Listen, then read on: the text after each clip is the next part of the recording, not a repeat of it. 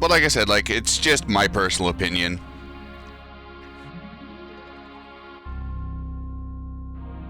Like, I know, like, it's way in the future, but, like, I do have a couple hundred, if not, like, more than that in, like, PS3 games I've downloaded. And it would suck one day just to, like, not have access to them.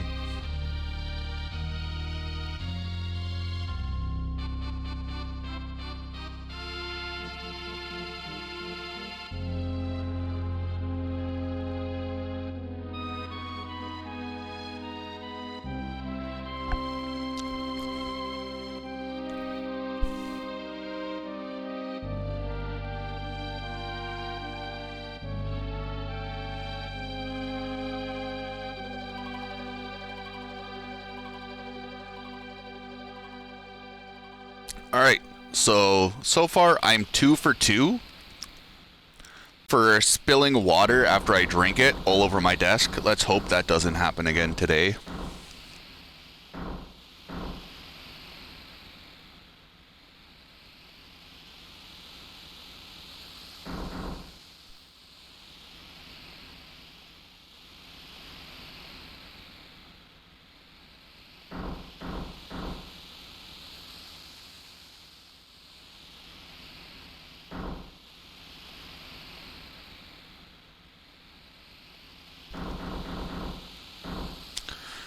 This is the Steam version.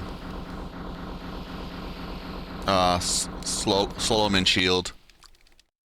It's basically the PC port of the mobile game.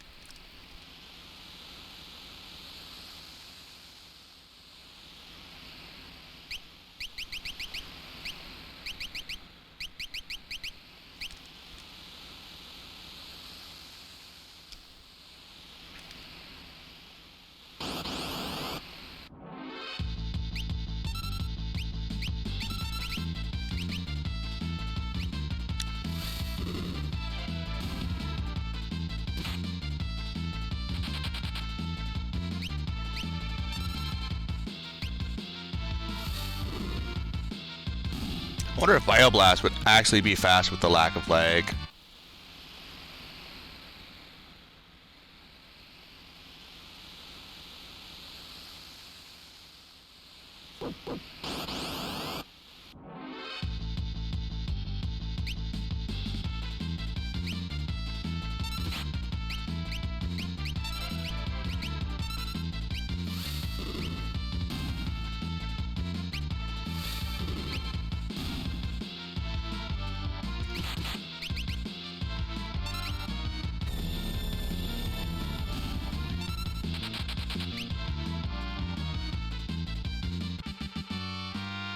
Oh, the SNES version of this is fantastic.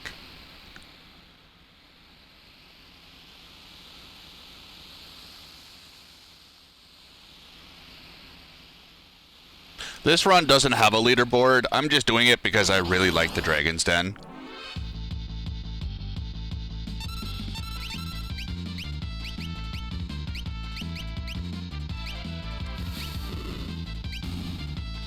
A lot of Square games back in that day were pretty good. I don't know what to say really about them in their current state. Probably under 10 hours if everything goes good. The GBA run was slightly over 9. Dragon's Den only adds like 2 hours. So in the GBA version, and consequently the Steam version, there is an additional dungeon that's added where you fight 8 dragons, and they've added 4 extra Espers in. So there's Cactuar, there's Gilgamesh, there's Leviathan, and then the Diablos. Diablos is stuck through a giant three-party dungeon where you have to go fight the 8 dragons again. All of them have different twists. And then you have to beat a beefed up version of the Kaiser Dragon. Kaiser Dragon has something about 300,000 hit points. So what they did is they gave them different phases, and each phase has 65,535 hit points.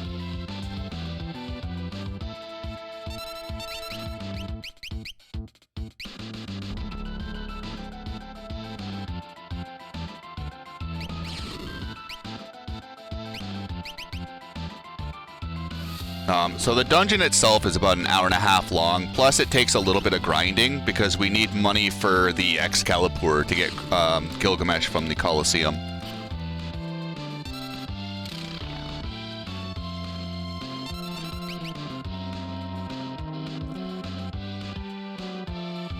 So it's mandatory in this category because we need to get all Espers. 65,535 is a max 4-byte integer.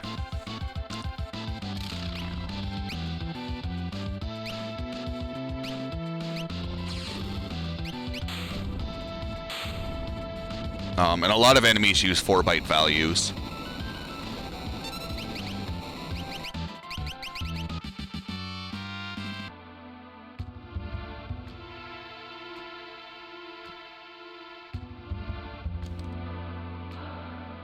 I think Excel still does it.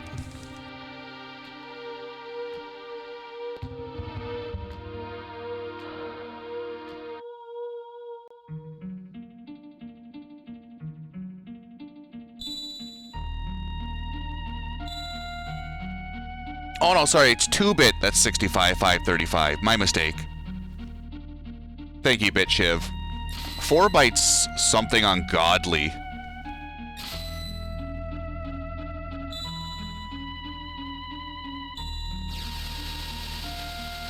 Yeah, enemy stats are 1-bit. Thank you, sir. I knew something didn't sound right. Yo, Drade, how goes it?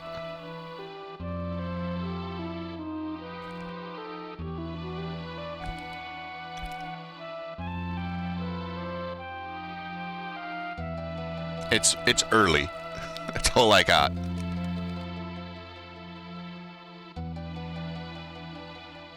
Power wash simulator? I mean, if you need to make the money.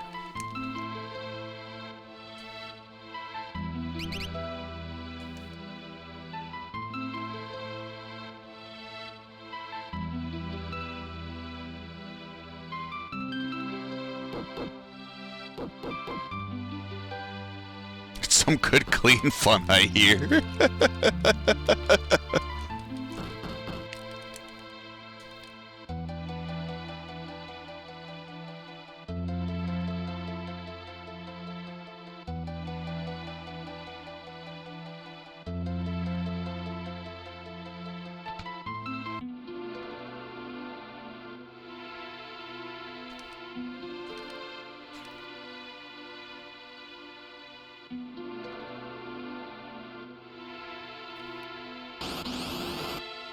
Nice.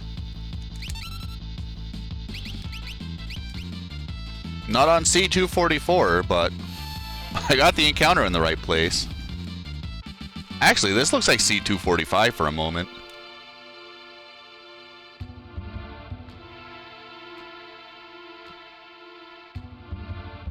Should be Vaporite Repo coming up.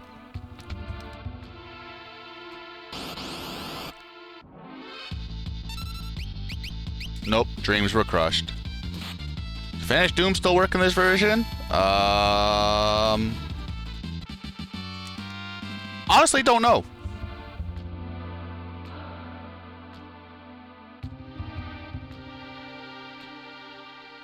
I've only been playing this under the Glitchless rule set.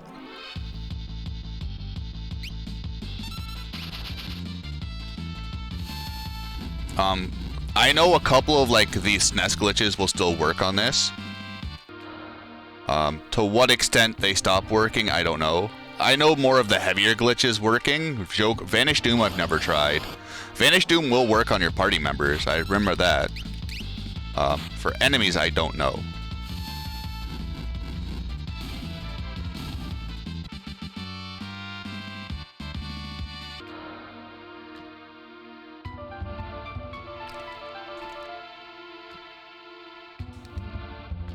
Bum.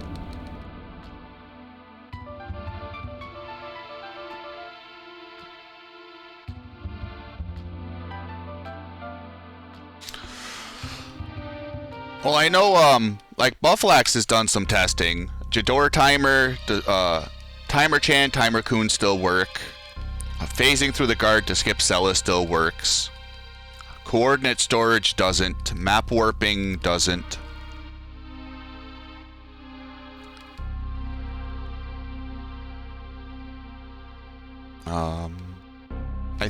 I don't think 52 death works.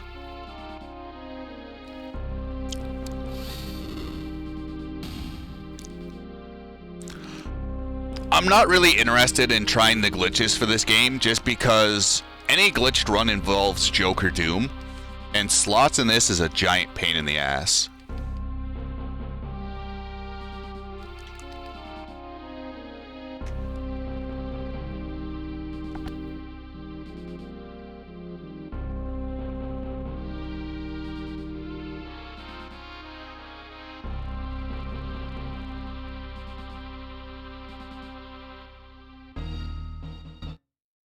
No, I know the sketch glitch doesn't work.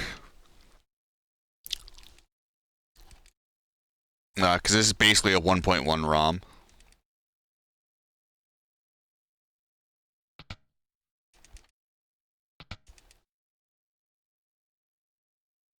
Yeah, the sketch all characters in Espers run uses Vanish Raiden quite a bit for bosses, just because it saves you from learning Doom.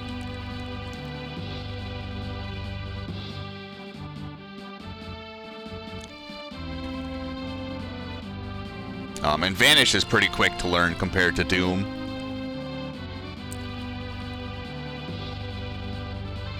You should have called that Metal Gear Solid 2. Well, Raiden works good because it's on, because it works on the whole screen. So you can just muddle someone that's casting Phantom, and then they end up vanishing the whole party, or the whole enemy party. Not saving time. It's actually time waste to reduce the character names because there's no lag given while drawn. Because Locke's name saves 7 seconds, and you take 3 seconds to rename it. Because characters aren't drawn the same in the NES as they are in Steam. They're actually drawn quite a bit quicker.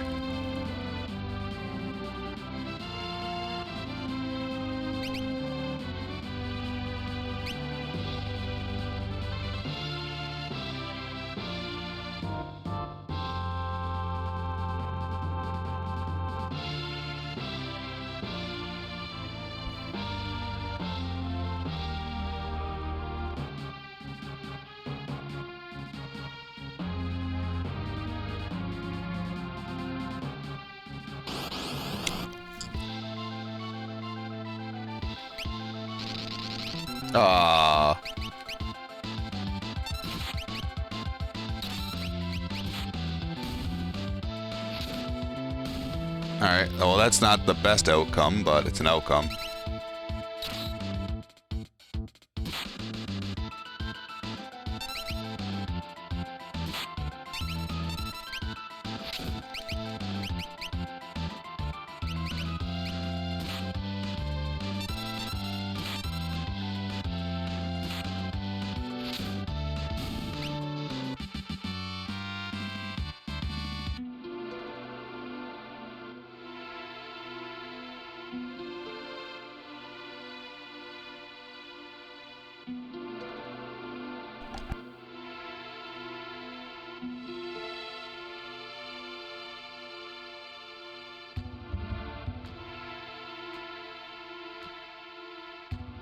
No, you, Pampa.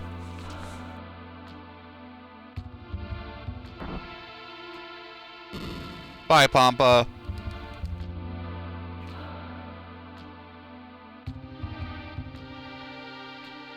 Pampa can't see it because you banned him, Andy.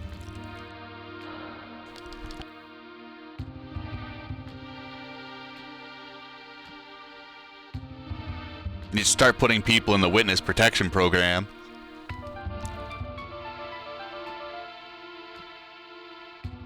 Someone unmod any percent? I can't unmod any percent. Any percent's too strong.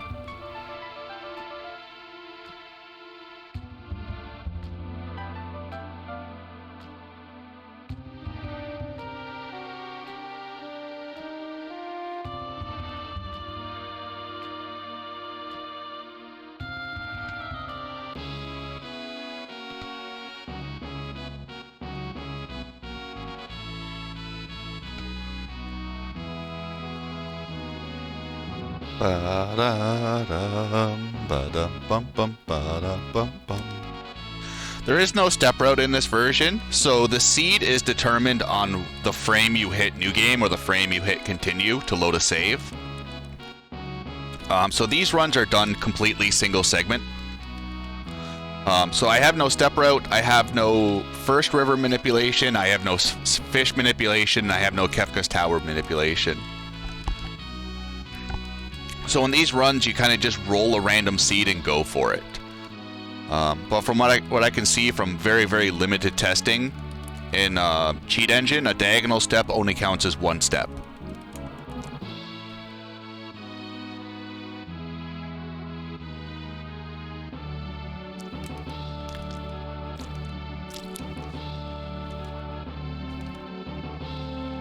So like the step route's pretty much, there is no step route, it's just optimal movement.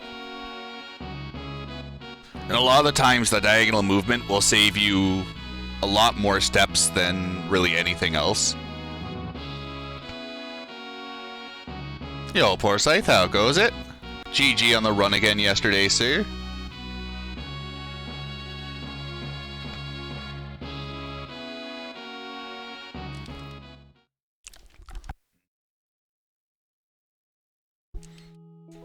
So basically, this is called single segment because we just roll a seed and go for it with the end. Second river manip seems to work. Auction house for world of balance seems to work. And burning house does work to some extent, but because of the lack of lag generation, it really makes it a lot more difficult. And it's not something I really want to put time into for like a 1 or 2 off run.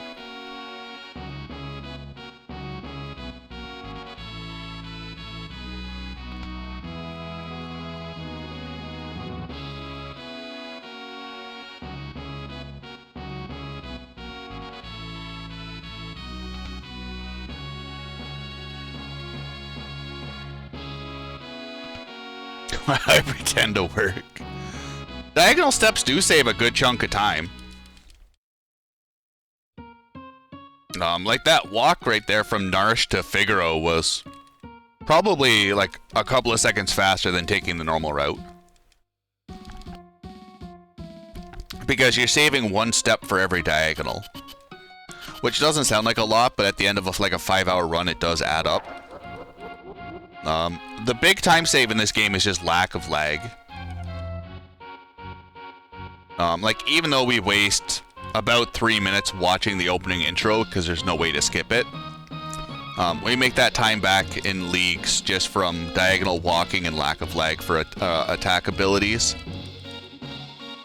Yo, Zygor, how goes it?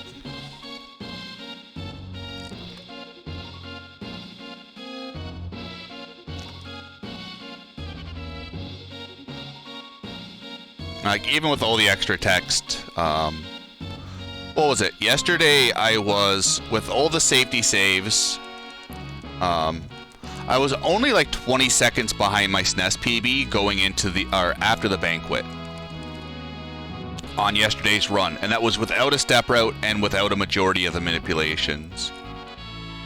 So, like, I do think Steam version could probably get sub 5 pretty easy. If you take out the safety saves and like clean up the menus a little bit. And of course, just get better luck. Like, I lost 7 minutes to tier 2.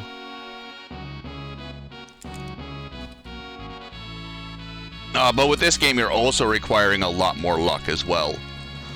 Because you don't have a step route, you're just hoping to get less gobstopped with encounters than last run. You do it, Andy. You grind for something in your life. I've put my time in. I can be lazy.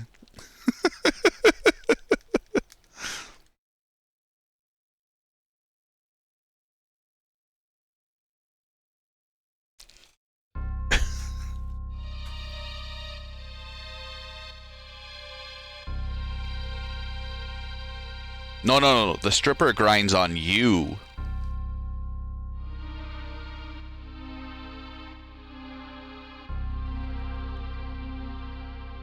I mean, any game's free. Just get lucky.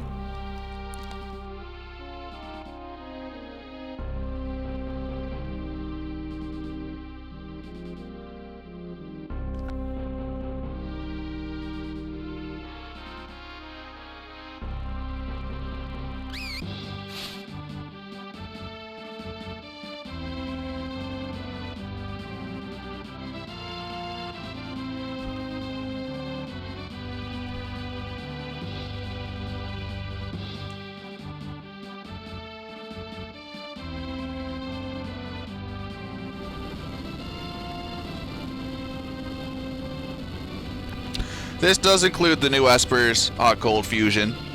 Thank you for the good luck. We will be doing the Dragon's Den.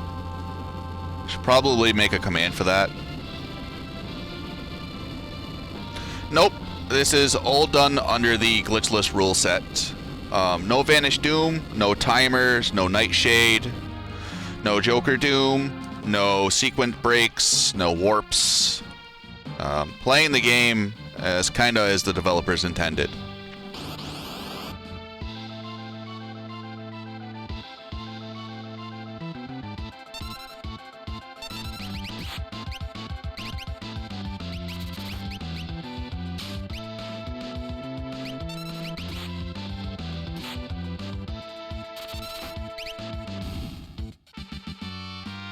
Do Genji offering? We did that in the GBA. Celis did 400 damage in attack.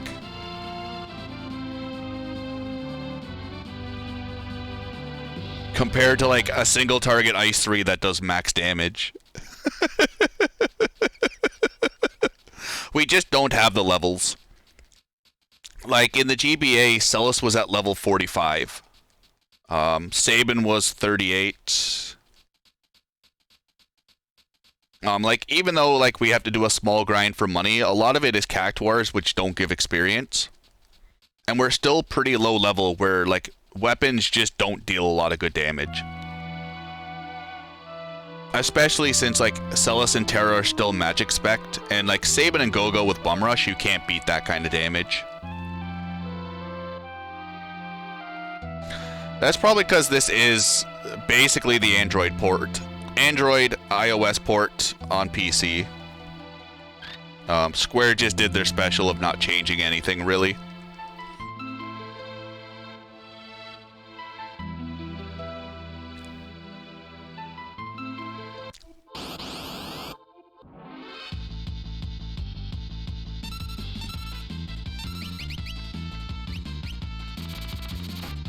Ed looks fine as fuck. Ed looks good.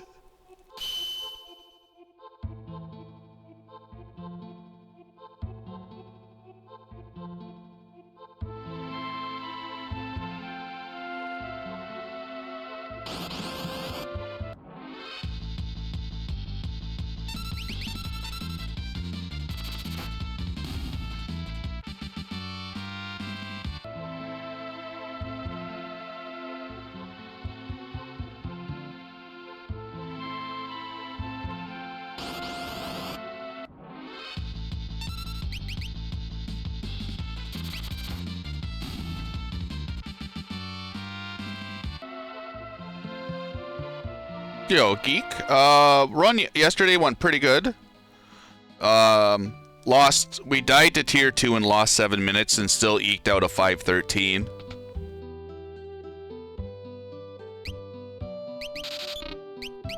So it kind of sucks we lost that time, but I'm really not gonna complain on a run like that. Obviously, like, it can still be better. But for doing, like, one serious run, I'm very happy with that. So, like, losing the 7 minutes obviously sucks. But it lowers Bufflax's time by a little over 2 hours. Bufflax had a 7:23.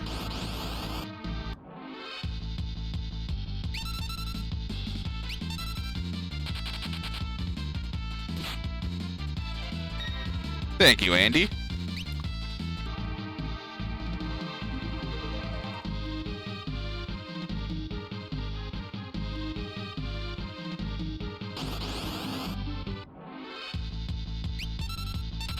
I can't fight these Vol Mammoths until Terra's level 7.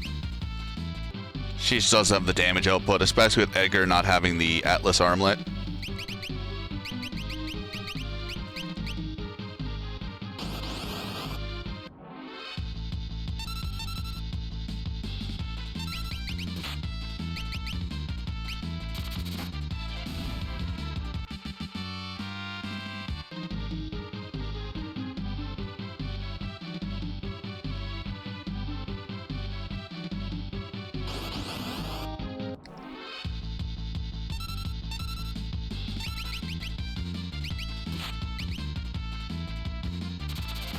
Yo, Azaria? How does this compare? Couple of glitches are ironed out. You can't do like the sketch glitch, for instance. But even then, the sketch glitch was just cartridge dependent, or I should say version dependent. It fixes magic evasion, which is probably the biggest kick in the pants. But even with magic evasion being fixed, it really doesn't change much in terms of like the speed run. It makes a couple of fights a little more scarier, just because you have to actually rely on physical evasion, which is a lot harder to stack than magic evasion. But like besides that, it plays pretty much the same. I'm strictly just speaking, like I said, from a speedrun point of view.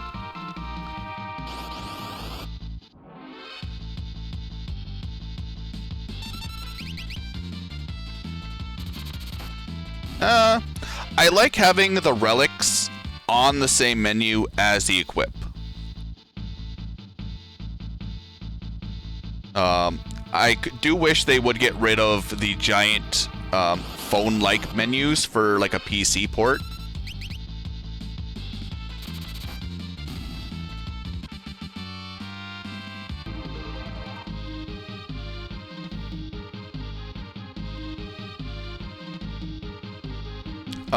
It's probably on par with the SNES.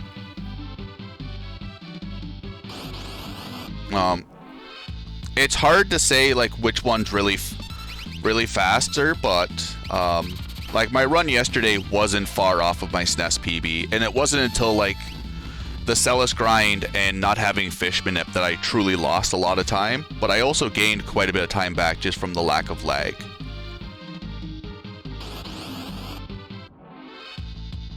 So I do think it has the possibility to be faster than SNES under a lot more proper conditions, where the SNES is just a lot more of a consistent run because of the step route.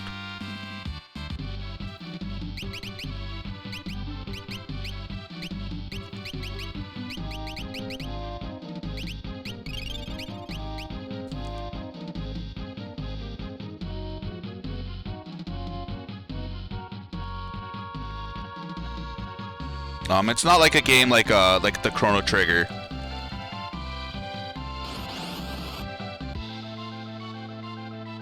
Where like it's basically just the same game. You just change a little bit of the battle speed, because battle speed operates different because of lack of lag.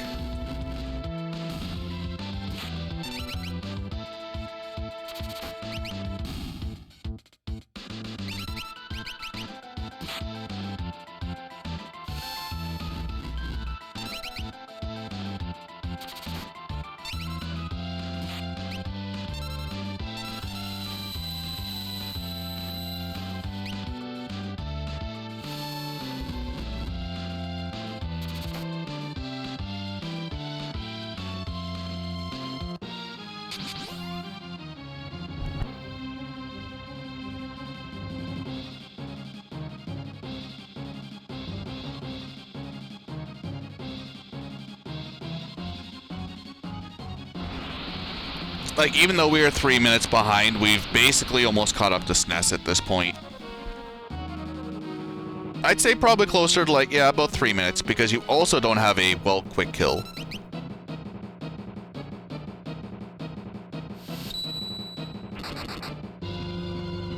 You can add them to the title, Andy. Exclamation point title. I can't type. I have to leave the game as the main window or it pauses. So, like, I can't type anything for the next 9 hours.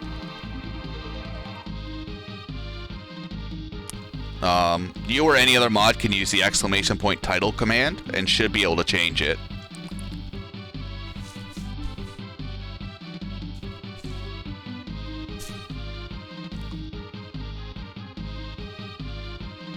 Or at least add them to the title.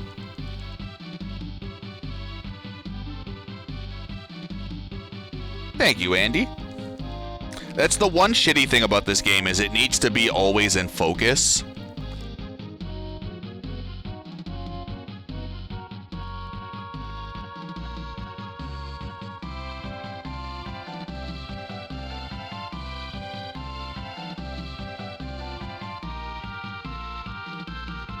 Damn it. Nope.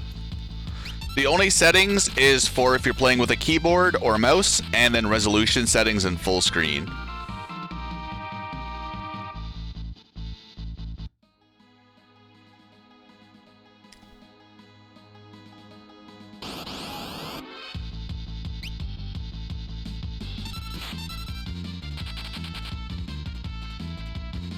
Please don't kill Ed.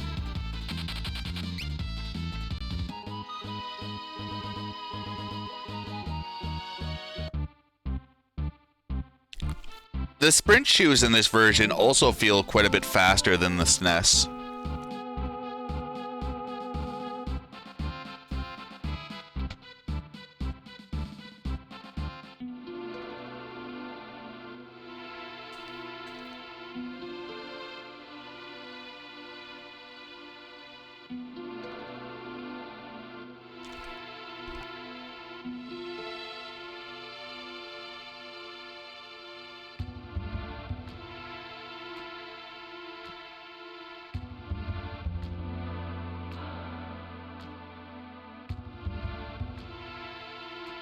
Yeah, I don't even get the music, Andy. Like, the whole game just hits the pause button.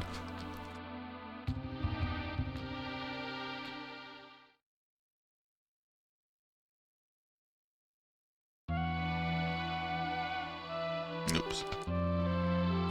Diagonal movement's the devil.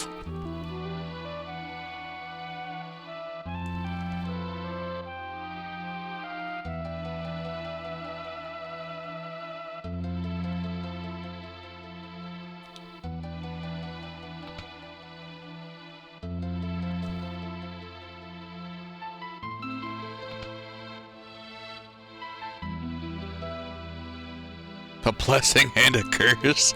I'm just not used to it. It also I don't know if it's just me or the controller I'm using, but it feels like I really have to mash down hard on the two buttons.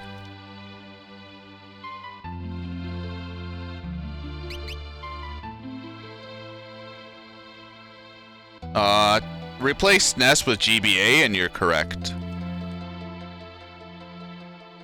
PS3 controller. Through SCP server.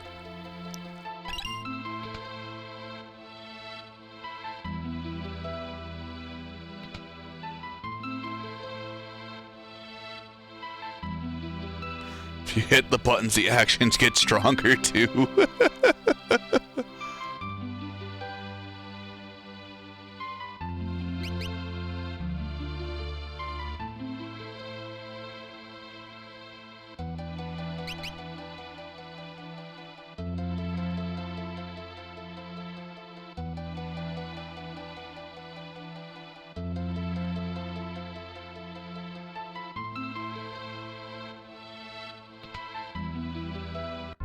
So the Steam version is just the GBA ROM ran through an emulator. There was a Reddit post about it when modders first started picking apart this game. So that's why Square's been doing this for years, and I'm pretty sure a lot of other companies have as well. So inside the game's data is just a GBA ROM ran through an emulator to make all the visual sprites and make everything that makes like the Steam or Android ports possible. So like this is effectively just a Game Boy ROM in a fancy upscaler, like in a sense, if you want to get to like just the bare nitty gritty.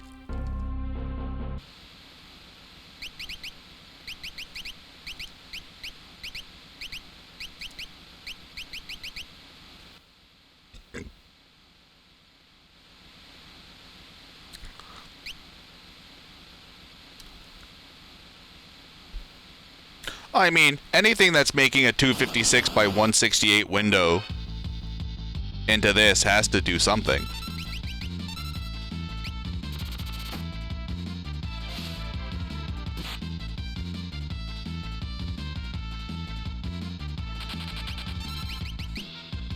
Terra, run.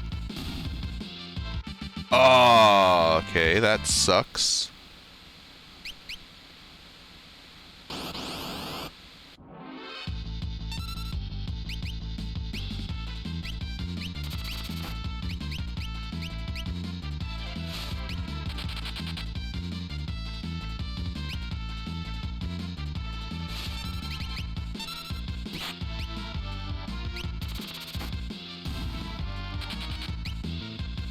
Okay, Ed's probably going to overlevel. Hopefully not too much. That was a pretty big chunk of extra experience he got.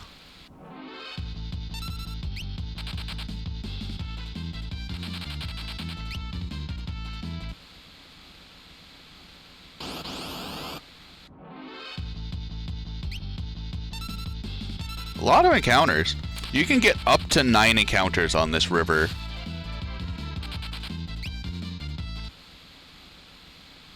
Which makes like the river manipulation for SNES really powerful, because we only end up getting 2.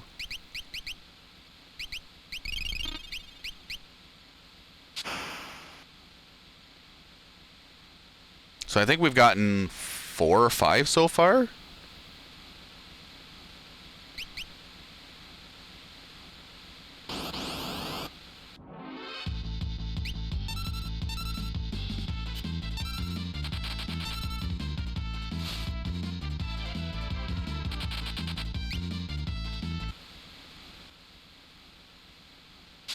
No, this is FF6. Damn it, Alice. Why you gotta prove me wrong?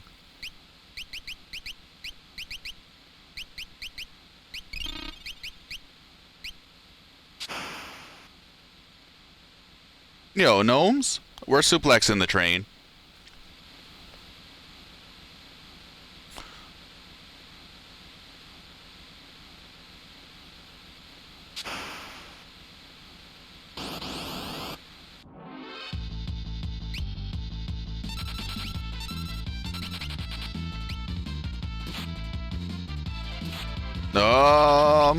That's not good.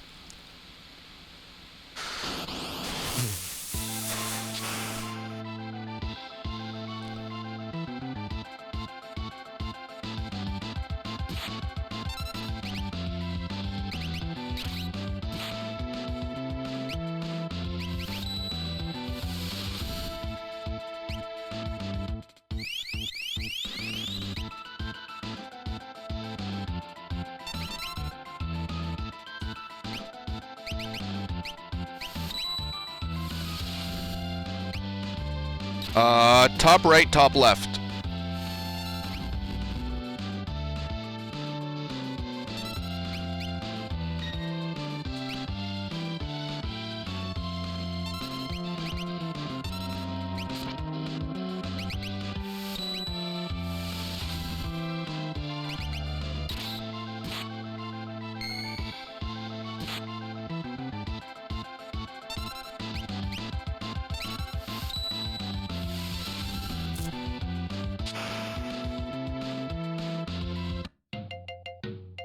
So suplex in this is top right or up right, up left, and then down up.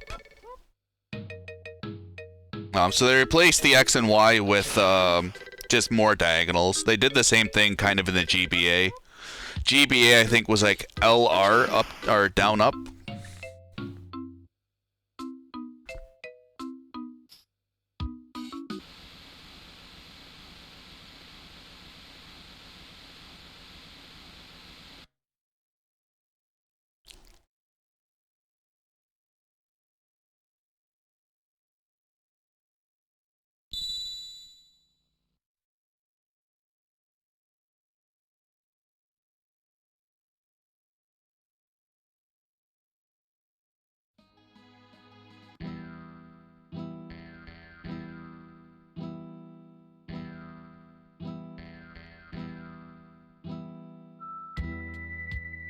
Ba-da-da-bum-ba-dum-bum-bum.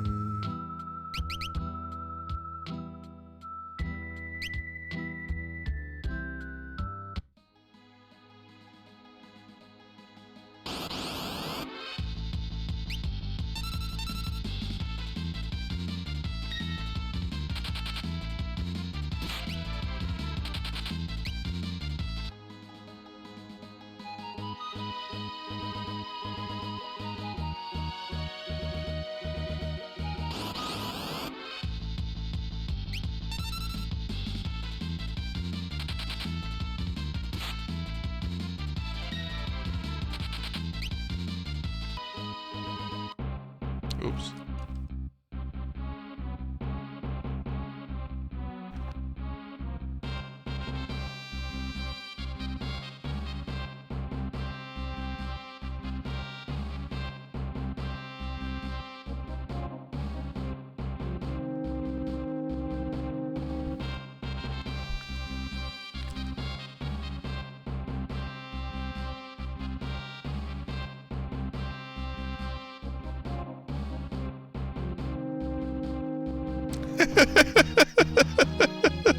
Andy's just dropping the hammer left and right.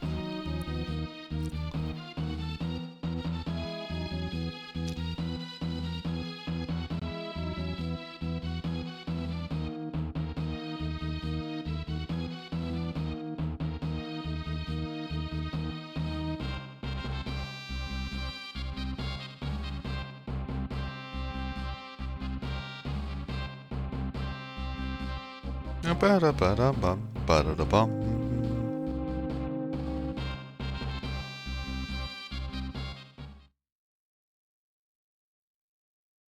Moustache Man, the samurai.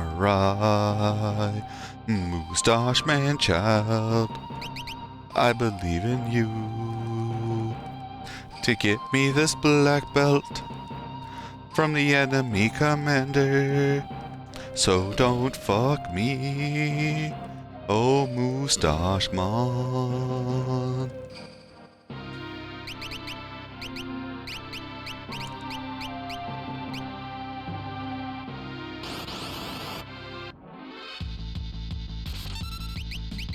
Yo, Kruger.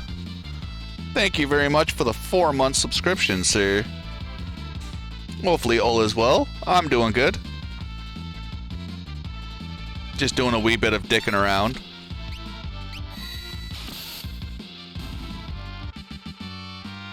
Nice, black belt. I don't know. I think if they turn this into an action RPG, it would lose a lot of the feeling of the game. That could also just be the nostalgia glasses talking. To me, the Final Fantasy IV PSP port was probably like one of the best usage of ports I can think of. Keep everything the same, just give it a nice 3D look, and call it a day. So, oh, nice, Kruger. Hopefully you're feeling well. All male characters kind of have big boobs for some unknown reason.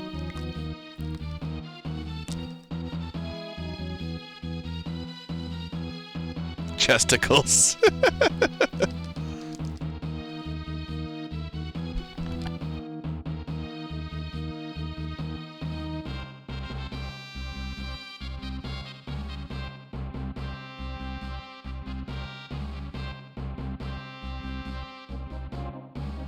At least they made Leo look pretty badass.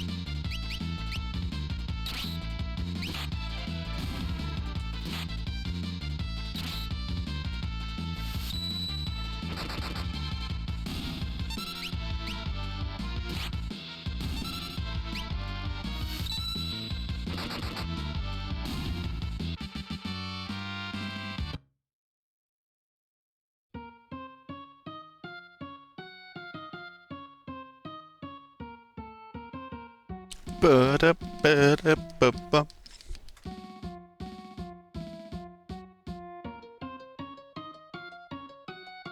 Okay, I did grab a new bottle of water.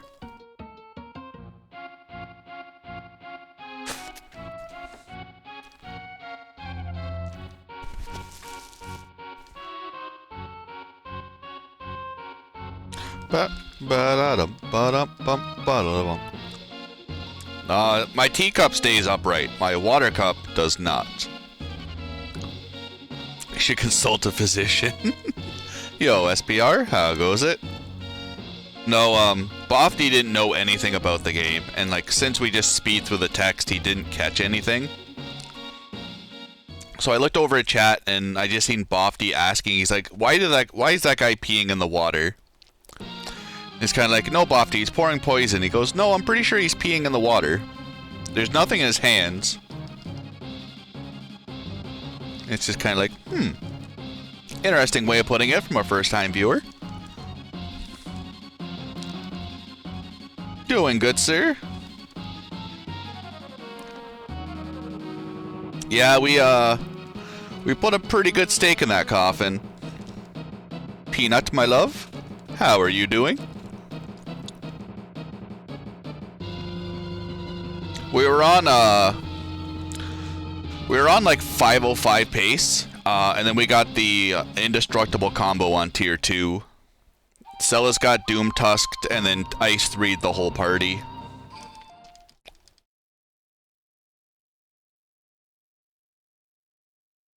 In that situation, there's nothing you can do. The game just says you're not going to see tier 3.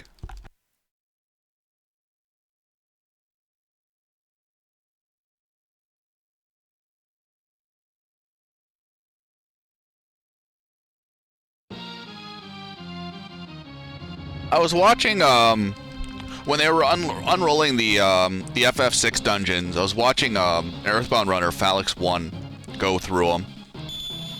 And like the Guardian fight was cool, the Kefka fight was very, very neat to watch. To me it was kind of nice to watch the Guardian fight because they included all of his AI scripts into the raid battle.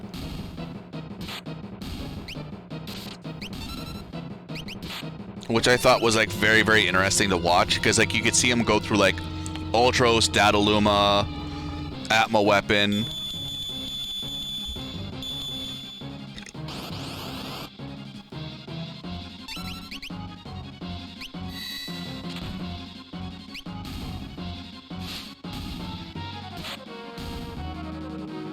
As it should be, Namooks. Saban's avatar should be 90%. And like in the music for Final Fantasy XIV just blew me away. Like that really feels like a game that developers love and put a lot of time into.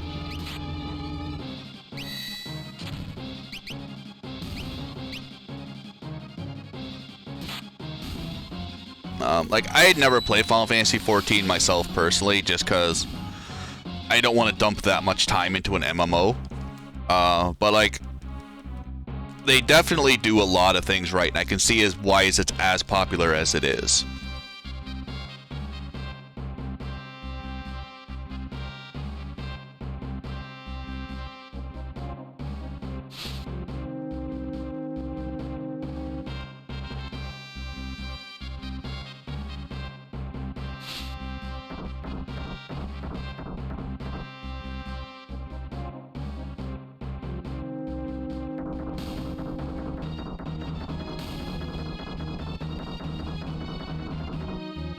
That's kind of like my feeling. I dumped a lot of time into one MMO, and I dumped like a good 2 years into it.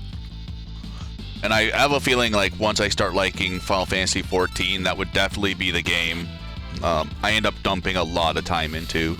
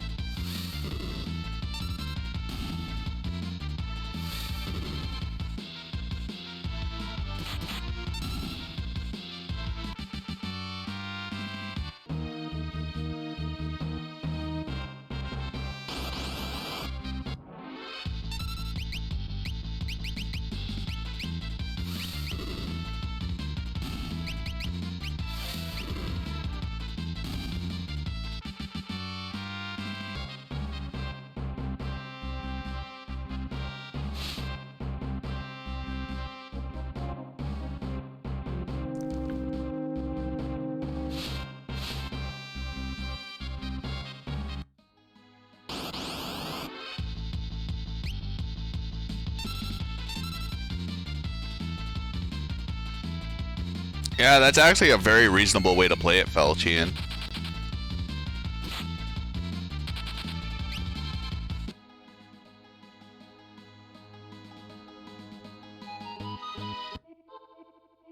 Oops.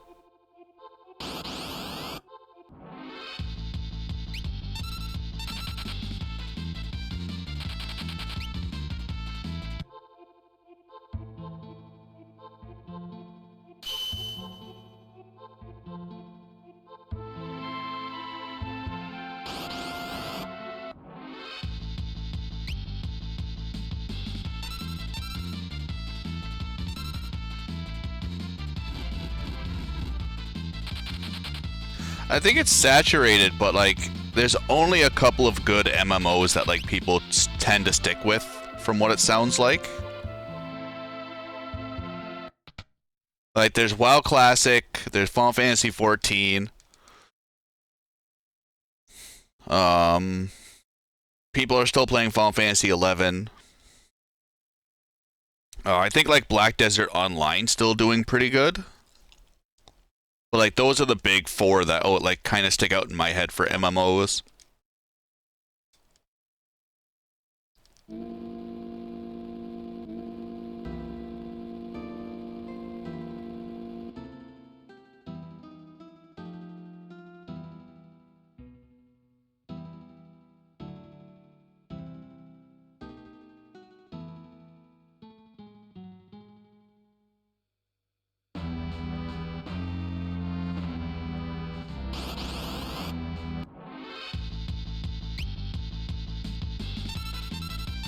Wow, did Saban get the poop kicked out of him that fucking bad?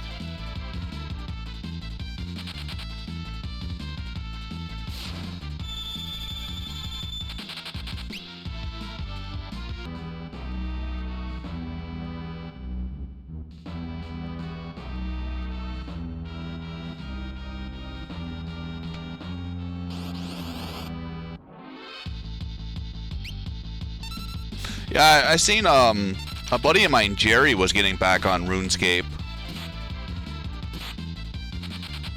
He was streaming that like a couple of times after work.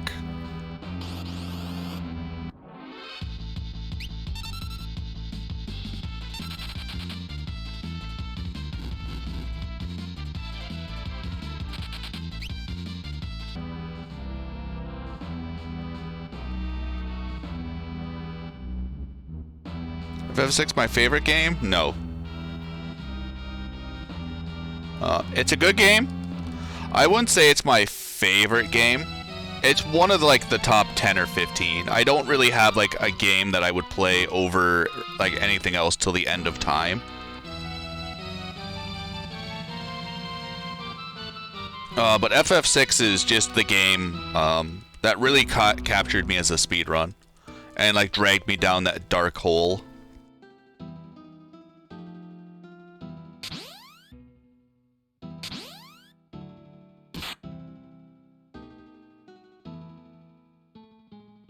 Like Lufia 2, Chrono Trigger, Super Mario RPG, Frostpunk, God of War 2018.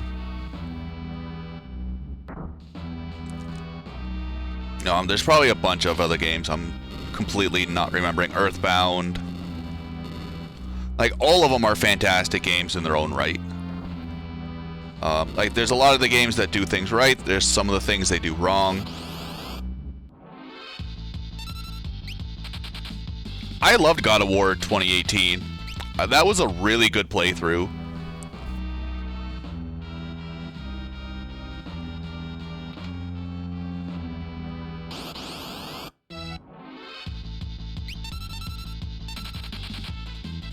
Ooh, I should really heal.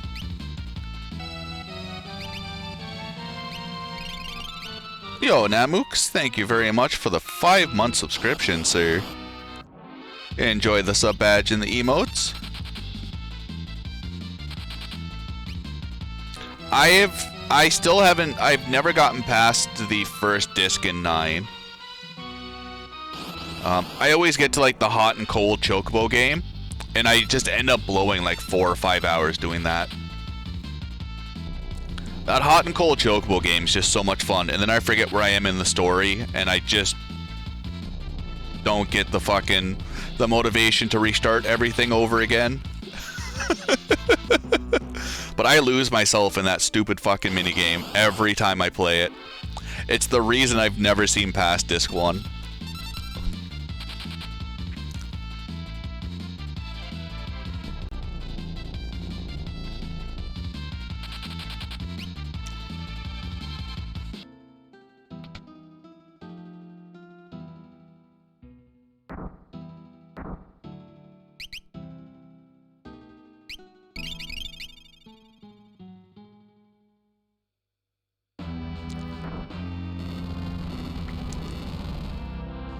But like watching Bomb and Mythic speedrun 9, like I definitely see like why it has the following, why it does.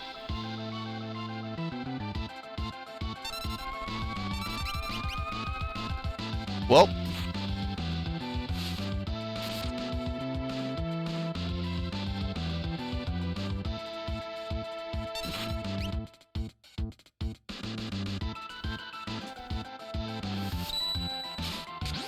can we just hit Shadow, please?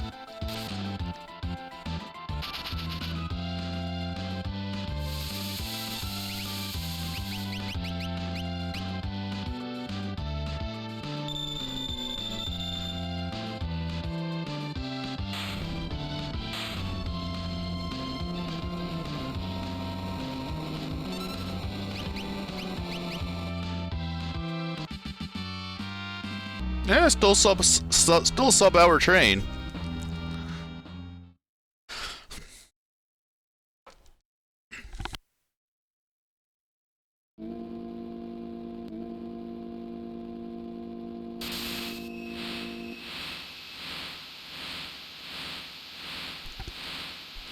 Yeah, FF8 with the triple triad was definitely like that for me. If it wasn't for my girlfriend at the time, like, forcing me to get past that, I never would have finished the game. Because she played it, like, 20 or 30 times at that point. Like my girlfriend in high school loved FF8 and FF9, and like she would just play them over and over and over again.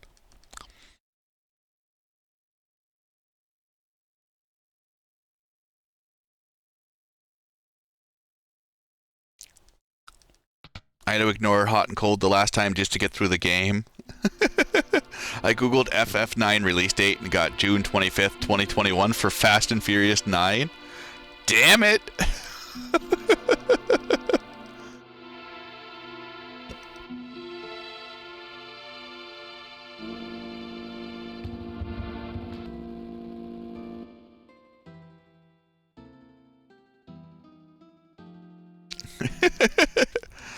FF8 was a good game like when it came out. It was interesting. It was just the story was way too fucking convoluted for me. I don't know, like none of the newer FF games really hit with me. I've played 10 and was like, hey, you know, like this is a cool movie. With a little bit of gameplay sprinkled in it.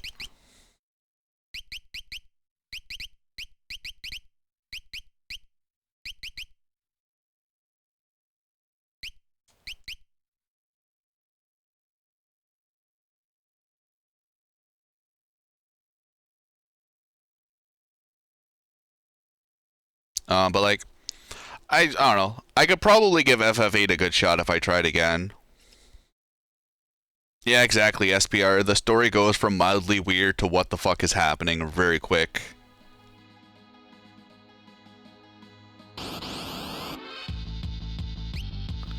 Oh, this is bad. Actually, this might not be horrible.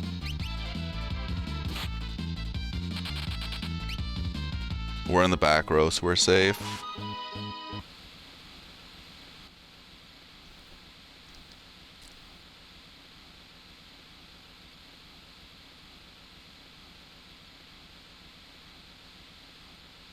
I don't know, like, Final Fantasy VII was good, but, like, my heart's still with the SNES games.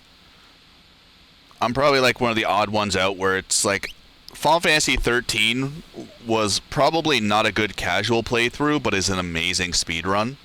Like, the game itself has a lot of good mechanics, it just presents them very, very shitty.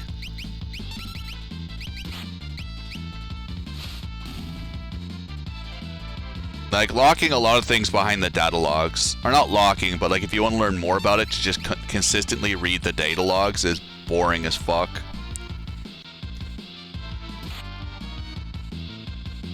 The speedrun I love. The speedrun's very, very technical, very fast-paced.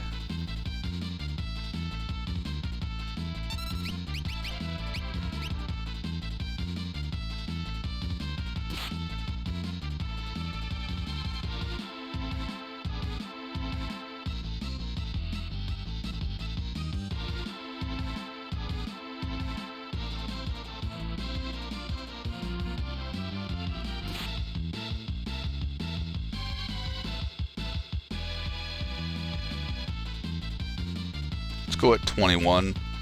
Probably gonna lose some time here, but I haven't worked out the audio cues for this area.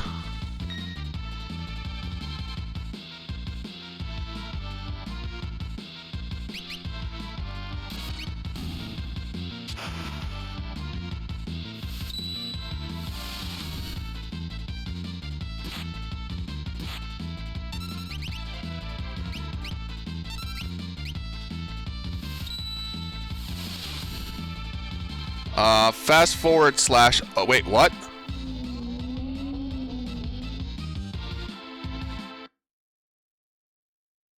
Why didn't you do Fang? Oh, why didn't you do Fang?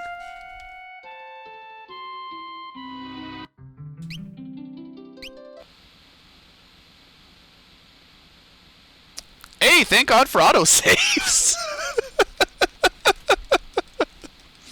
Today I learned this game has autosaves.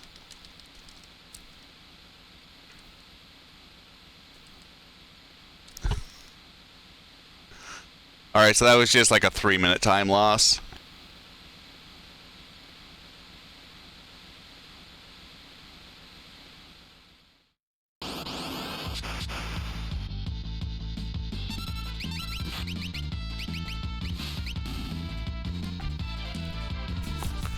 No.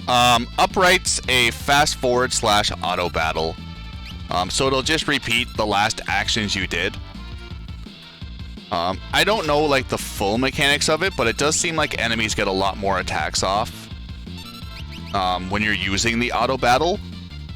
I don't know if like the enemy's speed ends up increasing more than yours do. To be honest, like the way like battle speed works in this, I have no idea. ATB weight actually happens when you get when you hold attack. I don't know how it works for the enemies though.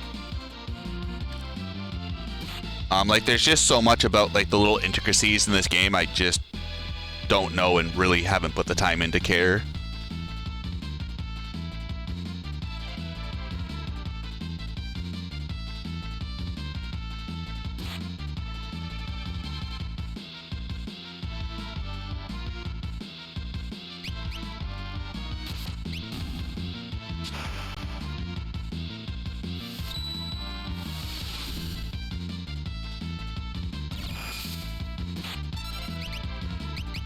Oh, that's why.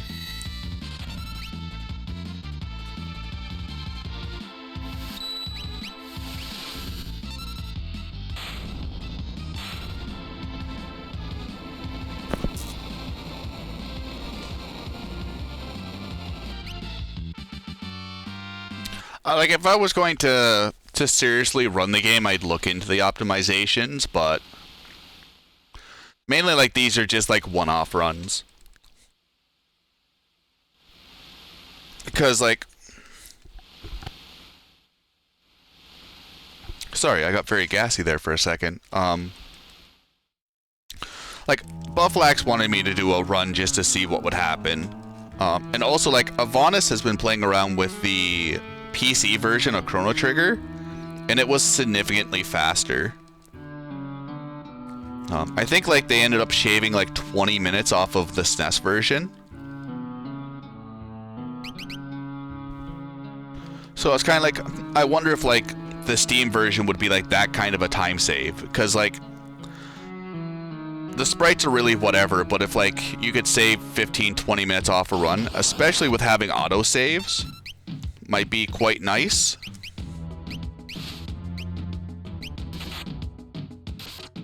Like it doesn't appear to be that case, but having auto saves definitely does make it a little beginner friendly in a sense. Like, I don't think we're gonna see that kind of time save in this version, just because the step route makes that game incredibly consistent. But, like, if you were grinding for good luck, it is definitely in the realm of possibilities.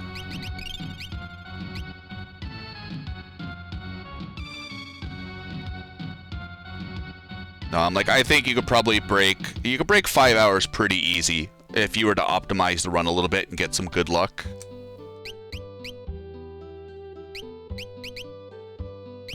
Okay, so I want Ether, Kunai, Mithril Shield, Gimpo, Auto Crossbow, White Cape, Black Belt, Knight's Code.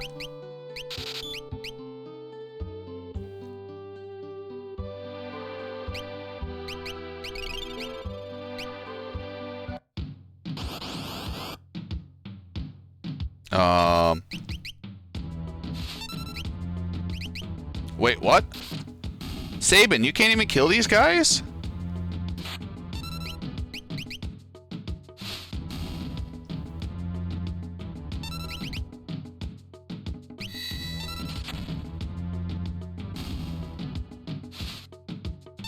Oh,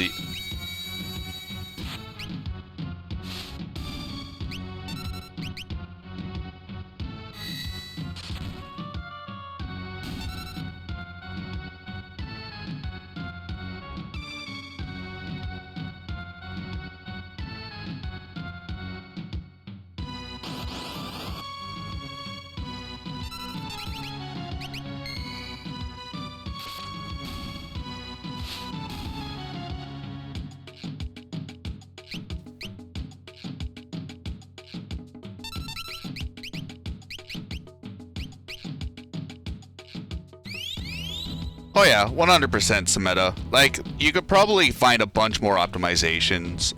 So like, I did my first run 2 days ago, and it was basically just go through it, and I followed the SNES route pretty much to a T for like 99% of it. I think the only difference was grabbing Genji helmet and Genji armor was the only two differences I made, just for like their incredible defense purpose. But like, I know because of like some equipment and optimizing is slow, you could probably cut a bunch of that out in favor of just like auto battling over and over again. Like if someone had put in the time, I'd say probably sub 450 might be possible, like with very good encounter luck.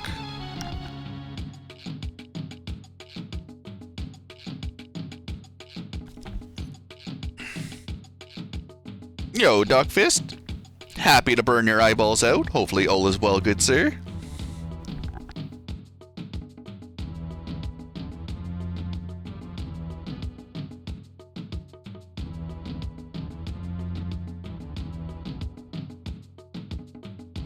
But I know there have been a couple of people in the past asking if the Steam version can be run.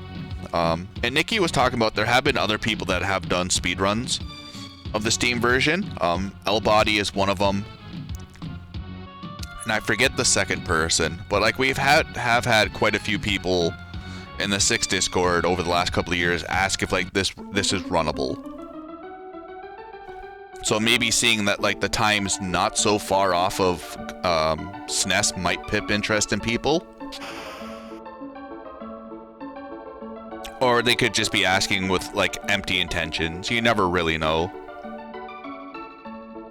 Because a lot of people don't want to do the routing, but a lot of people will do the run.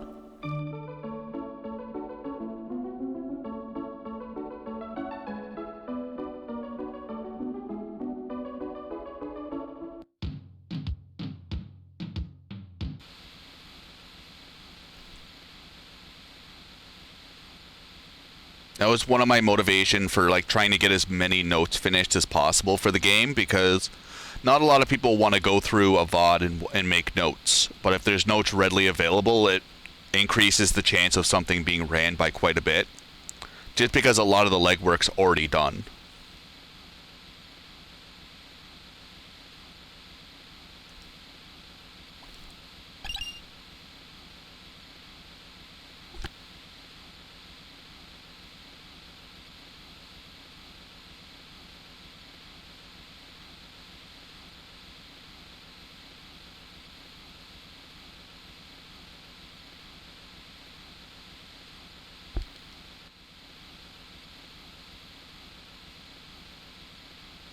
I don't know, I might revisit this in the future when we come back to Final Fantasy VI.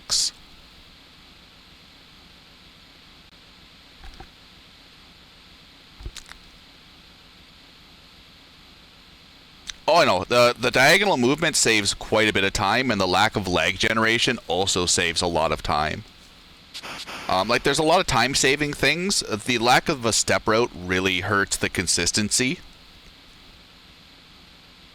Just because, like, on the Let River, for instance, you can get, in the step route, you only get 2 encounters.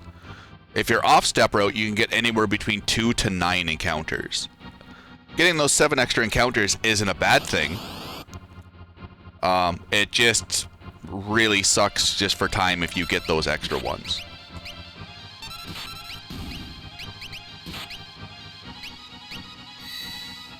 Can a step route be made? If you can play frame perfect on the select screen, yes.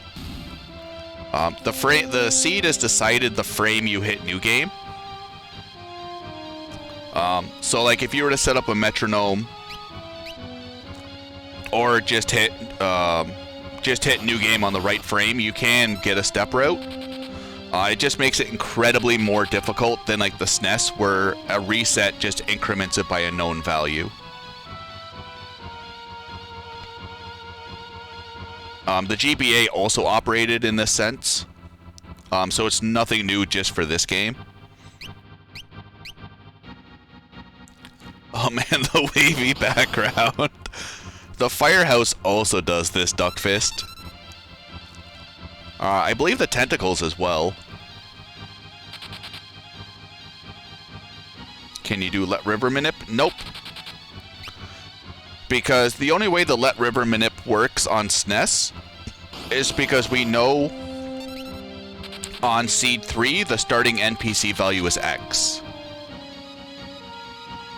Like, if you were to sit there and do very good pattern recognition, the NPC in that room before the river will move a certain amount of, like, will eventually get into a pattern.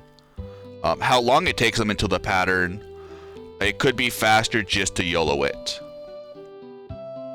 Over, like, just sitting there and watching them for 20, 30, 40 seconds.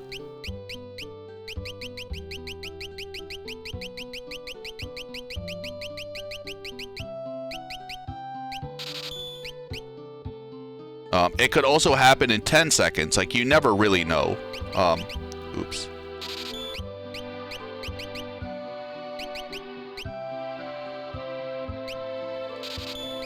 I want to buy 3 Magus hats in this route. I forgot about that. Do you think they actually... So, the Steam version is the GBA ROM ran through an emulator.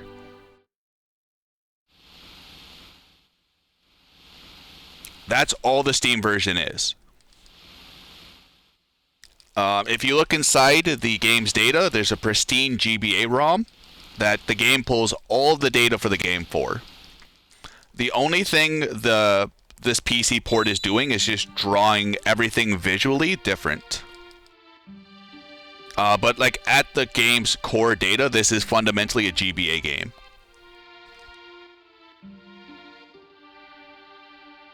Square's been doing this for years. Their PlayStation port was also just a SNES ROM and an emulator for PlayStation. Same thing with Final Fantasy IV, same thing with Chrono Trigger. It's been Square's practice for years, just for making very, very cheap ports.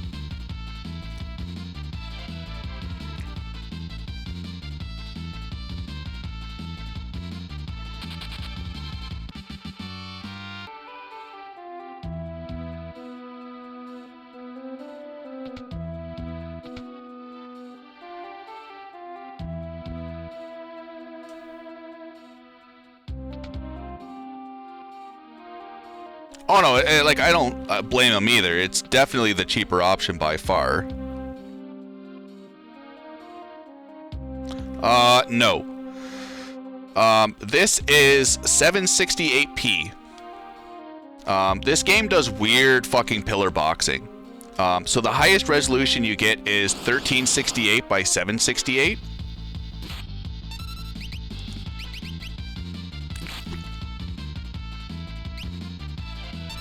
You can full screen it, obviously, but like, it still has, like, I cropped out obviously the pillar boxes, but this game's not 16 by 9. It's some weird aspect ratio once you remove the pillar boxes. It works out to be like a 15.8. Like, it's some mutant fucking aspect ratio.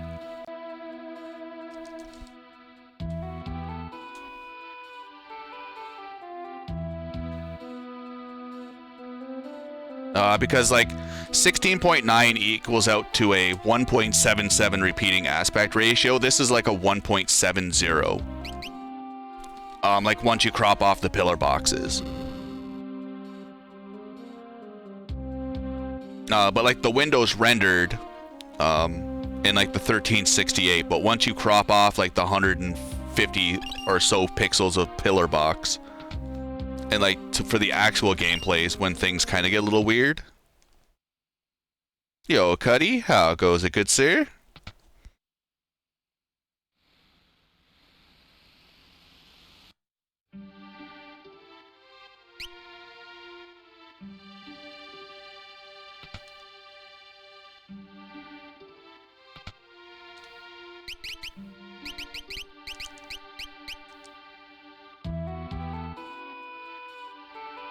Oh, Peanut, do you think you could dig up that article?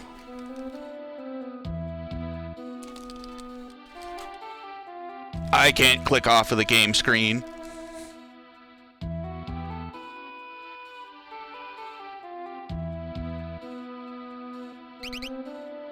Thank you, good sir. Oh no, like, some effort definitely would be nice. Thank you, sir.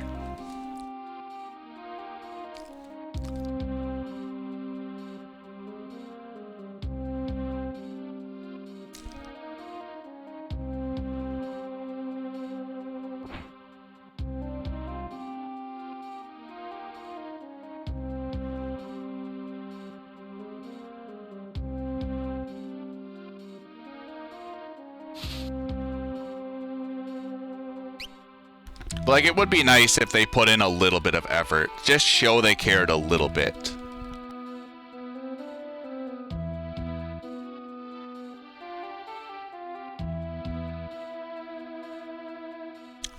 Yo, loading. Thank you for the good luck. Hopefully all is well. They changed this scene back in the GBA days to get a 0-13 rating.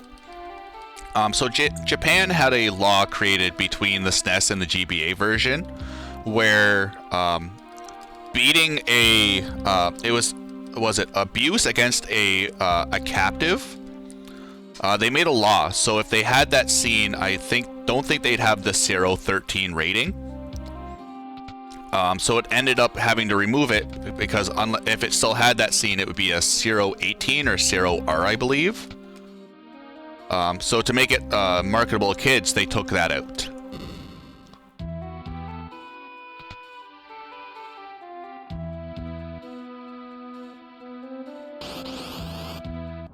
A lot of people have been talking about that Duck Fist, and I 100% agree. Like, redesign it not to have the massive ugly buttons. Poor Sice was saying that with the Final Fantasy III port. And like, I think the game would have been a lot better if it didn't have the massive ugly fucking buttons everywhere. Like, at least try to make it play like a PC game. Yo, Wish. How goes it, good sir?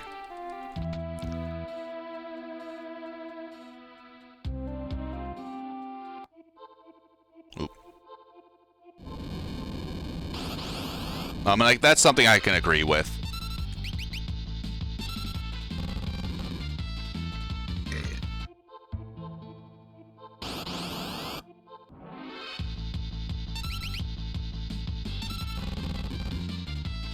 Like, the FF3 port, the Square did give that a lot of love, which is nice.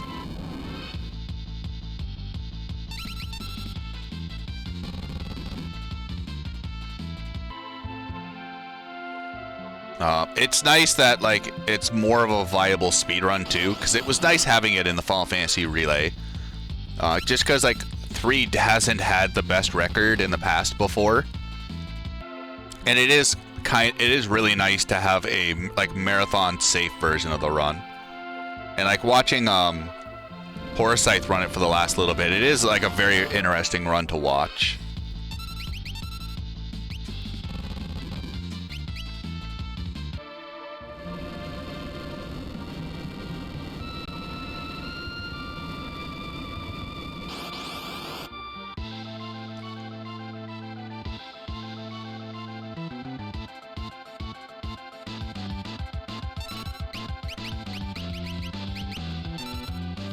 So what I've been told, and I don't know how true this is, but I did hear it from the management team, is no one gave the runner the backups because they didn't like them.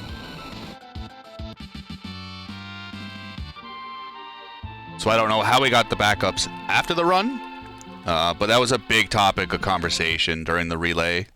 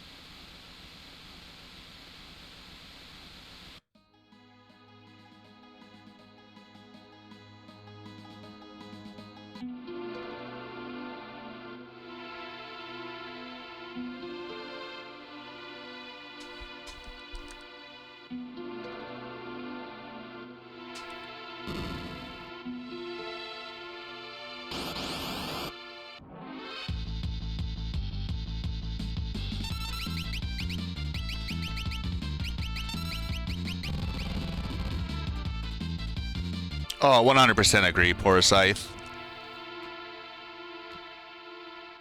I think a lot of people get the, damn it, it's the, well, this will never happen because I've gone 5 runs with it, okay.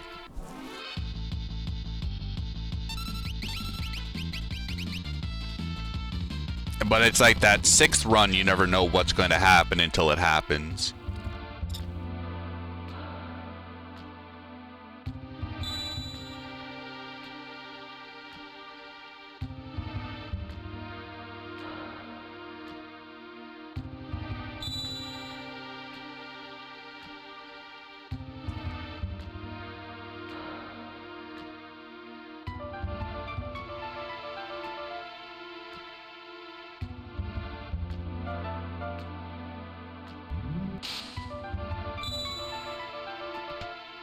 It's also, I think it's part of the trying to be good at everything, but being a master at nothing.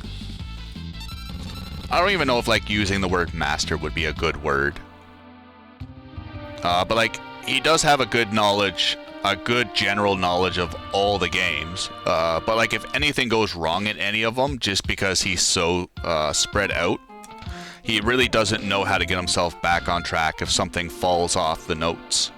Because I see that a lot with, like, Final Fantasy 13 when he runs the game. Like, he follows the notes verbatim, and then if he misses a paradigm shift or he misses an ATB refresh, he just kind of goes on like nothing happened. Which in that game drastically throws off the flow of the fights. Because you need to have certain debuffs up and you need to have certain buffs up. Because, like, in 13... D-Protect's like a 2 times damage increase. Like, D-Protect in that game is super broken. Bravery, I think, is a 20% damage increase. Imperil's anywhere between 50 to 100% with an end spell. Imperil will also help your chaining in the game. So, like, on something like Bart 2, you'll chain half as fast without Imperil. Obviously, like, the spell damage is also nice, but it's the stagger difference, or the extra stagger power you want with Imperil Inflicted that makes that fight chef's kiss.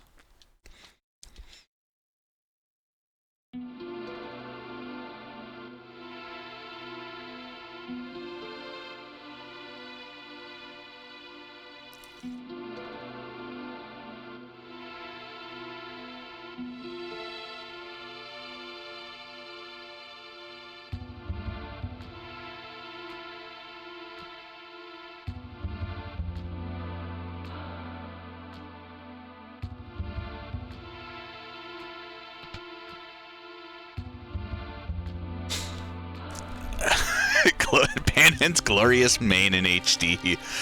Emperor Gashal looks super creepy in this, but I think it fits him quite nice.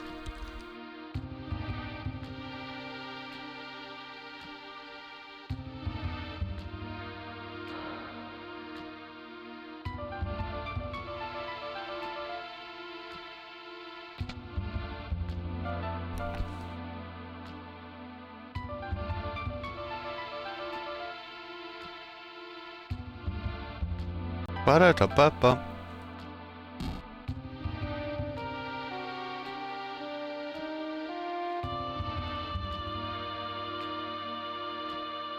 Bell.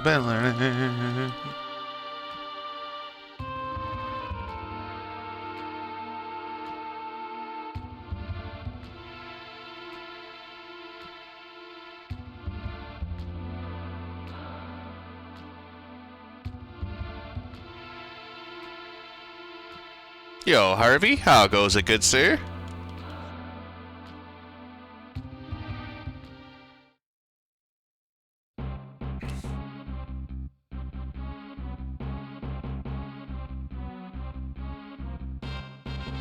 It's always nice to revisit the Dragon's Den. I love that dungeon.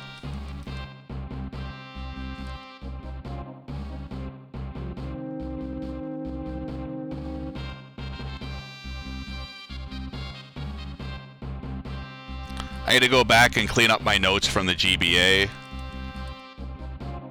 Just because, like, it's one of those things when I was writing it and routing it, I remembered everything was. But then when I looked back at it yesterday, it was like, go to the place and stand on the thing. And I was like, that's not going to help me again.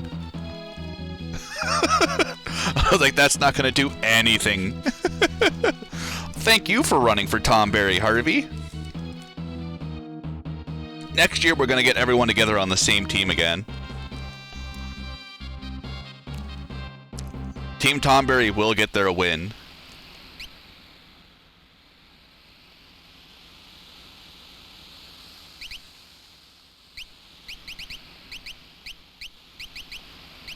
No, you go there, you go here, you go here, you go here, and you go. I wish it would really stop snapping to that first party slot.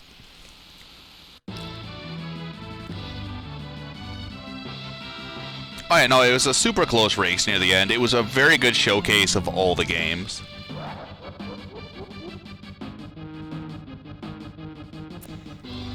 It was also nice to show some new categories. What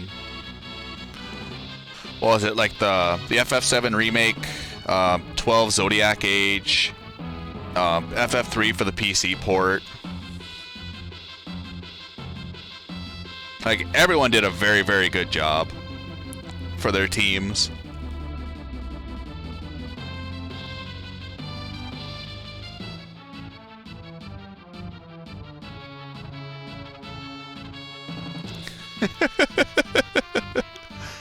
We gotta start making we gotta start hounding management.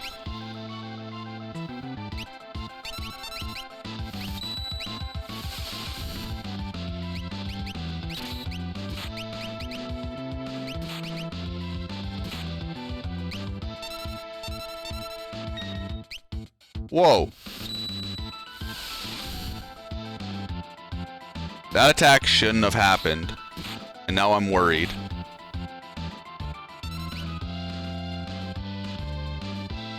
Alright, we're okay.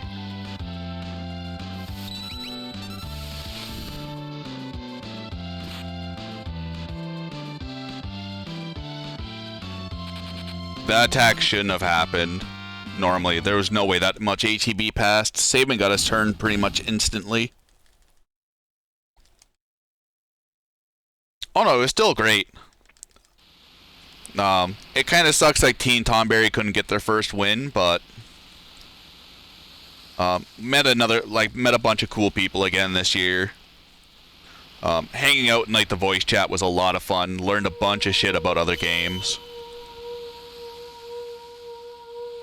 Like, the whole event's just a good way to kill a weekend. And like, I forgot how much fun general chat was, like general voice chat was in that channel. I was kind of sad I didn't have time to spend more time in there, just because like, it gets kind of chaotic when there's 20 plus people, but it's always a bunch of laughs and like just stupid memes everywhere.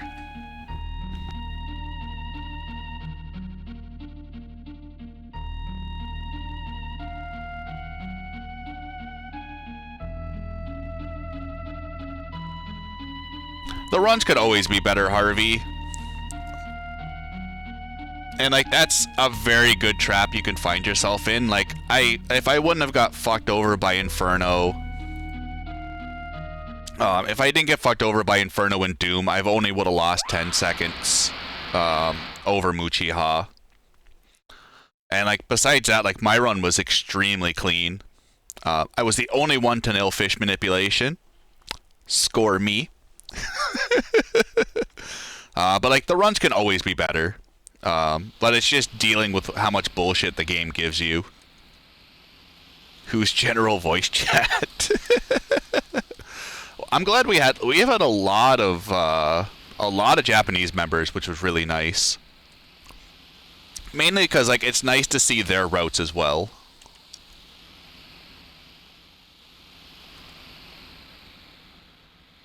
But it's also like, the relay, you also put a lot of stress on yourself.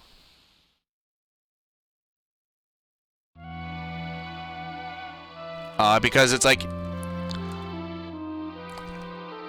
Because it's not only like, hey, I lost, you know, in a marathon, I still hit the estimate. It's kind of like, I don't want to let my team down. Especially the closer it gets to the end of the relay, you start to have those thoughts. Because I know, like, me, like, Final Fantasy VI being, like, the 8th game, like, I was having those thoughts. And, like, normally I don't get shaken, but, like, for the Sid Fish manipulation, my heart was definitely racing.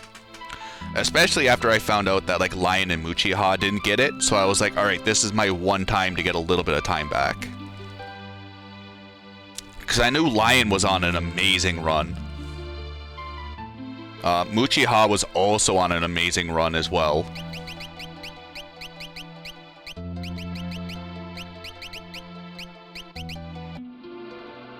Like, I thought for sure someone was going to get trolled very hard by 6, but everyone just ended up having amazing runs to showcase.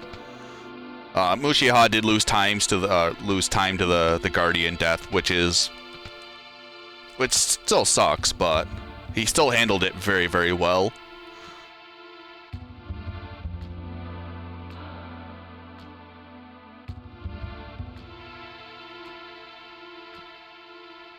Just saved 30 minutes. But yeah, it's also nice just to get the community closer together.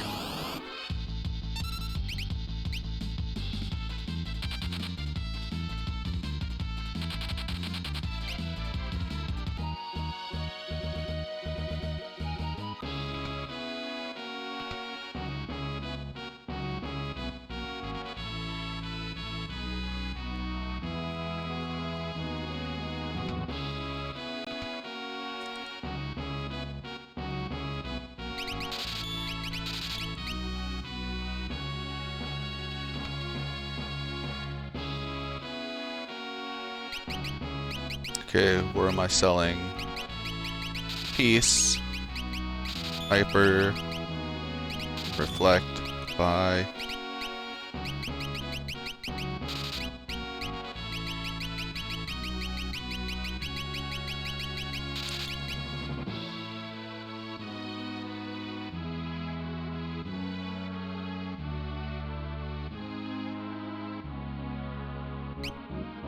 I used Google Translate to talk to Uchiha a bunch of the time.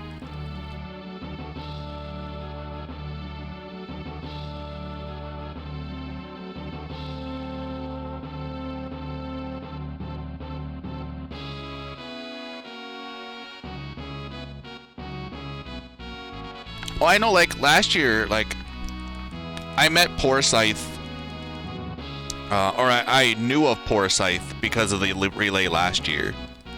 I knew of Harvey, because of the relay last year. Bomb Bomb learned about me because of the relay last year.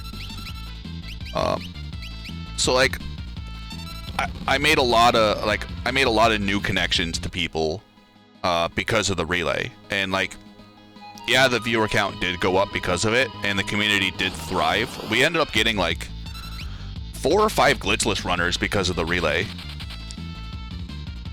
Which is, like, amazing to see on its own. But it's also, like, I just met a bunch of new people I never knew that ran games before. And it got me exposed to, like, games otherwise I would never, just never think about. Oh, it's not. Uchiha pointed that out to me many of times, Mega Man, but it's better than me just trying to wing it and hope for the best.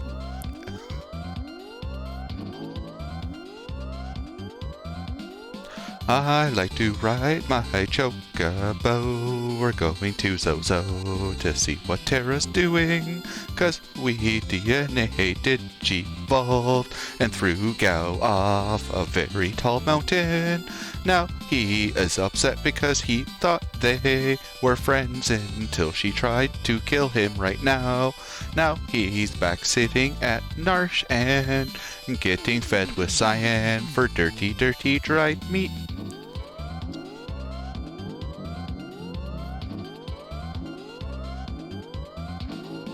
I like to ride my chocobo. We're here at Zozo. Let's see what happens now. I should really find out where this game does auto save.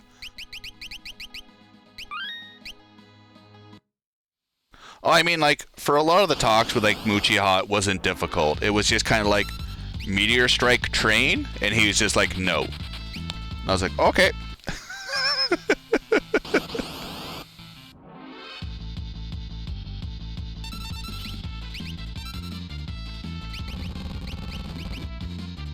Yo, Lion, how goes it? Like, Google Translate will work if you keep, like, a very, very basic part of the conversation together.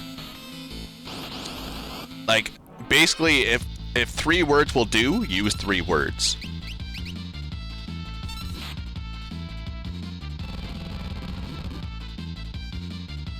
Yo, Crozit.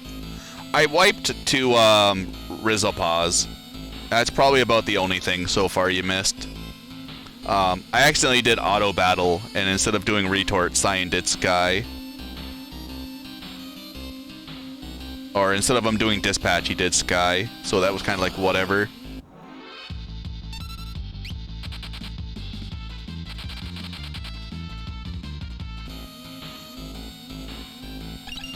Yeah, Lynn was pointing that out. Lynn was like, Muchiha's the only true speedrunner.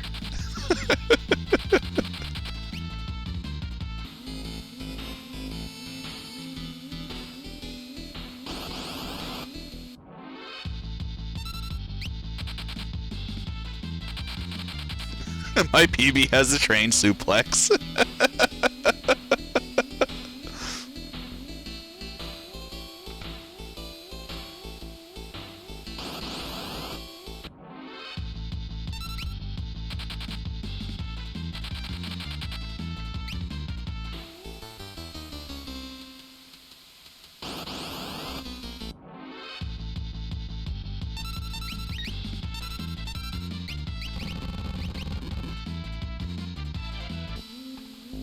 Goes pretty good. Rip to Rizzlepause. Thankfully, the game had an autosave right outside the whatchamacallit, the river jump off, so that was nice.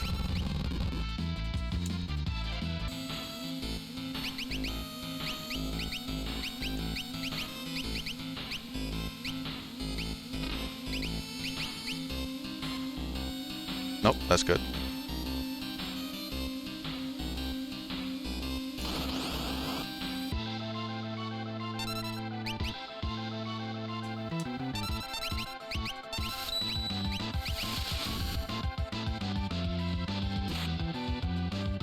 Oh, I didn't give Locke the thief knife.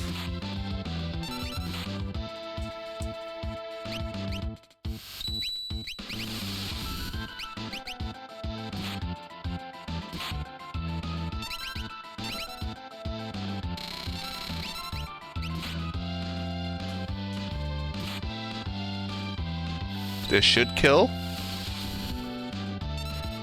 Yeah.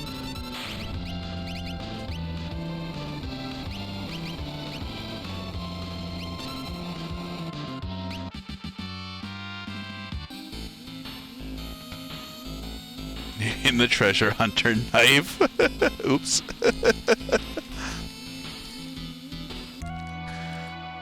I remember, was it Tina had one PB where was it she was talking about Kefka and chat was going on about like Big Daddy Kefka. And then like after she PB'd, she felt, I don't know if it was ashamed or she was just joking it off, but she's like, poor Elmegus has to watch this with me talking about Big Daddy Kefka for the last hour of the run.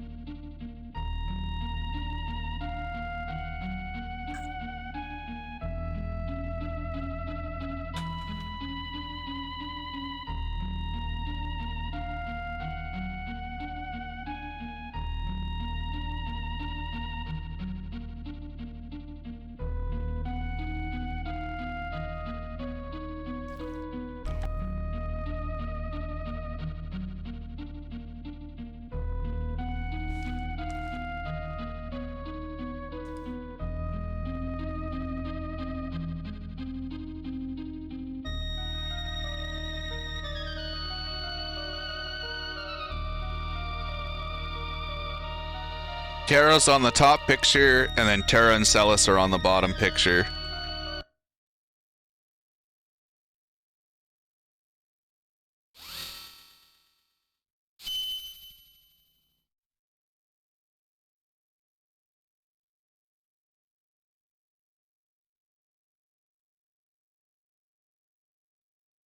Yeah, I was just about to say that, Impax. Don't forget to grab the olives. Grab all the olives.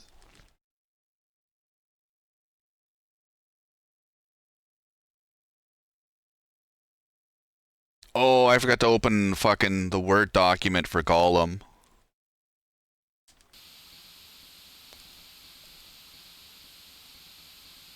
I'll have to do that at some point.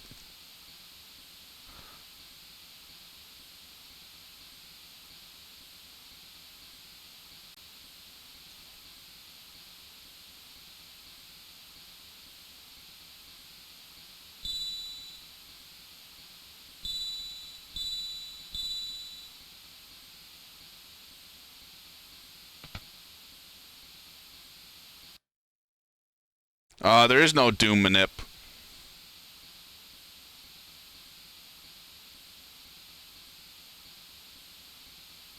Doom Gaze, we have to find Au Naturel. Can they glitch categories? No Sketch can. Sketch cannot.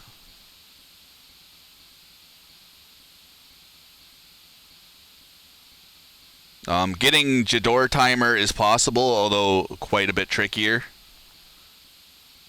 I think you can also get the Tizen timer. No, Sketch just works as intended in this version.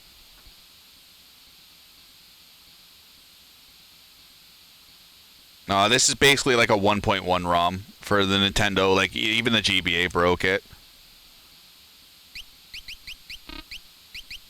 Okay, so I guess we'll do Sabin, Edgar. 52 Death, the New Game Plus work. I'd assume New Game Plus works. No one's really done the testing on it. For 52 Death, you need a completely different setup than what the SNES does, and no one wants to put in that kind of work for it. Window colors will be different, the button combination will be different, and no one's got the time for that.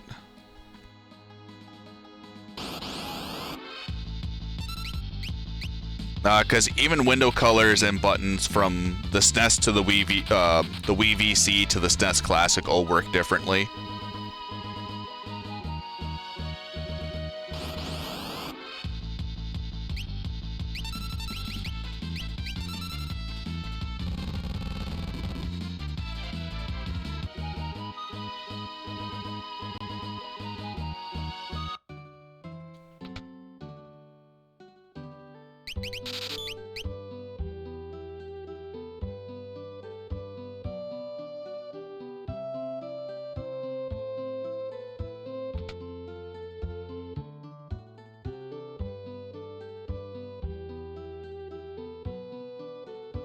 Now, like, a lot of this theme is just not explored. Bufflax has done a lot of messing around with it. I believe Nirim and LCC did. Nirim and LCC did a no sketch run of this on release day.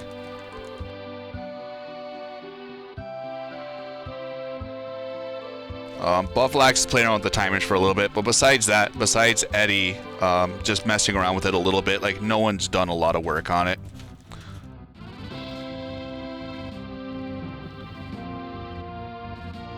There's just not the drive,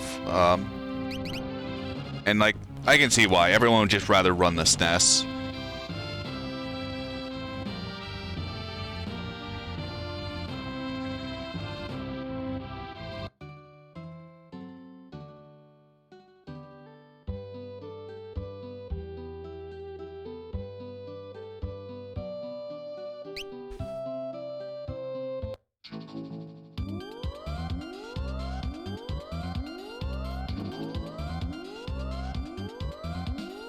I like to ride my chocobo.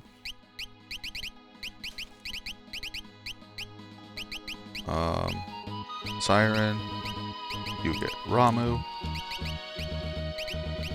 Saban, you get Gigas and Genji.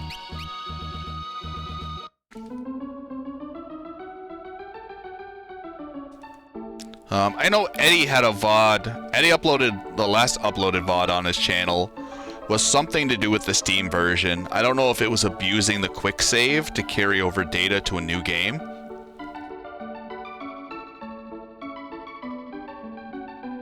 But I know he found some kind of glitch with the Steam version. I believe it was involving the quick save.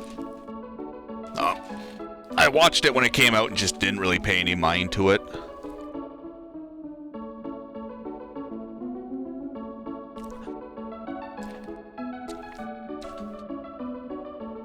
But like I said, like even I haven't done a lot of routing with this.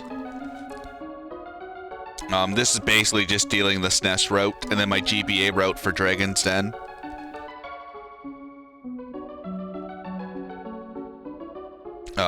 And the SNES route worked out beautiful for the run yesterday.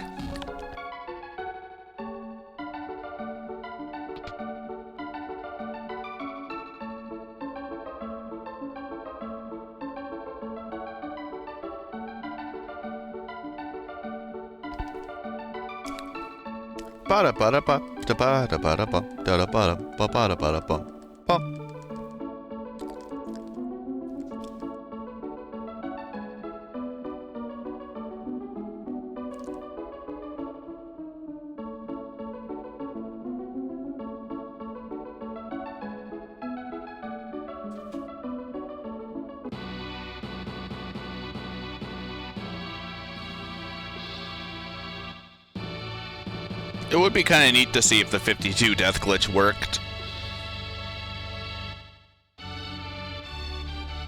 New Game Plus in this would be quite chaotic, just due to the lack of lag.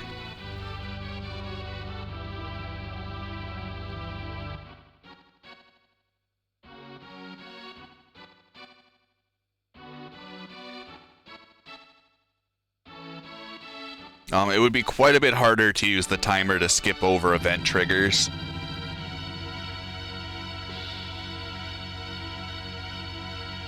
If Bufflack shows up, he'll know infinitely more about the glitches in this version than I do. No one punched the opera purchase. Killed Whale's not yelling at me, so I know he didn't.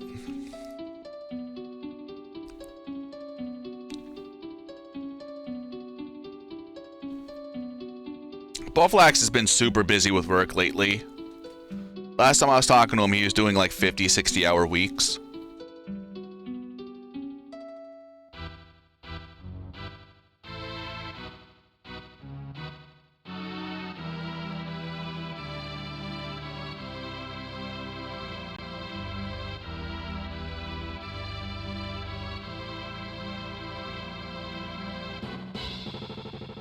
Wait, what's out of stock, Motorm? You purchased the Cella singing part. You purchased it.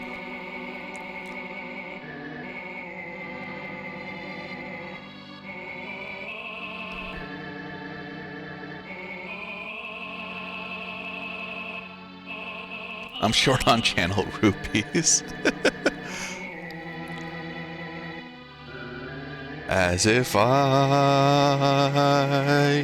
were by your side.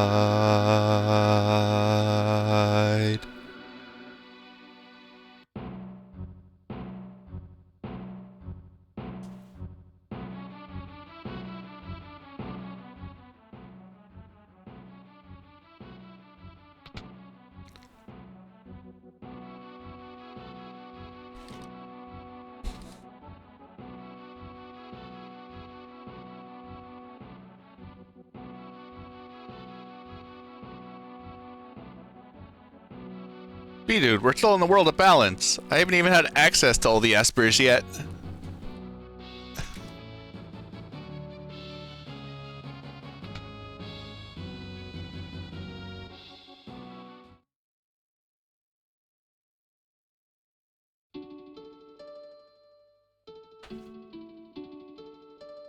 The western armies were defeated, and Maria's castle fell into the hands of the east. Vowed to wed Eastern Prince Rels, Maria still thinks only of Draco as she gazes into the stars each night.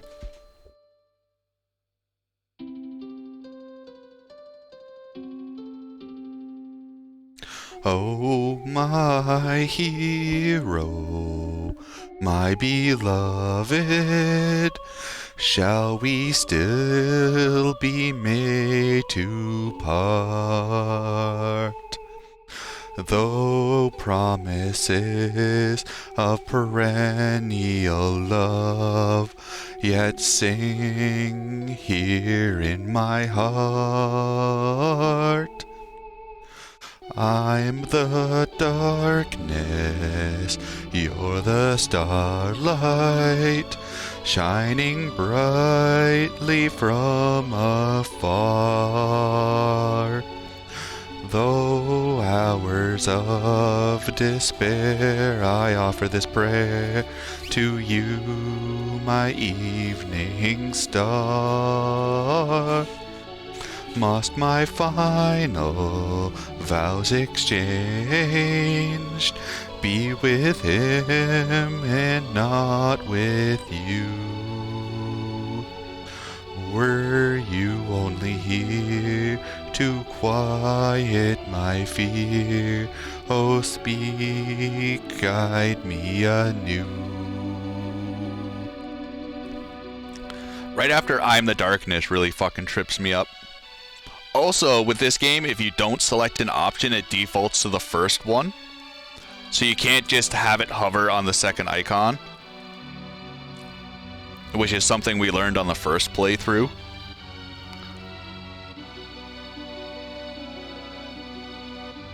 Also, just weird words. I'm not used to so many words. Yeah, we have to push the buttons, unfortunately.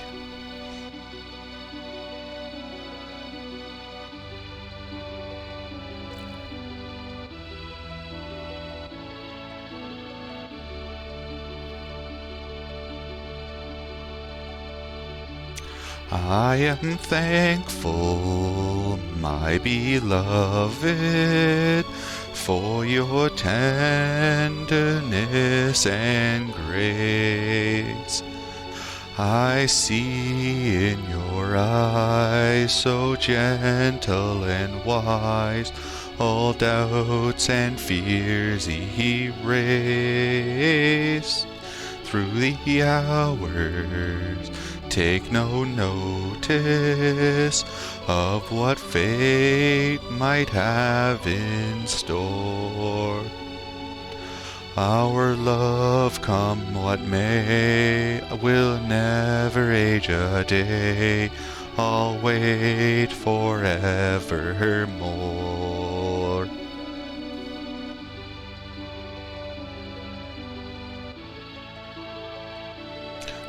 Prince Ralph is looking for his dance partner. Leave the past behind. Our kings have docked in the spirit of the east now, dollface. Meh. I really like this version's translation of the opera, though.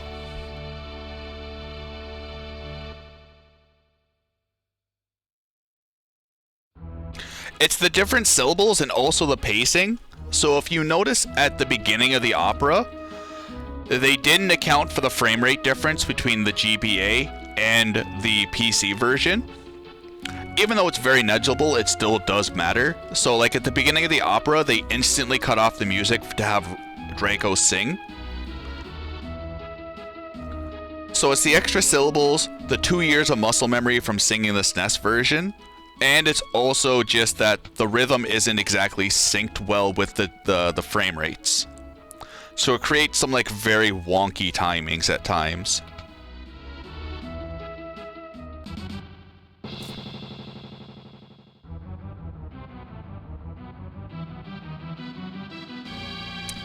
The survivors of the West attack. Impossible!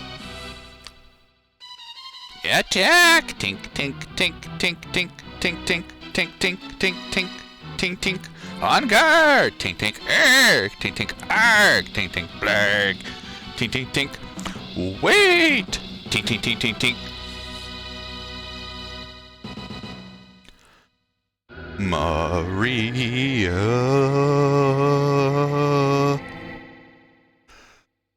Draco. I knew you would come for me, my love. Insolent rogue, naive of the western horde, you would dress my queen to be Maria. Never shall you have Maria's hand. I would die before that day comes. It's a duel. I added in the tink.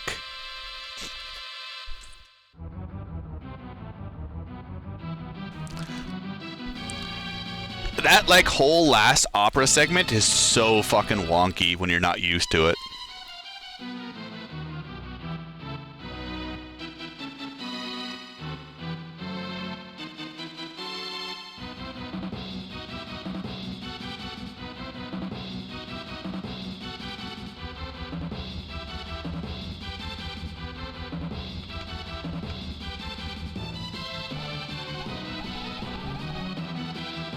Yeah, that last part is kind of like, it really feels just all over the place.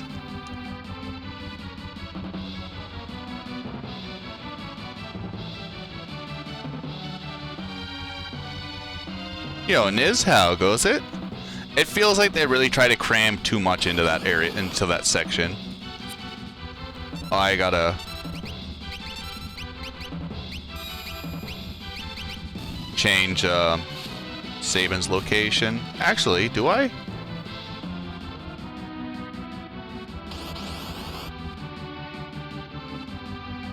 No, that looks right.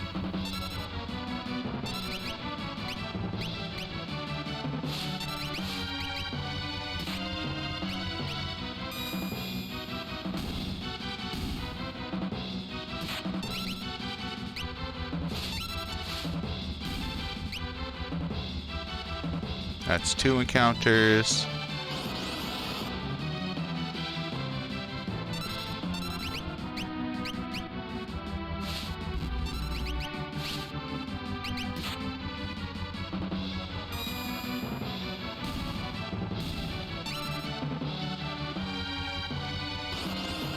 And 4.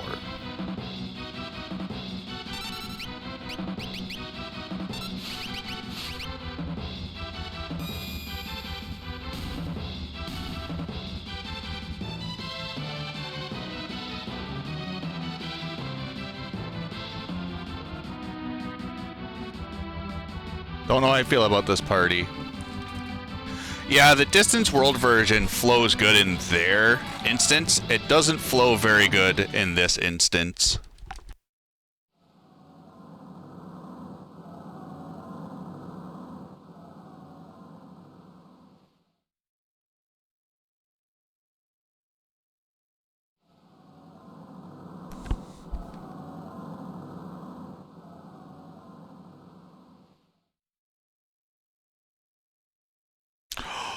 Oh, wait. Locke's gonna be behind Ultros, isn't he?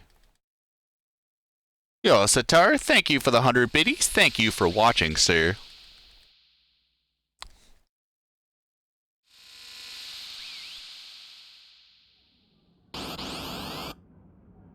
Nice. Alright.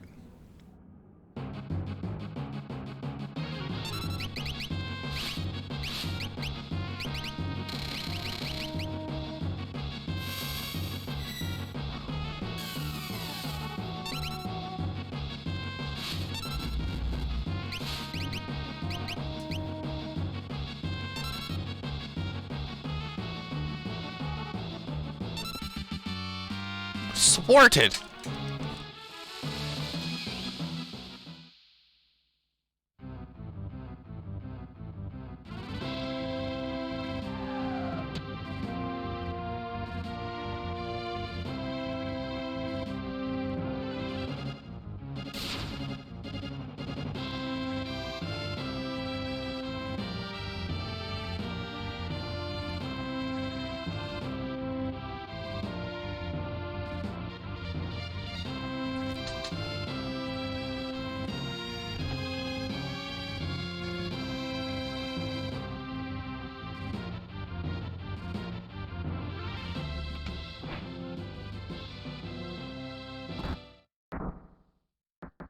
It's Happy Sephiroth. Yo, system.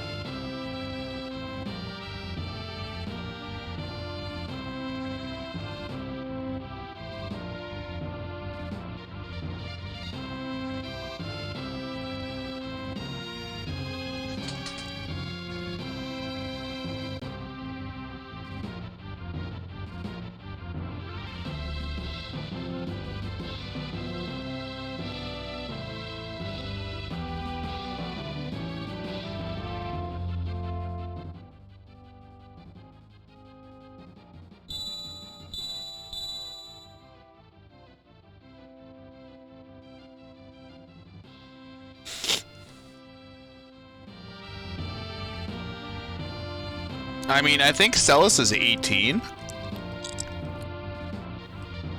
Setzer... I think Setzer's in his, like, 27 or 28. I forget how old Ed and, Sabin are. It's the typical, you know, 18-year-old is a general in the army.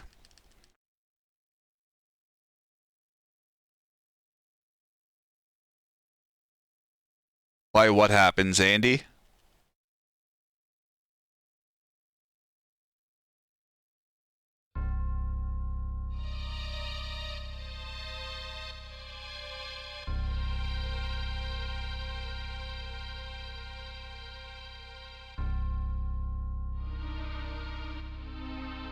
Thought your bad link would generate the word run. What? What bad link? I have no bad links.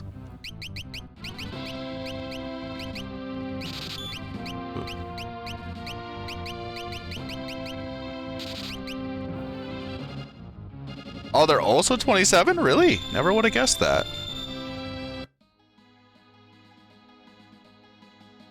Yo, Alec, how goes it, good sir?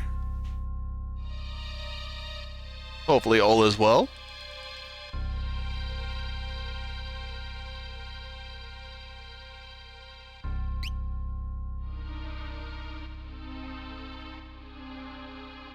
Wish you would have taken up Kashel's offer to procreate with Kefka.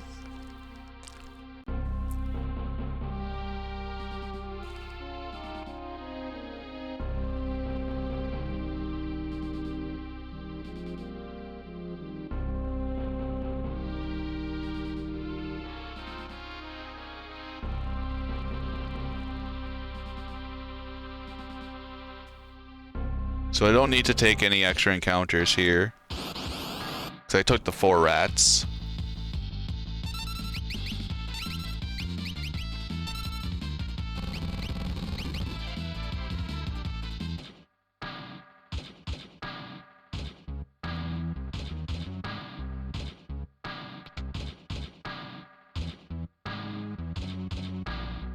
Oh, I'm sorry to hear that, Alec.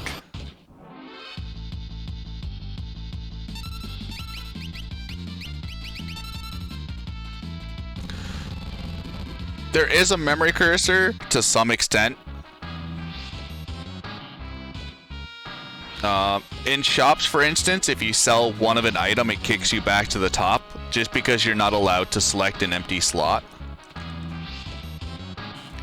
Memory cursor only really works if you put in the action. So like to have everyone on smoke bomb, I gotta like continually throw a smoke bomb in battle. I can highlight it with the item during the smoke bomb menu, but it will still auto default to their last action until I actually throw an item.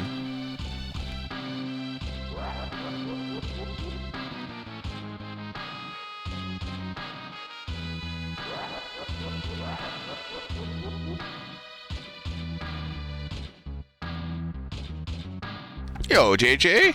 Oh, Puppers is so happy. Is he still in that chewing phase?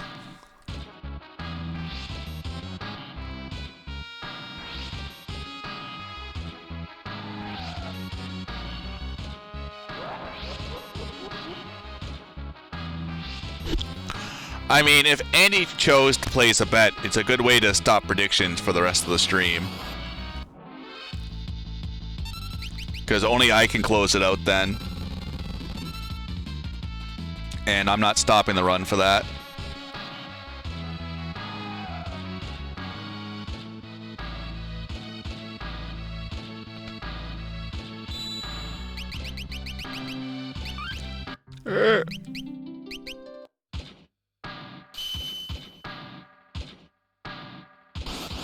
Yeah, that also sounds more than intern level.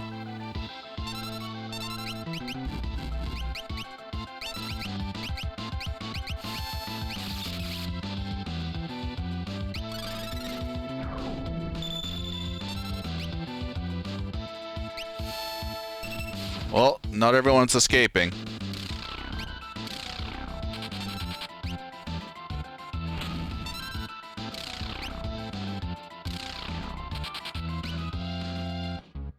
I didn't save and reset. After you save, the game gives you the option to go back to the title screen right after.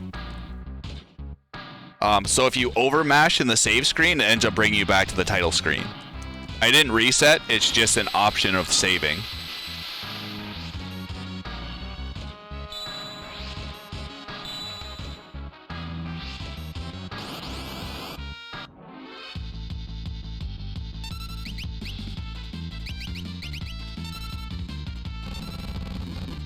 Meiji sites look like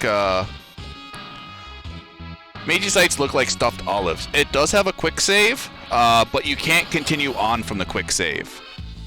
It doesn't have a cheesable one. If you quick save, it brings you right back to the menu, right back to the title screen, and that's it. So it's not like I could quick save before a boss and continue on. Unfortunately, in the mobile version you can, but they changed it for this version for whatever reason, from my understanding.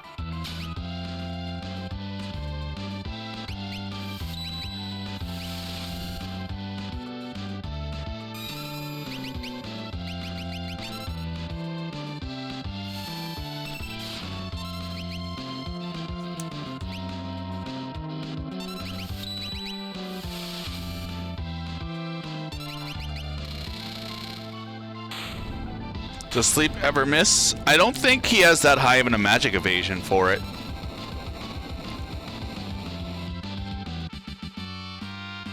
If it does have a chance to miss, it's probably like Magic's like 2% chance or whatever.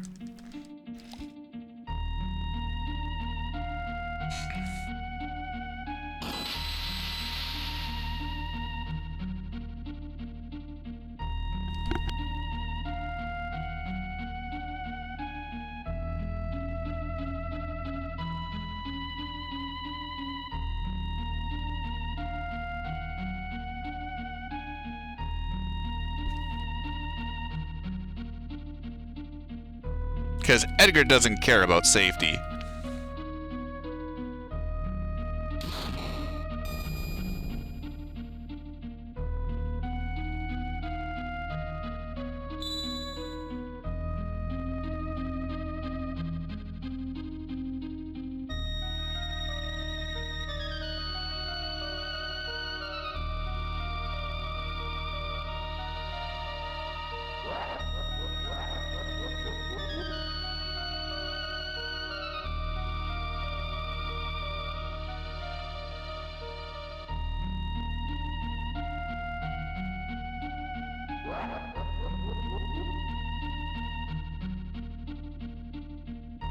OSHA be damned.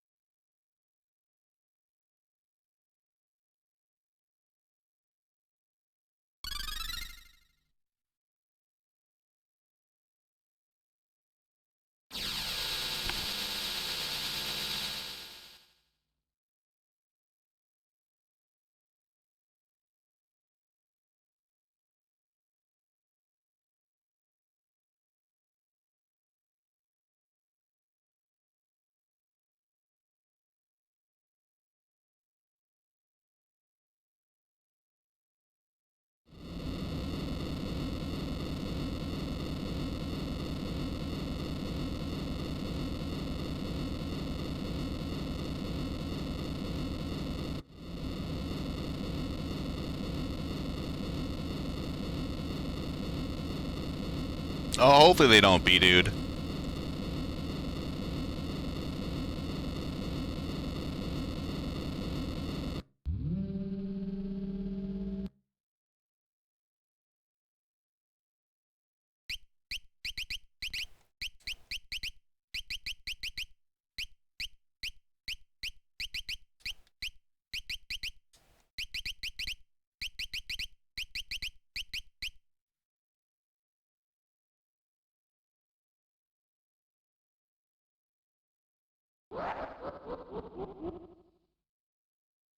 $32C.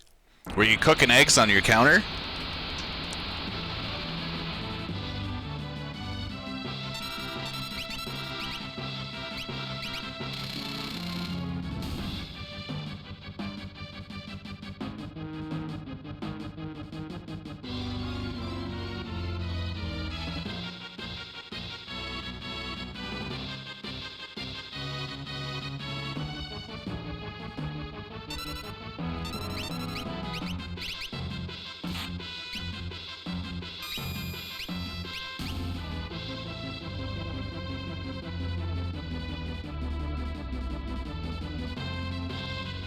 This is like probably the most visually stunning part of the whole game, Mega Man.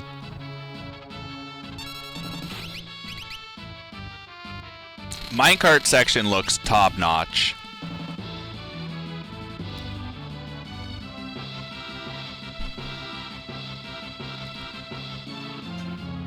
This is probably the most visually impressive thing of the whole game, in my opinion.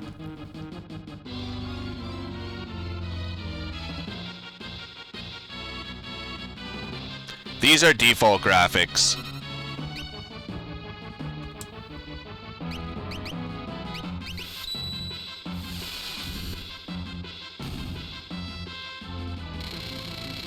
Wow, they had an insane budget.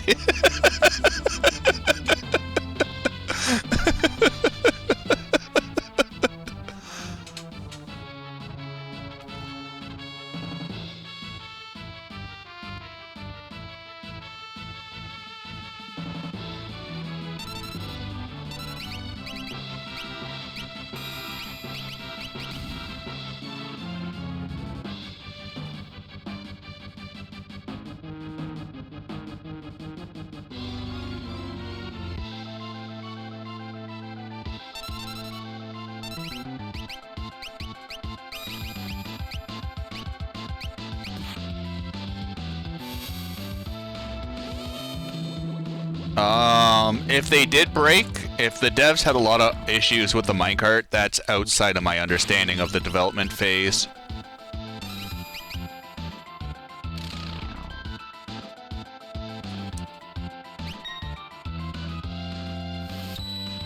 It looked pretty crappy on the GBA, Sitar. It looked worse than the SNES.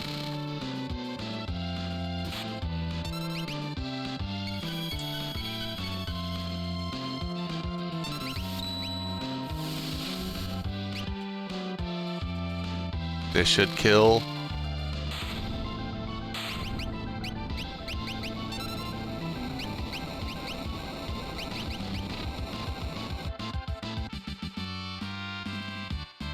High fidelity Super Mario RPG minecart would be amazing, Duckfist.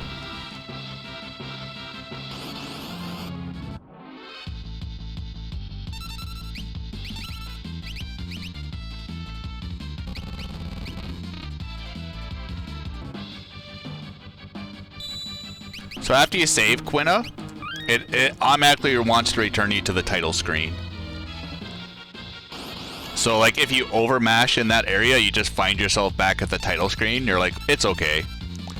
I wanted to lose those 15 seconds anyways. It's a very weird, it's a very dumb option, 100%.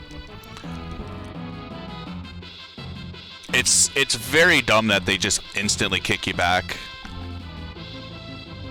Honestly, no idea. If it works like the SNES and the GBA, no.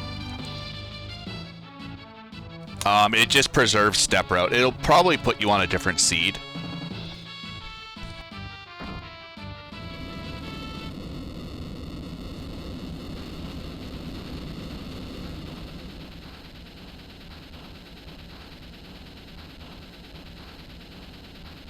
Ness, you've been working so hard and I'm proud of you. Please hold the reset button before pressing the power.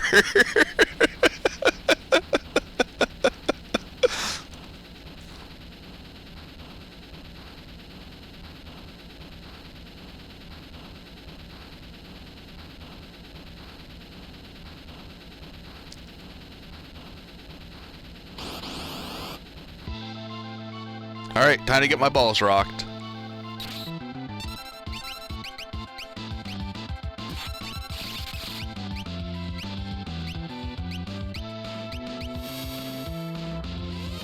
So, if anyone knows how to pause buffer this screen, I will be eternally in your debt.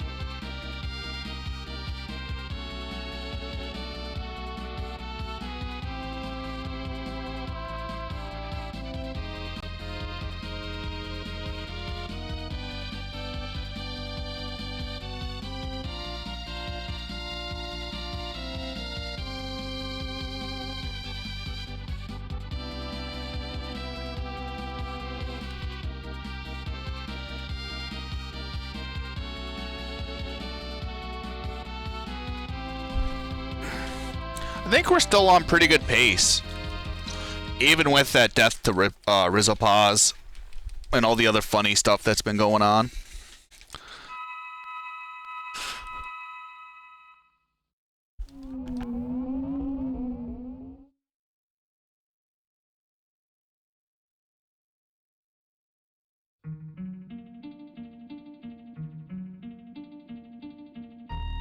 So for some reason, you don't have sprint shoes in this area. I'm guessing because you can't equip them on Modwin. So for a little bit, we have to deal with the slow walking.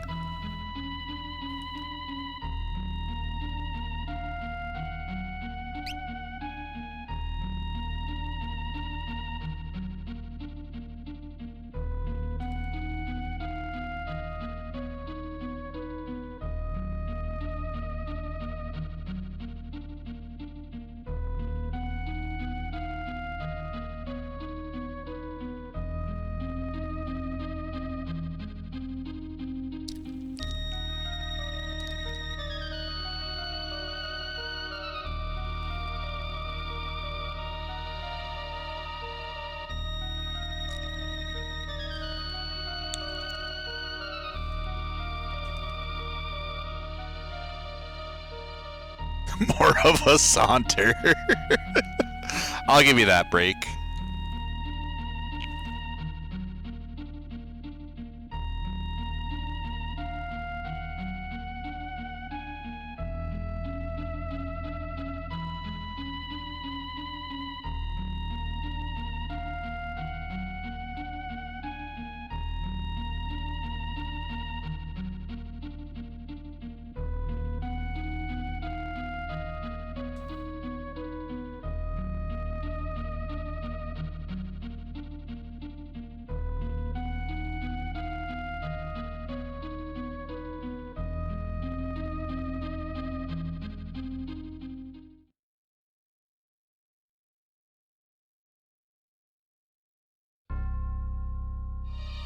Two years later.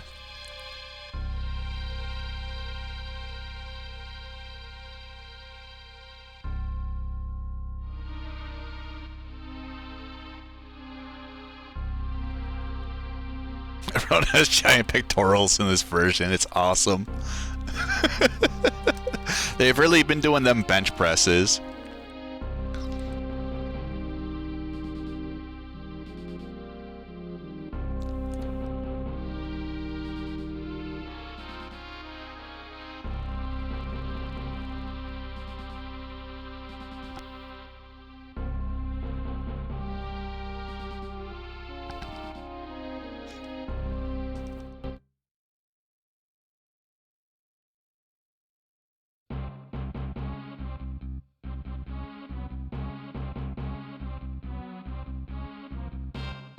You don't need legs. You don't need legs to Phantom Rush.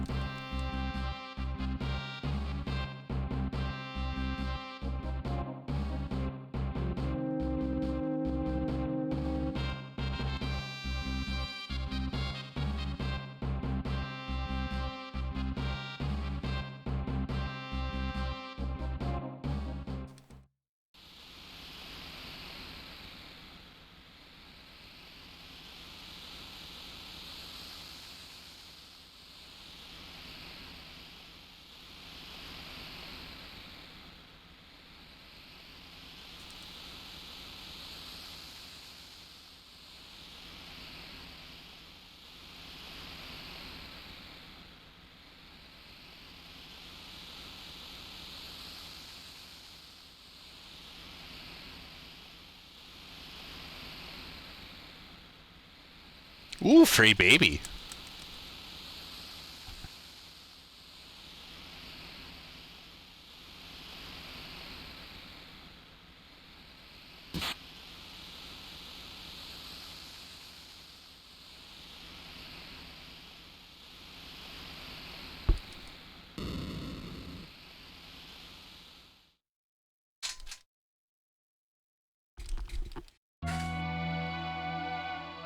So like the way we'll be doing the end game isn't probably optimal time-wise, but I like ending the run with the credits because I'm dumb like that.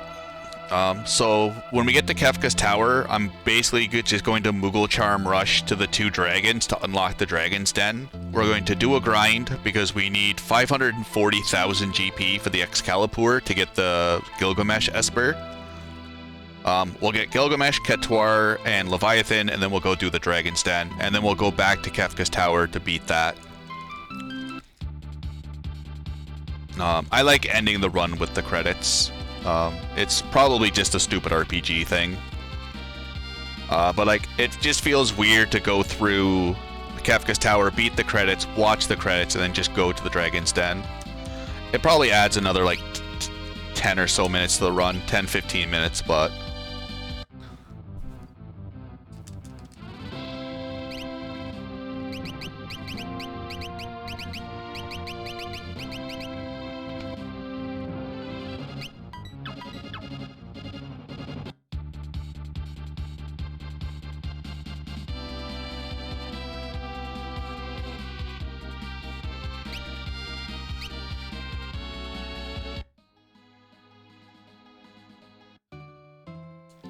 Okay, I did end up getting enough.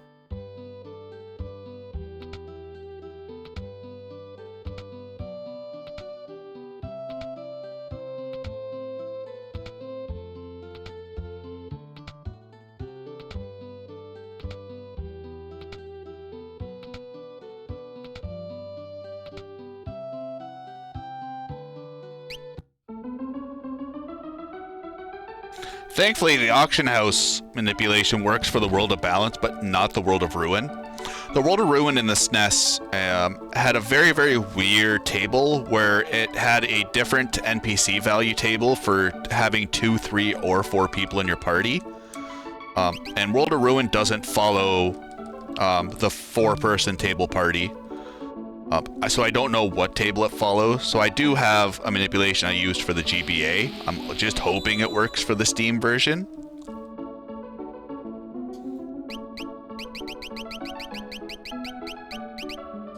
Oops. Optimize. You get Thief Knife, and you get Hermes. Dragon's Den is probably about an hour and a half. It's a real... I had a lot of fun routing it for the GBA run. And I wanted to revisit it, so I figured, why not revisit it on the Steam? I know it's everyone's not favorite platform, but it's a new way to visit it instead of just running through the GBA again.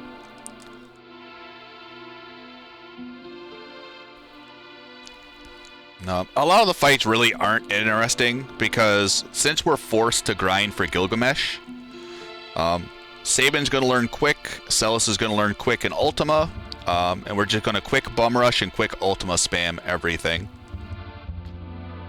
If we didn't have to do the grind to get money for the Excalibur, then then the fights would be a lot more dynamic. But because by the rule sets of the category we have to grind, it just ends up getting us the good spells we need very quickly.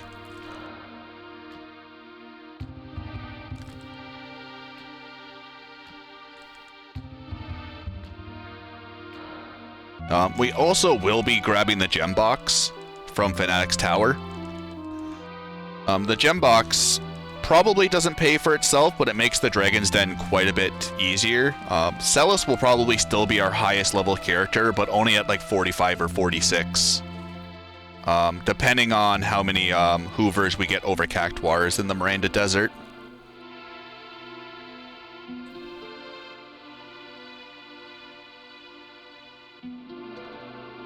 But like some fun, a lot of the fights you can still cheese out, but they're still pretty interesting. Like Red Dragon, you're just sitting there taking damage until he ends up expiring. I just don't want to lead the witness and think of being like, oh yeah, there's going to be a lot of really neat fights. There's the Soul Chamber. I don't have to do that because it doesn't give me a character or an Esper. At the end of the GBA, after the credits, we ended up going back to fight the Ultima weapon in the Dragon's Den for shits and giggles. I might do that again this version.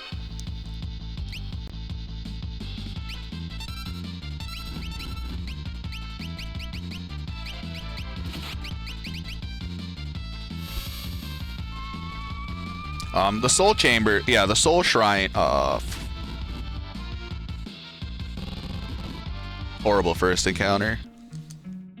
The Soul Shrine doesn't add anything.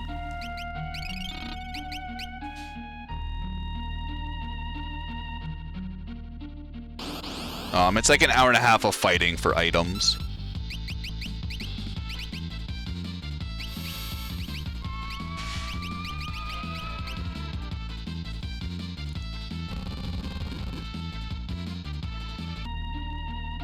So I'm probably gonna have to throw an ether or a tincture on lock now.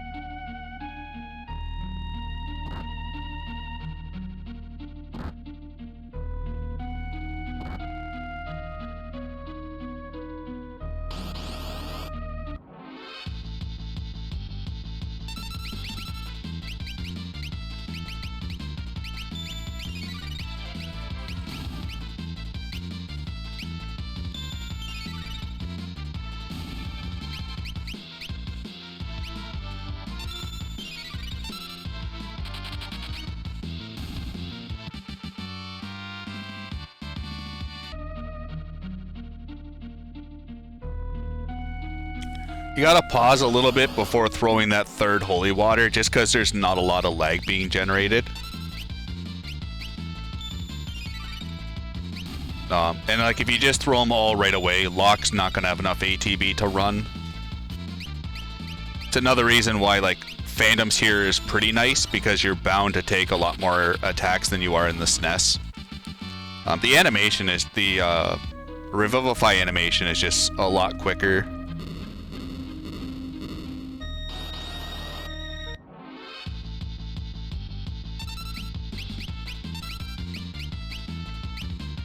Wait, what? Did that target the same enemy?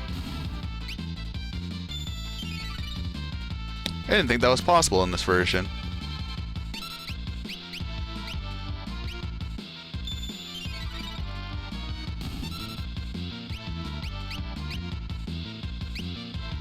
Yo, Hot Buns, happy Friday to you. Hopefully all is well.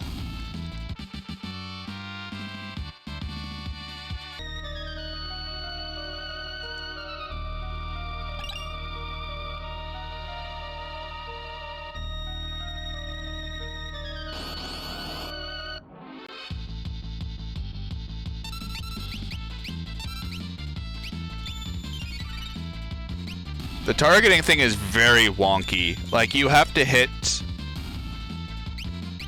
square to target the enemy. But the stupid thing I found yesterday is square is also the button for auto battle. So if you're not careful, you just end up auto battling a bunch of the fight.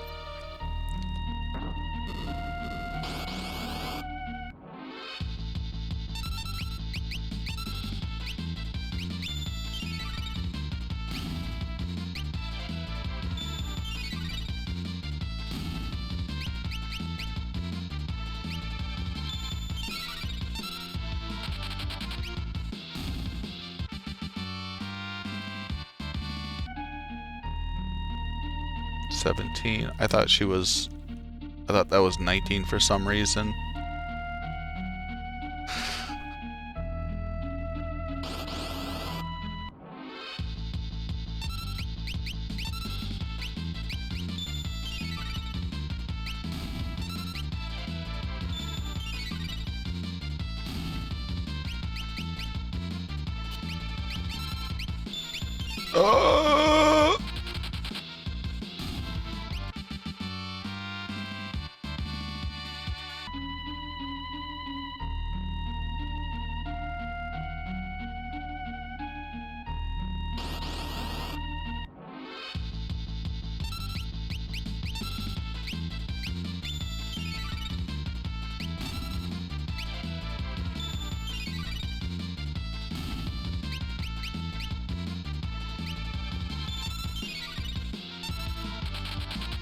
What's a glitch?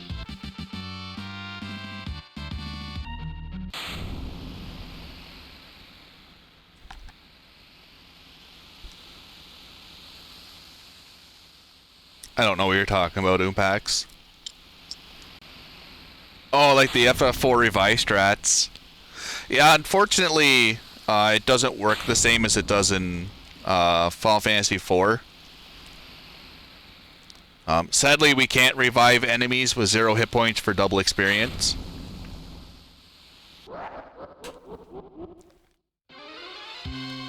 I'm referring to the glitch. Oh, I didn't know if something happened and I just wasn't paying attention, Oompax. Because I was like, I don't know how I could do a glitch at this point.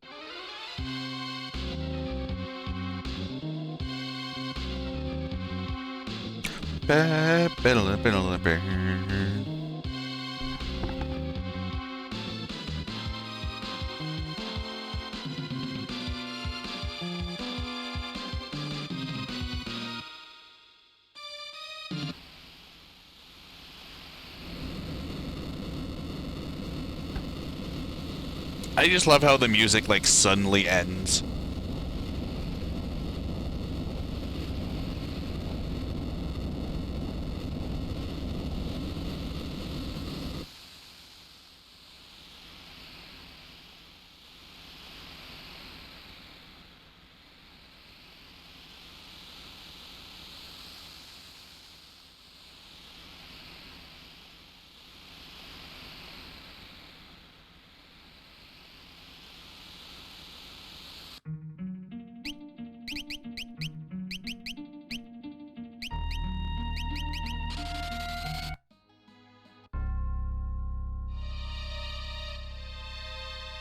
Yo, Jay. Goes good, sir. How about yourself?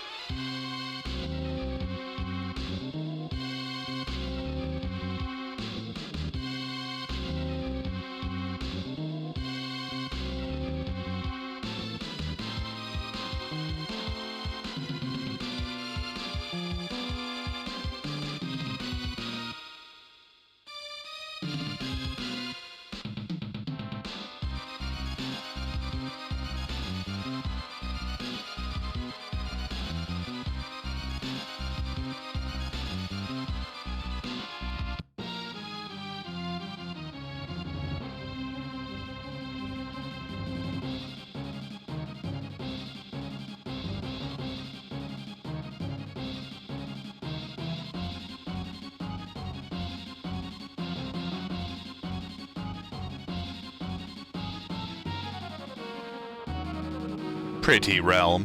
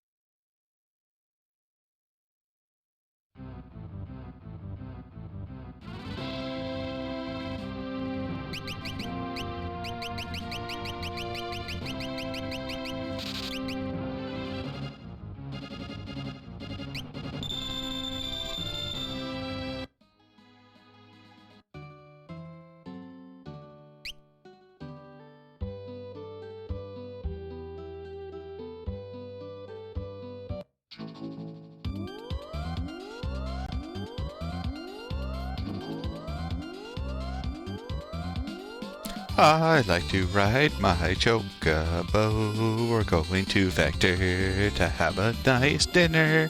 But first we have to beat up some guards, cause they want to prove they're better. But one guy just wants to take a poop. It is his fault for not locking the door, even though he's dropping WMDs.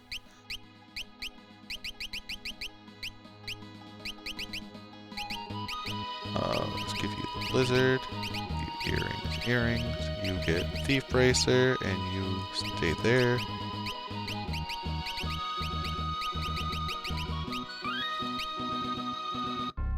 Oops.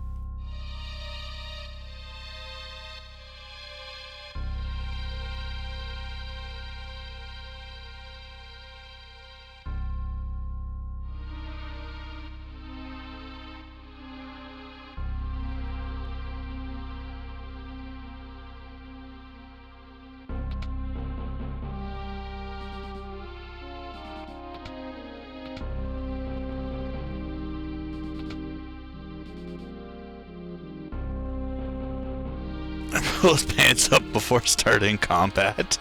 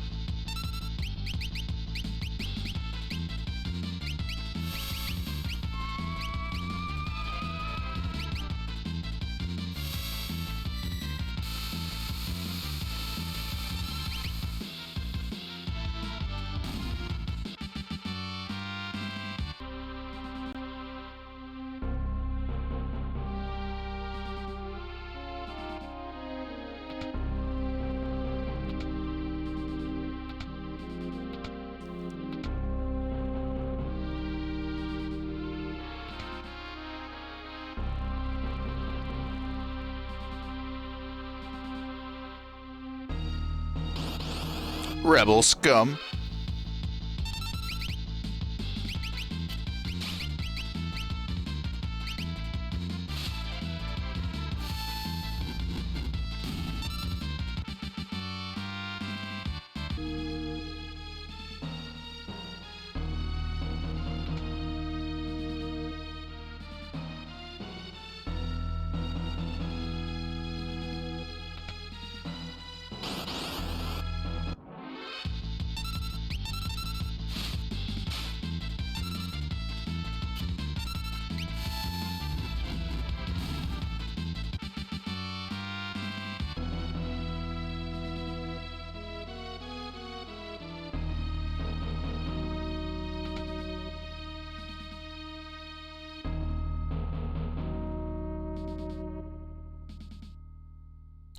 Get back here, you.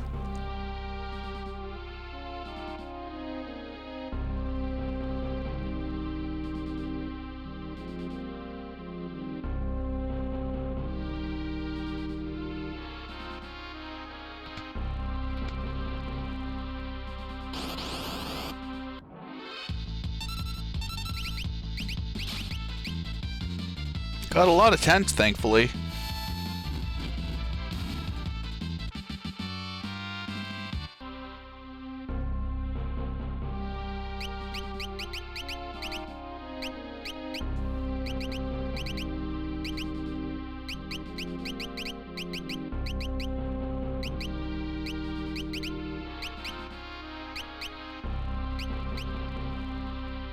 Feels so weird that, like, that's all you have to do in the menu.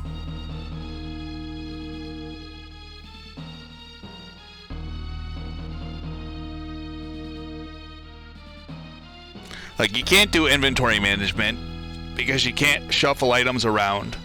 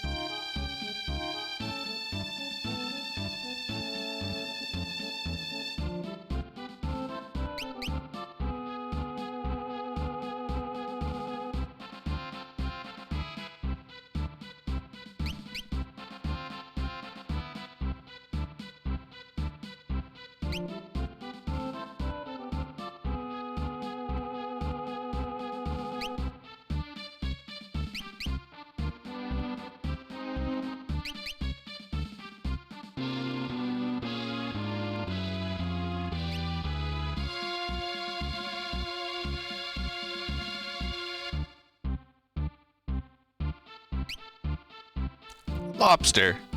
Lobster bisque. And a turkey.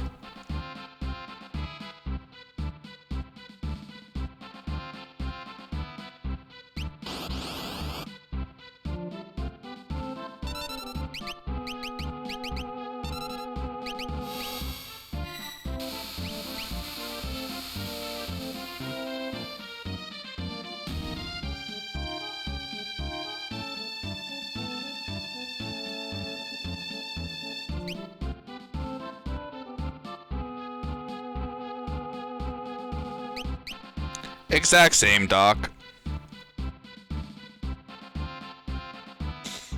I mean, the only thing they have to do is talk to an extra soldier and ask an extra question. When we ask for another question, we only ask 2 out of the 3 possible. You can just ask another question, get the 3 for an extra 2 points. And then we just talk to the one guy south of where we get the Gale hairpin for the extra 3 points. Yo, Hobbs. I blame Buffalo for this. Thank you for the 4 months, sir. How did your Chrono Trigger run end up going last night? You do move faster. And there's also no inventory management because you can't rearrange your items. Or at least you can't manually. You can do an auto sort and that's it.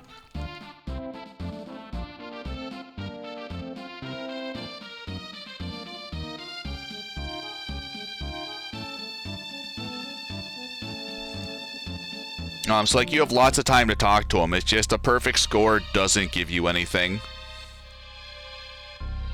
70 points out of 73 will give you the charm bangle, and getting 73 out of 73 doesn't give you anything. Doesn't give you anything at all. So there's no point in doing it. Even though if you move faster, the RTA doesn't move during screen transitions. So for the SNES, you lose 0.6 of a second. If you talk to the soldier, if you talk to the 24th soldier, in this you're probably losing probably 0.2 of a second because screen transitions are quite a bit faster.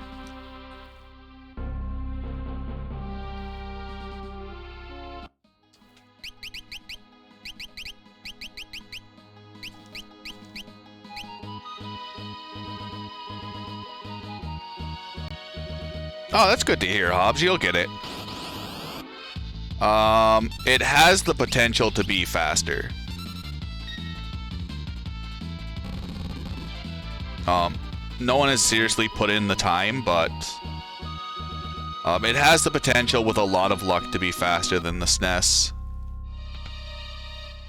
Probably, like, there's probably still a bunch of optimizations and menus.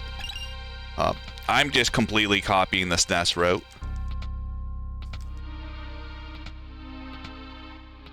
Which, like, a lot of the equip menus do take quite a bit longer because of the optimization.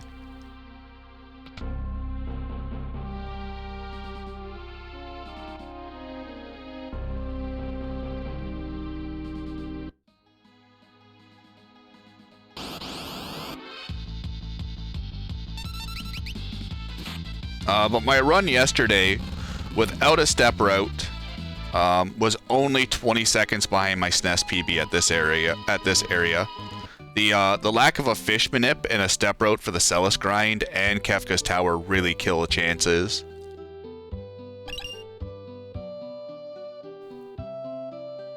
So like, if you ended up getting a very, very quick, unmanipulated beach and a very, very good Celis grind, you could definitely save time. I probably lost... I was 6 minutes behind PB going into Kefka's tower. And probably 3 of those minutes was fish manipulation, lack of fish manip, and just bad encounters for the Celis grind. Does it track diagonal? It does in this version. In every other version, it doesn't. So for this game, you do have to do the full 360 to get Bum Rush. And you do have to do the quarter turn for Aura Bolt and things like that. When you hit Blitz, there'll be 8 arrows that pop up around Sabin. So it actually tracks your individual inputs for a Blitz.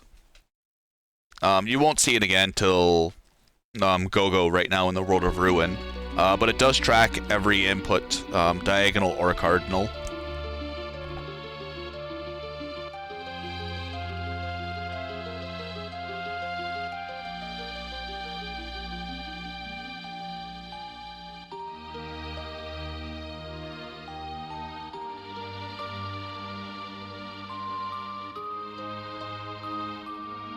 So this is the only version of the game where diagonal inputs are actually registered.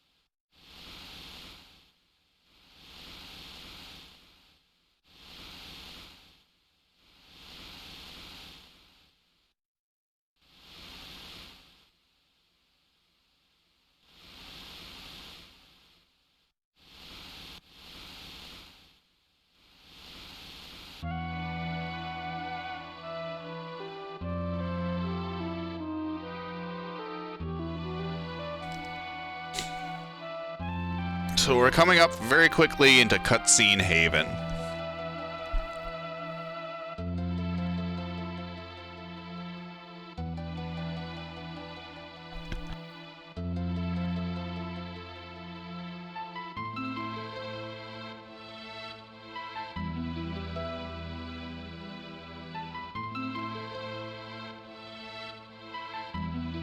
For Suplex it does, and I'm assuming for Mantra and Spiralizer it might. Because like Suplex is up right and then up left and then down up.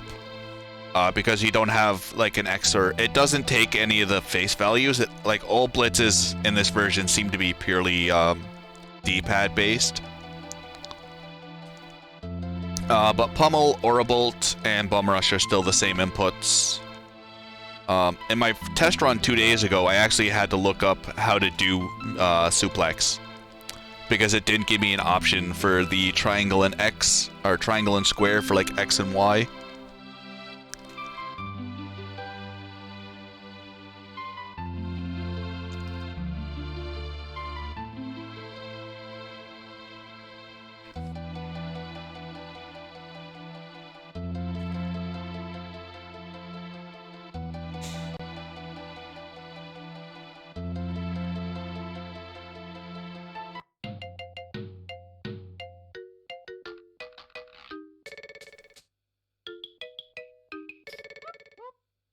Cyan is buffed, so in this version, you just select a sword tech level you want to do and he charges to it, but you can still input actions with everyone else.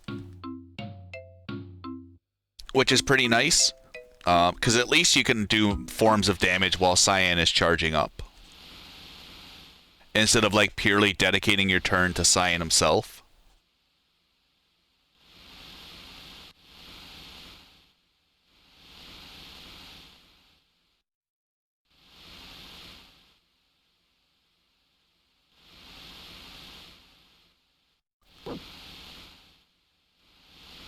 I think the charge speed might also be increased. Honestly, I haven't played around with Cyan outside like Dispatch and Retort to know for sure, but we'll probably find out on like Goddess.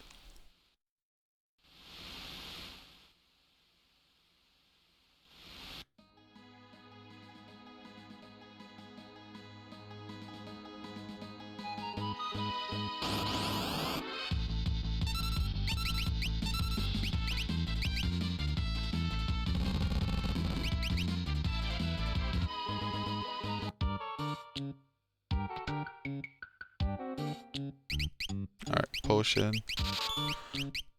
ether, and tents.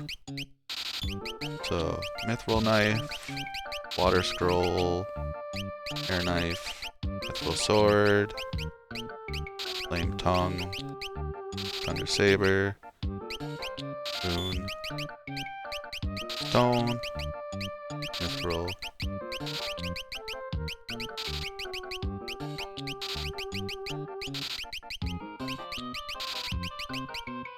Buckler, leather cap, plump, I don't care about. Twisted.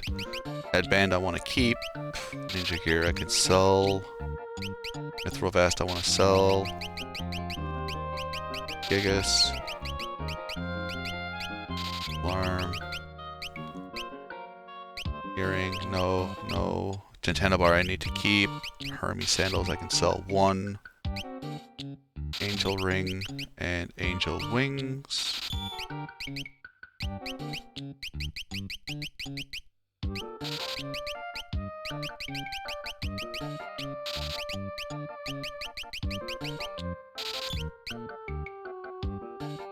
Like, that selling shop on its own, if someone was to put in a lot of work, could probably save 15-20 seconds right there.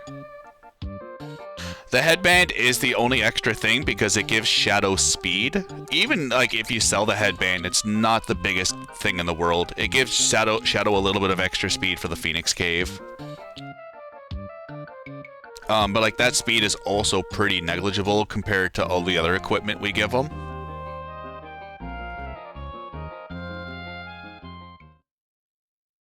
But like with the only thing you don't sell is the headband. That's the only thing you try to keep between any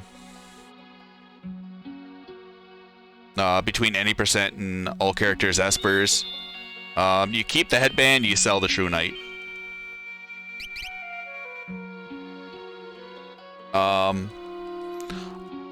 You can keep like mithril knives and things like that, but like for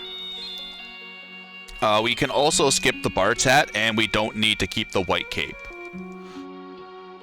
Throwables for Kefka's Tower you generally get for everything after Thamasa. So when we do the Thamasa shop for the Pearl Rods,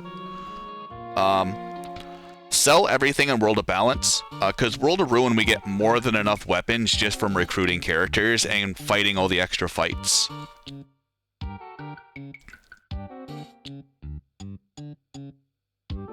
Like we'll end up with a striker, we'll end up with a stunner, we'll end up with an Ashura for Cyan, and then you also get the items like the Sky Render, Aural Lance, Pearl Lance. Fighting all the baddies give you a lot of really nice throwables.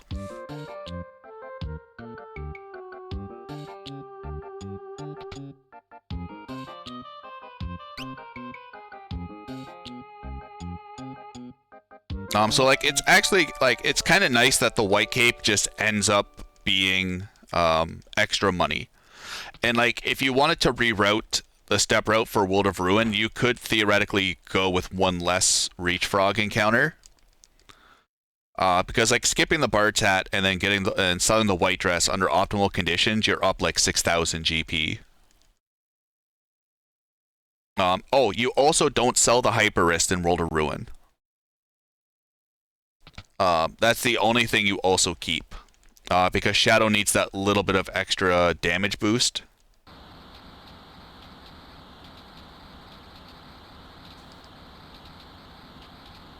I actually wonder... So, an Atlas Armlet would do infinitely better than the Hyper Wrist in terms of damage. So if you skipped selling the Atlas Armlet in the World of Balance, that it enables you to sell the Hyperist in World of Ruin. I know, like, for Gold Dragon, there's some funky stuff where you can do, like, Hyperist Hero Ring on Cyan to boost his damage a little bit more. But, like, Cyan's damage in those fights are pretty negligible compared to what you're doing with Bum Rush. Is that the only... No, it's the only Atlas we pick up in the run.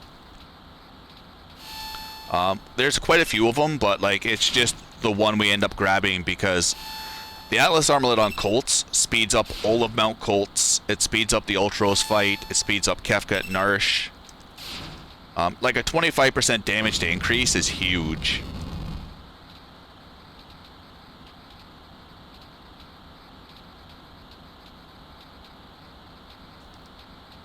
Like a bracer or one of those Yu-Gi-Oh! Disc things. No one knows, Jay.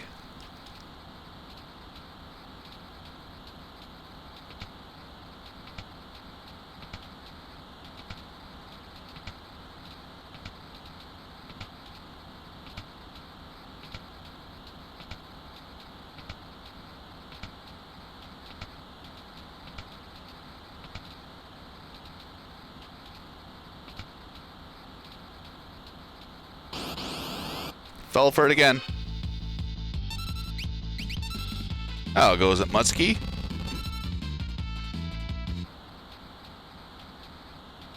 But especially if you're doing the triple Megas Hat route,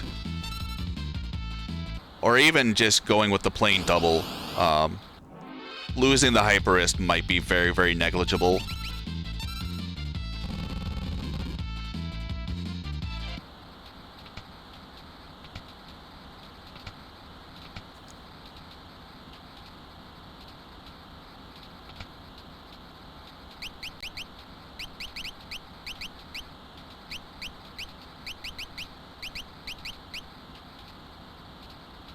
Thank you, sir. How goes it?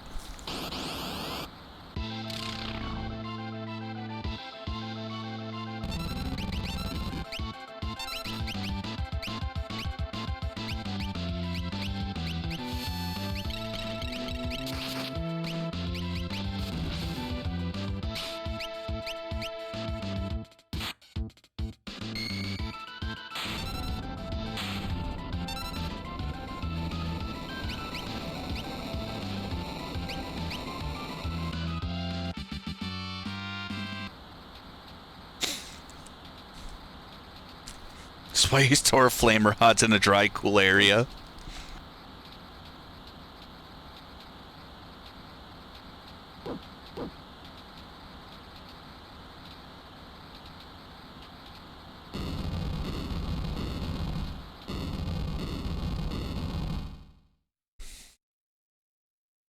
What game hurt you, Mutsky? Who do I have to beat up?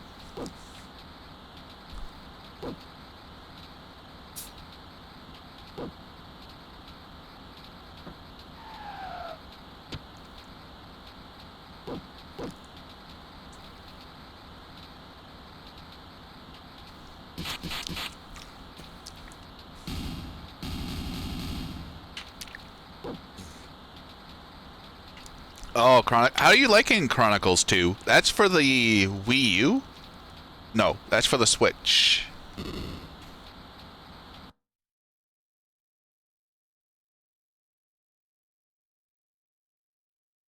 But they make for wicked insulation.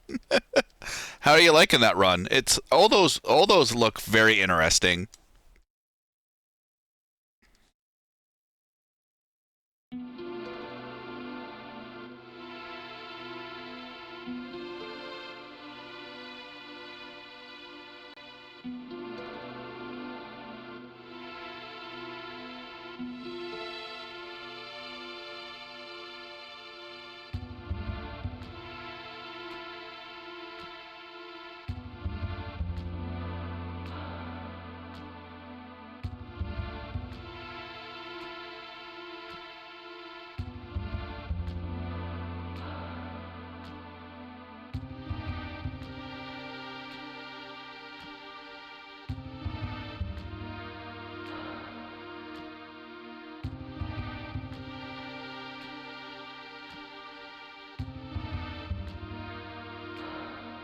It's no Sword Art Online Fatal Bullet. But it'll do, Donkey.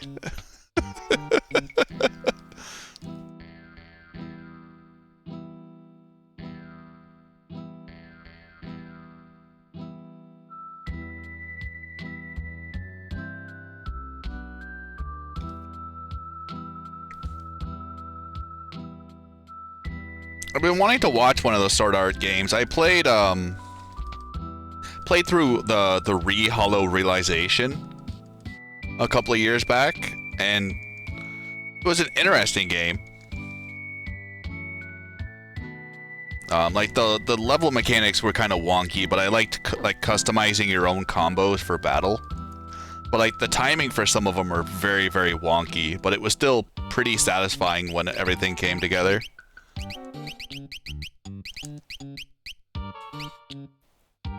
It was a lot more fun than I thought it was for a video game based off an anime.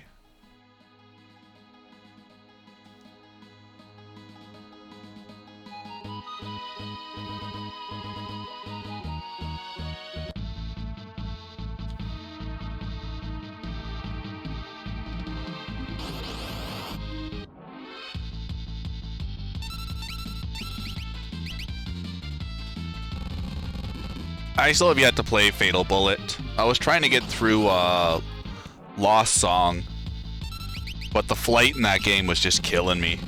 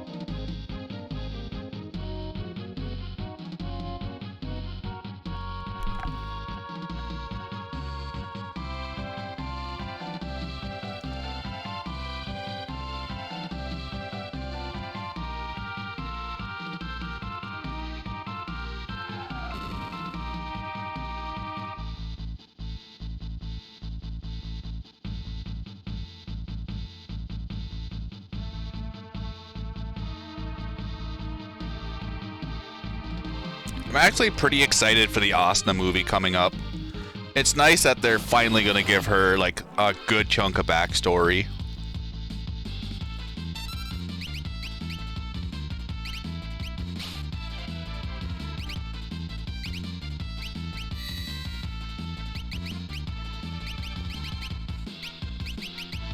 I didn't want to do that. Alright, backup time.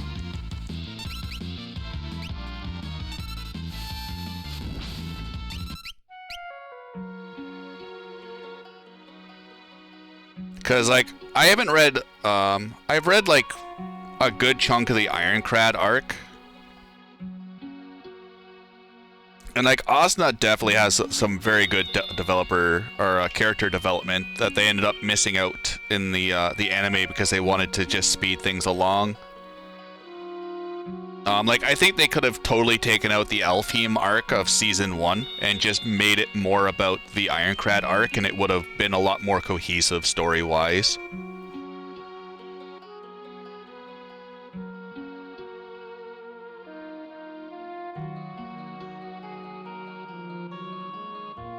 So Ultros is probably going to end up buffing himself. Yeah. That was my fault.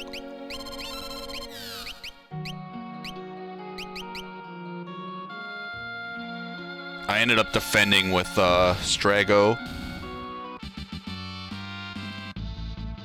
instead of using a fire rod.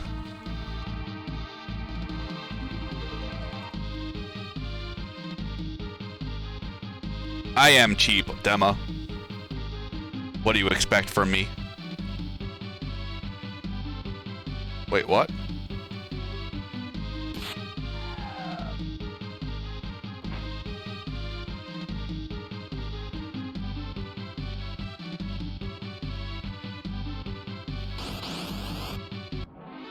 Alright, we didn't get the white cape steal.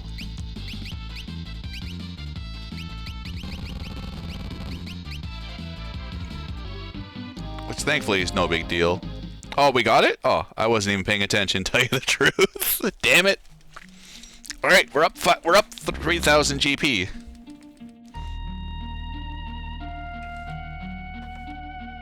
As soon as I messed up with Strago, I just lost all concentration.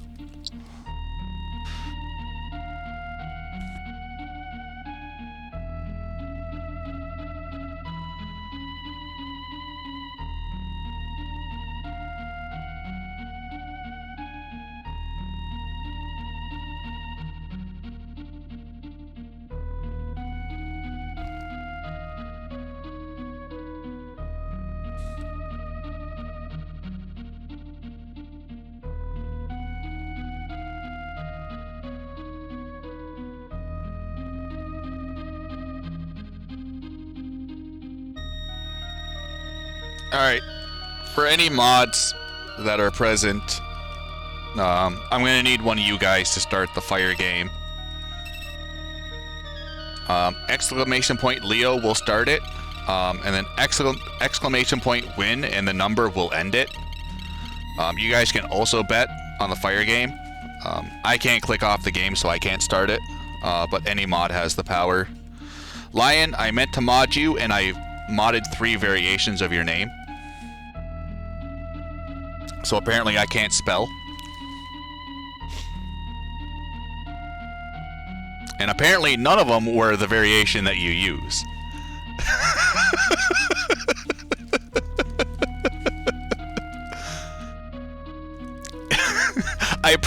I think I did do Lion Muchiha for one of them. I'm not gonna lie at the beginning of the stream.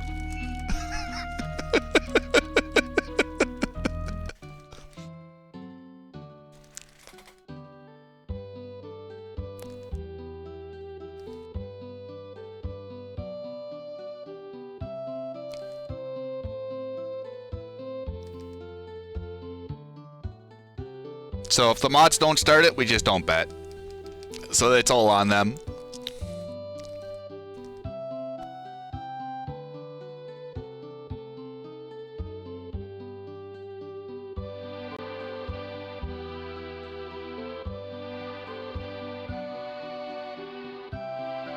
Leo's just very sleep deprived. That's all it is.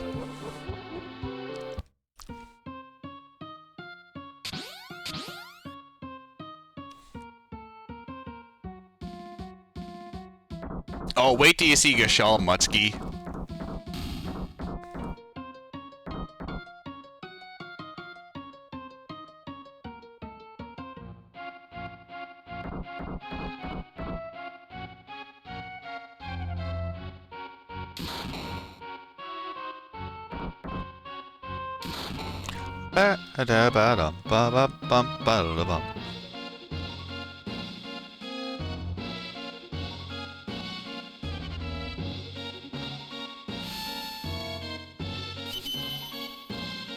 You need a space between fire and 1 Mega Man. It's not opened yet, though.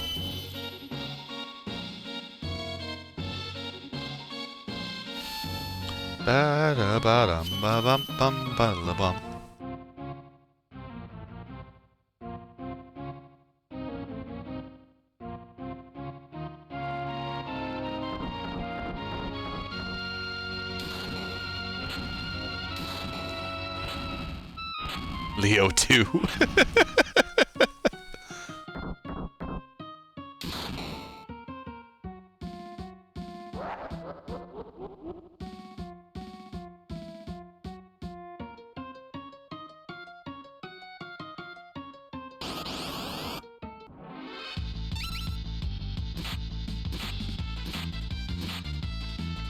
Like, even his Leo's attack animations are super quick.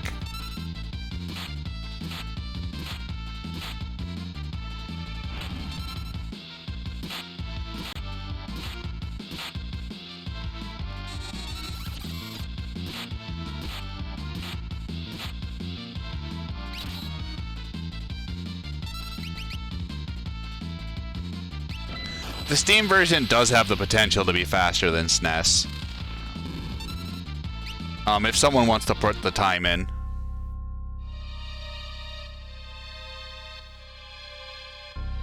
I was without a step route and without the first river manipulation. I was like 20 seconds by my PB yesterday at Vector.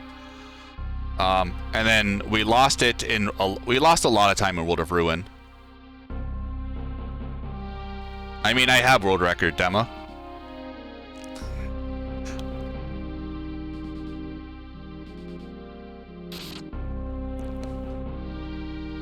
Everybody, get your bets in. Exclamation point fire and a number between 0 and 3. How many times will Kefka get his balls roasted by Ifrit's brother?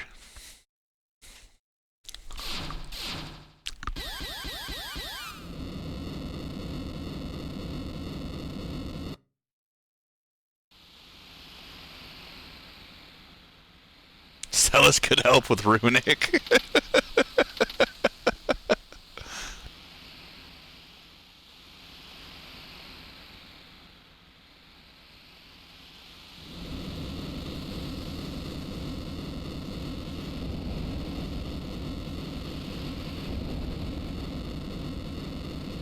Can anyone spare a Phoenix down, please?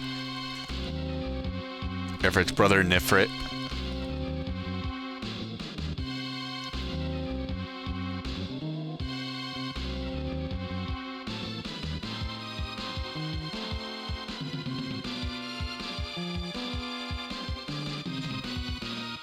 Ifrito.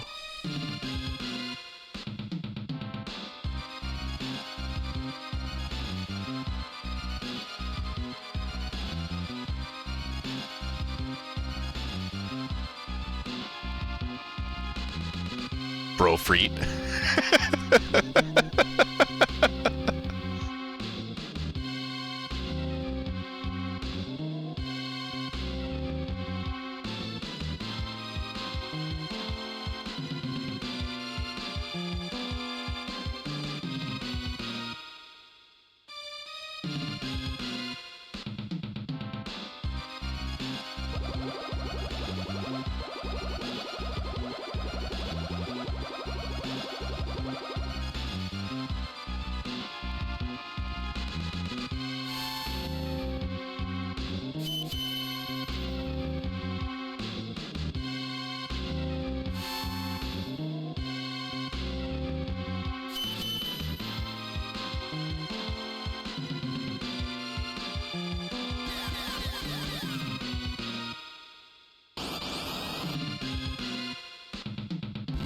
One.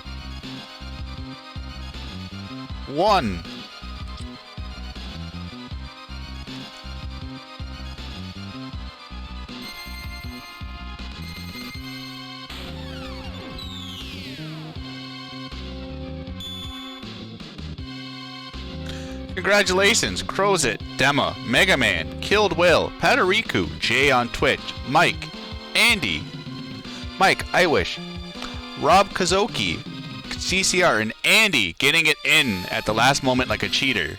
You have all won an artificial point on an arbitrary leaderboard.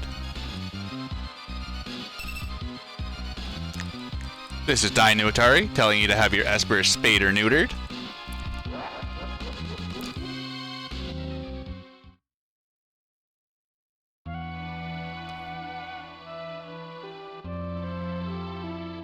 My points is tainted by Andy's mischievousness.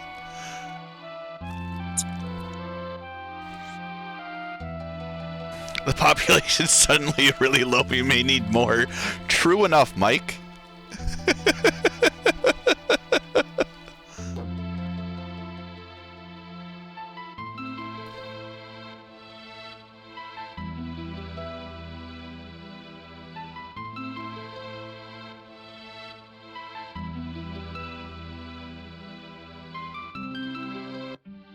There is no all Mega Man. It's just points and then top 5.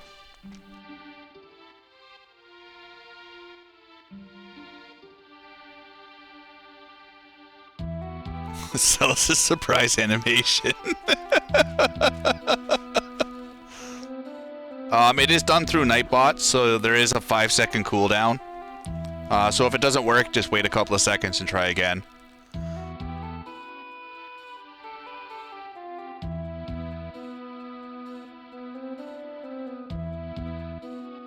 merchants just wouldn't lower the prices.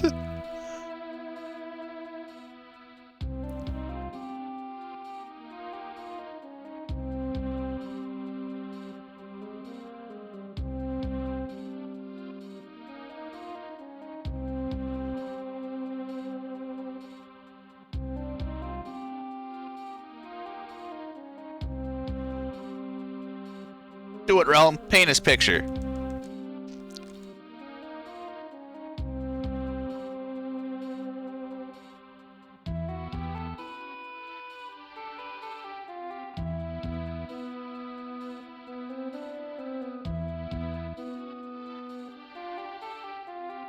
Edgar being extra creepy.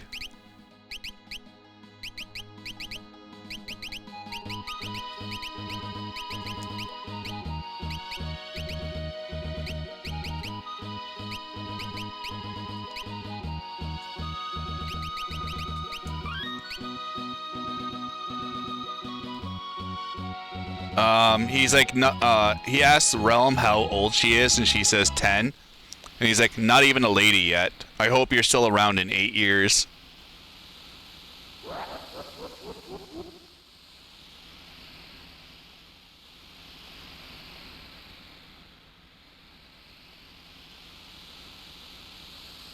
Just so dirty for a prince.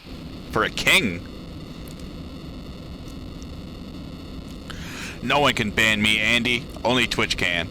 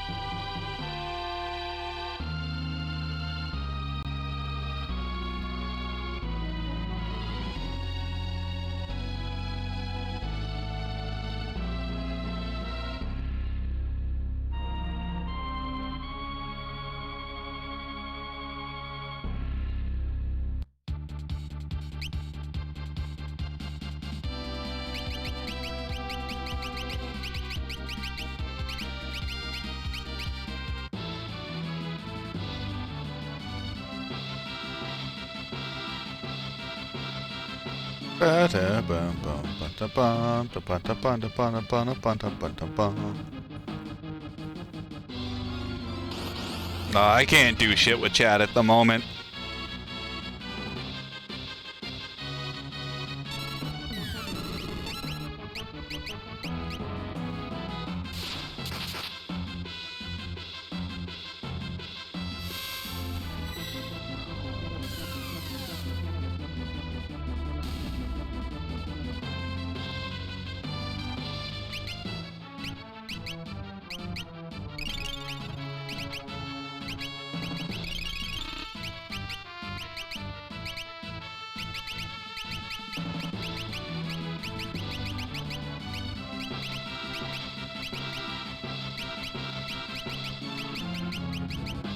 Ward and sprint. Oop. Cobble toss and phantom. Absolute vodka.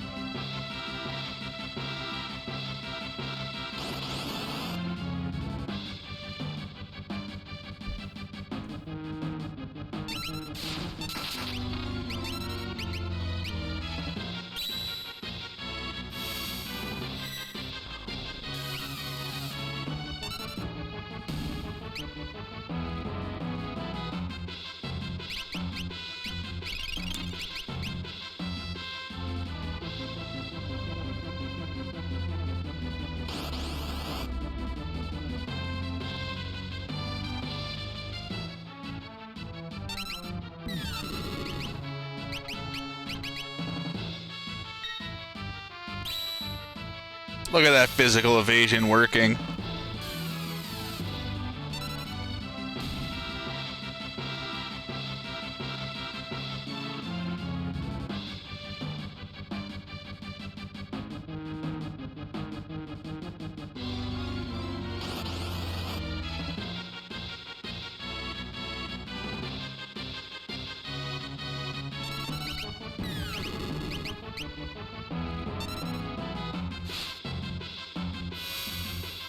Poverty, is that you?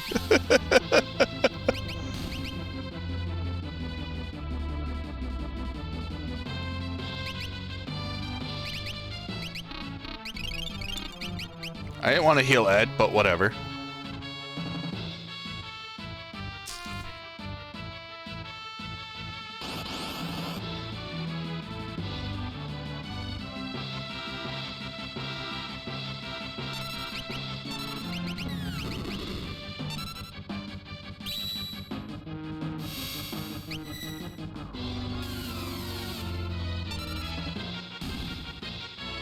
Shit, wrong account.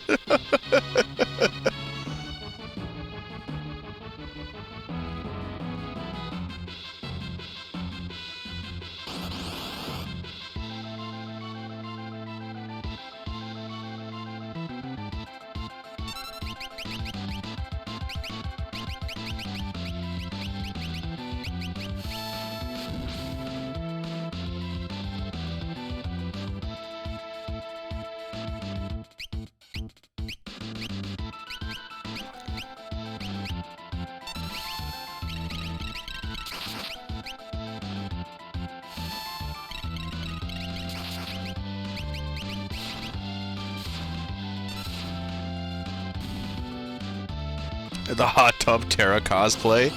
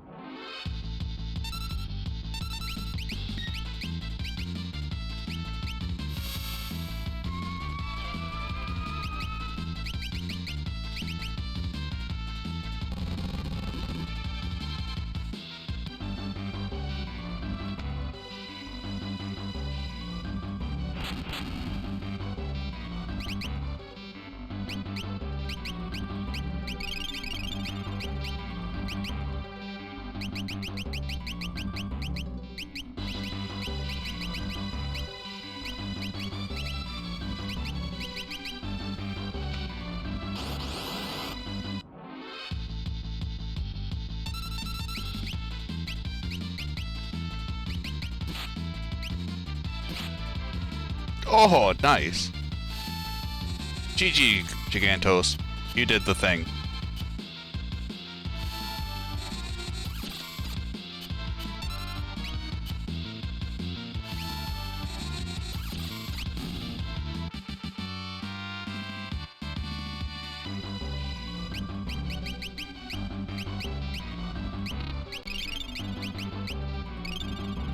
Wait, what? Where's my... Oh, there's... No. Oh, there's my high ether.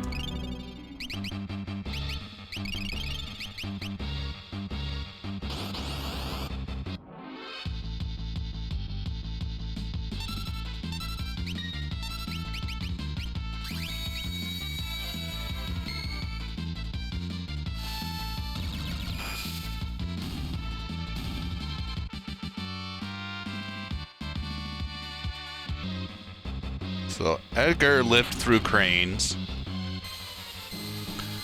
So we probably need like 6 more magic.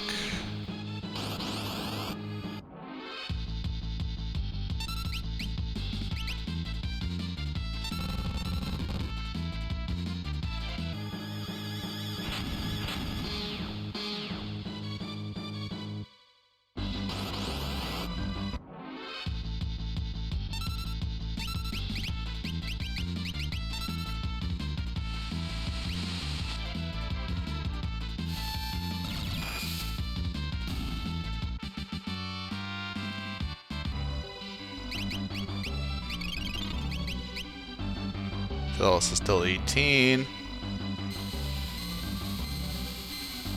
Just a pep talk. We'll give Shadow plenty of a pep talk. Don't you worry. We don't grab Shadow. Our main goal in the Floating Continent is to get Celis to level 19. Everyone in the World of Ruin gets re-averaged off of Celis at the start. So bringing Shadow is just someone else that's going to gain levels for no real good point. Or I should say no real benefit.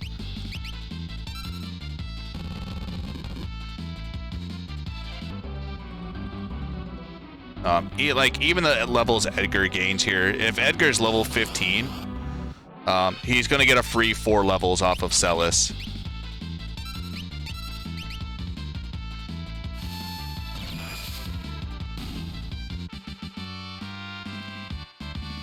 So their Celis is 19.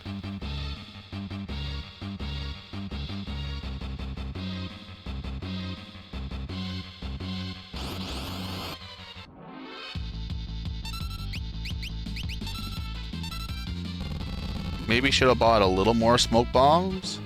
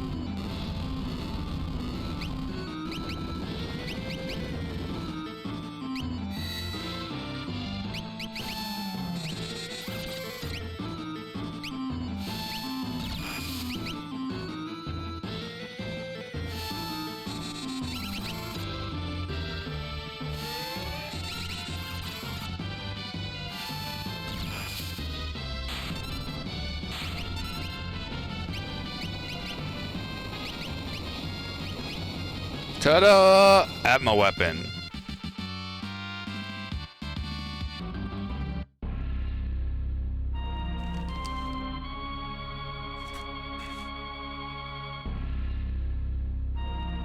So of course, since we're saving Shadow, we will be doing a slight magic grind. Or not slight, but since we're stuck waiting for 5 minutes with nothing to do, Terra and Celis' main goal is to learn all Tier 2 elemental spells, so Blizzara, Fira, and Thundera. Terra's also going to learn Bio and Break. This is also going to help fill up her morph gauge. So the MP you gain after battle fills her morph gauge. So after you've gained 128 magic points, her morph gauge is effectively capped. In the World of Ruin, Morph's decay rate is cut in half, probably to show like the lack of magic in the world. So with this grind here, we can pretty much abuse the morph gauge for all of the World of Ruin and really not worry about it, especially since a lot of the bosses we'll be fighting also give 8 to 10 magic. So we'll pretty much just be replenishing what we're losing in terms of the gauge.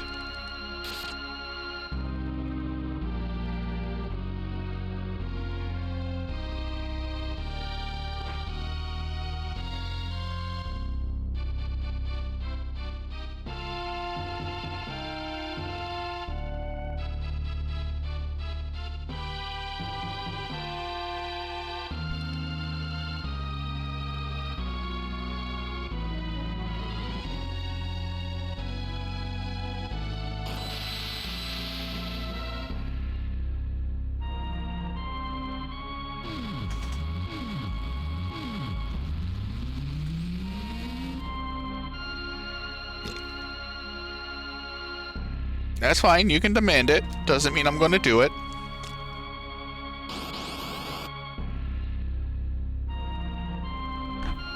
Yeah, you can really tell, like, Bio's animation is super fast without, like, the lag frames that follow it.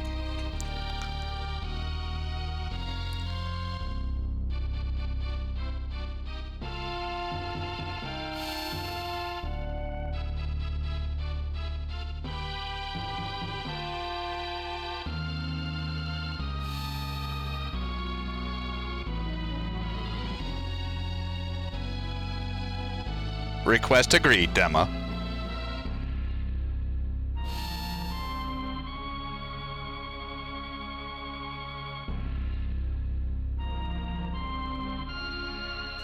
People clap. Yo, Raz, how goes it? Hopefully all is well.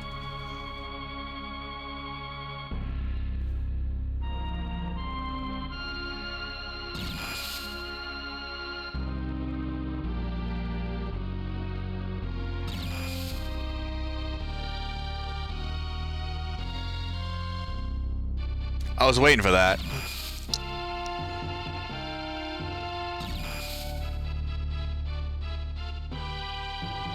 Unfortunately, we don't get any money from this grind.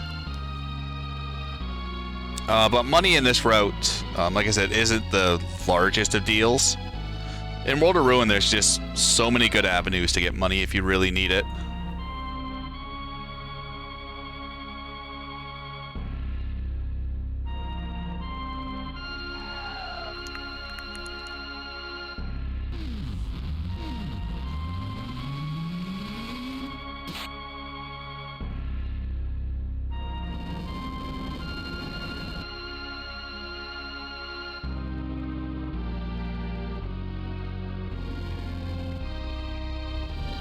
Am doing good.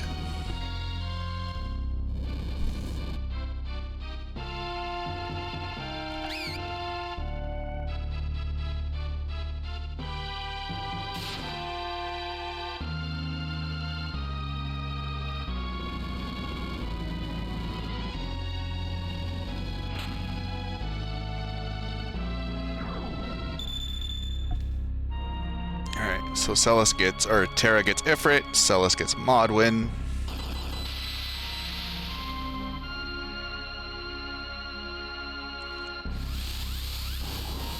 It's the end of the world as we know it. I feel fine.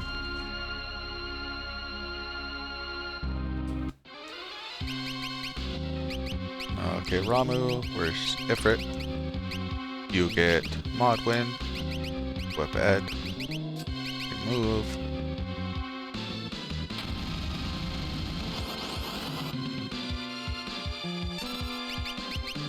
Magic. Oh yes, Terra's got fucking magic for days now. Terra learned Fira. So she's probably gonna learn Ice 2 also very quickly.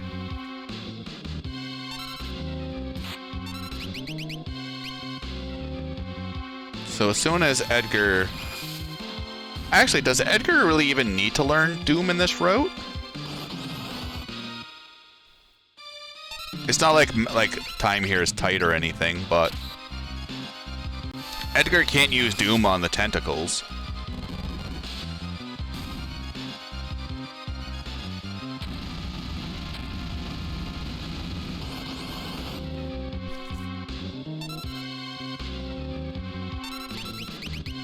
So I might as well just give Terra Choked and use a Thunder Rod.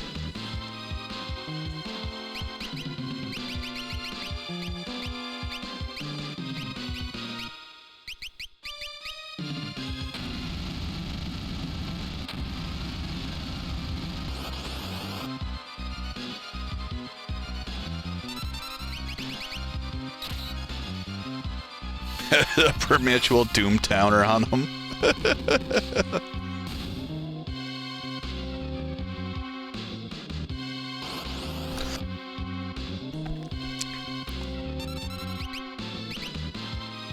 Ah, didn't get condemned skip. Oh well.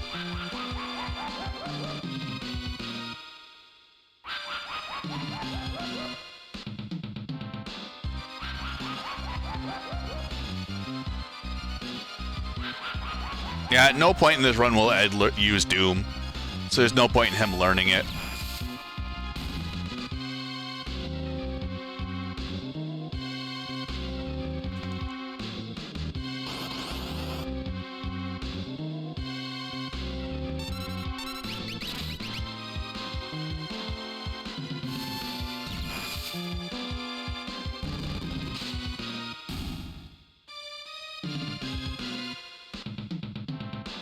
That should force an extra encounter. So should this.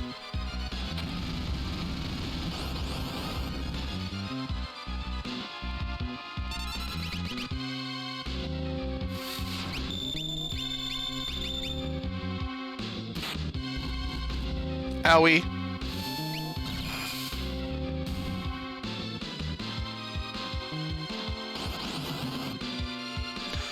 The tentacles in this version are immune to Doom.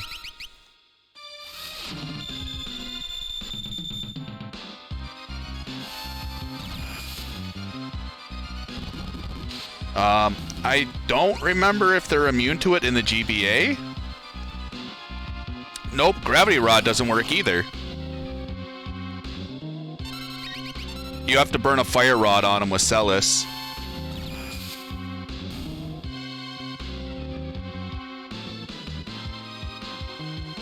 They cut a lot of ways out how to cheese the tentacle fight in this version.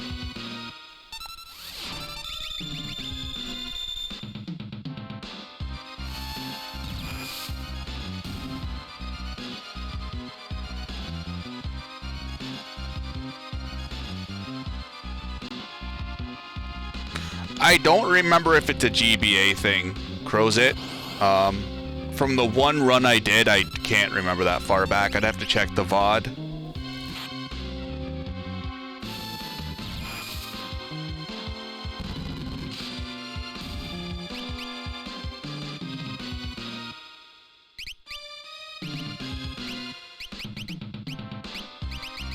Pebble Toss. Learn Break.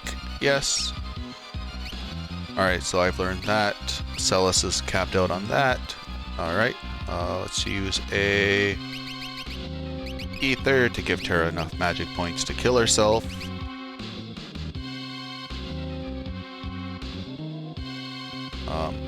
We'll force one more encounter to clear out our threat.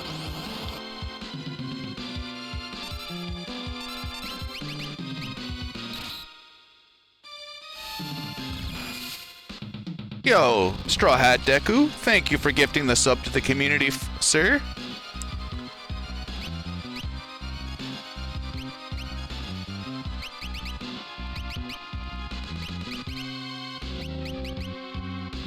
Hopefully all is well.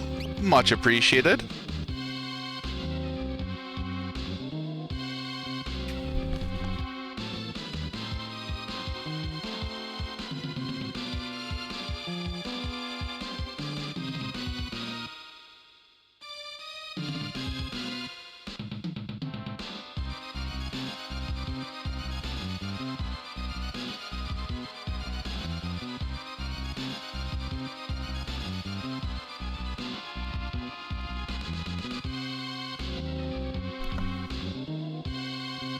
So we've learned all our spells. Now we just gotta wait for the bum to show up.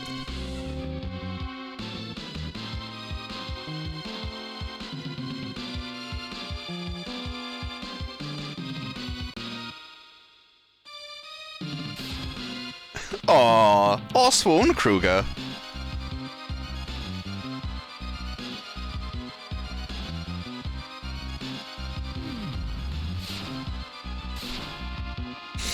So the next leg of the game is going to follow any percent glitchless up until we get Mog. Or I guess until we get Sabin. Then things will kind of like taper off a little bit and go in a different path.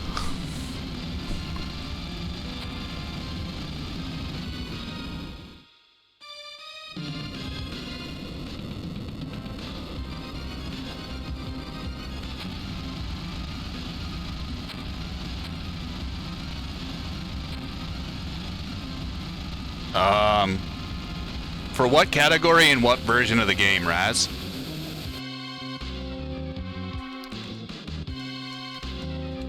Because there's a good chance I might know the answer.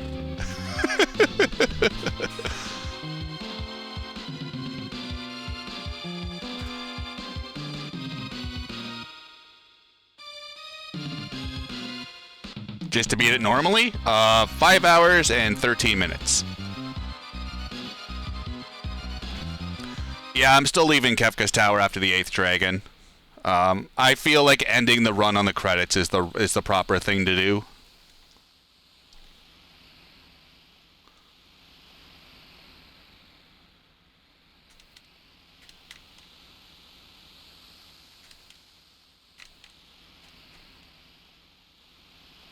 Even though it adds probably like 10 or 15 minutes to the run, it's nice to end it on the credits.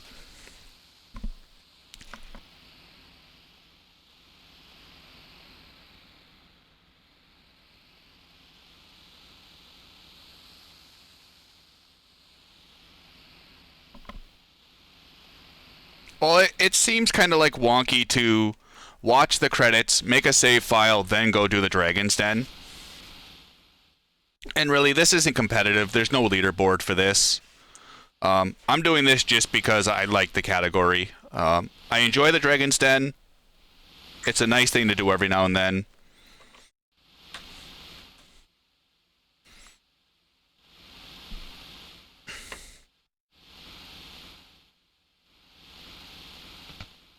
I'm only famous if you're talking about Final Fantasy VI, Raz. Everything else, I'm just some idiot.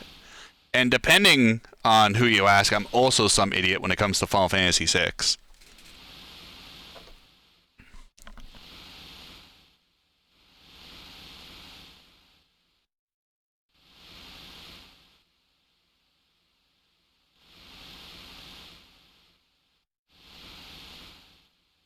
Still doesn't matter. Lynn will still cut me up like no other.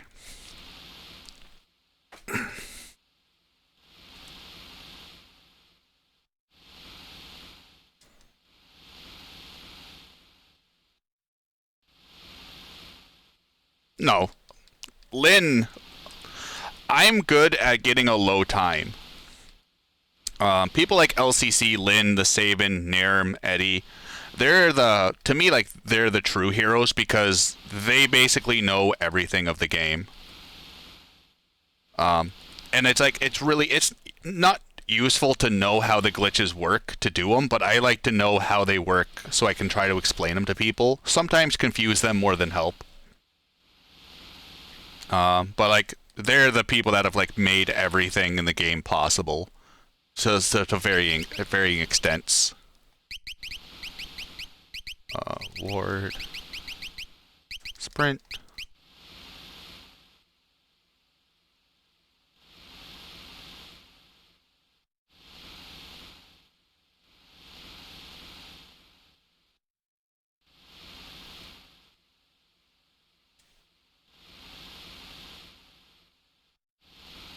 Nope.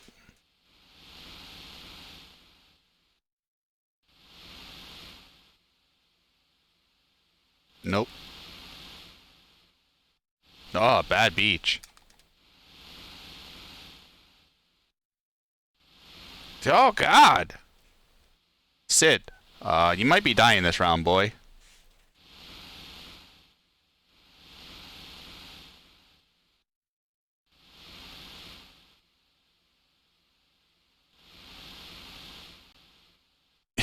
Sid wants to die.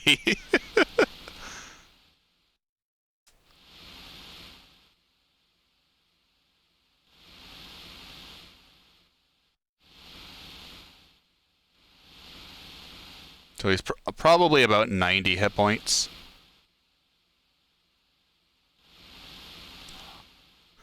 Get back here, 16. Thank you. Must pass on Banana Man costume.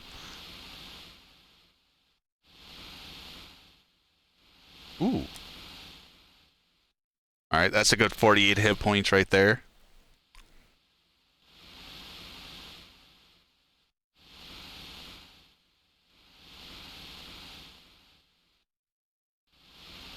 Wish it would draw the whole beach.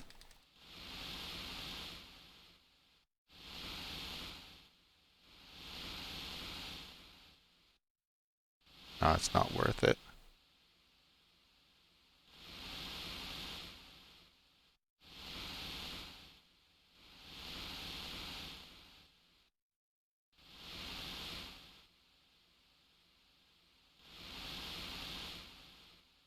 Oh God, Sid. Sid. 16, get back here. 16 hit points, please. Thank you.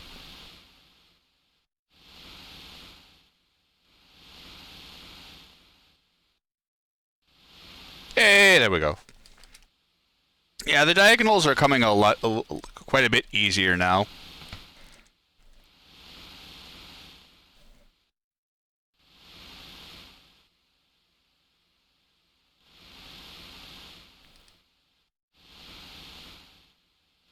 How many fish are needed?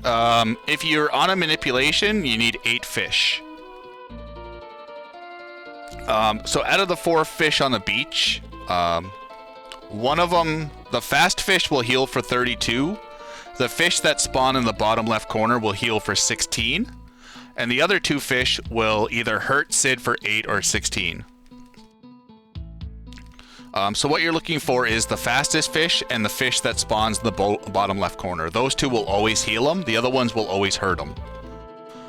When you don't have a manipulation like this, you're just hoping that you hit the right values for a good beach to spawn.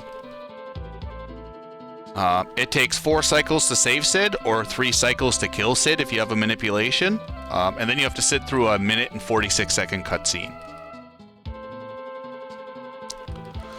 So it's always faster to save Sid, unless your fishing goes horribly wrong.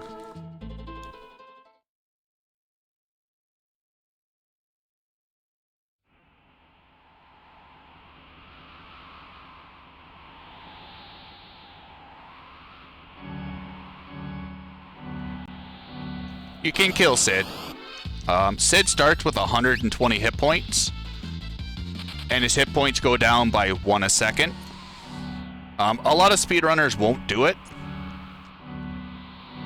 because A, like, a lot of people don't like watching the cutscene, and 2, people will always want to try to save that time by keeping Sid alive.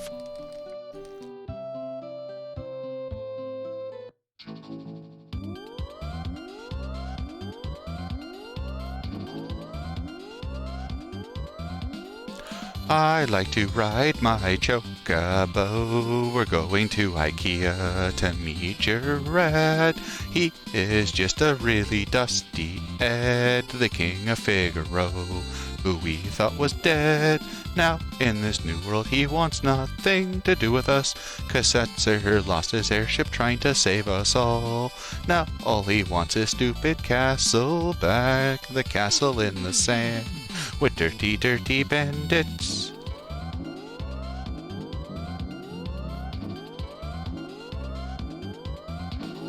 I like to ride my chocobo. We're here at IKEA. Let's do some shopping and get some Swedish meatballs, 'cause they are very, very tasty.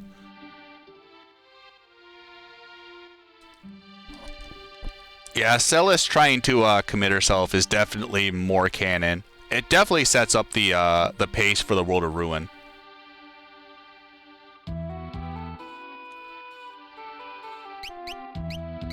So let's see here, Ice Brand, Arsame.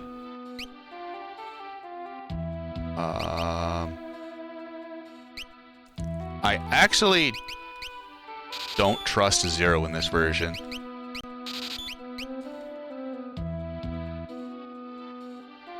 No, you're hearing IKEA.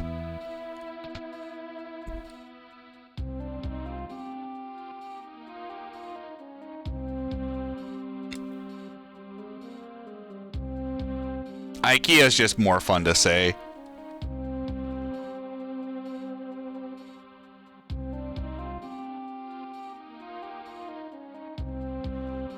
Answer for the audience. Why am I playing the Steam version? Oh, hi, Zeldy. How are you? just wanted to dick around. I wanted to revisit the Dragon's Den, and I didn't want to play through the Game Boy Advanced version again. Buffalax was also asking about doing a couple of Steam runs to see how low the time could be. So yesterday we did a Steam any % run. Today we're going to do all characters and Espers just for the Dragon's Den. And then tomorrow will probably be a randomizer. We'll probably do Beyond Chaos and then Worlds Collide. And then I'll end with Final Fantasy VI Sketch, all characters and Espers. And then we'll start Tales of Berseria learning. Tales of Berseria, I seen someone ask about it earlier. Sorry I didn't get to it sooner. I still haven't played the game casually. Andy and I did it for a 12-hour challenge. I love the speedrun. The speedrun's a lot of fun. It's a very, very technical speedrun. For casual players, I know like Alex been trying to play it casually and he says he's not the biggest fan of it. Tales of Berseria casually I've heard very mixed reviews about from people. I only know about it in a speedrun sense. But I'd say it's definitely worth a shot. Tales of Berseria is also my first Tales game I've played, so I can't really compare it to anything else. But like if it's on sale and you can get it cheap, definitely give it a shot. I really enjoy the battle system of that game.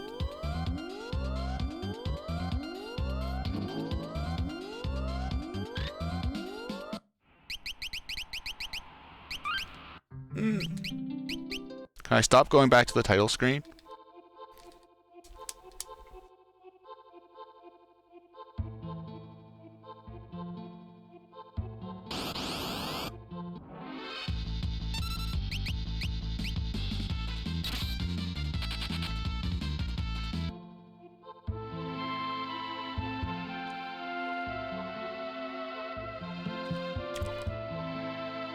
But if you're still on the fence about it, probably about a week and a half, 2 weeks from now, I'll be playing it on stream if you want to check it out and just see how it plays.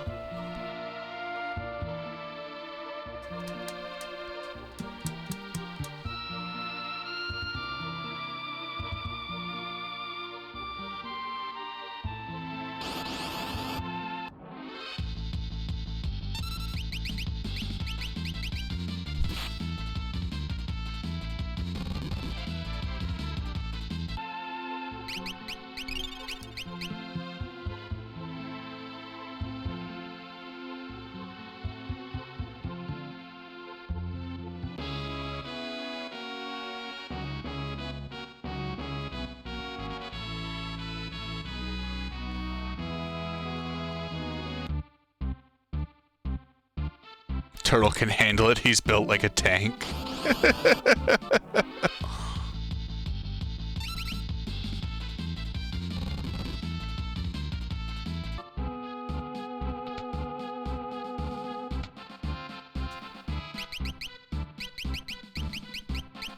Nope.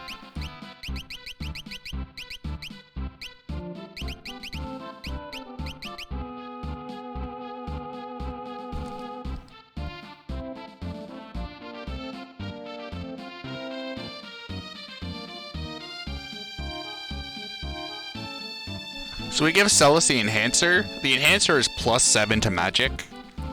We give Celis the running shoes so she can't get grabbed by the tentacles. And then...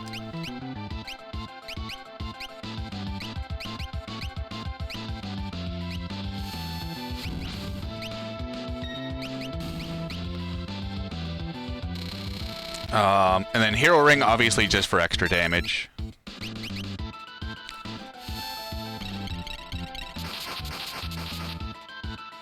So with the little minor leveling up we did on the Floating Continent with Celis under Zone Seek,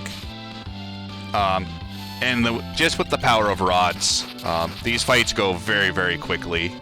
So we didn't recruit Sabin, just because Sabin would join at level 21, or if we grab him later, he'll join at level 27. And as you can see, Sabin's really isn't needed for these fights.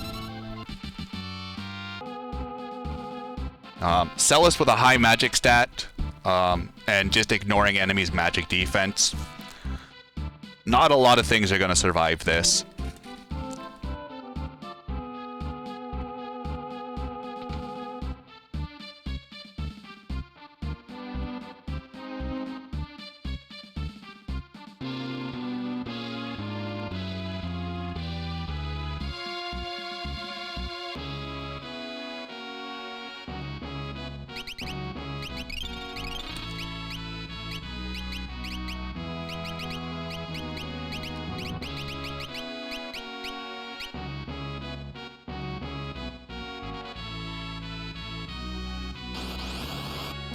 Like we were saying, unlike the SNES version, oops, there we go.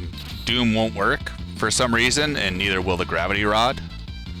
So burning a fire rod there is not optimal, but since we don't have a step route for the Celis grind, it doesn't really matter much in the grand scheme of things. You could probably just grab the extra fire rod in the burning house and call it a day.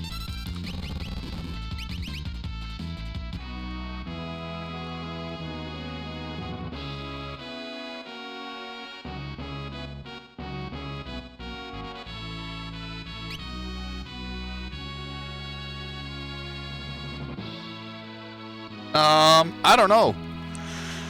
Gravity doesn't fail on magic.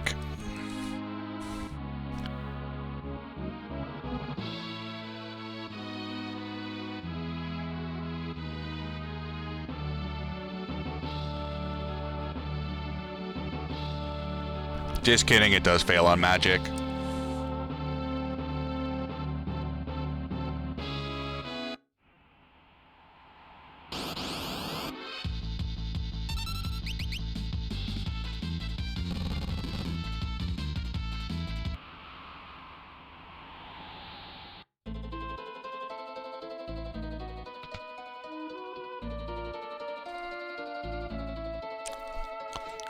Submerge again right away. You know what I think would be a huge trap? If you ended up hitting into the ancient castle during that trip.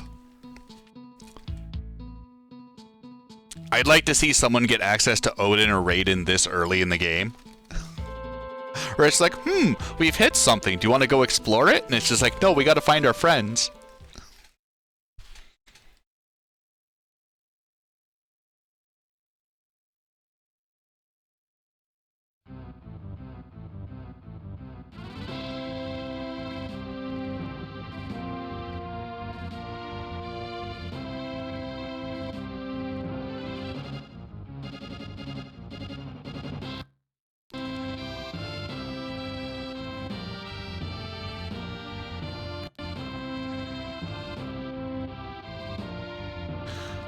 Accidentally clicked on my notes.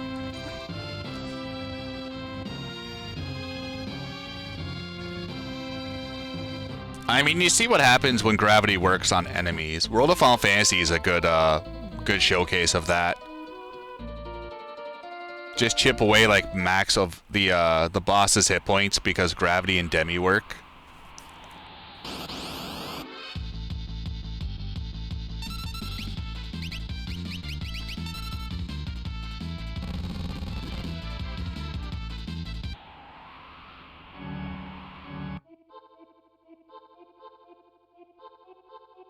Backup mouse is official. The backup mouse is surviving quite strong at the moment. It's still got the double click issue, unfortunately. The official mouse, however, did not survive the dunking. So I got a new one coming next week.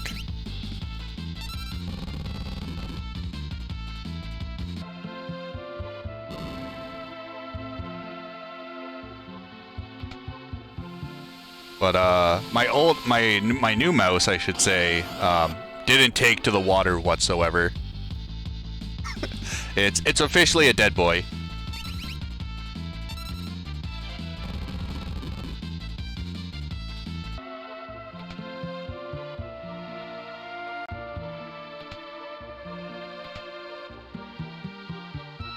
Nikki, you gotta do the Dragon's Den.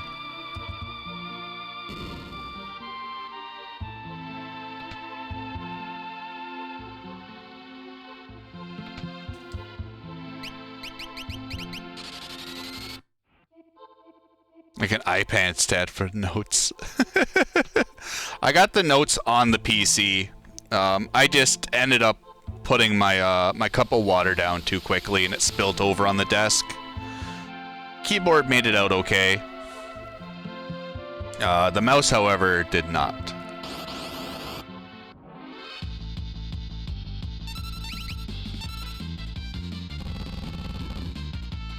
He didn't take too well to it either.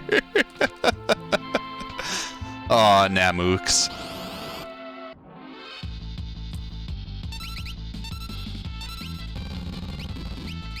Fire Rod. You get Phantom. You get Zone Seek. You get Hermes. You get Earrings. And you get Reflect and Maneater.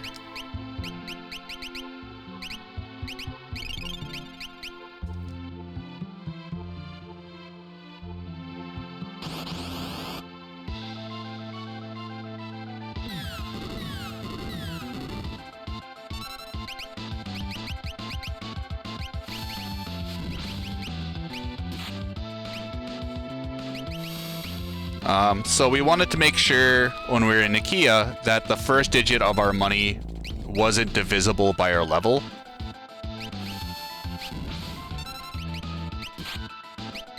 So level question mark Pearl will miss.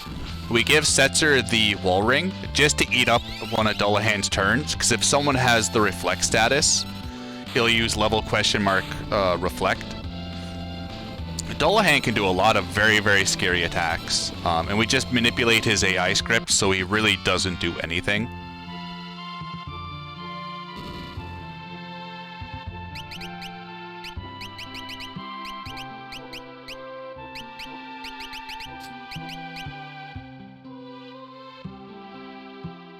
So, Celis is level 19. We're going to be grinding her in the Miranda Forest to level 42. We stop at 42 because that's when she naturally learns Blizzaga or Ice 3. So in combination with this grind and the grind we did on the Floating Continent, Celis will get 27 levels under Zone Seek, which is 54 magic. And then on top of 7 for the Enhancer, 5 from the Magus Hat, and 5 from the White Dress, she's going to be sitting at about 107 magic. And with Ice 3's massive spell power, this will be more than enough to hit max damage on most enemies. Either with a tier 2 or tier 3 spell if needed.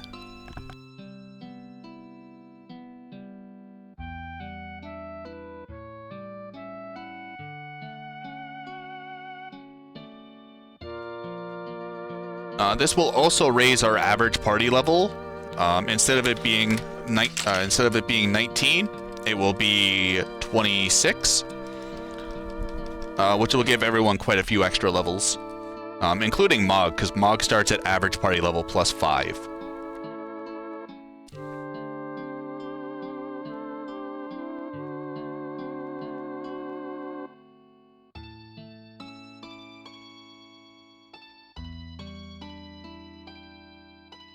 With each command going north. I don't question it, Quina. My brain hurts too much when I think about it.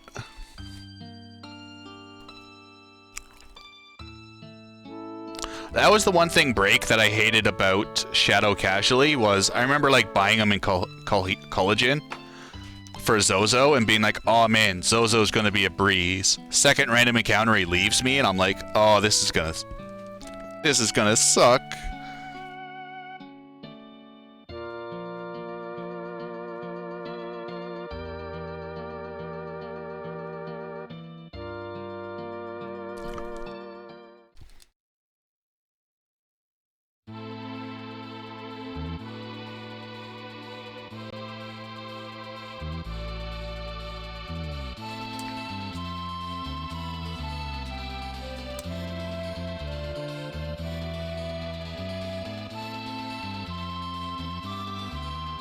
This is how Alucard got his airship.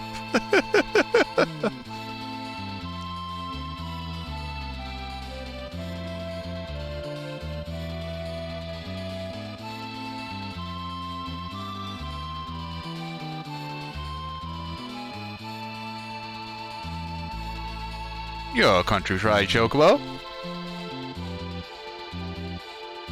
So I don't know. Normally in the SNES, this grinds about 6 minutes.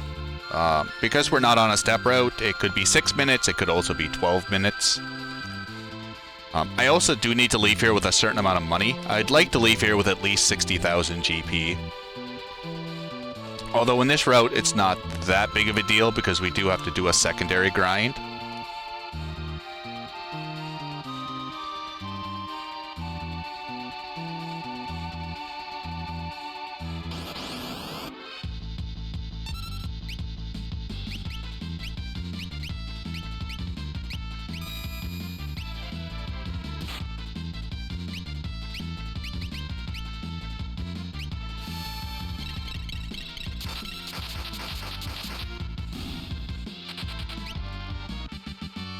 So by having Celis be the only one in the battle, she ends up getting 12,000 experience from the frogs and 19,000 from the Mantidillas.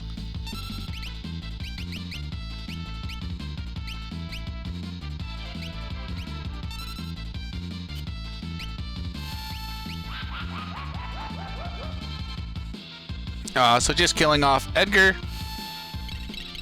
Before anyone starts to cry, oh my god, Vanish Doom, Setzer doesn't have a stamina stat to begin with. So Doom is pretty much a guaranteed hit no matter what.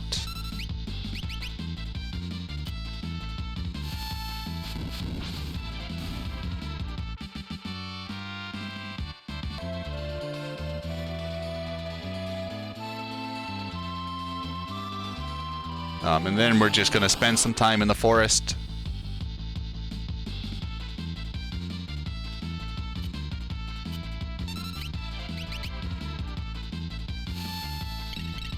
The background of the battles is very gorgeous, Ben. The overworld and everything else, not so much. Yep, any physical attack, if you have the clear status, will always miss. Which makes this grind completely safe for solo Celis.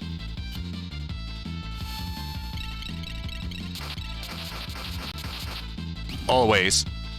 Any physical attack when it's attacking a character with a clear status will always miss. However, you're guaranteed to get hit with a magic attack.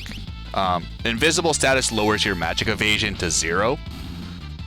So magic will always hit, where physical never will.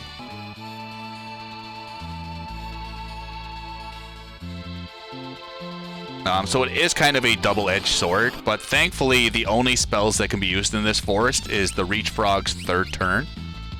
They can use Rippler and steal the Vanish effect.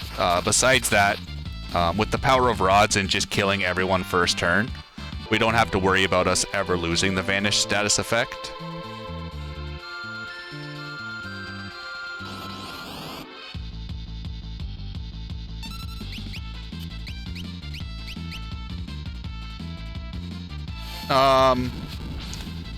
It doesn't necessarily have 100%. Spells have about 150 to 180 hit rate out of 255, which is pretty damn near close. The only time I've seen spells miss is against Storm Dragon in the Dragon's Den.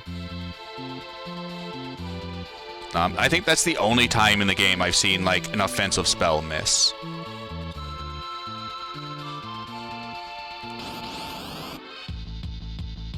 But yeah, but for the most part, what Quinn is saying, basically in every other version of the game, spells will pretty much always hit. Enemies just don't have that high of a magic evasion to be worried about. We can. We'll be doing it before we beat Kefka.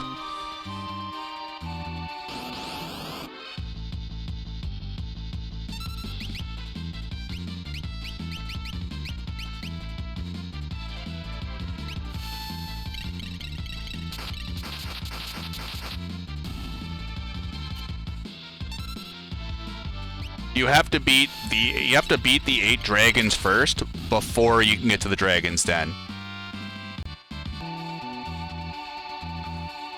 Beating the 8th dragons unlock the Dragon's Den, so they're a criteria. So it's not like we can go there right now if we want to.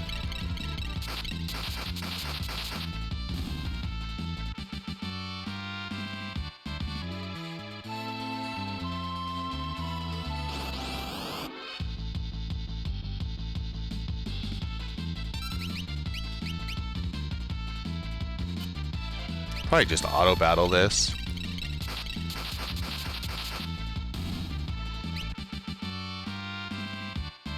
Alright, so about one more level.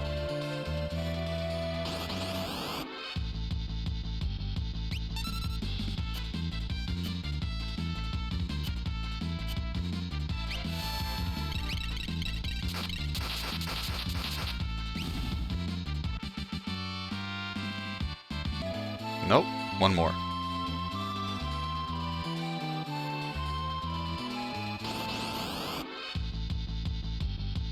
A lot of froggies.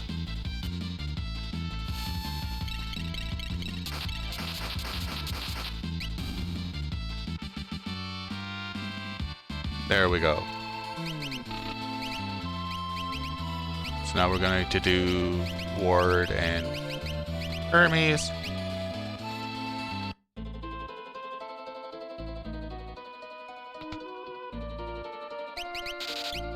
Magus Robe will give Go-Go plus 4 or 5 magic. And going in here, because this starts the Cyan side quest.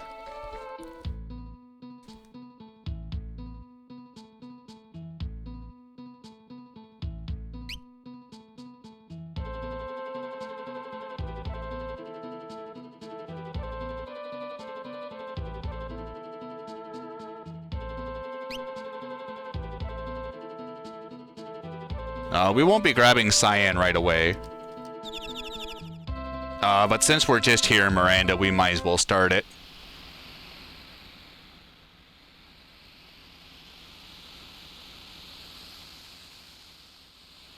So our next goal is to go and get Mog.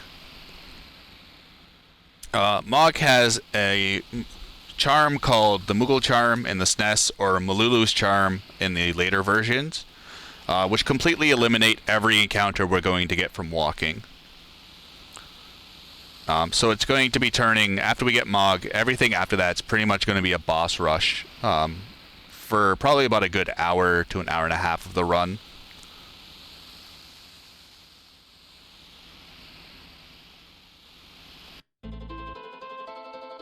The top picture is Terra, and the bottom picture is Terra and Celis.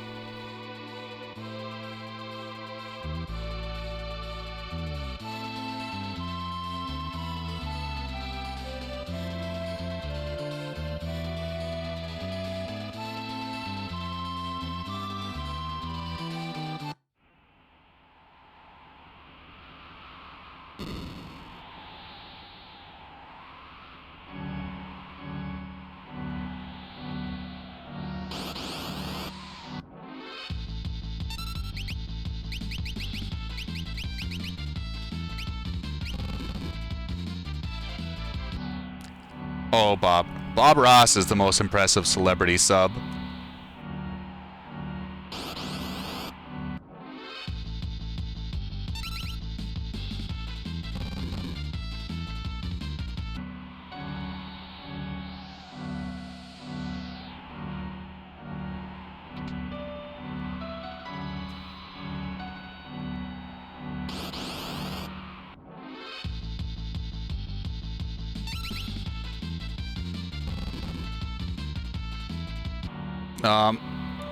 Help with the level bonus. It'll always mess with it in a negative way.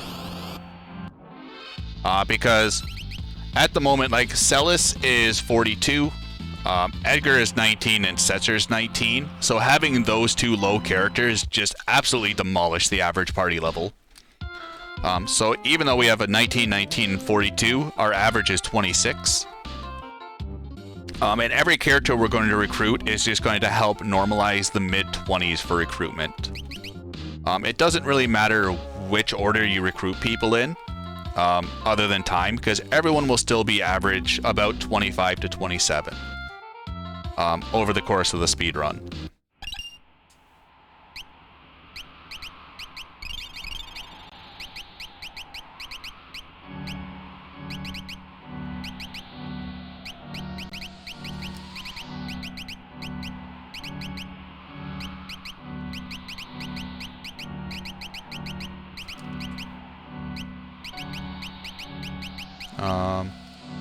Sword, elixir, and then teleport stone.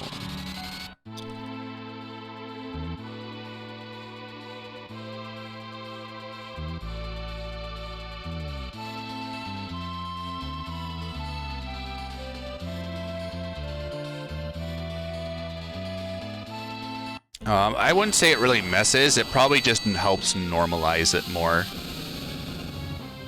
Like getting Mog before getting Sabin. Maybe give Sabin like 1 extra level.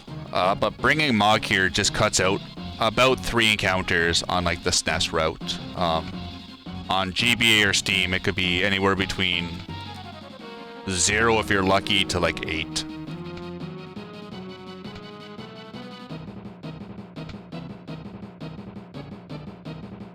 Come on, kid, get in the bag. Don't break that pearl rod.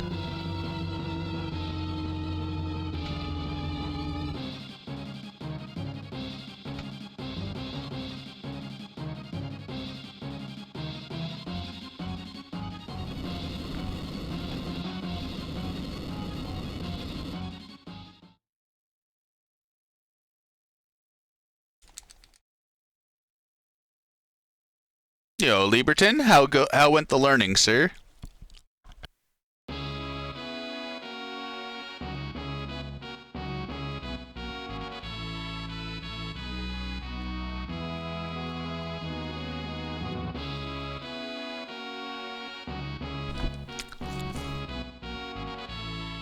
So Sabin's the first to recruit just because he's the fastest, and we also need someone just for a fast party swap.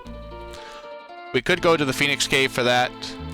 This is just a little easier.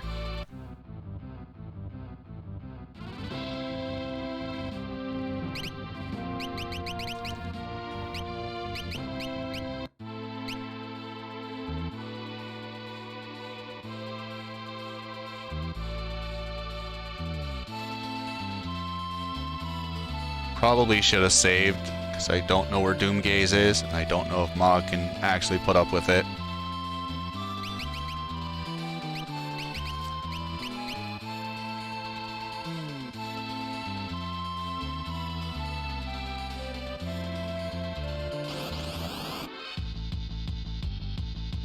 Eat me! Thank you.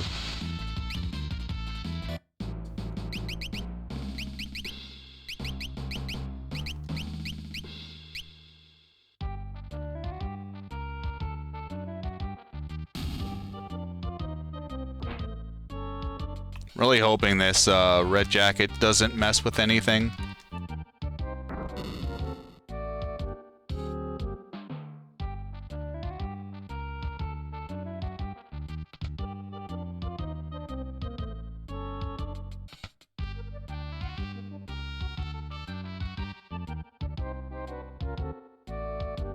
I don't trust you assholes.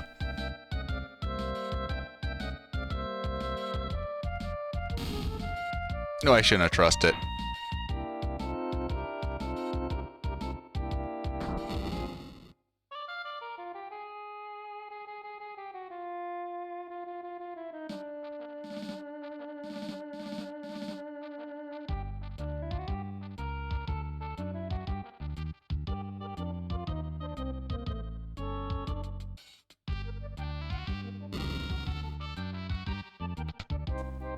Still don't trust this cave.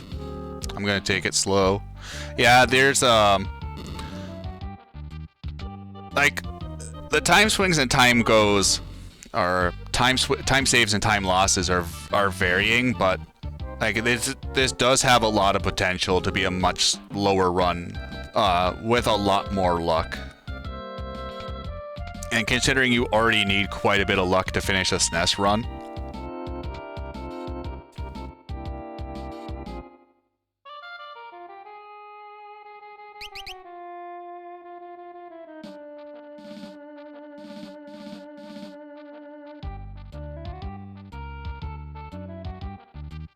The check-in ticket stubs. I never know what those guys were doing in there. I think they just put them there because they hate you.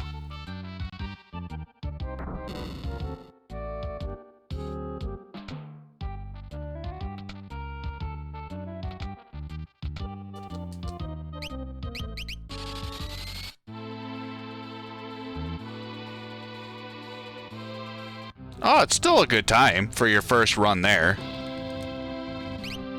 Okay. Go. Hog.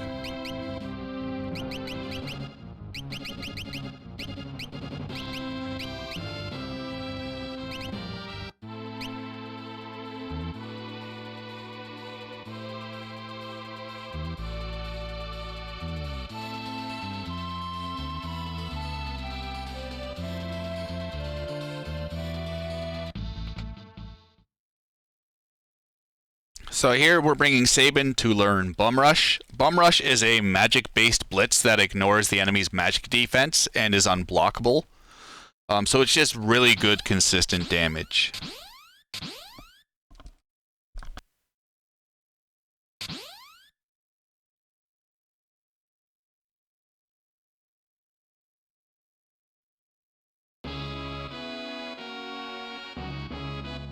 This feels like a pretty good pace, Pharaoh. How are you doing?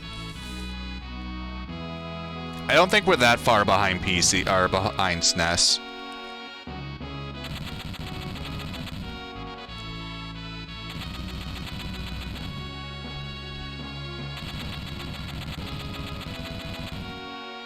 I don't need to mash here right now. So we'll probably lose time over just menus. But we have Legless, so that could help.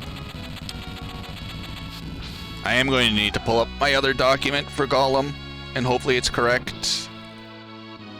Aw, cuties.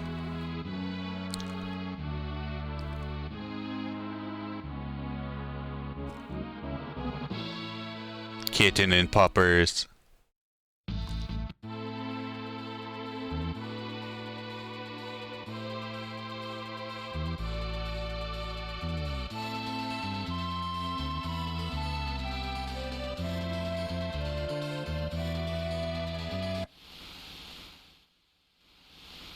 Oh god, just pick up the olive.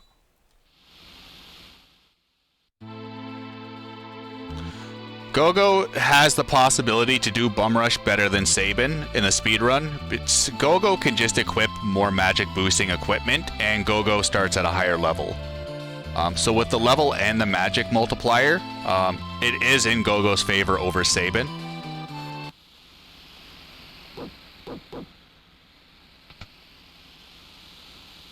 Because Gogo will have the Megas Hat, which is +5, Tal Robe, which is +5, and Mithril Rod, which is +2. Over Sabin's like +4. Gogo Optum. Earring. Give you Mithril. Status. Gogo set commands. Blitz. Magic. Item.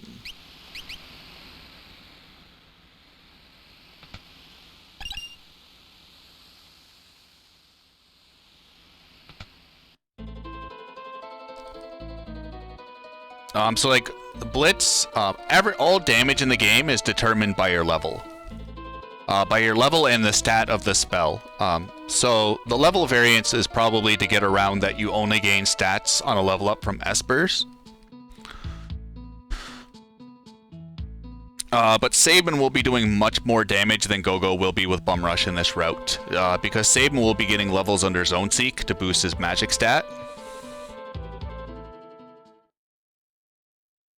Sabin will probably be getting about an extra 24-25 magic. Compared to like your normal route.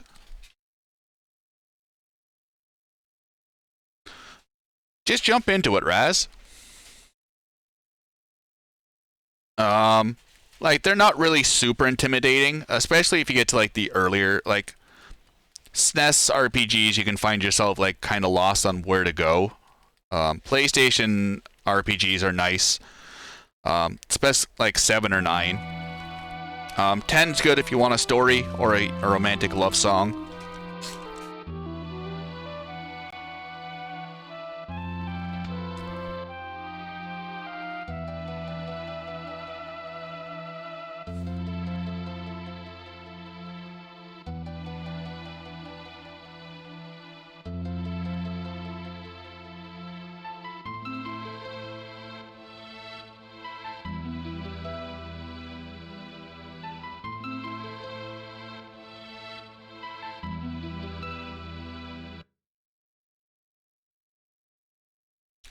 Final Fantasy?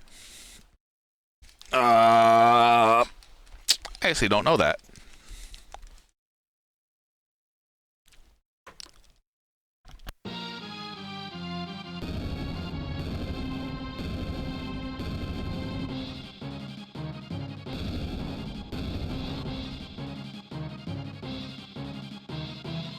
Alright, we got this. All of our magic and all of our training has came to this. We got this. Aw, shit. Alright, we almost got this.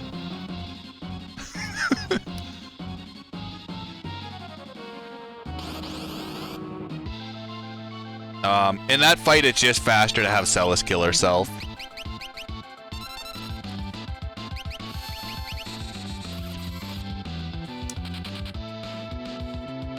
You can't do any damage to Fumbaba. And you're gonna wait for him to kill you anyway, so that's one of the reasons on the floating continent I wanted Terra to have at least 22 magic. Or 21, however much Thundera costs. I don't really remember. Kid? Thank you.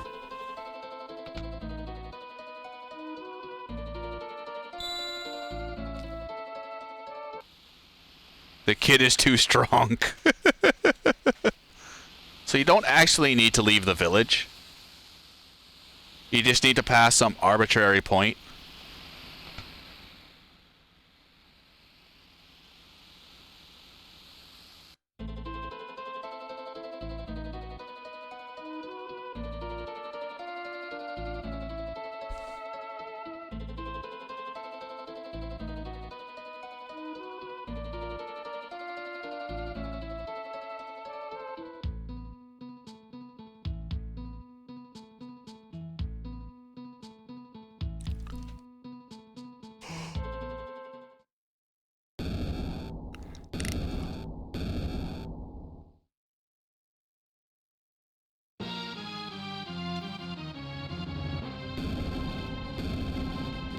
So in this Fumbaba version 2 fight,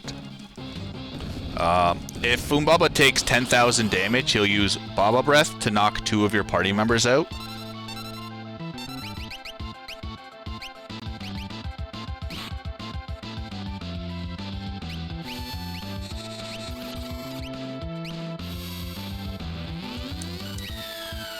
So what I'm hoping to happen is Sabin's got a pretty high speed stat, so he should fall down first and then do a bum rush. Which, since he's the only person on the ground, he'll be the only one that gets kicked out of battle. So this allows us to fight Fumbaba with 4 characters, and this also sets us up very nicely for the next stretch of the run, where we don't have to do a party menu.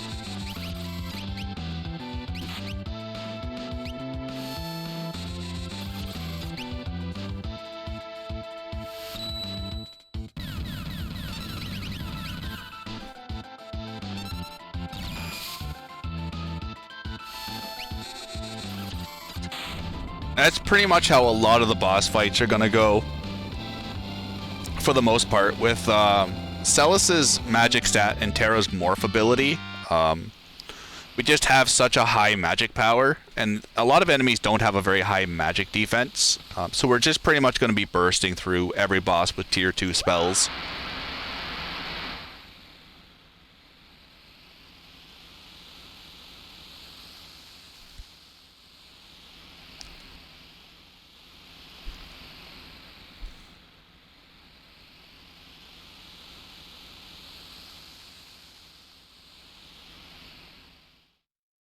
We did that last time, Oompax.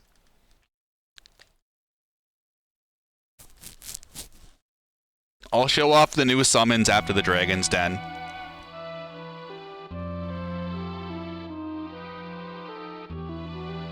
Just none of their spells are really any good.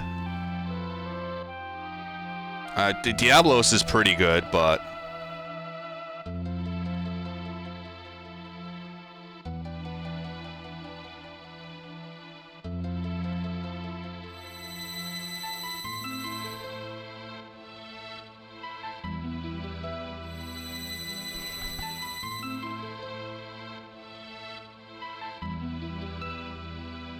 Cactuar dealt like 1,000 damage. So Cactuar's damage is variable between 1,000 to max damage, depending on his animation.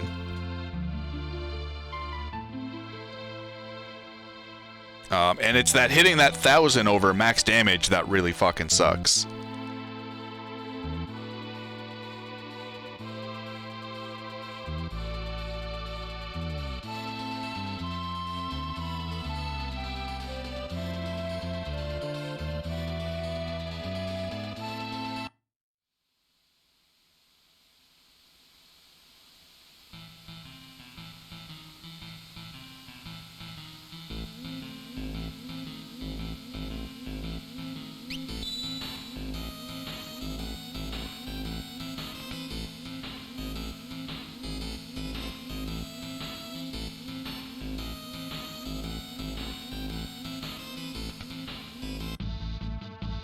We can, but Edgar won't be used for the rest of the run. At least not in terms of damage.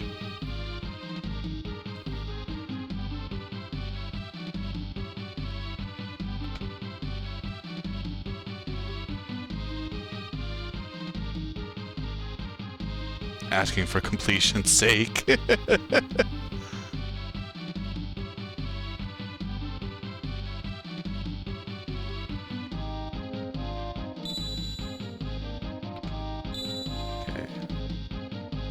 So swap Terra and Celis.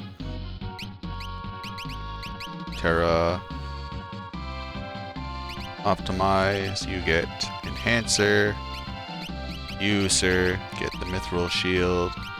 You, my lady, get Thunder Shield.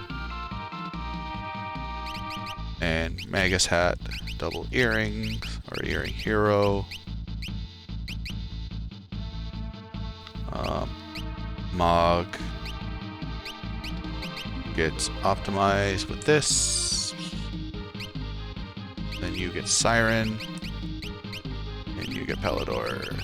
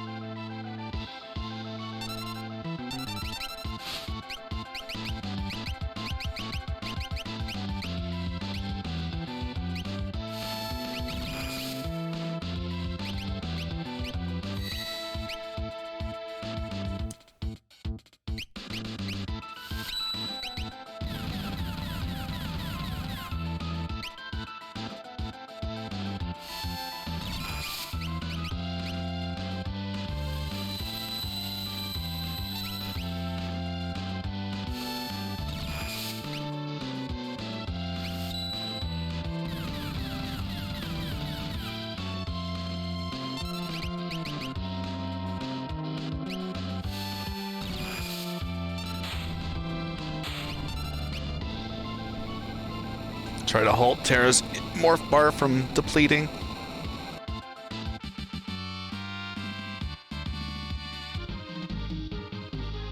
For you, Umpax, we'll grab the chainsaw. You have to find out where the chainsaw is, though. Because I honestly don't fucking remember.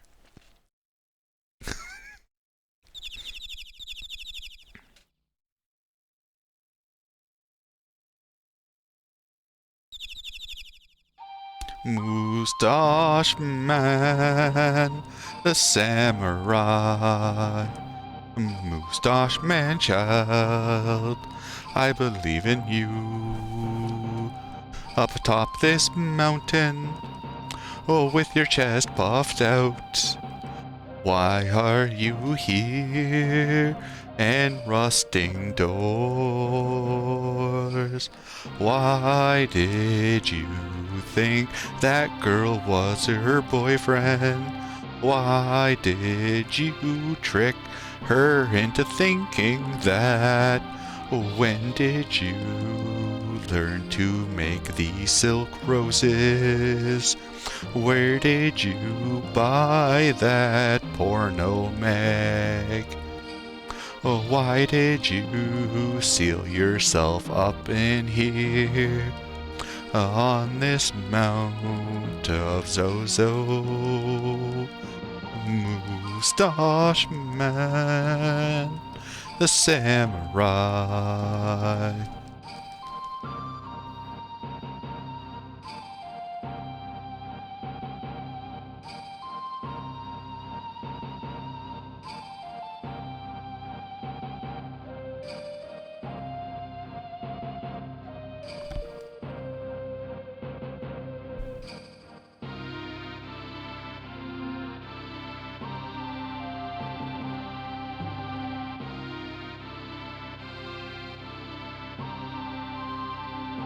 He got his supplies from Chupon.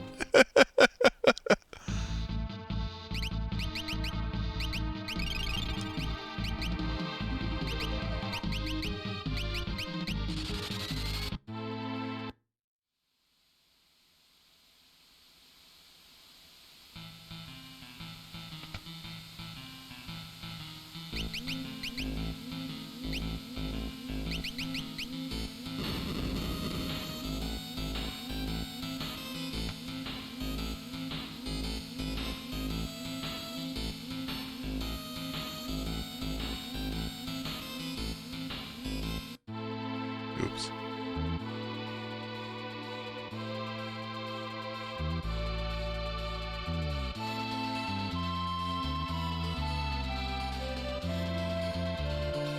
Alright, the game is going to pause for a second. I'm not sorry.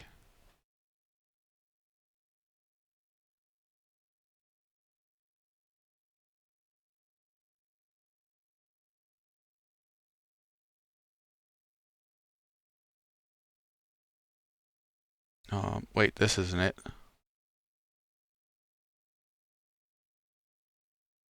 Crud on a stick?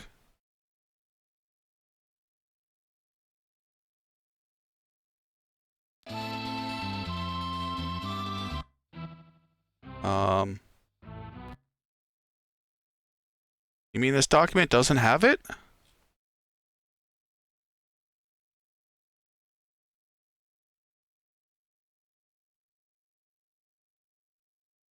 Wait. Oh, here we go. Auction house. I'm an idiot. I was looking at the wrong document.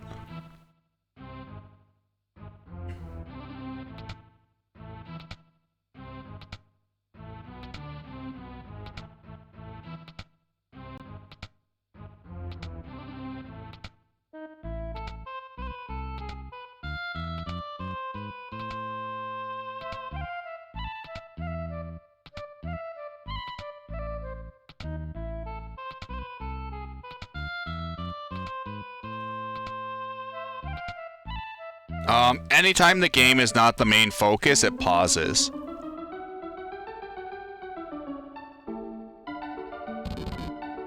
And I forgot to pull up the auction house data for Game Boy Advance for the Golem manipulation.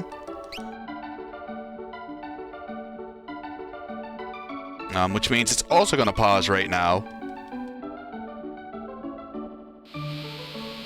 Because I'm going to have to get rid of a bunch of stuff.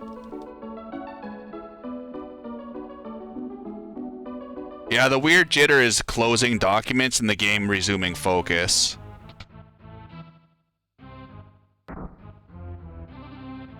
I forgot to merge the auction house with my notes. That was 100% my fault. I didn't think about it until like halfway through the run.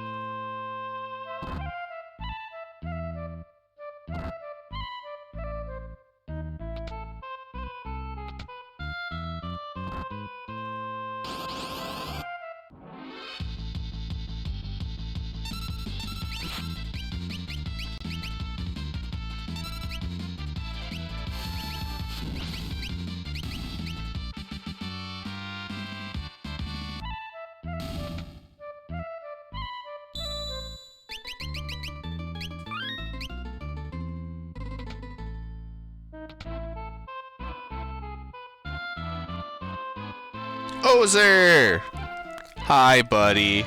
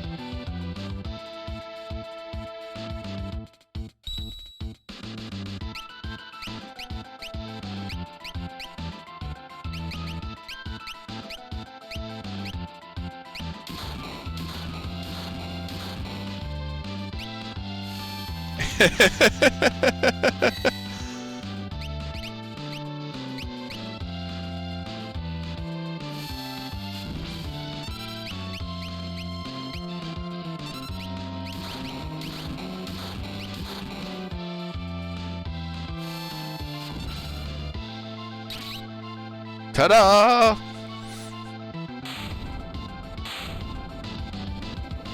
Not so sexy Demon HD. Charnook has 30,000 hit points. So Fire 2s are dealing 9999. We put Mog in the front row to guarantee he can do 3 damage.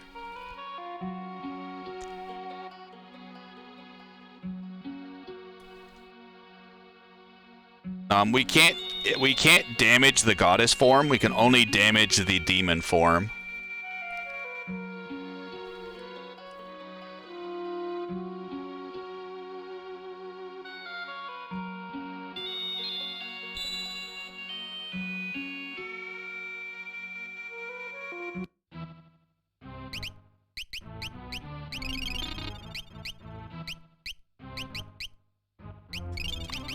Oh, wait. Gogo died? Oh, that's bad.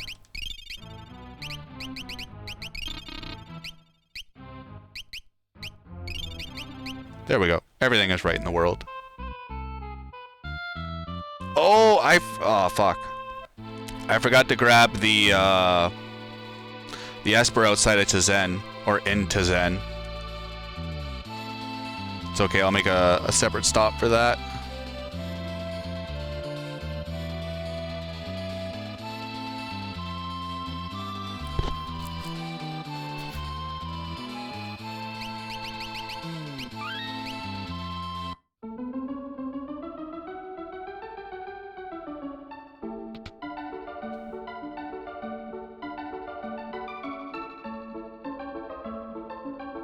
You definitely don't want to come here with lack of float.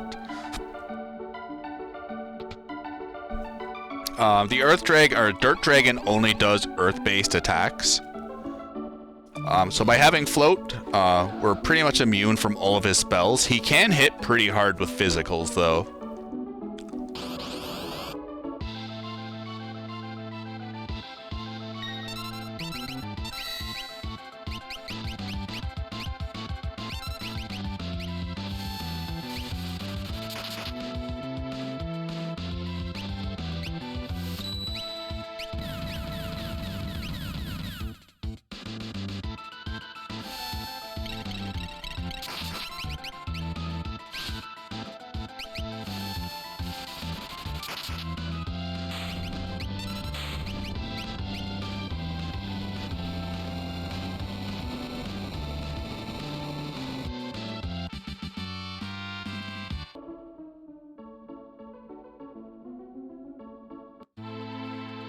Okay, so let's go back to Tizen before we go to the Fanatic's Tower. I always forget this Esper when I'm not paying strict attention, because it's just so easy to go into any % muscle memory. Hi, friend.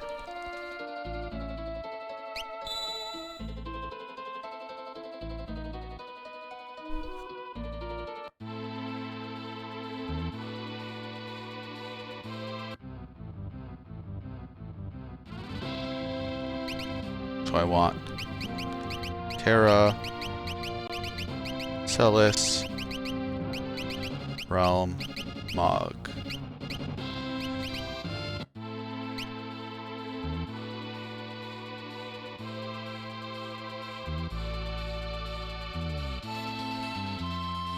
Hey, the Fanatics Tower looks kinda cool from out here.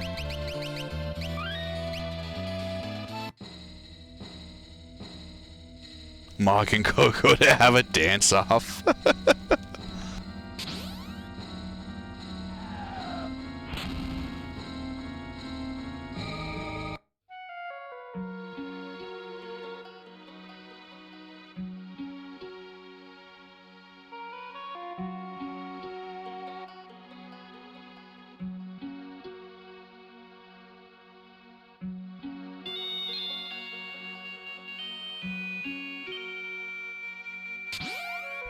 So we will be fighting Magic Master. This is something you wouldn't do in like a SNES, all characters and Espers. So I feel from your preview page, oh Satar, that's the nicest thing you've ever said.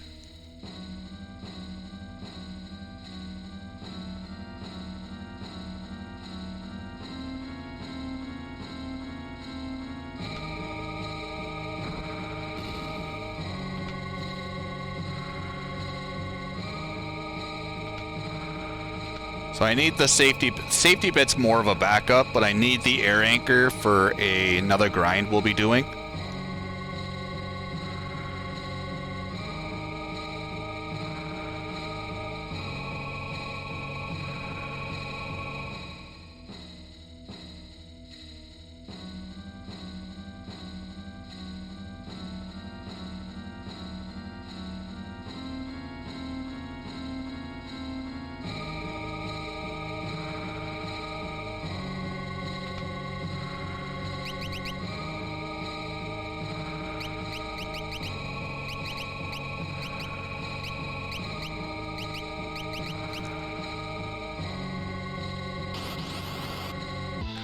Because the gem box has no purpose for the SNES run, but for the Dragon's Den, it saves quite a bit of time.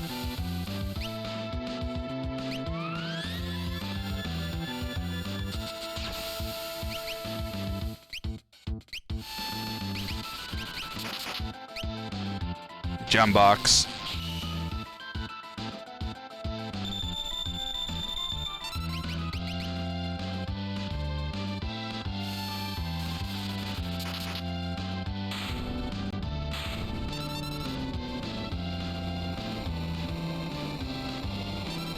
Jim's box.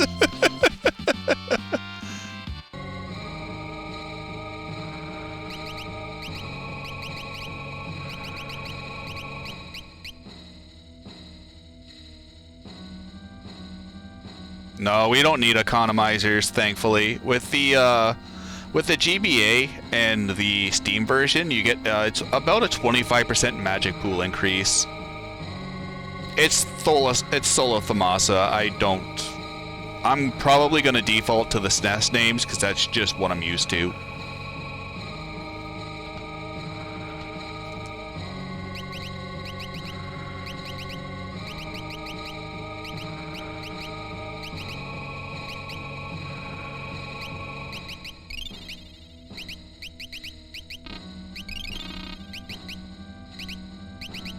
Okay, so Tara's got 36, you got 34, which means goodbye Genji and hello Crystal.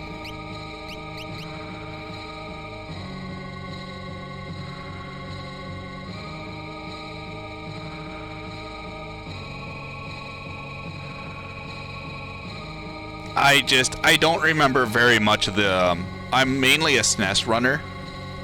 So the new translations, a lot of them I just don't remember. Especially for such niche items like this.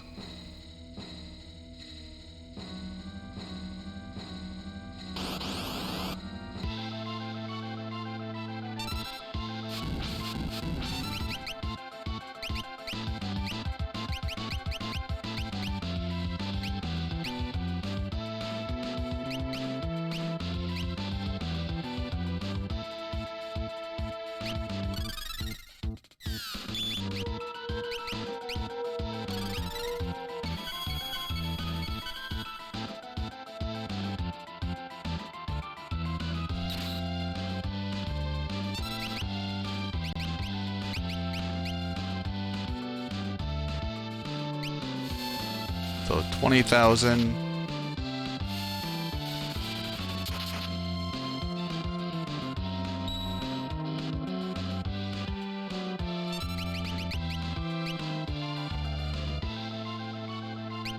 $40,000.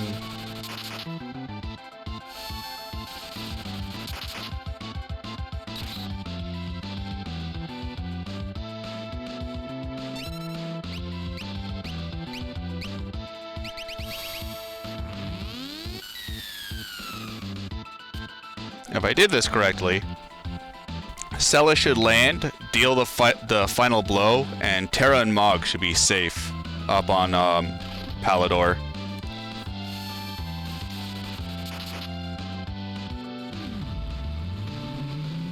This is kind of like definitely a way to cheese the fight out.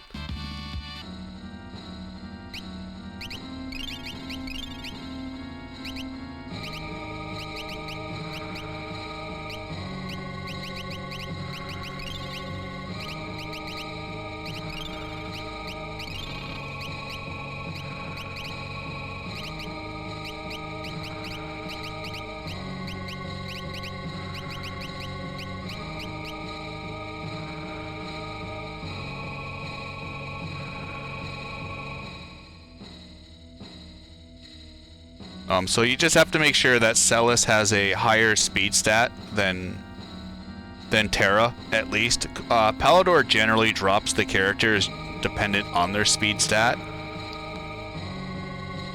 So taking the Genji armor off of Terra is just a little bit of insurance, because the Genji armor gives +3 to speed. And it's a pretty quick fight.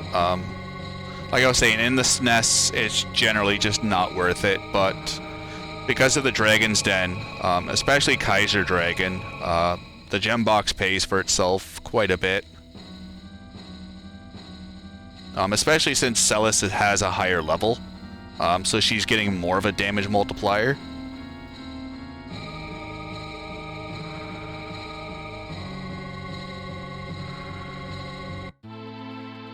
So we got that. Now time to go get Gao.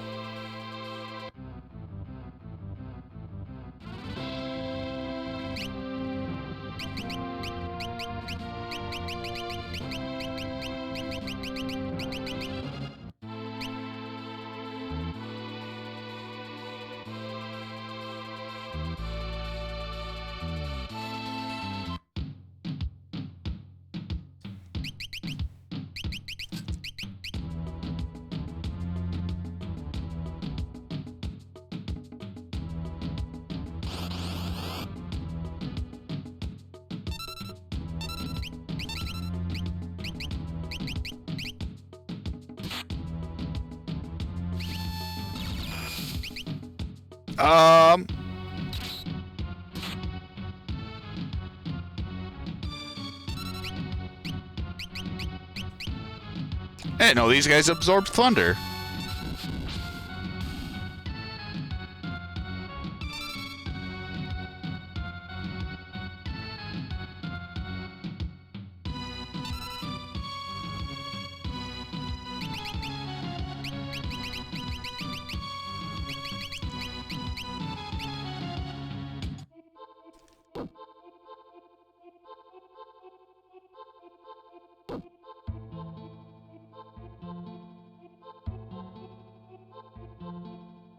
Who gets first try Gao in the World of Ruin? What kind of madness is this?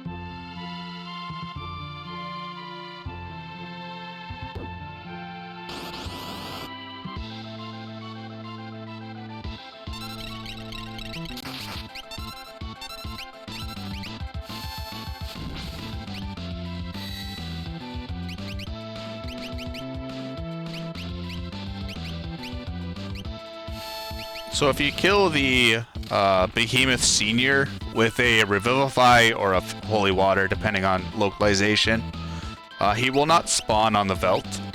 So if you're trying to get like all rages for whatever reason, this is a good way to get yourself locked out of this one.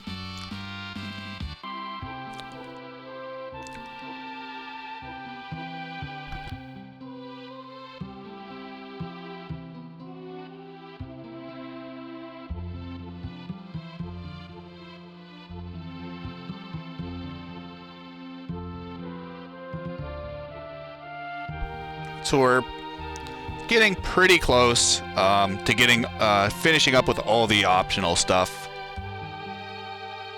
We have Phoenix Cave, Ancient Castle, Narsh, and what's his face? Doma Castle, Cyan's Dream left. And then we're gonna try to find Doomgaze, hopefully in a timely fashion.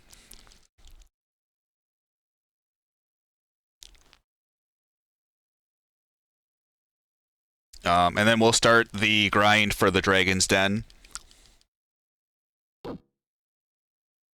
It's the one thing, Connor Cordelium, a lot of people know him from Chrono Cross, Xenogears, Final Fantasy VIII. Very, very well-respected speedrunner. He routed a true 100% for this game, and a lot of it was like, the run ended up being 48 hours. And about 28 hours of that was just hunting for rages. And it, like, to me it really sucks because a lot of the rages you just don't have any uses for.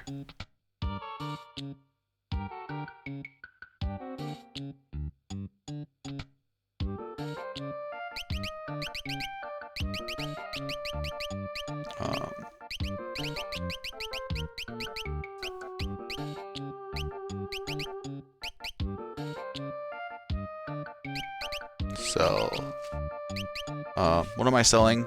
Tincture, so ethers. If I have any, I don't. Safety bit I need, soul of moss I need, gravity rod I can sell. Magic brush, boomerang, ice shield, thunder shield, crystal helm. Red jacket I want, behemoth suits I want, crystal mail I can sell. White cape, Hermes sandals I need, princess ring, Zephyr's cloak. Alright, so let's buy some. Buy circlet. That's it.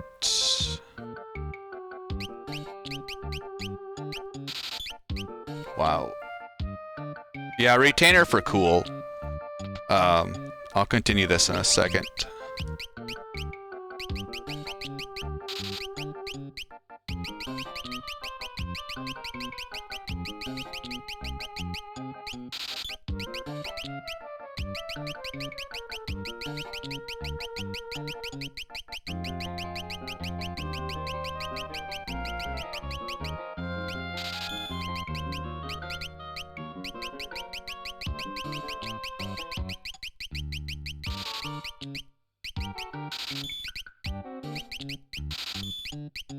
No, yeah, it's cool to do once, but like that run pretty much just grinds Kefka's Tower until you get to the statues, go get all the rages, and then just farm the rages and Ultima spam everything.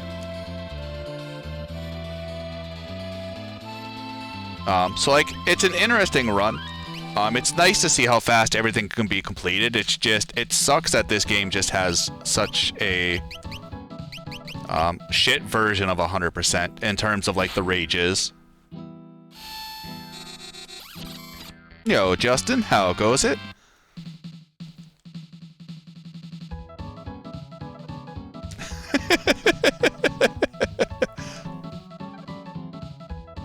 He knows me all so well.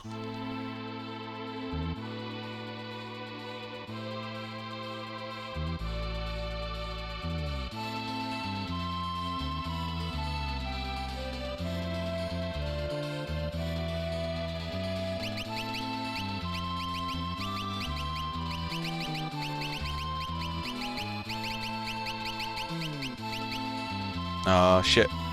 Go. Gotta take him when you can.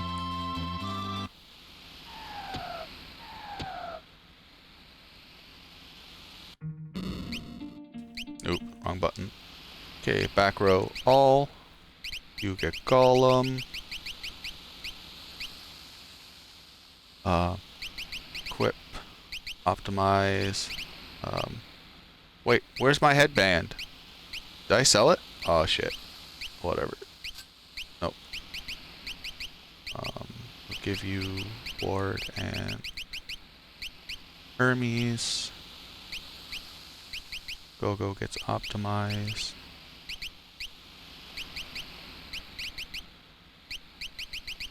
No. You get ice. You get thunder. There we go.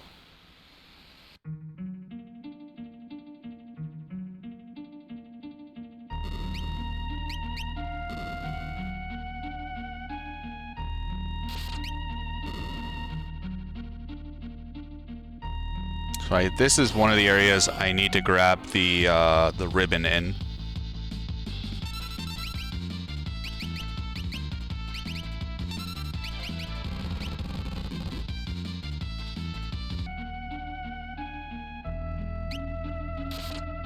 Ow.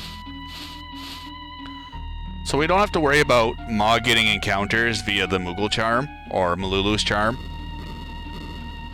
So we can kind of like sequence break this area a little bit by having to skip over a couple of the switches. Pharaoh! Where's the heavy guard in Snow's Palace?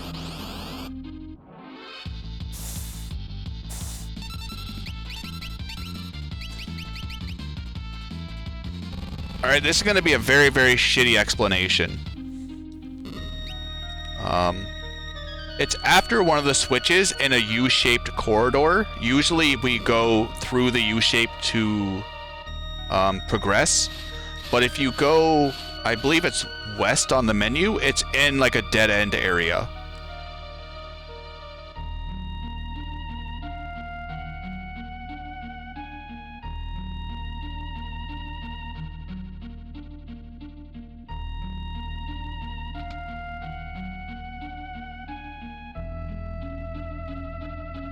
But it's definitely one of the transitions between levels. Or between floors, I should say.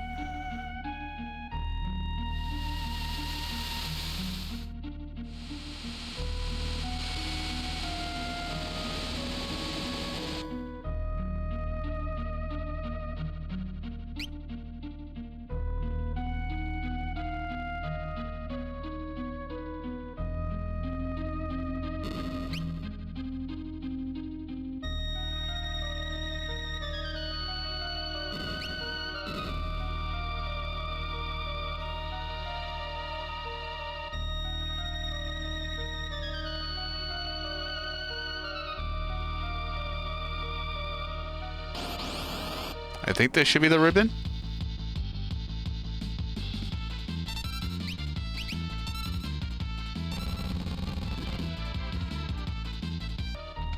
Yeah.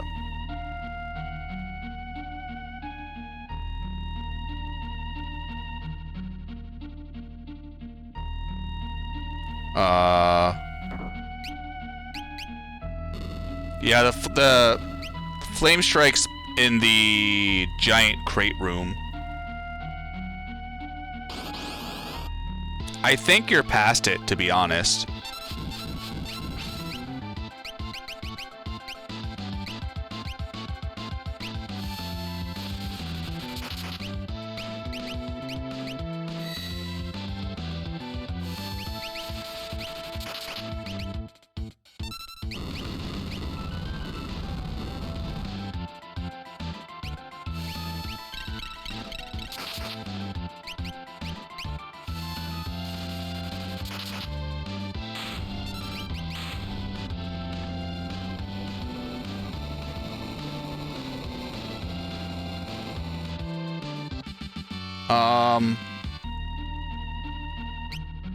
You still got the link. You still got the link to the piggyback guide, eh?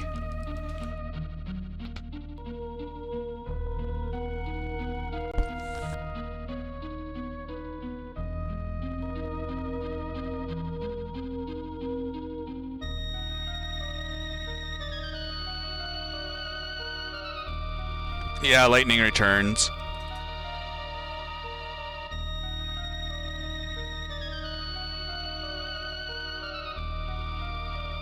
Oh, I needed to take off Shadow's fucking ice shield there.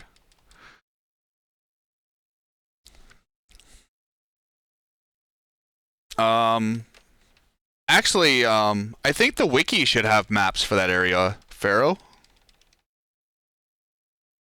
Like, if you're really desperate. Actually, you know what? Check out, the Oots. No, I think the Oot had physical boony in his PS3 run.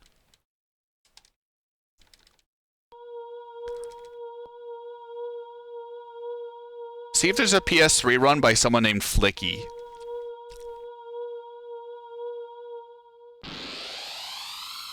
If you need like a visual representation, I'm pretty sure that would be the only run. Maybe Oots would, because Oots was from about 7-8 years ago now. But I think that was still on the cusp of when physical boony started.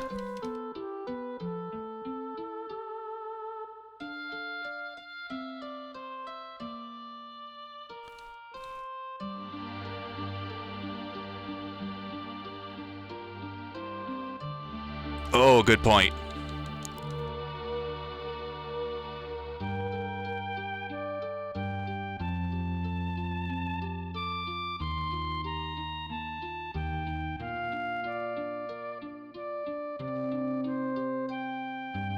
Trying to go through it in my...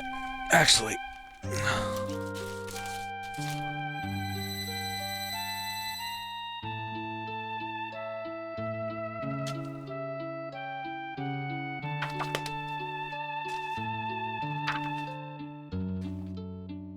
I'm not crying, you're crying.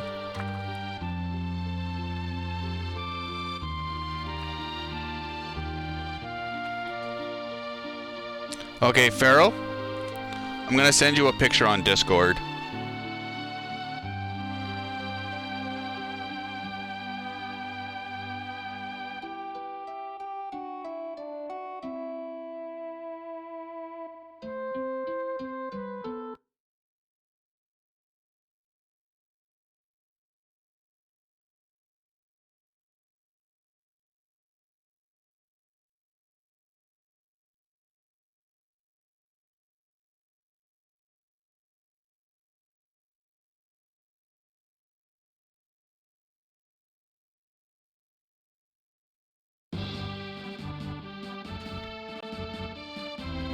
Not the best of pictures, but it will get you in the ballpark.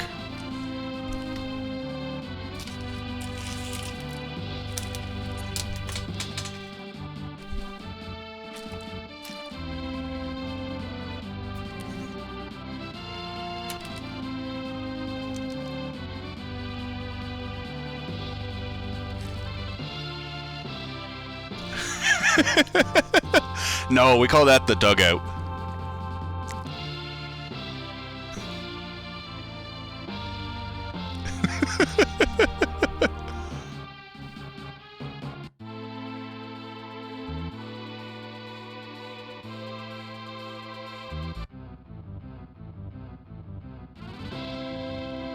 Actually, don't do a thing. Yes, that's what I want.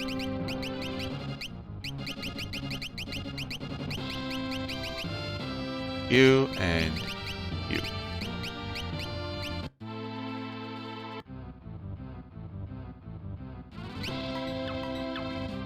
I'm pretty sure Go-Go just got unequipped, and I'm not happy about it, but whatever.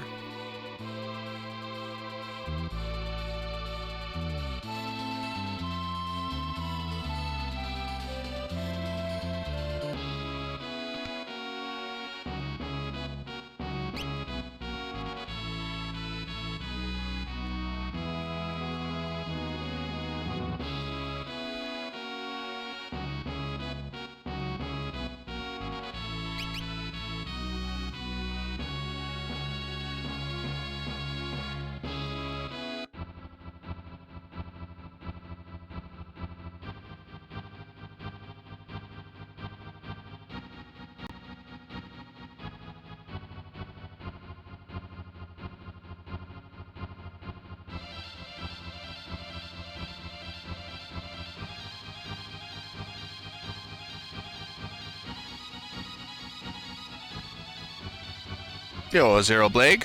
Goes good, sir.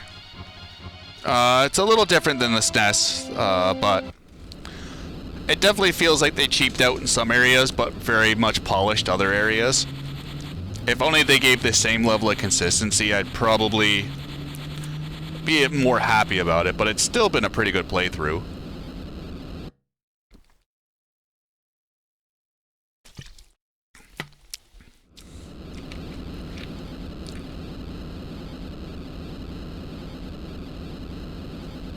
The sprites could have definitely used a lot more love.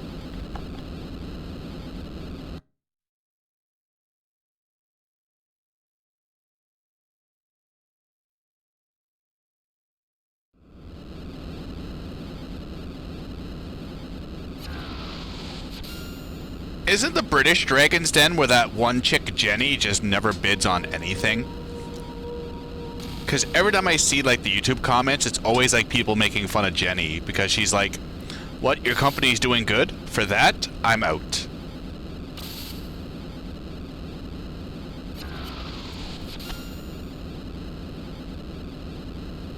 No problem, Pharaoh.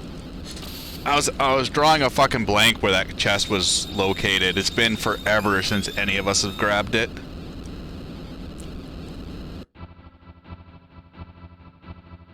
My tea is warm. For that, I'm out. The one Dragon Den I've really enjoyed watching is the Australian one. Or I should say Shark's Tank. Like, those guys are so helpful.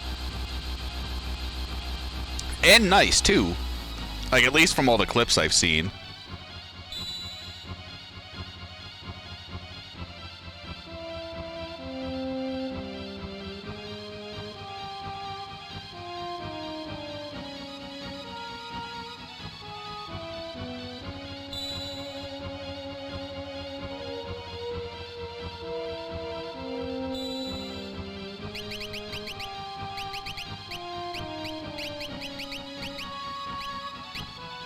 Okay, Mog gets Raiden.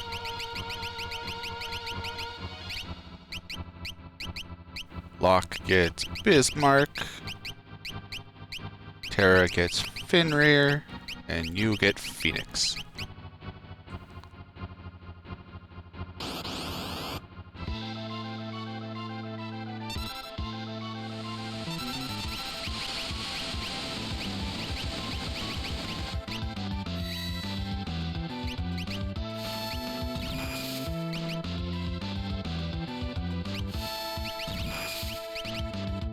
Oh, I didn't mean to throw a Phoenix down on Mog. Hey, cool.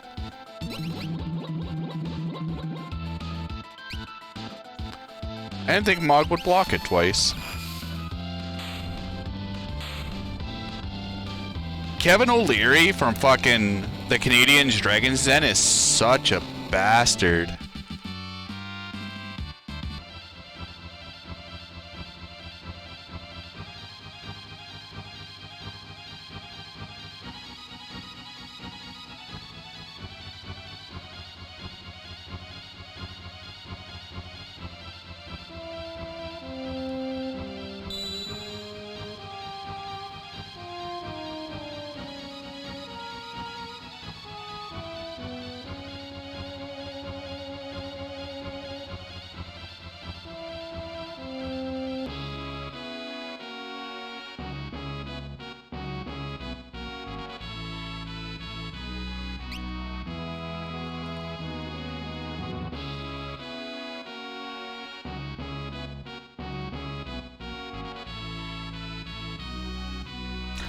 There's some of the dragons that actually look pretty cool. Ice Dragon and Fire Dragon I really like as well.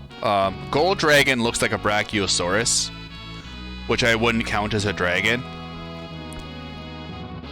The Ice Dragon looks super cute.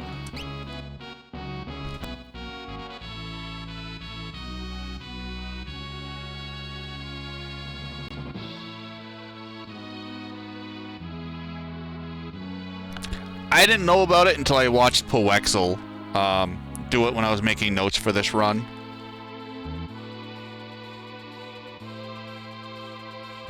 It saves a good couple of seconds.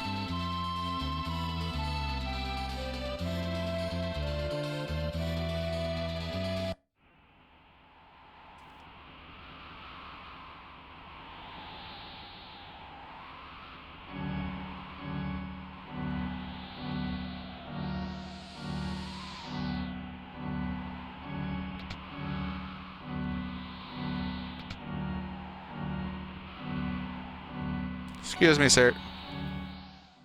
Oh, Mog's all snug as a bug in a rug. Just his little pom-pom shows up.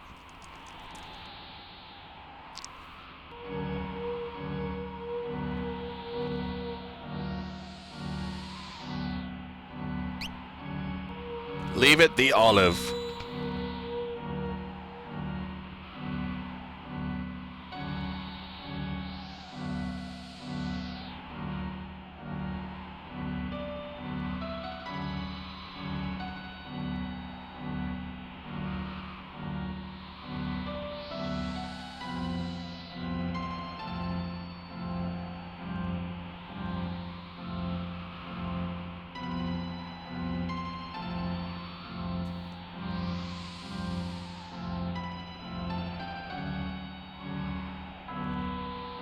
Where are you, Dwaggy?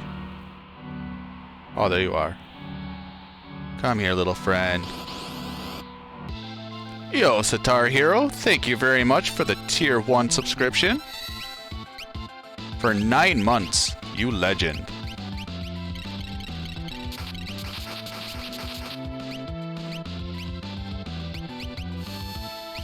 Always appreciative. You're too kind, sir. I feel like that should be definitely longer as well.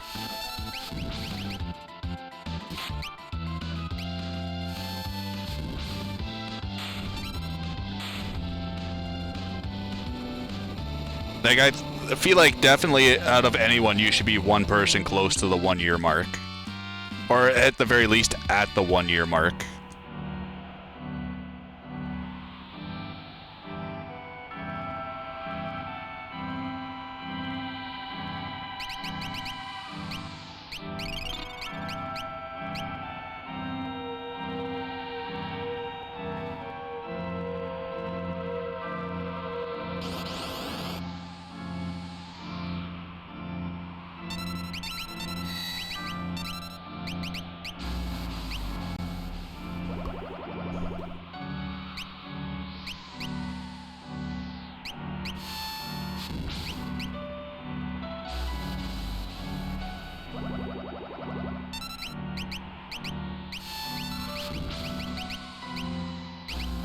I didn't want to defend.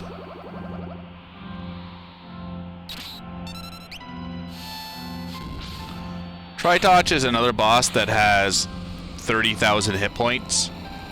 So putting Mog in the front row just guarantees that he can kill. It just saves us another spell cast. It is something to kind of do in like the quote-unquote dead time.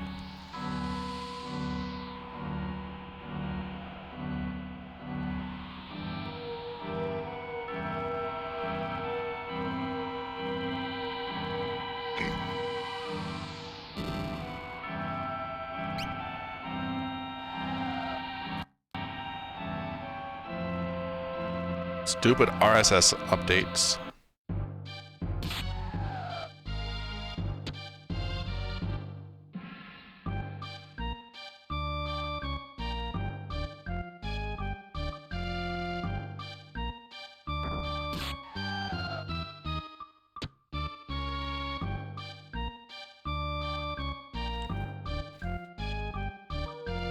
Yo, Lena, how goes it? So the only thing we have left now, after Umaro, we've gotten all the characters. Now we just gotta work on getting all the Espers. We want to make sure that Umaro gets in a turn off before we do the trance and the magic, because he'll end up buffing himself, and we do lose quite a big damage cut because of it.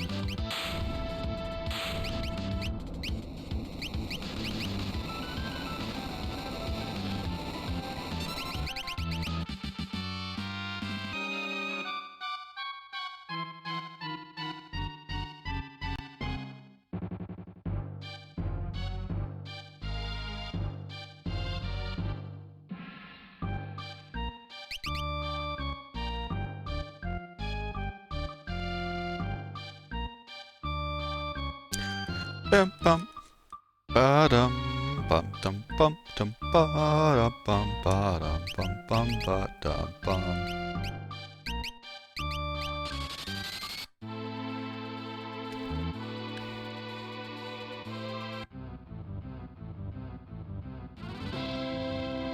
So I want Cyan, Celis, Go-Go, and Mog. Get in the bag, Umaro. We have a kid in there still, too. Don't worry about it. Everything is fine.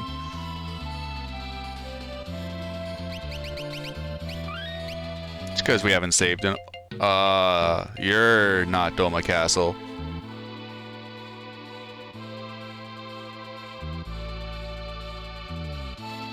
You're Doma Castle.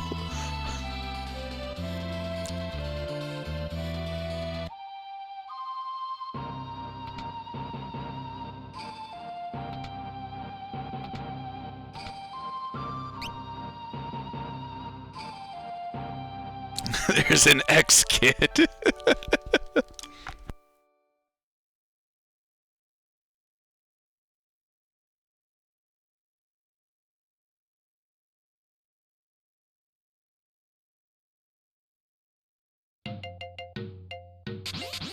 So we put our characters in very specific slots because we want to start with having Mog as the main character so we don't have to worry about encounters.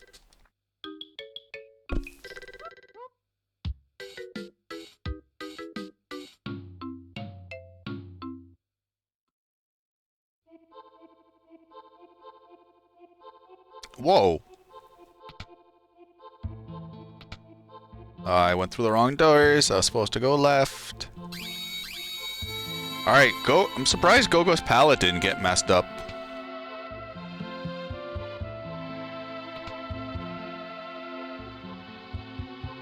Normally it does in this area. Oh, I love the side stuff in this game is a lot of fun. Well, like, one of the reasons I really liked the GBA was just for the Dragon's Den. The Dragon's Den was so much fun to route.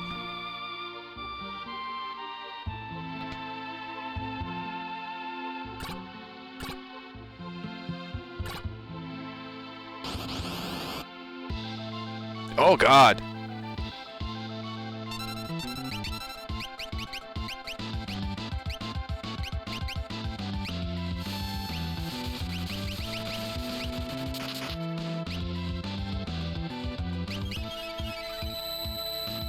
That's slightly problematic.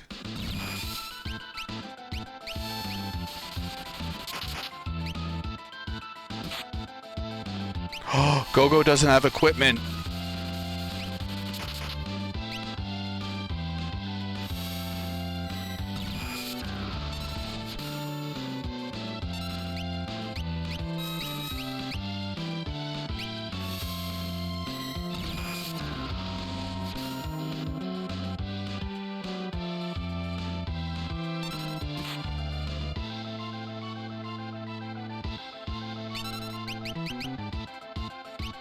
Is this guy also immune to Raiden?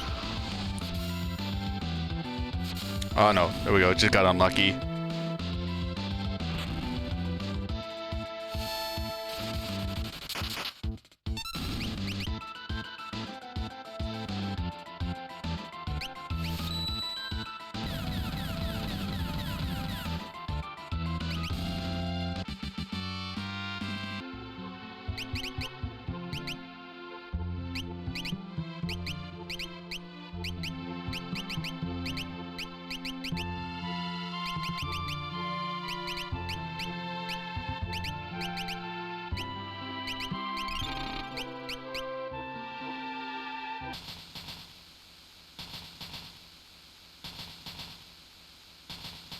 Oops, this way. It's very, very weird. I haven't really seen... Actually... No, I don't need that flames shield.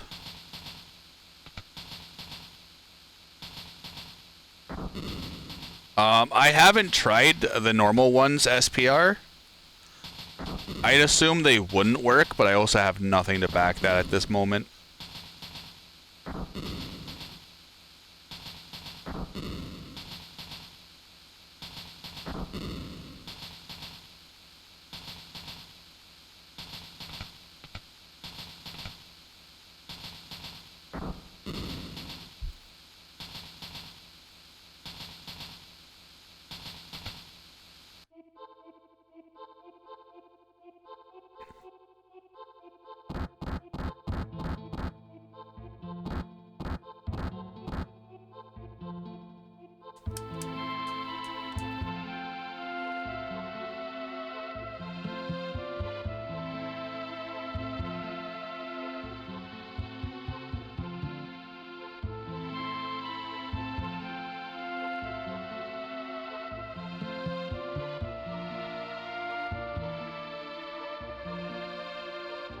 Kaplooey!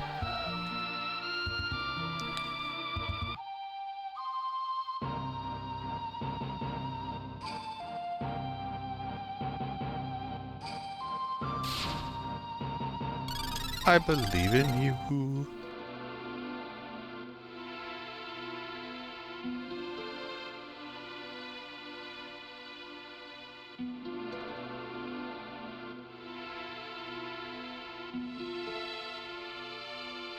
Alright. Don't forget the Alexander Meiji site.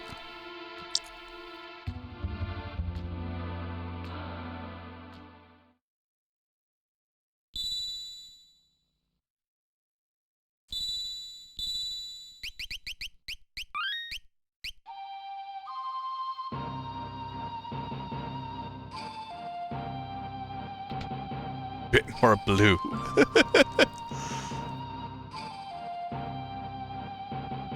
Bada bee, ba die.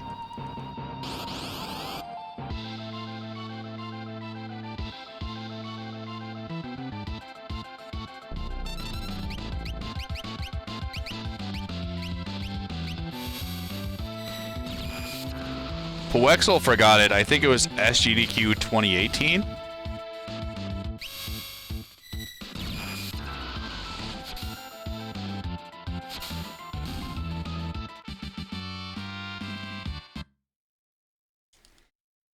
Alright, we still learned Firaga.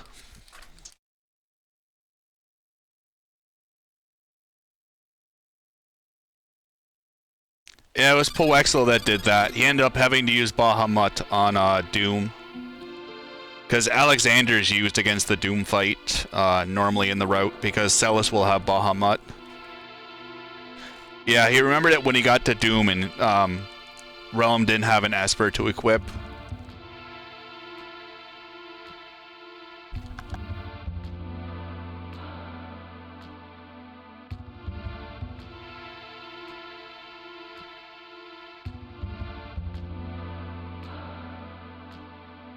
Which is kind of funny if you think about it like in an afterthought, because the whole reason to do the Doma Dream sequence is just to get Alexander. And yet, like, at the end of it, we're just like, get us the fuck out of here.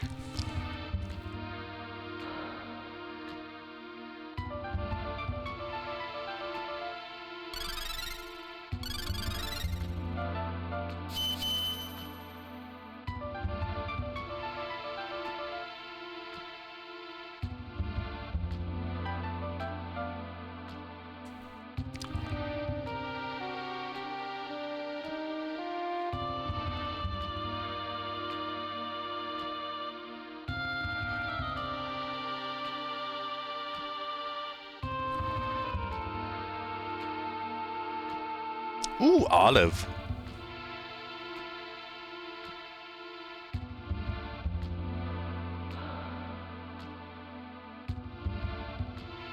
This is like the GBA. The SNES doesn't have extra Espers. What I do for the first 14 minutes? Just shoot the shit.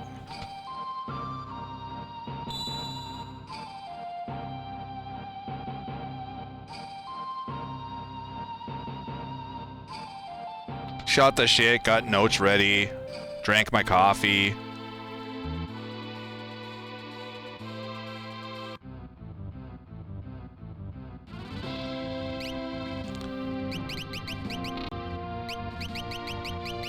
Go.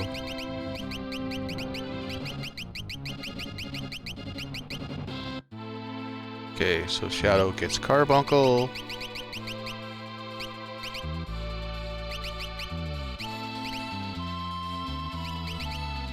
You get Hermes Sandals, Hyper Wrist. You get Hermes Sandals, Hero Ring.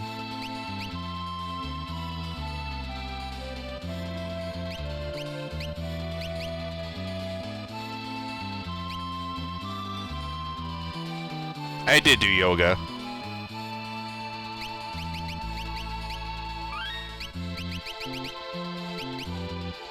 Alright. So this is the fun part, where we're just going to very casually fly around the world, and hopefully we find Doomgaze very quickly. Unlike the SNES, there is no manipulation for this, unfortunately. Out of everything the developers did, it'd be nice for them to let you know where Doomgaze is.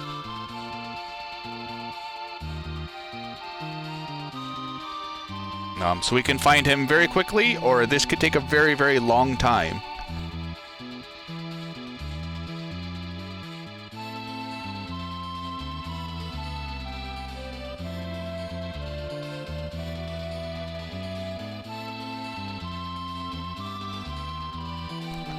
There are 4,092 possible tiles on the overworld, and Doomgaze can spawn on 2 of them.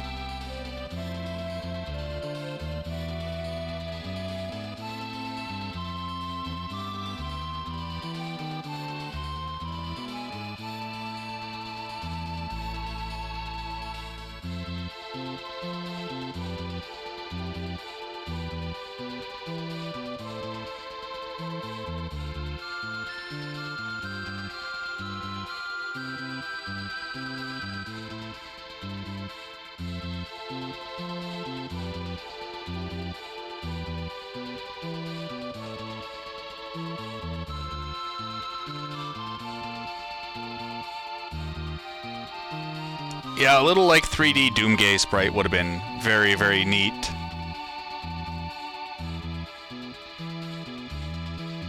In the SNES version, you can manipulate where he is from a reset if you're following the step route, which is super, super nice. But if you don't have a step route, it's just hell on earth.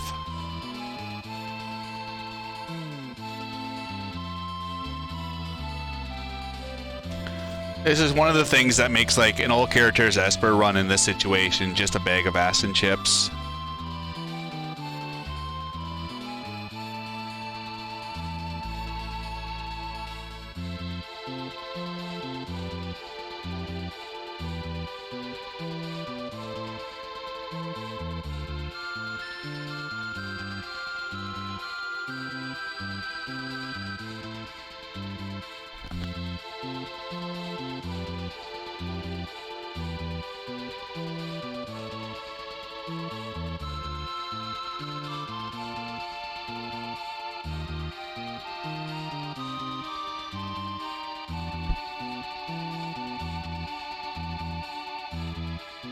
Could circle and get everyone motion sick.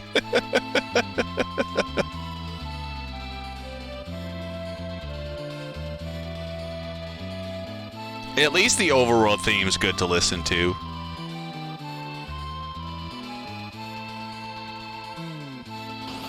Hey, there we go. Alright, I wasn't ready for this. Graga. You do Carbuncle. Terra throws a Pearl Rod. You Mimic.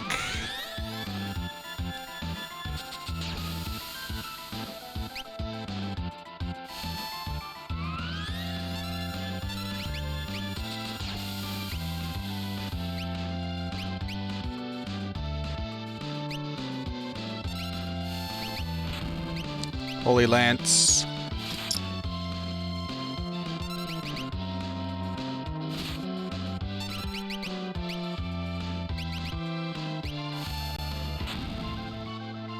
And bam!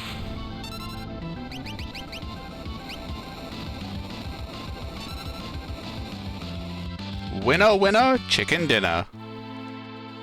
Alright, so now we get the fun grind.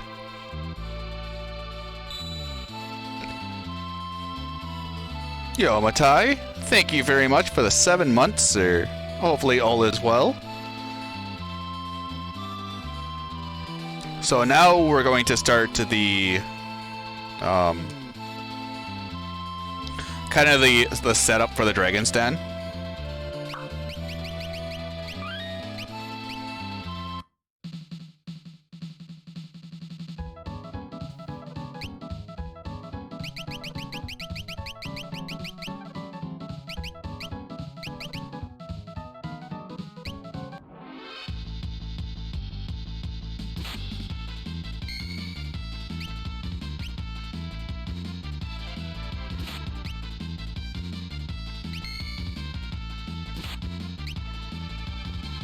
Celis.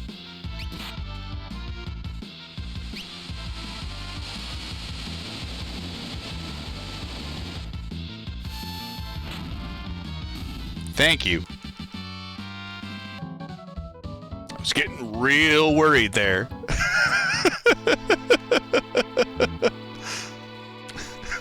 Girl, you got the magic. Use it. So we're going to make a short raid into Kefka's tower. Just because it's got loads of good equipment, it's very hard to ignore in a situation like this. We also do need to kill the 2 dragons in the tower to set us up for the Dragon's Den. I got a growth ring, so I have 2 experience eggs now. You could probably skip without it, but it is a very nice safety for the area coming up.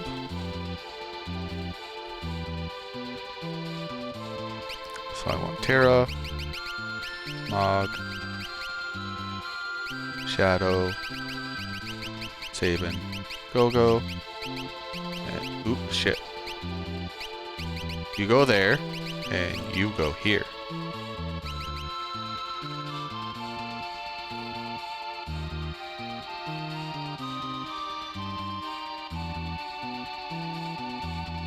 Oh, I forgot to take the earrings and stuff off of Celis.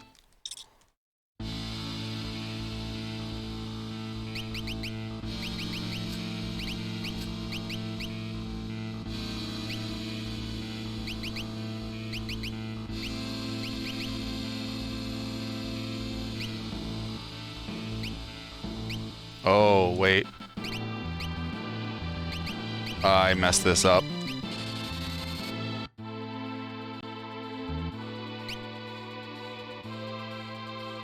Wait, don't land there. Omaro's not gonna do anything, and Mog's Moogle Charm keeps us 100% safe.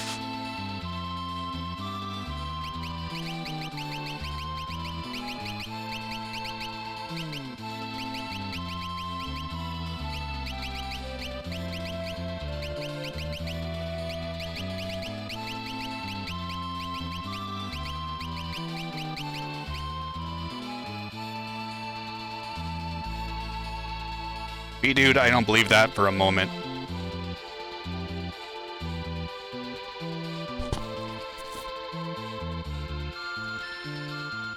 Press X to doubt.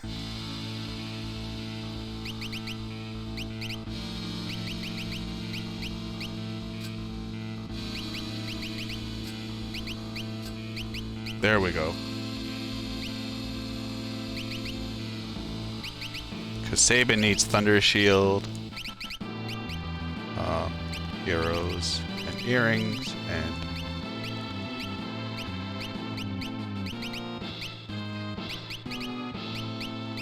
heroes and earrings with Thunder.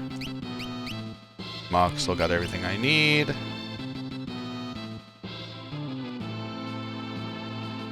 Depending who it is, sure.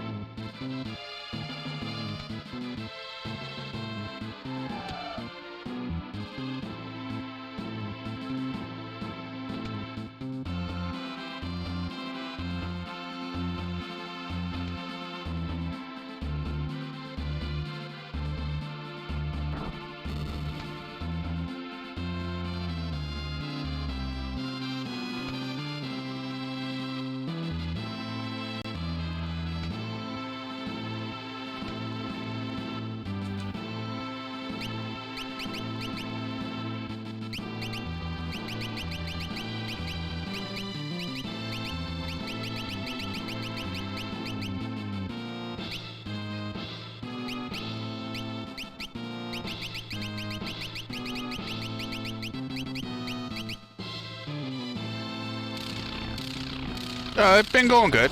It's been a pretty good run. Menu's been a little sloppy, but that's really whatever.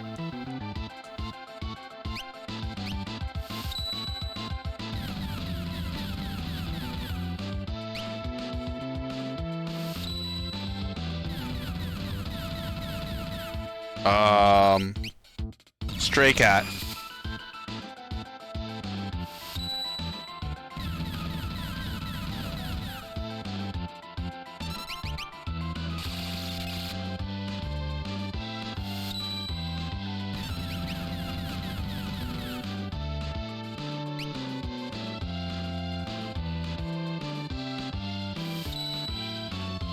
So here we're just coming in here to grab equipment, kill the last 2 dragons. That's it. We'll be finishing the rest of Kefka's tower later.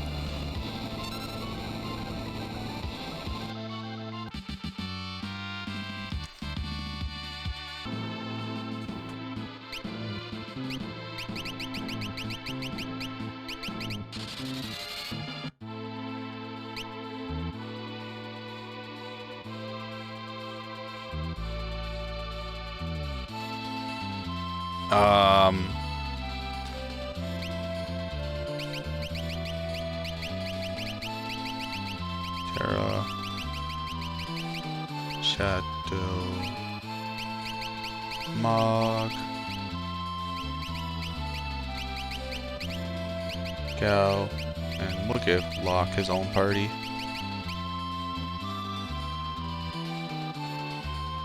The, was it, Terratato?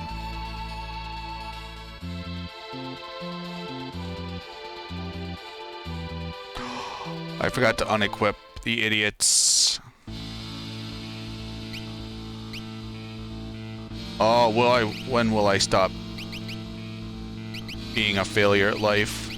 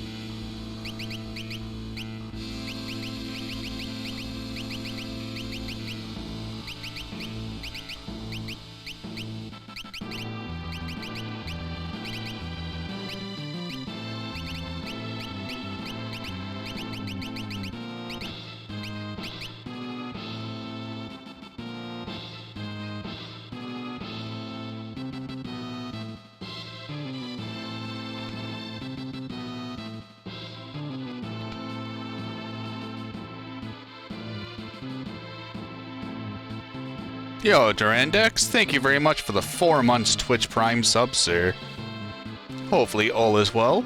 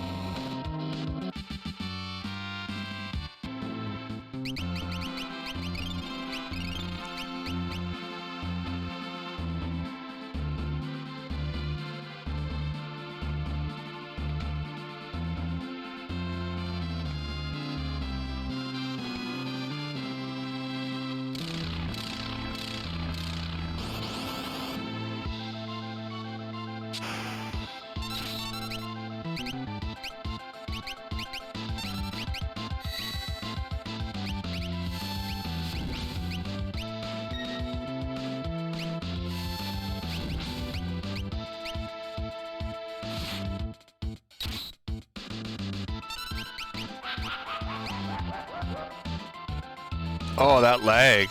Wow.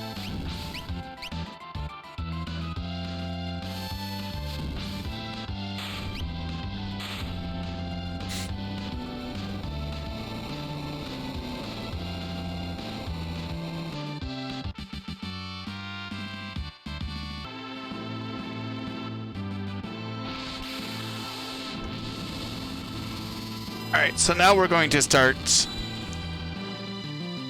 no, you don't need to get to the... You can get Leviathan in them at any point you want. At the moment, there's just no point in getting them.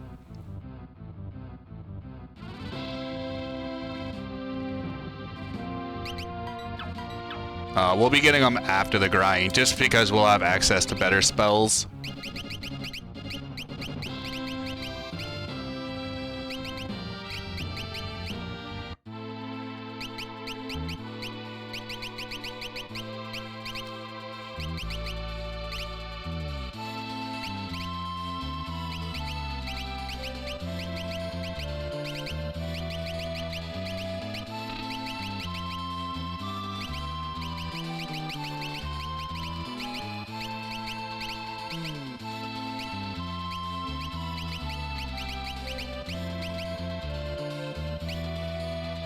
Steam's been pretty good. I'm surprised how much I've been enjoying the last couple of days with it.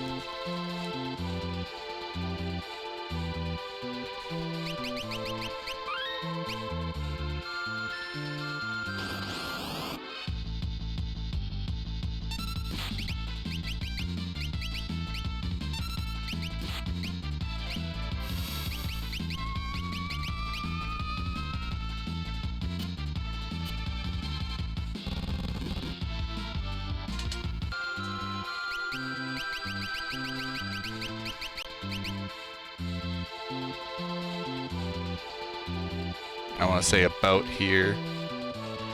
So to get the Gilgamesh Esper, we need 540,000 GP. This desert is by far the most consistent for money.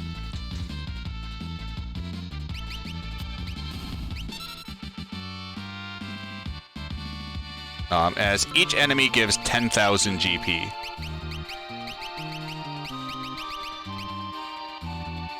So if we see a Hoover or a Slagworm, we're going to air anchor it. If we see a Cactuar, we're going to either drill it or pummel.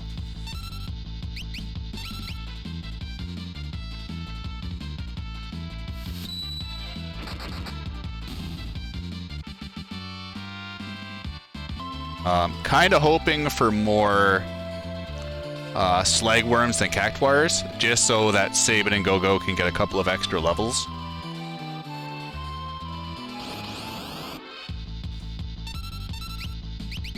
But you can't really control what you get, so it's just hoping for the best.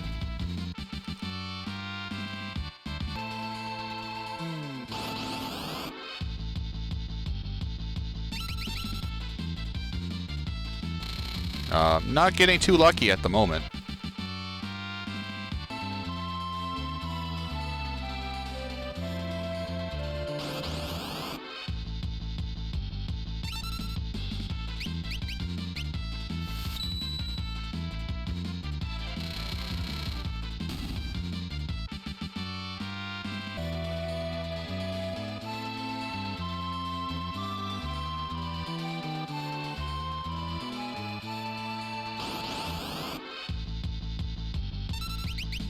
Alright, Cactuar.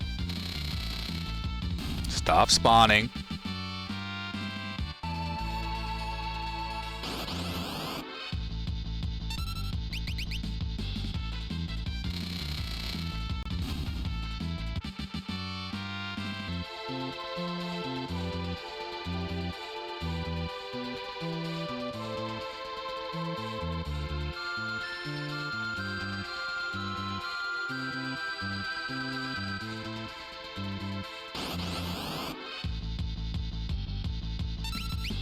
Yo, Bofty, how goes it?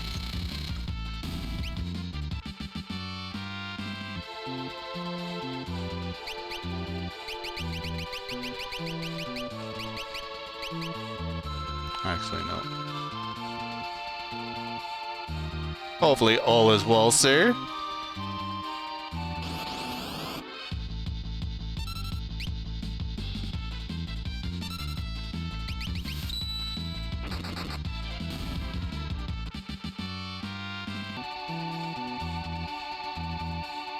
So I might be going into Dragon's Den with a pretty low level. There we go.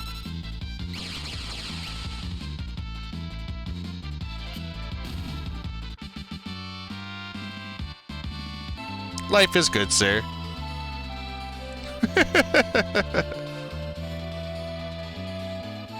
Hopefully all is good with you.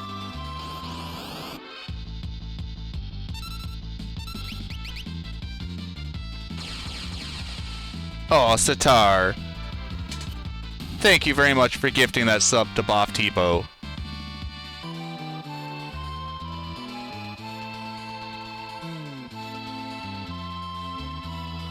They do look very abnormally tall, Smelly.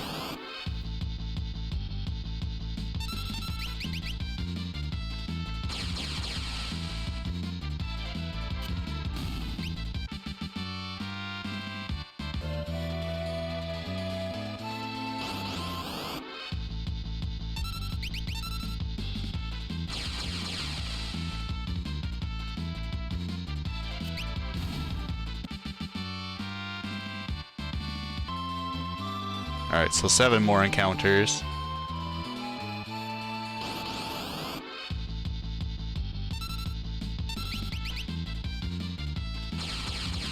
So with double growth eggs, Sabin and Gogo are still gaining levels at a pretty rapid pace. They're getting about 7,000 experience from the slags.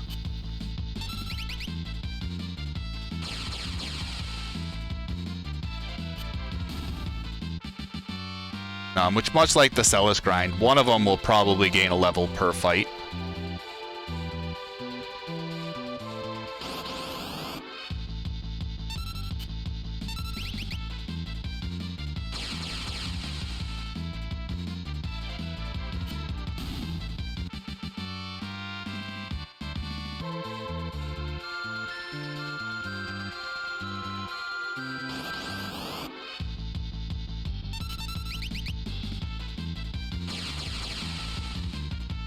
No, you approved this one, Bofty. This was a backup Bofty mod, in case Demo wasn't around.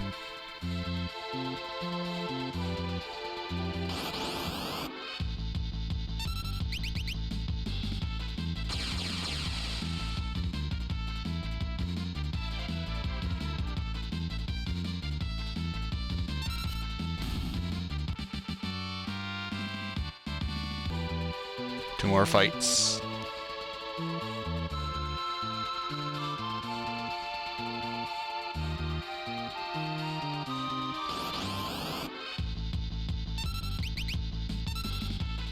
No, we won't get to level 99. We'll be lucky if these guys see like level 40.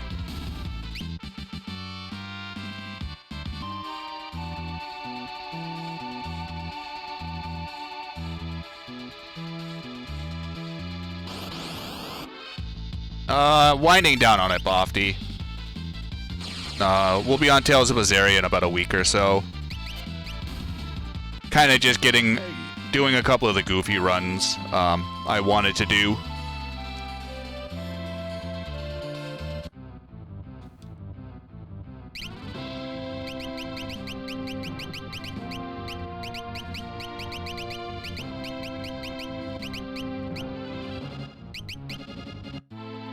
Okay, so let's see here. Okay, party. Terra gets Phantom. You get Phoenix.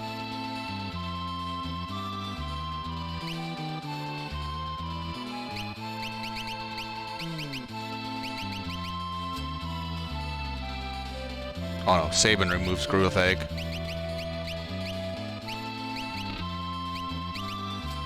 And gives that to Terra.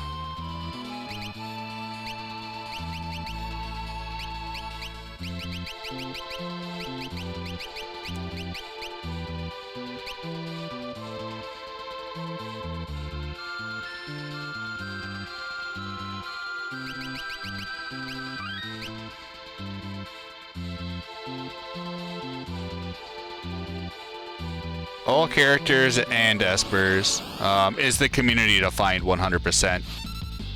Obviously, everyone else has like their own interpretation of 100%. I remember Breath of Fire 5. I ran it for a marathon a couple months ago.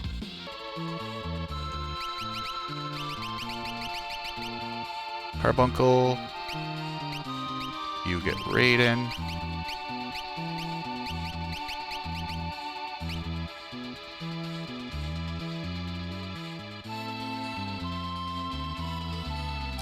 Bofty, you haven't been around for a couple of months. I don't know where you've been.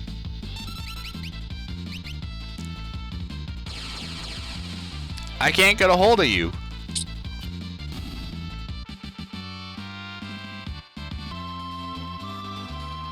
So I think after 20 magic is Reflect. I mean, it all depends at that point, B-Dude. It all depends on what Magus thinks.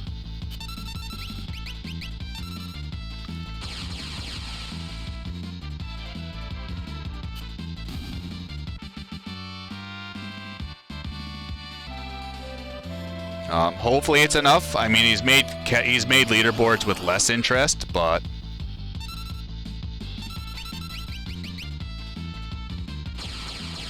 you never truly know.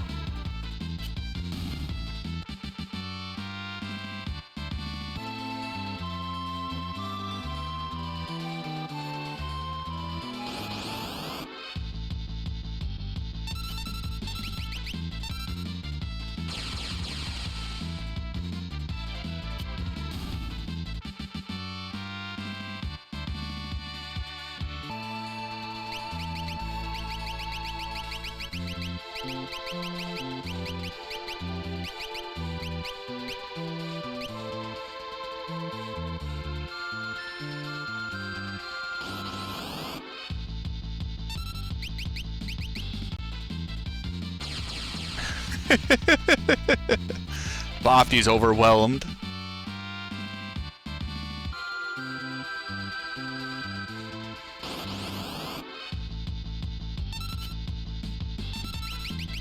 What? Are you like one of my longest followers?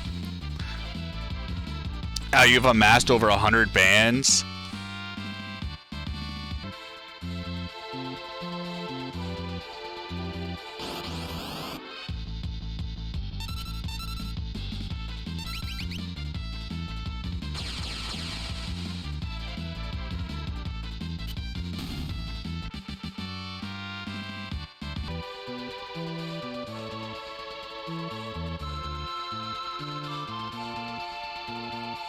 Just during the winter storm.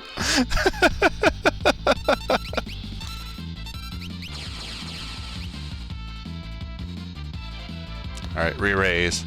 Hasn't been learned yet.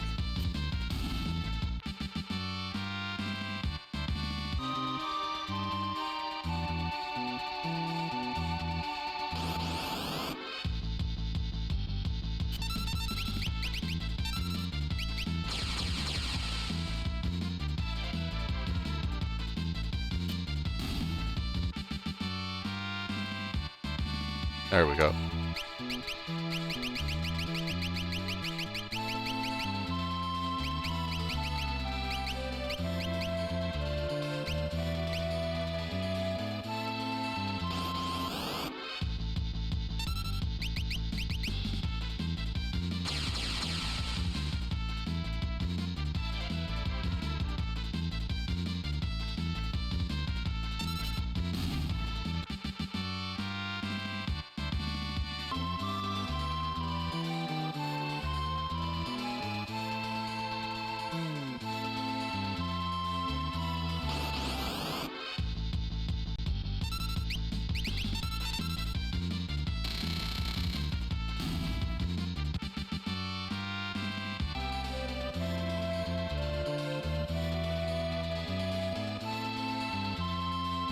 I think they're probably thinking about your dad, Bofty. Boff Tipo.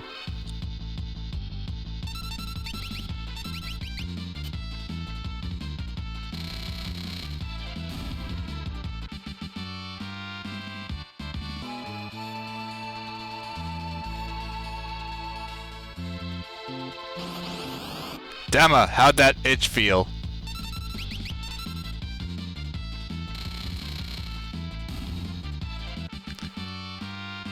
This is way too visually stunning for the GBA.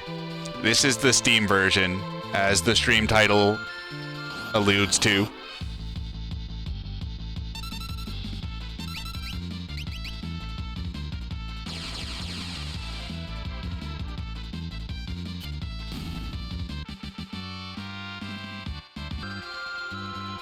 Wow, he hasn't learned Quick yet?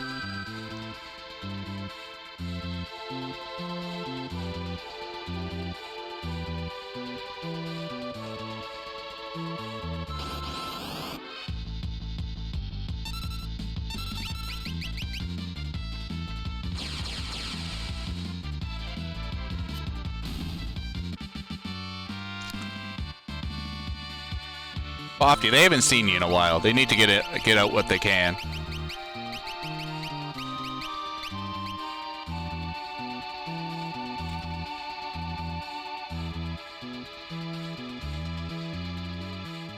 We got 5 Bofty mods that have been sitting around for the last 3 months not doing anything. Because you have decided not to show up.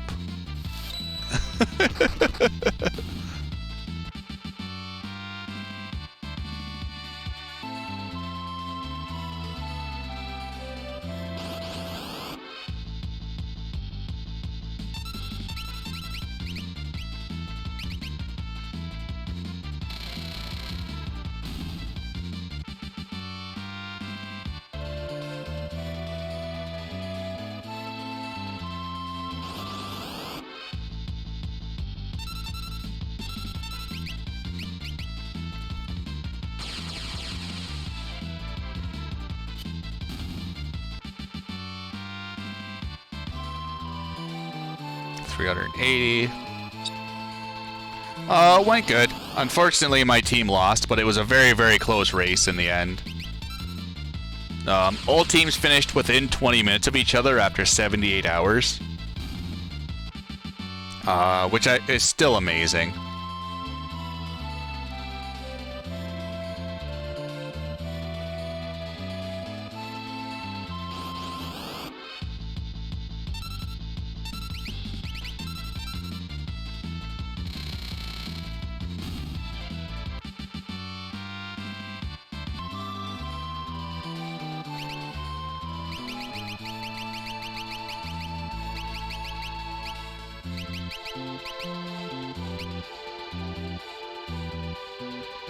There's always next year.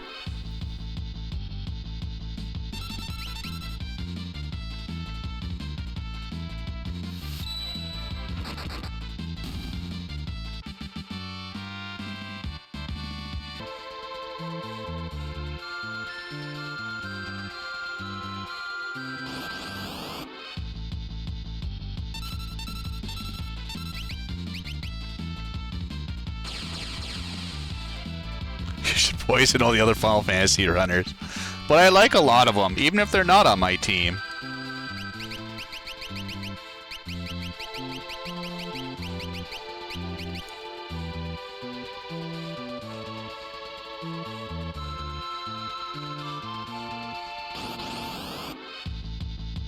There's gonna be so many contingencies for me running next year. Forsyth needs to be on my team. Bomb Bomb needs to be on my team. Nikki needs to be on my team. Patariku needs to be on my team. I need to run the Steam version. It's gonna be like, these are my demands.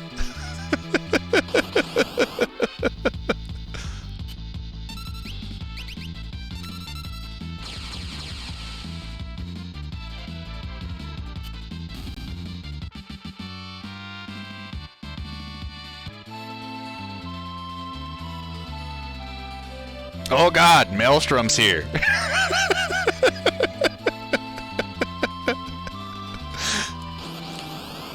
How goes it, good sir?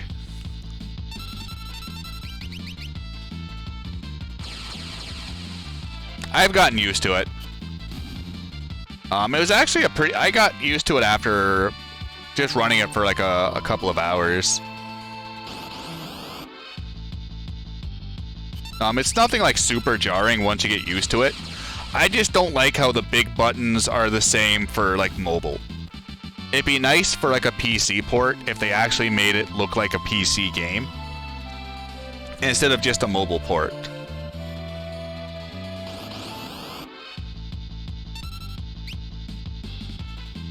And I'm like, that's to me like one of my biggest disagreements with this.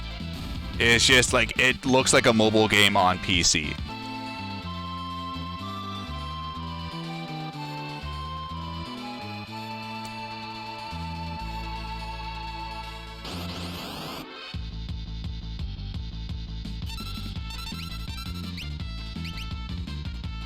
But like it's like the game feels wicked responsive. There's a couple of like frame drops, but like nothing out of the like nothing I would sit there and like pick it over.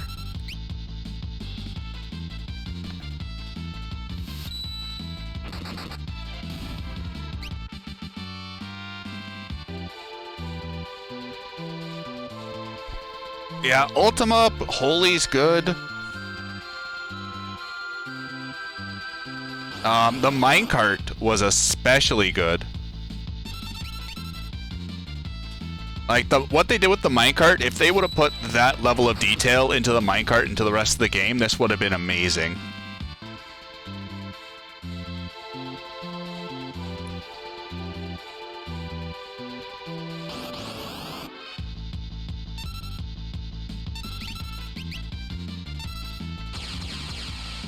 Like a lot of the backgrounds to the battles are very, very well done.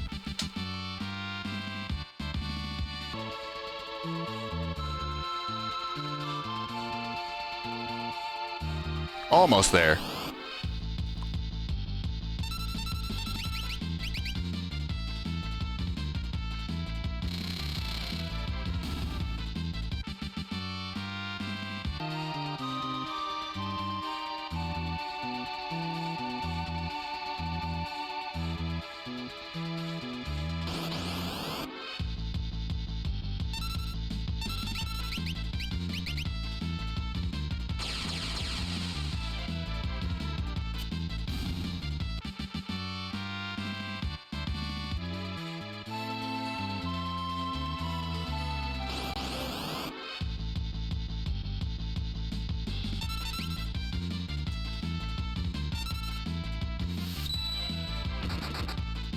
It's weird, like with, I believe it's a bilinear filter.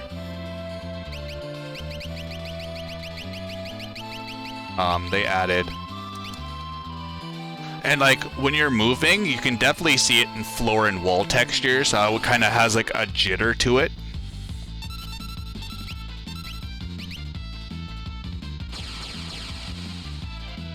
Where it's like you can definitely see like it's trying to process it as you move it instead of it being like already pre-rendered.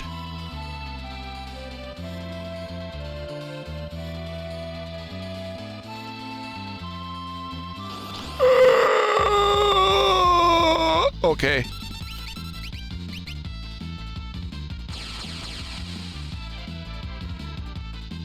I thought I forced the encounter with the Gigantoir.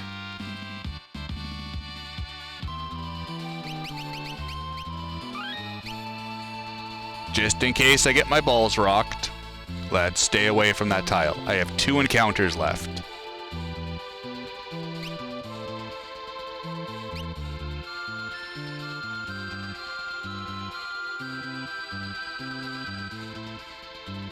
I can't with this setup.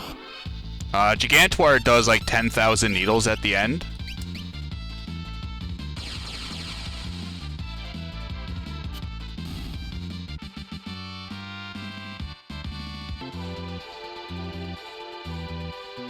Yeah, I gotta jump him.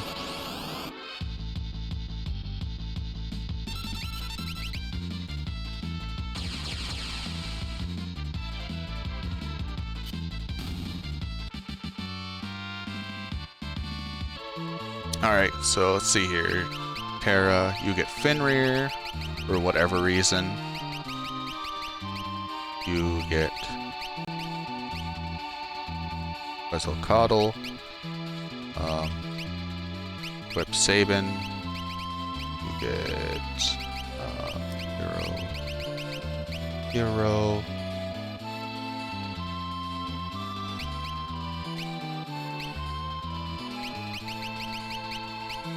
Hearing. Hyper. So you get Enhancer. Where's my Thunder Shields? Okay. Thunder.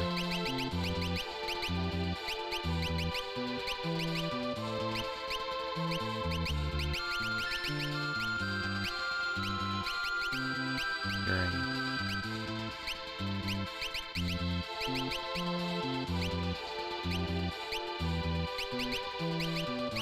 Answer. Magus. And Sprint. Where is it? Hermes and Sprint.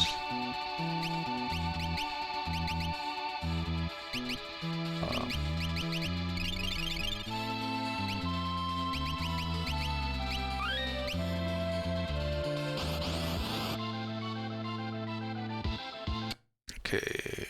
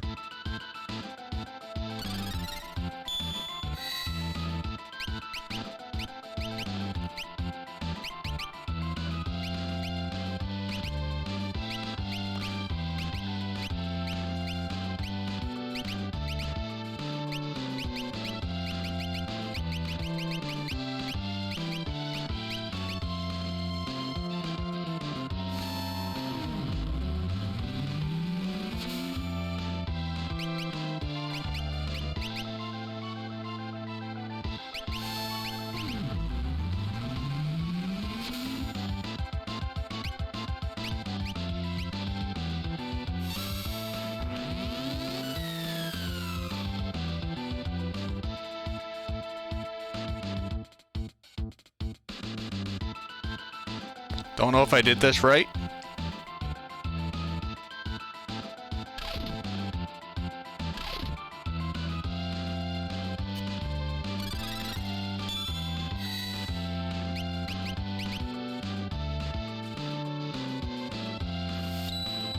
Okay, definitely didn't do that right.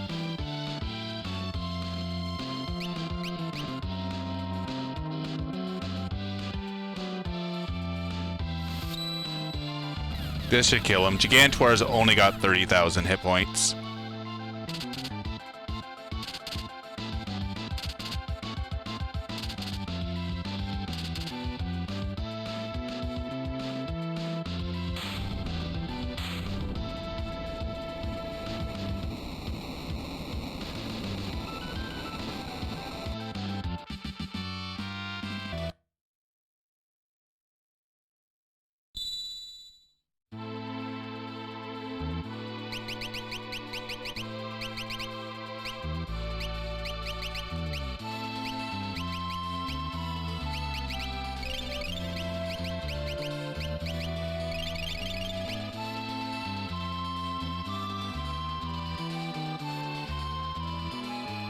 Whoa, rest mustache tar.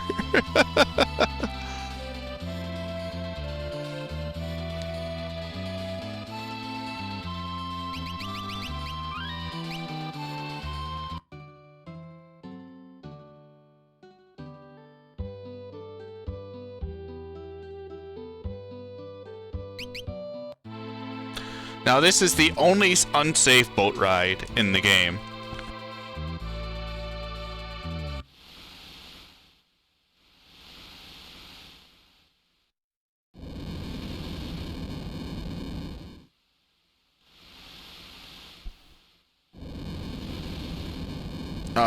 It's normally like, I think it's pinkish in the SNES. Yeah, World of Ruin.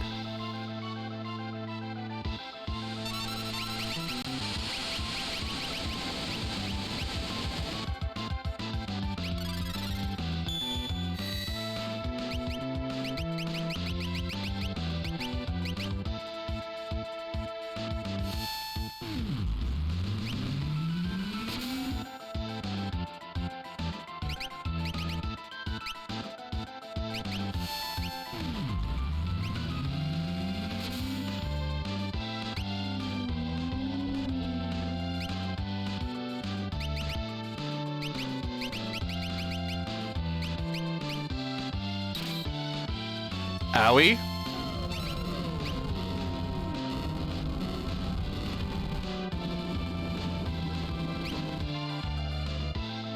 Think this might be a wipe.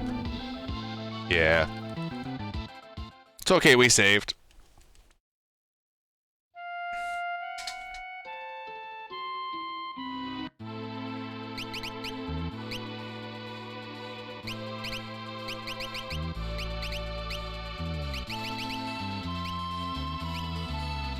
Surprised Celis took that much damage without equipment.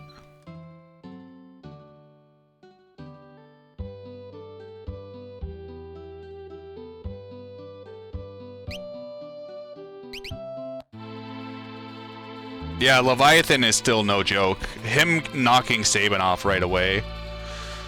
I don't think it does Oompax. I think Leviathan just has a very high magic stat.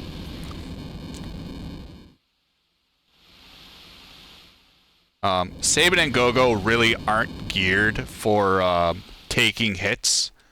They're more geared for outputting damage, which makes them kind of like glass cannons.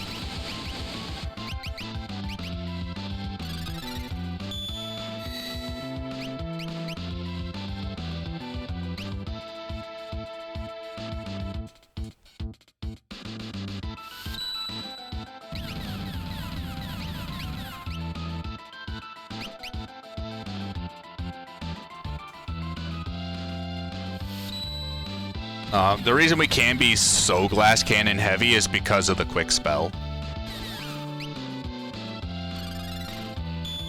It really cuts down on a lot of the grinding trying to get better equipment for everyone.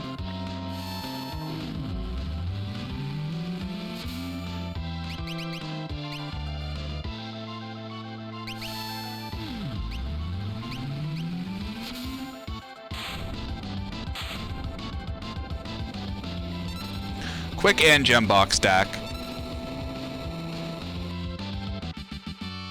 So you can cast 5 Ultimas in a single turn.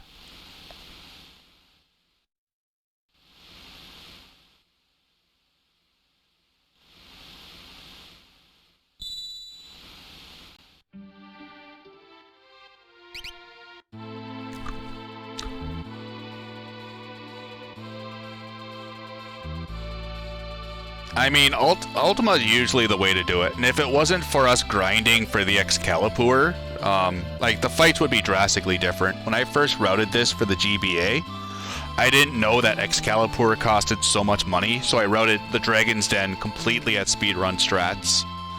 And then I realized it was for nothing because I'd had to grind money anyways.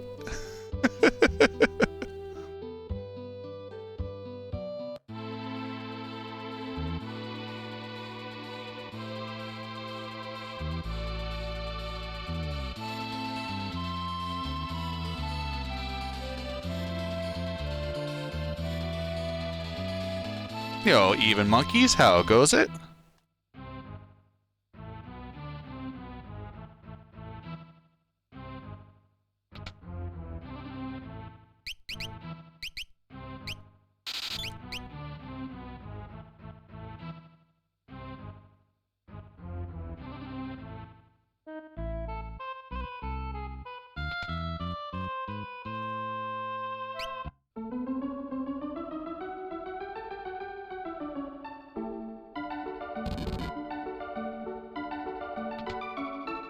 Hero Ring.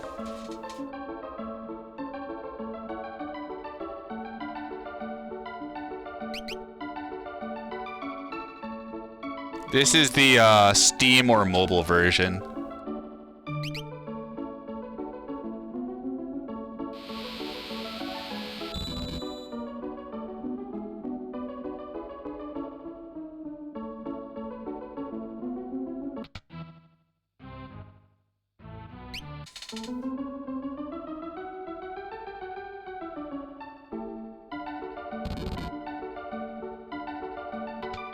There we go, Excalibur. I love how it starts at 10,000 and then it jumps to 100.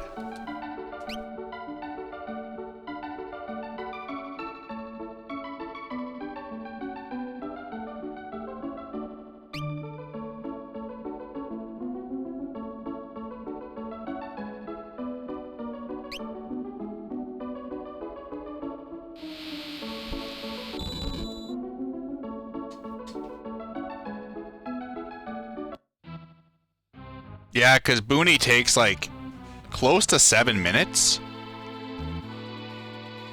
With a few routed in deaths, I think, to tier 2.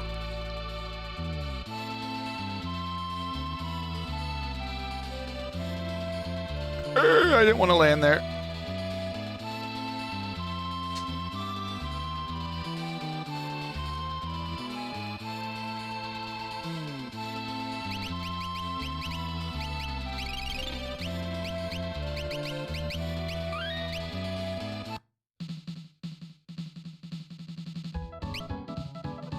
Alright, so Excalibur.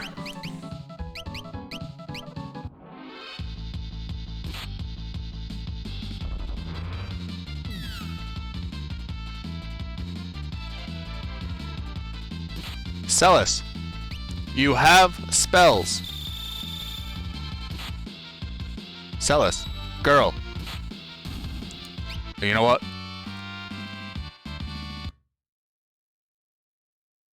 We're okay with this one time.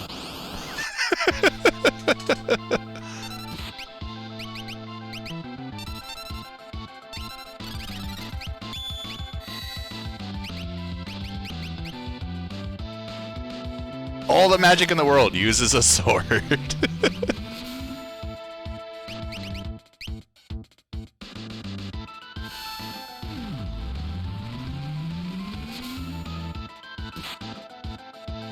Ouch.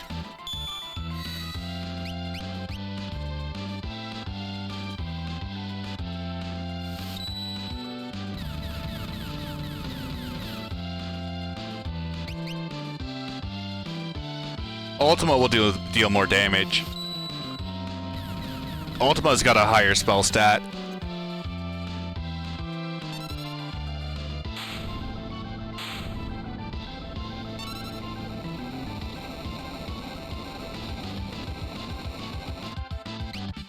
Oh, I was supposed to buy stuff from the item shop in Jajor. Oopsie.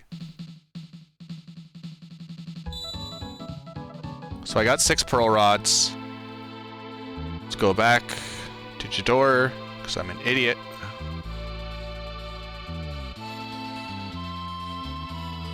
I also need sleeping bags, because they basically count as elixirs on save points.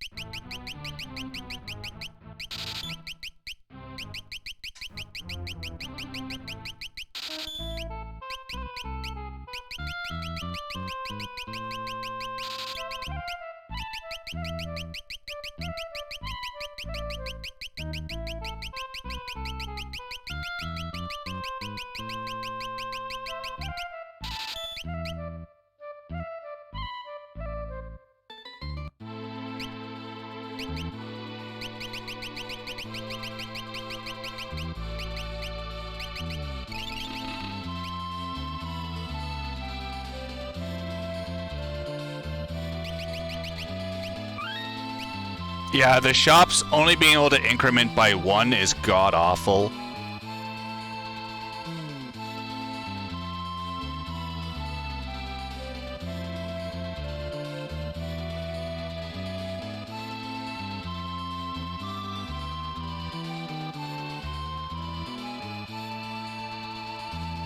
Okay.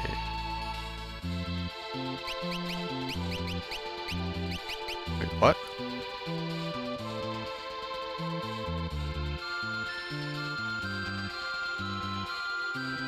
Oh, okay, apparently I don't know how to...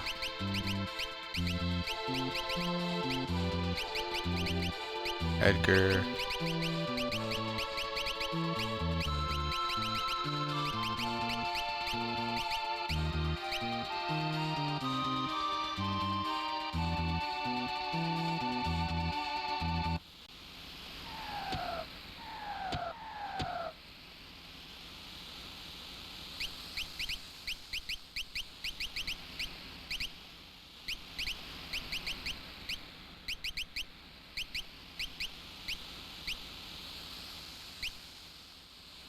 Alright. I guess. You get red cap. Lock and realm get optimize. Optimize. Realm gets board and sprint shoes.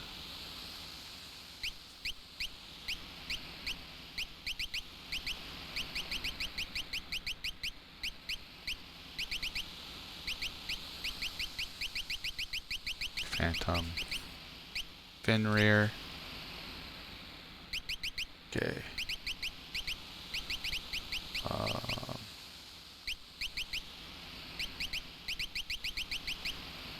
Hermes sandals. Terra gets muscle belt. Earring. Charm. Yep. All right. You have to. There are certain parts you have to do with all three parties.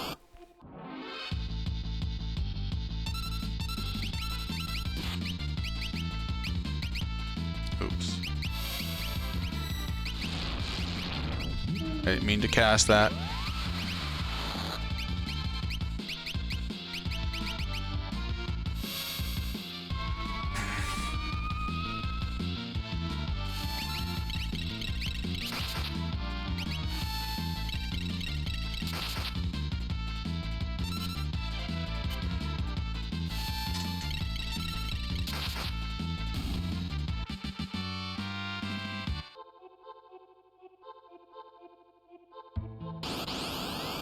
So one thing I hate about the Dragon's Den, you get a lot of these GT Behemoth encounters.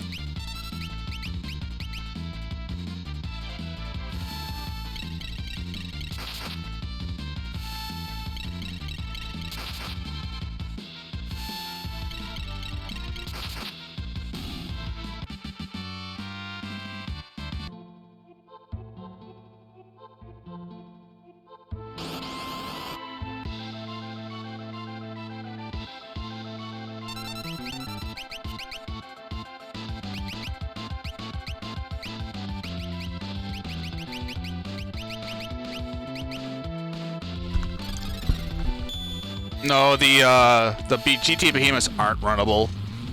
What is the Dragon Den about? It is a additional dungeon the developers threw in the GBA and also for the Steam version.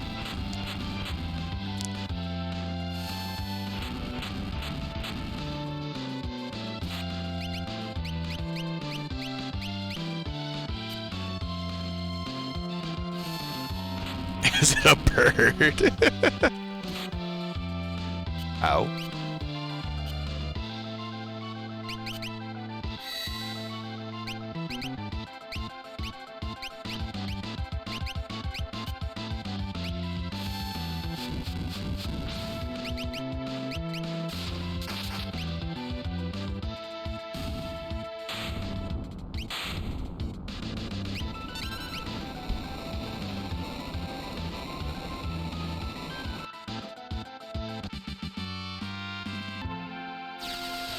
So the more dragons you defeat, the more passageways you open up in this area. So some of them will be stuck by like the Soul of Ice, or the Soul of Wind, or the Soul of Thunder. Like you can't just go and bum rush this completely with one party. It is slightly more efficient to take Terra and Celis on one path, and then Gogo and Sabin on another path, and then converge them all for the final boss.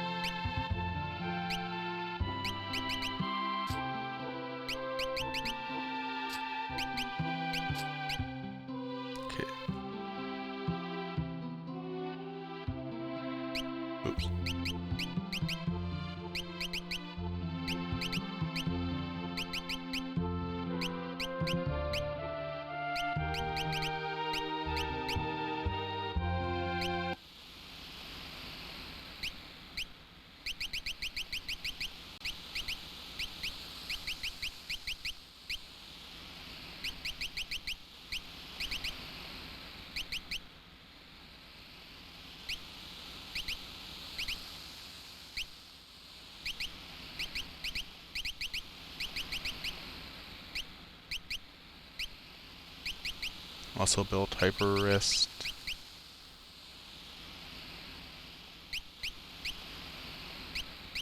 You get thunder shield. You get thunder shield. Ed gets optimized with ward and sprint. So we're giving. Ooh, nope, left door. Right room. We're giving all the hit point boosting equipment to anyone that has Golem to make his Earth Wall more potent. Earth Wall will block us for as many hit points as the caster's max hit points is. So giving Shadow things like the red cap and the muscle belt to boost his hit points by 75% is a very nice defensive increase.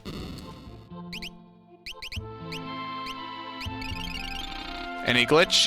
You can skip over a large chunk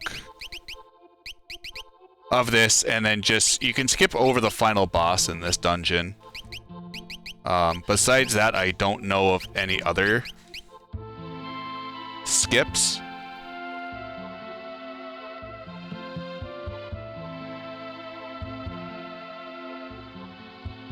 Granted, I haven't looked too hard. I'm not really too interested in skipping this area.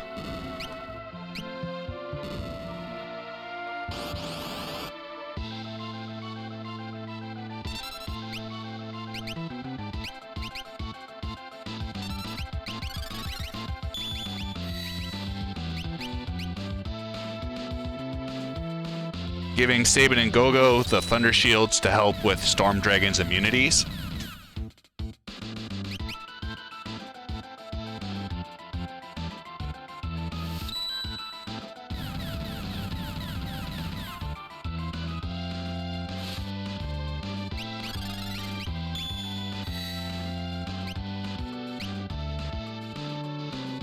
Blitzes are preferred just to save on magic. Throwing in an ultim every now and then is not really the worst thing either, but they're both going to be hitting damage cap, especially with earrings and hero rings.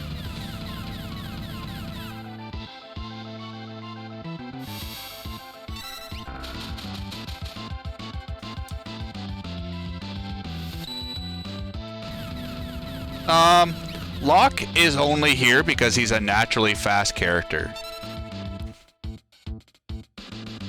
We're not looking at Locke to do any damage. Locke and Realm are just here for extra summons at this point.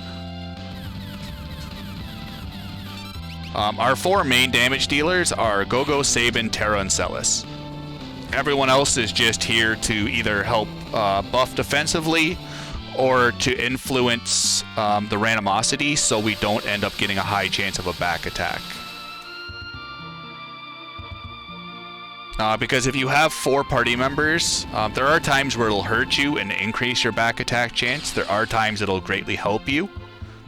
Sometimes if you have 4 party members, it makes things like pincers impossible. Since no one's really done the math in this area, you don't know for sure.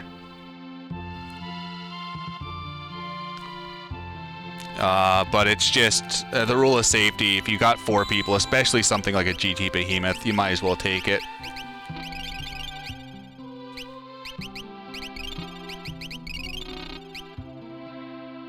Oops, I didn't save.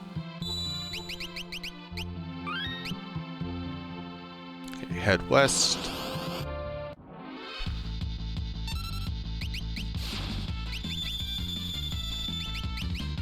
I got too many items to keep track of everything now.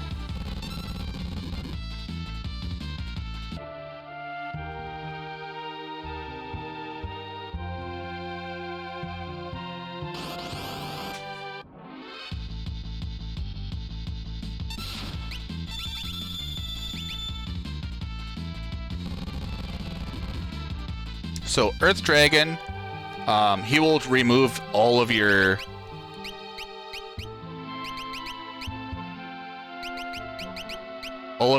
casted haste.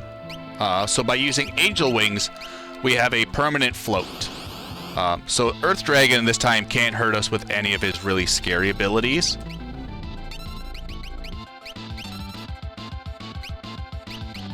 So all of his Earth attacks aren't going to do anything. And then once again, just buffing with Golem and Phantom. In case any physical attacks come through, we don't have to worry about taking damage. Because we're at a point where they very much probably could still kill us with one good hit.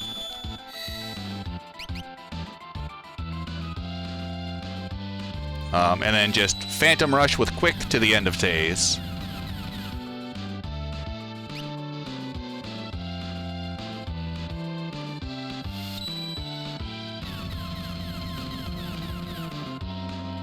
So that's 2 dragons that are down at the moment.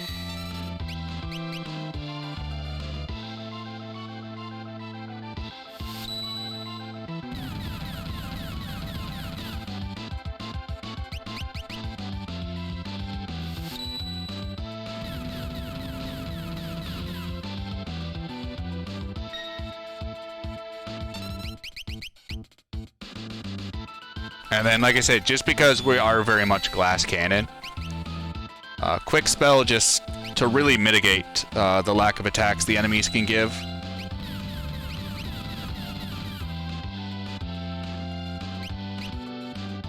The bosses here do have quite the large hit point pool.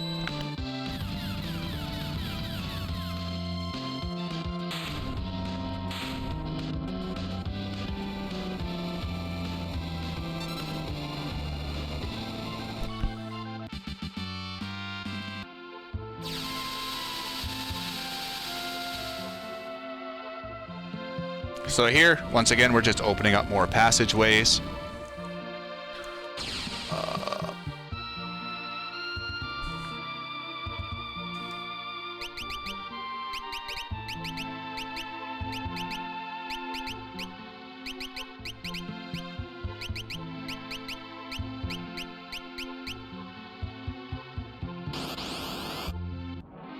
Time to die.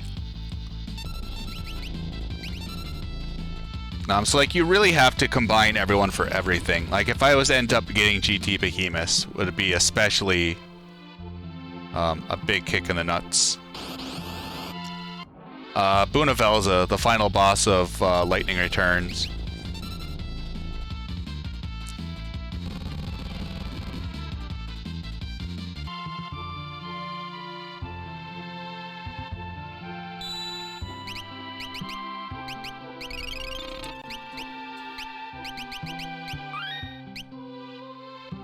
Alright.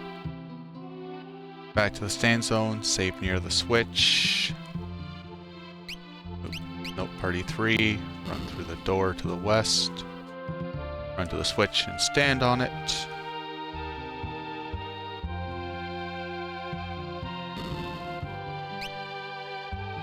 Party 2, head across the bridge. The south. Oop, this way.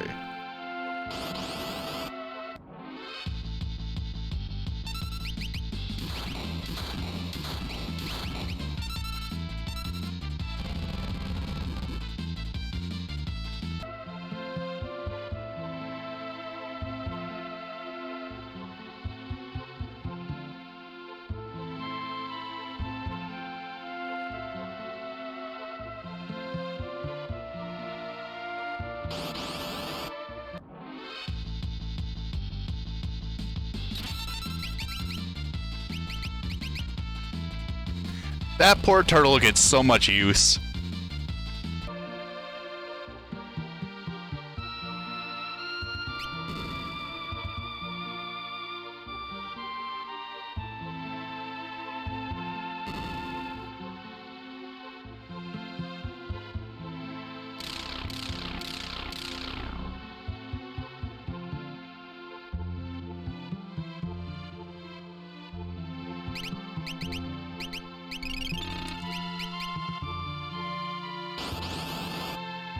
So Blue Dragon, really nothing out of the ordinary.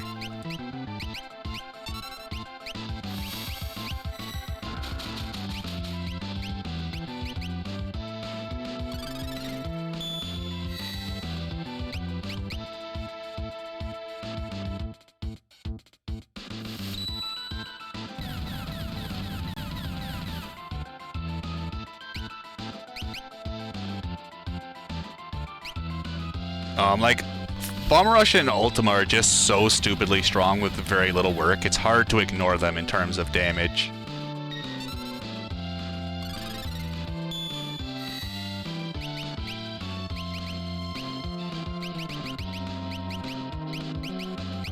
Oh, wait, what? Oh, you don't know Gravity. Shit. Or you don't know Ultima. I thought I was trying to be fancy.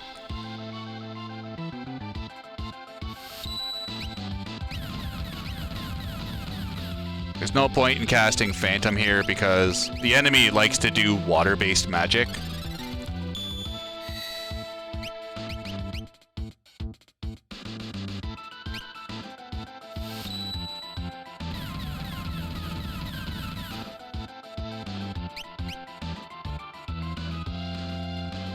Man-Eater Ed run when. Yo, Crozit. Thank you very much, sir. Have yourself a good weekend.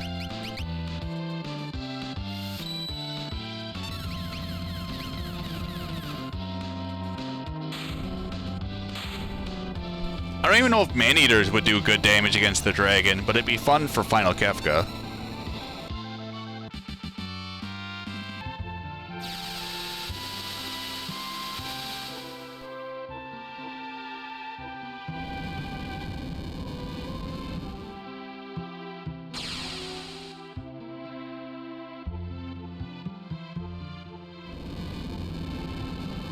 Yeah, I want to go through the Japanese BS 1A route and make notes for it.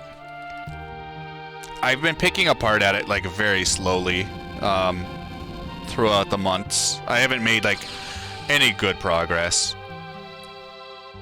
But I do think it would be interesting to do that run.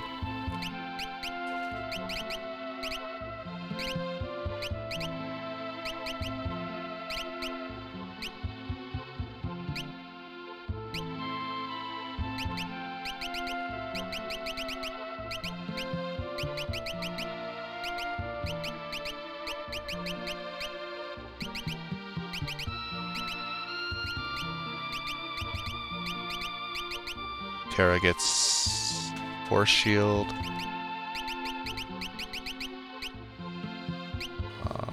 Soul Belts.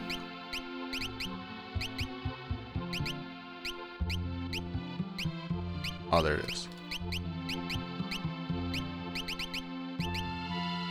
Save the Queen, I believe, is just... yeah, it's a crappier version of the Enhancer.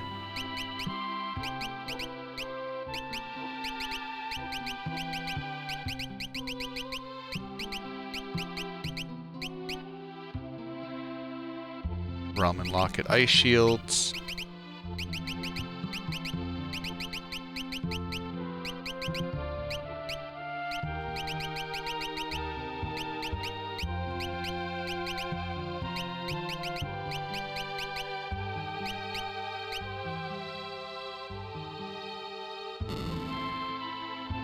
Run to the switch. Keep heading south to the stairs to the door.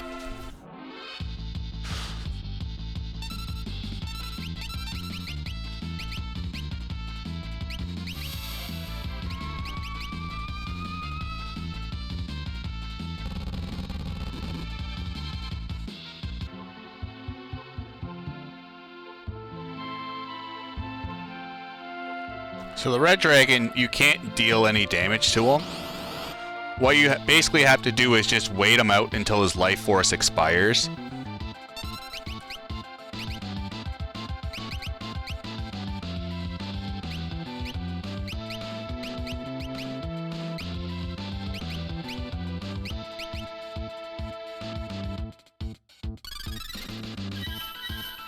You can't rasp him to death. He takes 0 damage from everything. You have to rasp the Skull Dragon to death.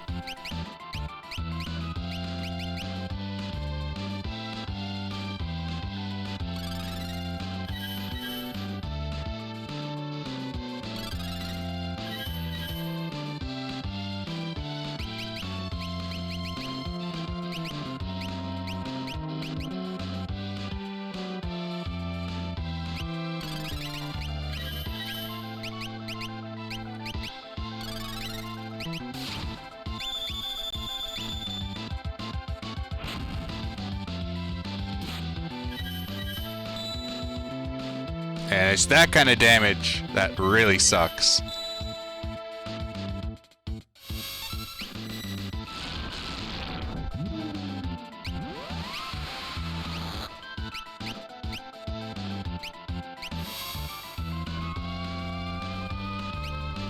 So he knocked out a 4,000 hit point Celis, or Terra, in one hit.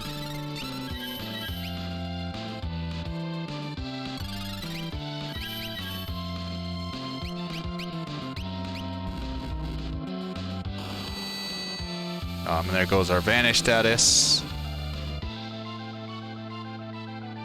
But we still have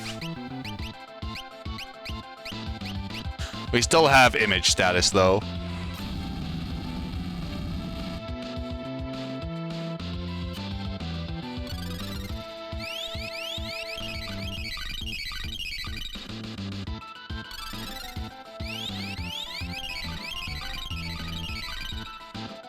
I probably should have saved before coming into this fight.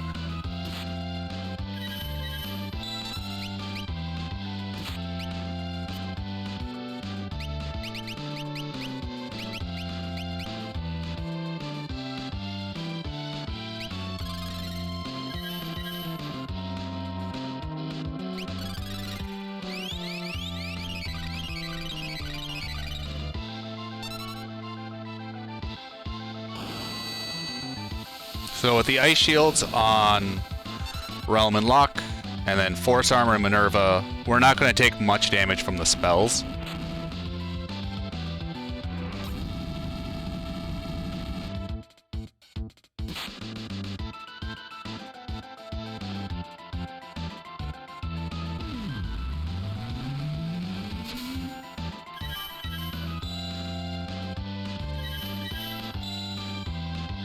Golem's long gone.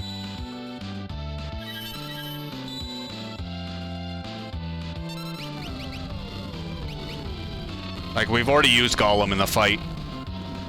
He just completely demolished through the 4,000 hit points that Terra provided for a shield. Red Dragon hits like a truck, especially, like I said, because we are very glass cannon.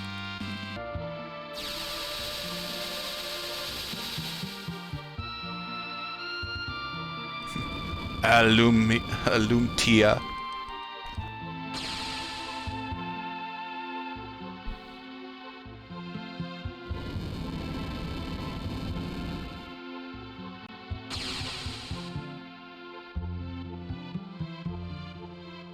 I have had a couple of test fights where he's ultima'd right after Ultima.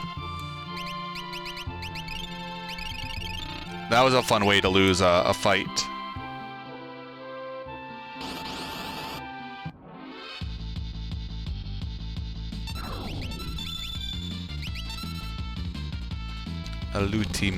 Alutima. Oh, thank you, Justin. Okay. Mega Elixir, head south. Down the stairs, go around.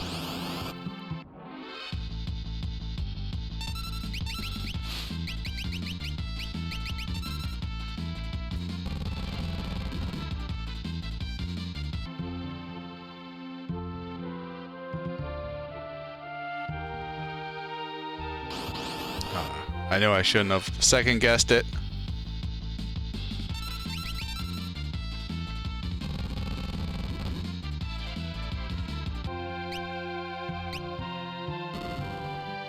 Actually, going to go save.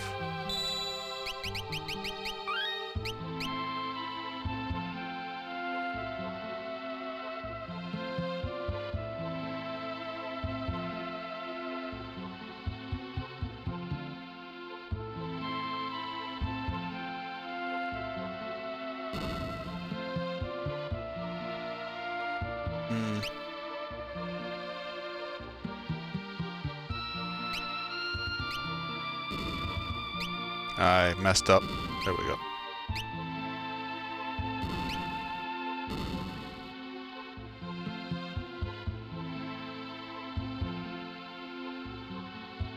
Head north into Death Valley.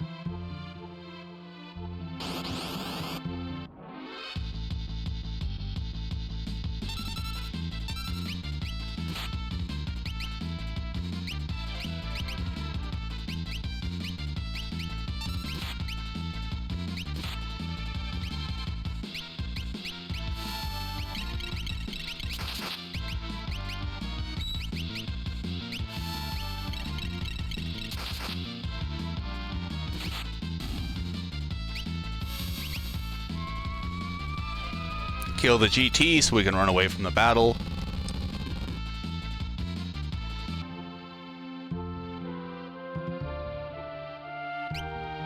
Pretty sure I could do this later in the grand scheme of things. But I didn't want to... I haven't done a dry run. This is basically my dry run of this.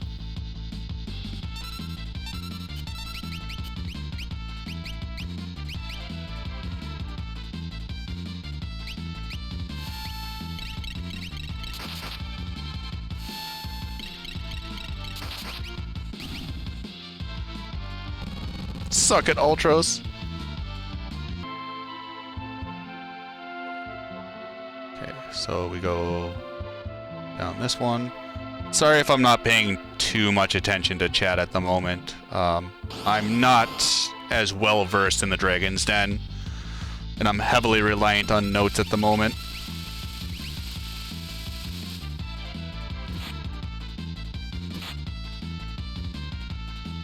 Oh, wait.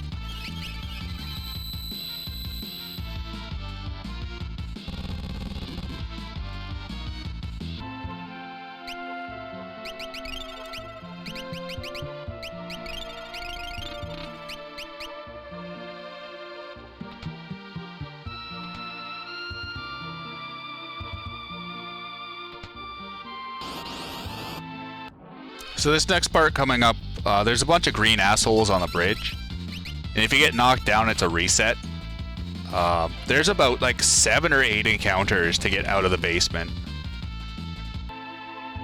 Which is nice because like you get to see a bunch of enemies. But it also sucks because there's a lot of like little bridges here that we need to jump over.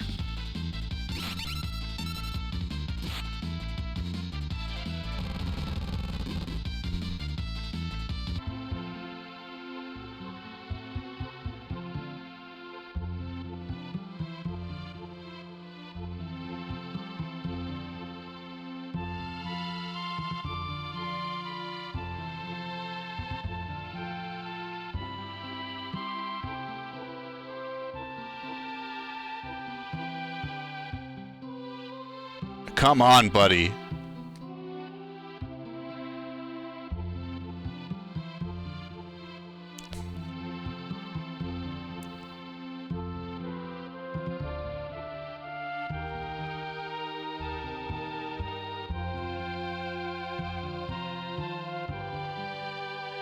I am so freaked out at the moment.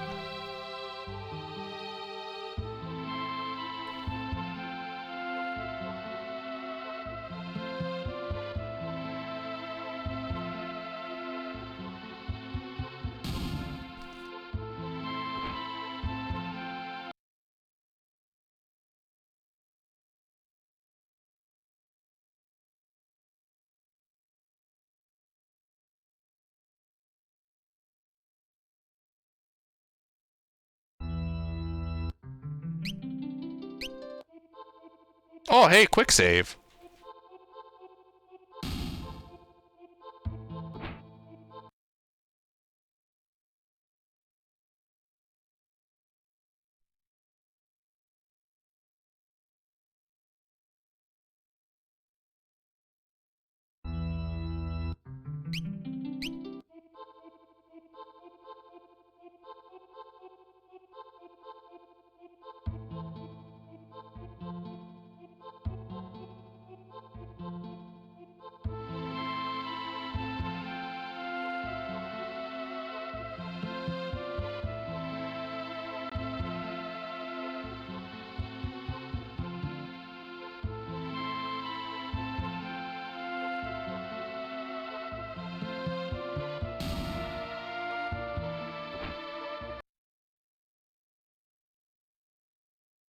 I fucking hate those green guys.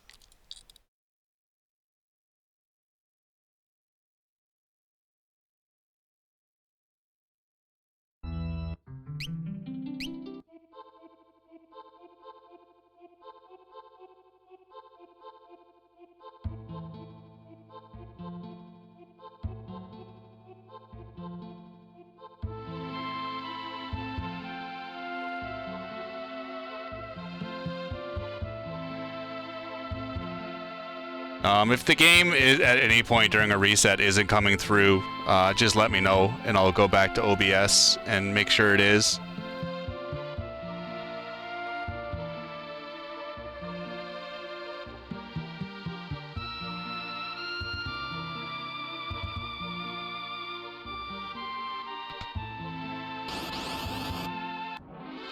Definitely an 8 out of 10. They're fucking horrible. And like I said, like casually, it's nice if you get dropped down because there's a bunch of really good equipment that you can get. But like in terms of a speedrun where you don't need it, it just all fucking sucks. All right, Skull Dragon, Terra, and Celis both get ribbons.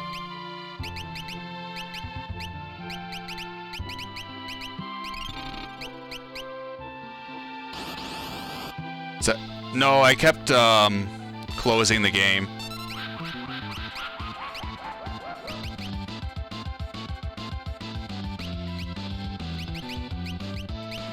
Oh, sell it. Shit.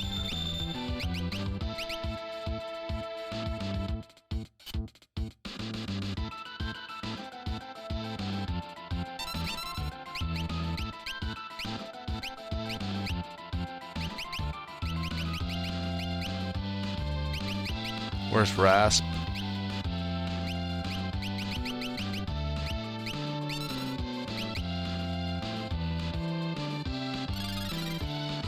I think they were FF6 for the first time.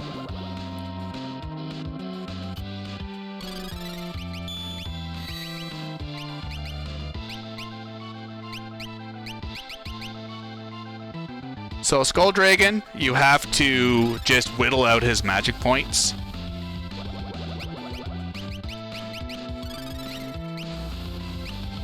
This one likes to specialize in status effects.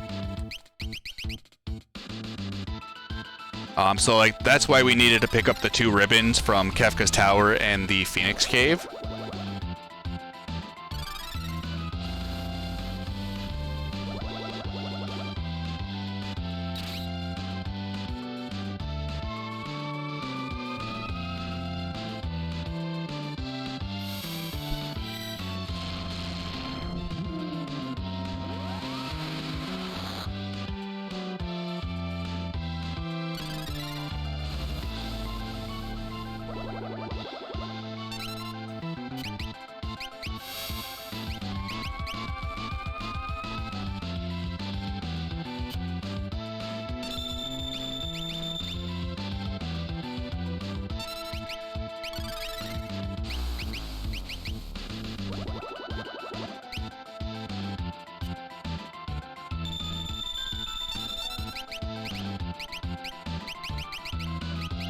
And it's fights like this where the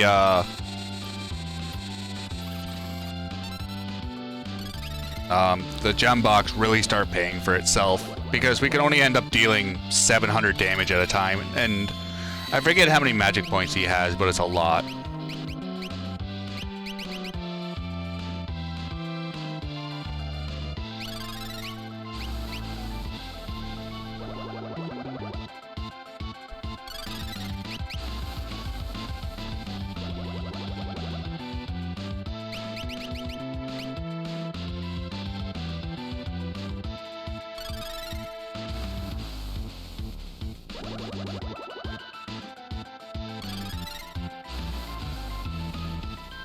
Thankfully, we only have to deal with those green assholes once.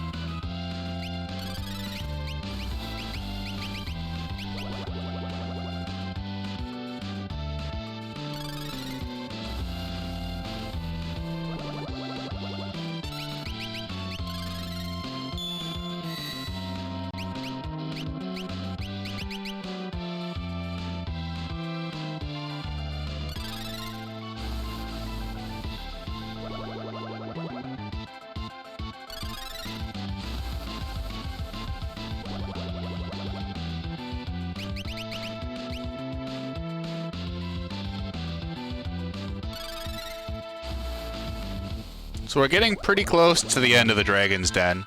I think this is the 4th or 5th dragon.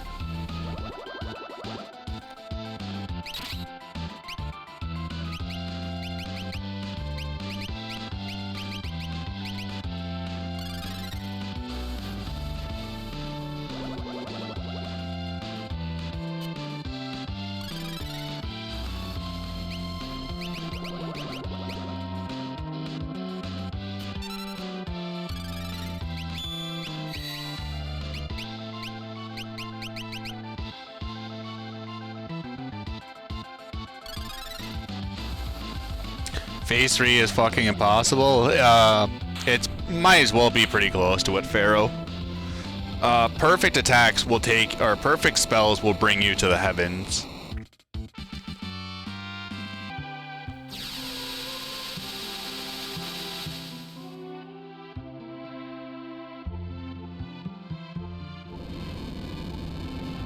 So with this new staircase here, we don't have to worry about those green assholes on the bridge anymore.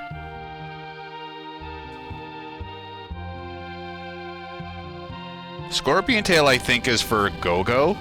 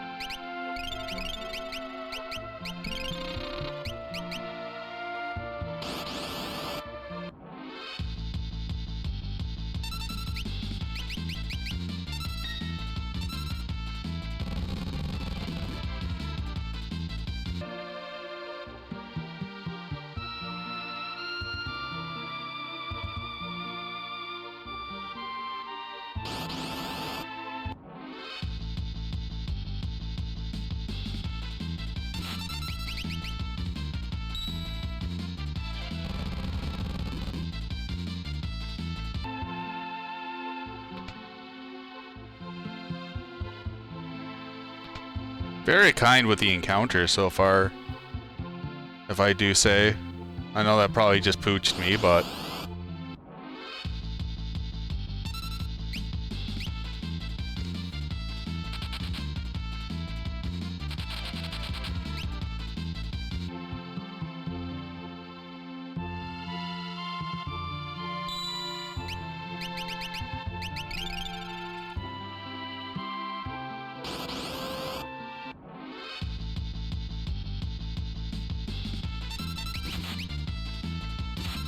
They had that like at the tail end of Go-Go's cave. Head west to the switch. Stand on it. 43. North through the door. Okay, jump across and then head north to the little platform that's raised. Alright. 31. Jump north. You get the switch. 33. Jump across, head south and east.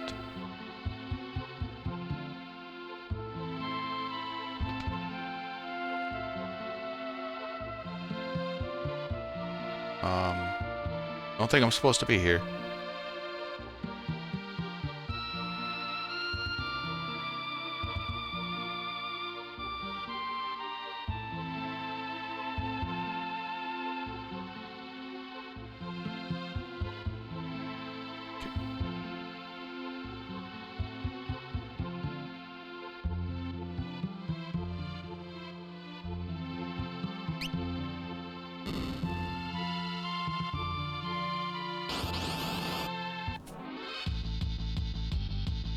Oh, terrific.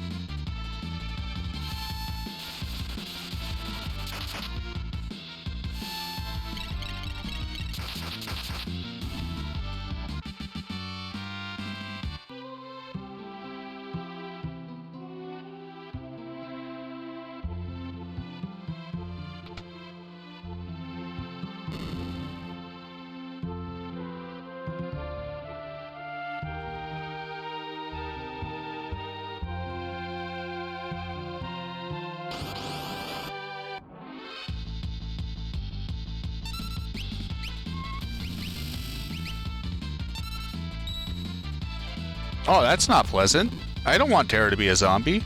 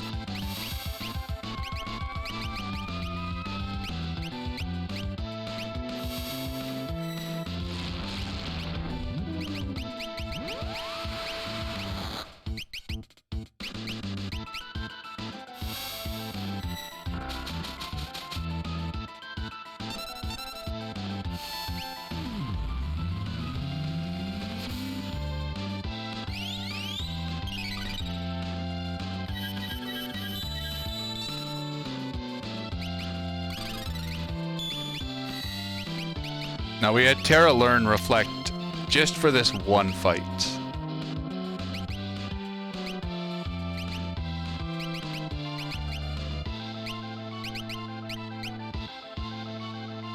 Because anytime you deal damage to the White Dragon, he does have a chance to just use Kiraga, and as you see, it heals himself for about 6,000.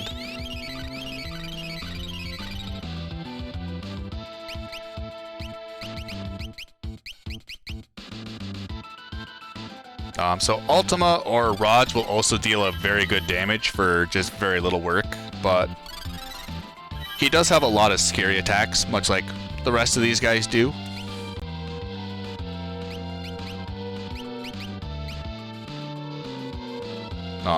The best is when he combos them like that.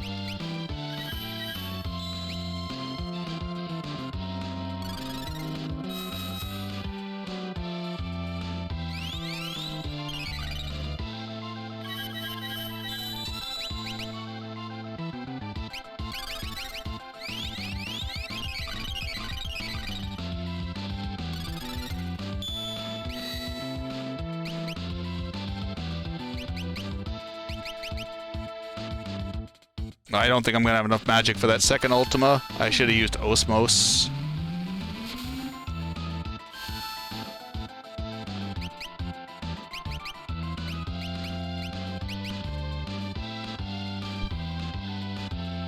Heartless Angel is reducing our hit points to 1.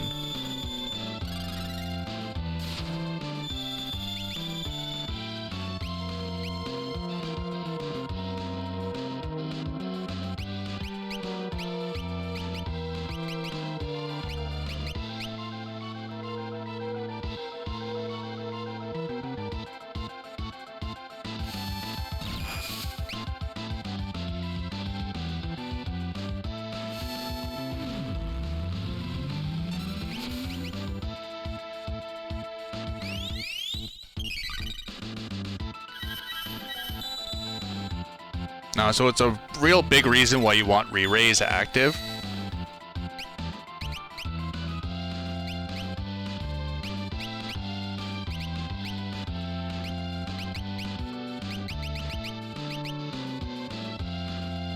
The worst is when you get like Fallen 1 Sanctity Beam, and you're just like... And then he follows it up with another Sanctity Beam, and you're like, well, this is my life.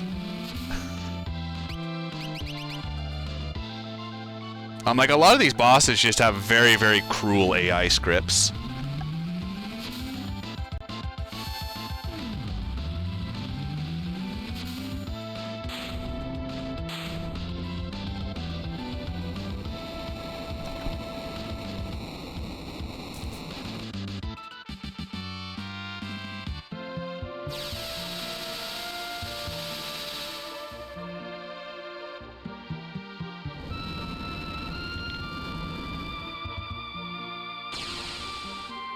It's been going very smooth, Lion. We're very, very close to finishing up with the Dragon's Den. There's one dragon left.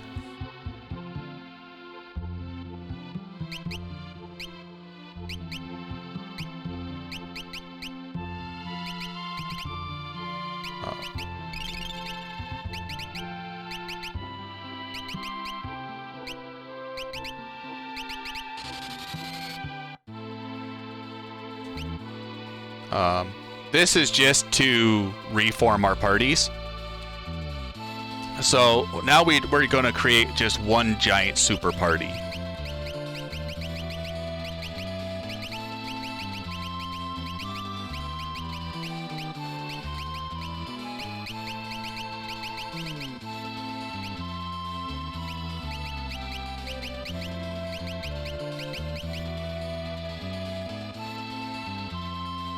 No, sadly we still have to fight Kefka.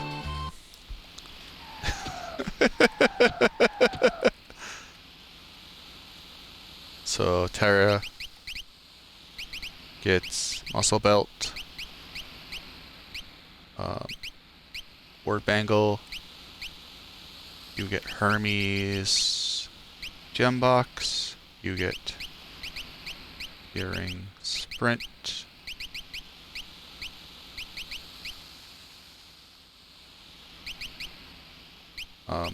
give you Gold Dragon is this. We'll give you Thunder and Magus. Yeah, we'll also give you Magus Hat. You get Earring and Earring.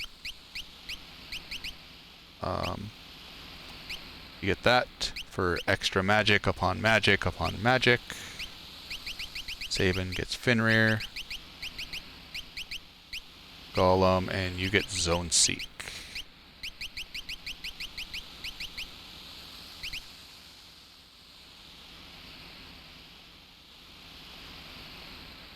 Take the right door, head east, and north to the stairs. Alright, so we're going into the turtle room. This of course also means if our weak-ass party 2 ends up running into a GT behemoth, we could be in a very, very slight issues. We could be in very, very slight troubles. But we're just hoping and praying. They're not going to be doing too much moving around, thankfully.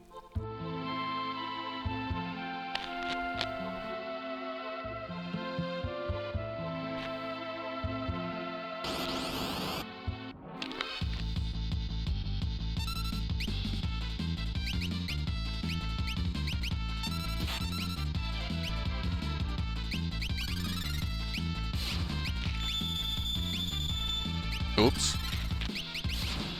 I forgot about that with undeads.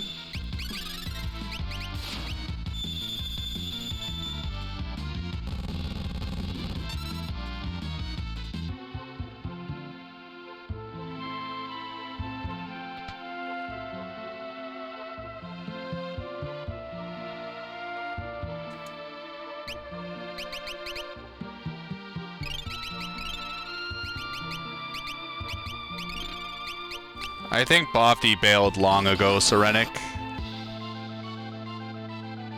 So the Gold Dragon has auto runic if spells are casted on him. So the only real way to do damage is Bum Rush in this. Because even if we cast Ultima, he's just going to absorb it and then get 80 magic points.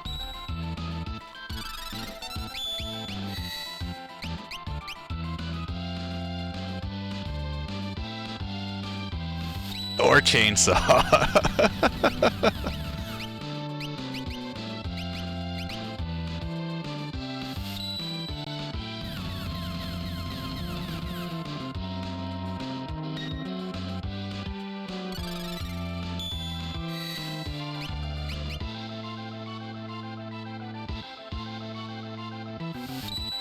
Auto Runic, yeah, Beyond Chaos was a nice memory.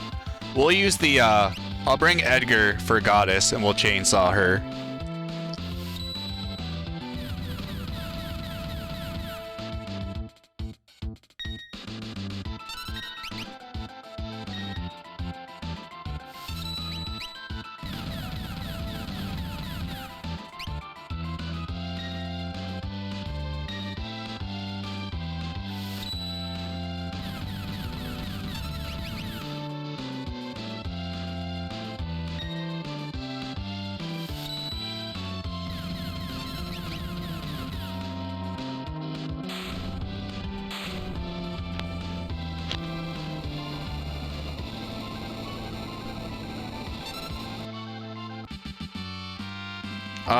I don't think they do.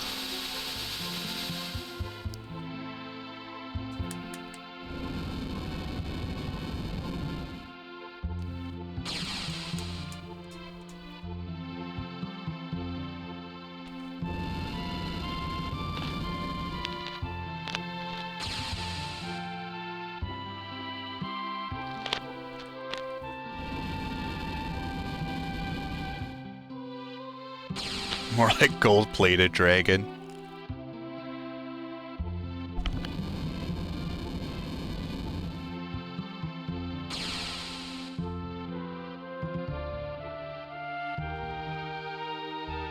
Alright, so I think that's all 8 seals right there.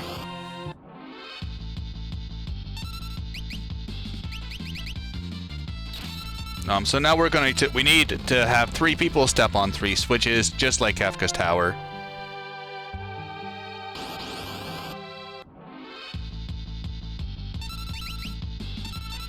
I do think the encounter rate in this area is just a tad overboard. Because this is with the Charm Bangle.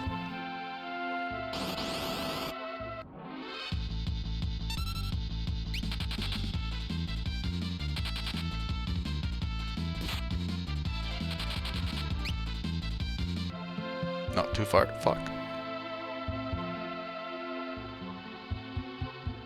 Alright. So here we go. Oops.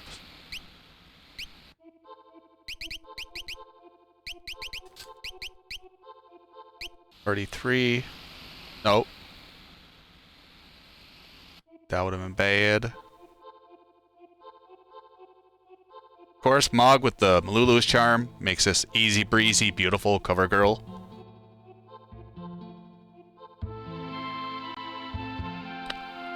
I think I fucked up. It's okay, I can fix this. I shouldn't have called that turtle the second time.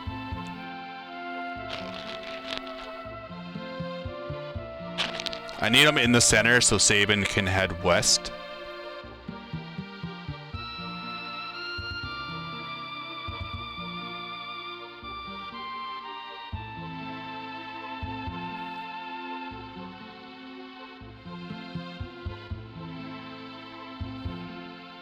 Nope.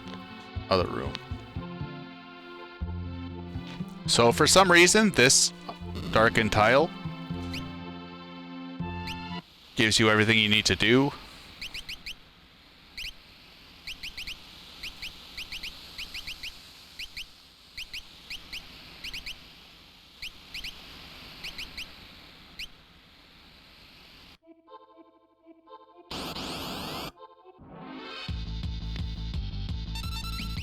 We're basically just hoping this party doesn't see anything too terrible and gets out of everything real quick.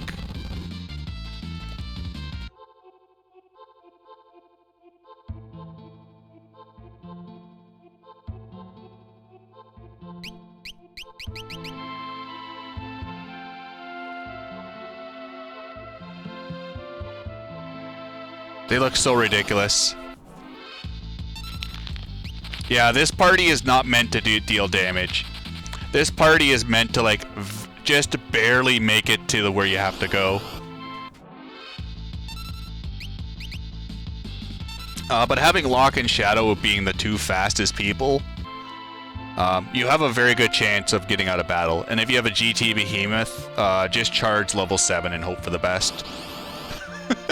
With Cyan.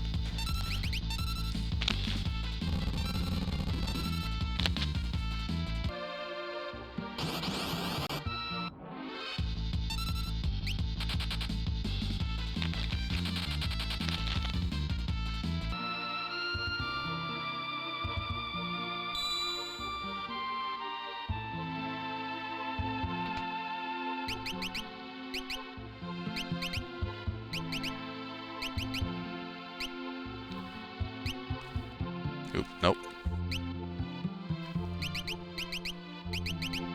Ward. You mean you have Treasure Hunter, Mustache Man, Sexy Ed?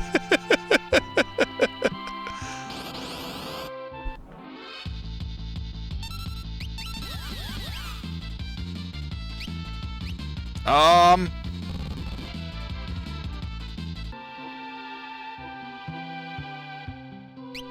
Huh. I definitely didn't poop my pants on that.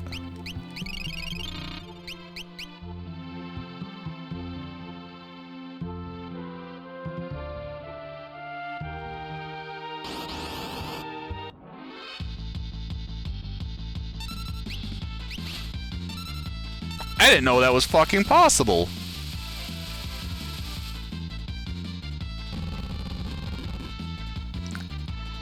Nope. Thankfully, we can take the chest route. We only have to deal with those green assholes once, and that's just to getting to Skull Dragon. After that, we never have to see him again. Thankfully. If we had to do it more than once, I wouldn't be as enthusiastic. Like, I love this route, except for that one area. That one area is god-awful, and I hate the Dragon's Den just for that one reason.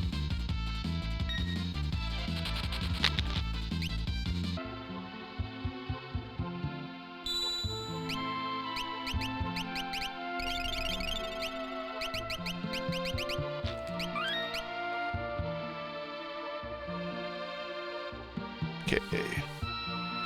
Crap, where am I? Take western door to lava switch. Head west, stand on switch. Okay. Already won.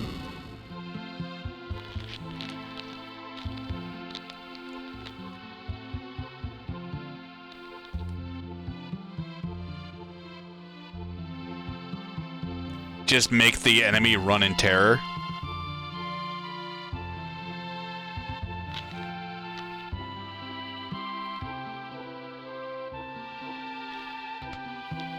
You put the enemy on a bridge, and then the green guys boot them out of the battle. They're trying to traverse the bridge, and they just end up knocking them down.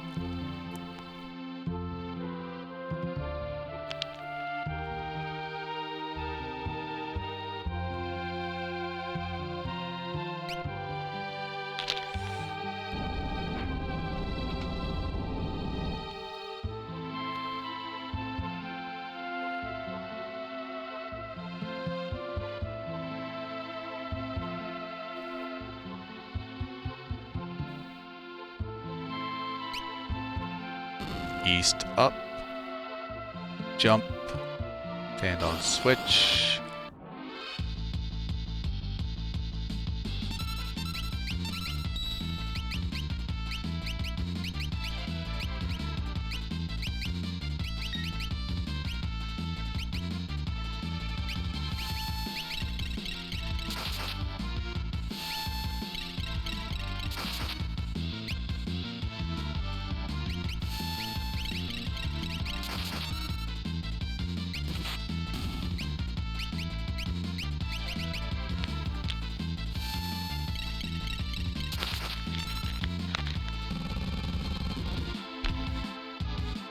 GT Behemoths have 12,000 hit points.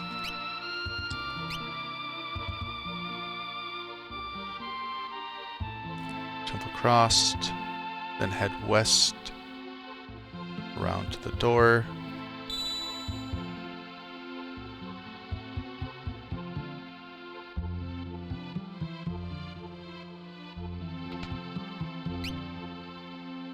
One, jump across and leave. Go to Death Valley.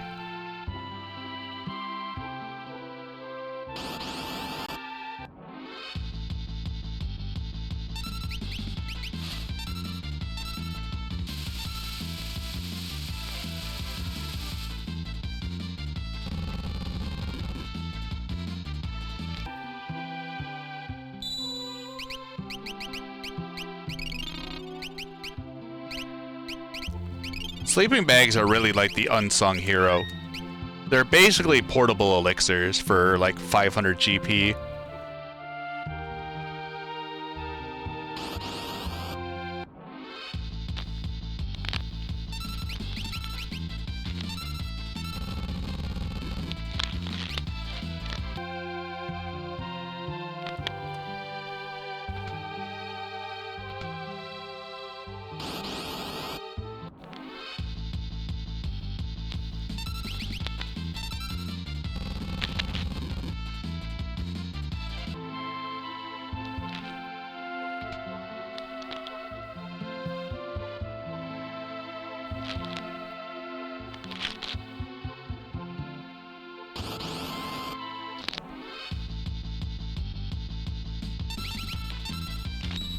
Shows the universe and all the planets in the solar system, then zooms in on the ruined FF6 into a zone eater.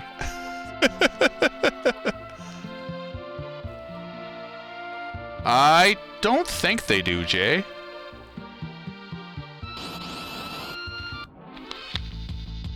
The inanimate carbon rod.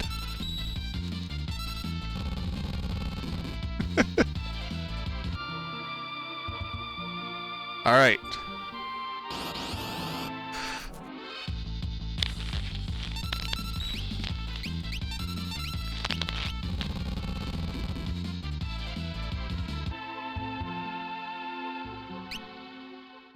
All right. Coming up, Kaiser Dragon.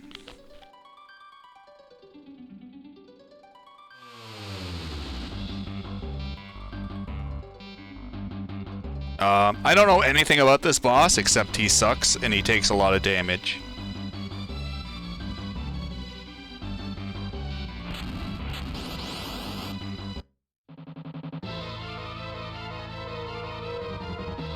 And he also has barrier change.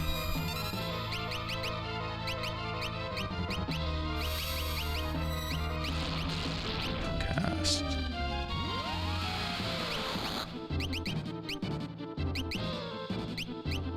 So of course, the usual buff with Espers. Get life 3 up, because this is going to be a very long fight.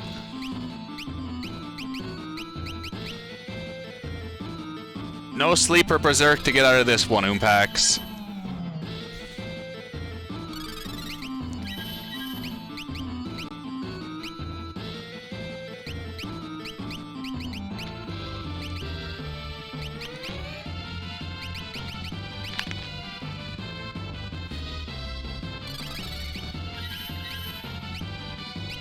So everyone's got life 3. Should probably also cast Shell on a bunch of them. Because Earthwall probably already just bit the dust.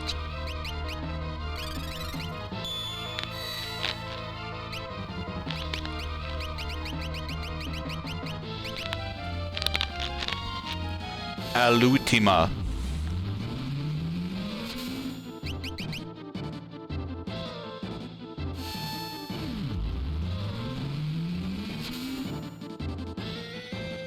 I think overall he has like 230,000 hit points.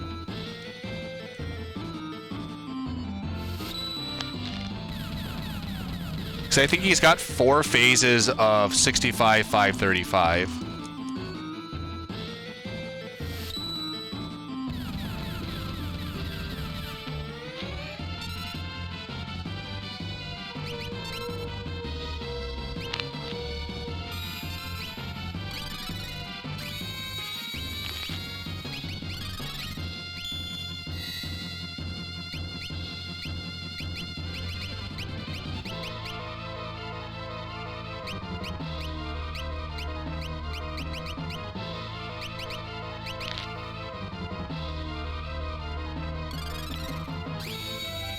Oh, that's even worse than I thought.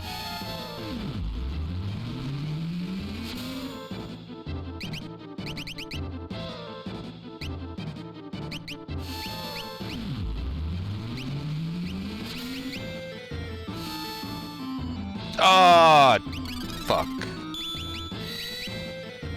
I was too greedy with Celis's magic. It's a lot of bum rushes and a lot of alutimas. They're just the best spells. They don't have an element. They don't care about the barrier.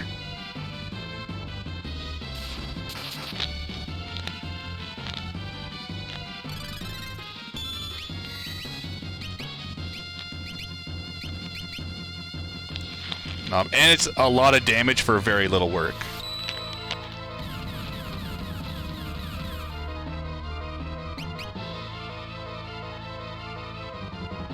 It's better than grinding Tyrannosauruses to level 99.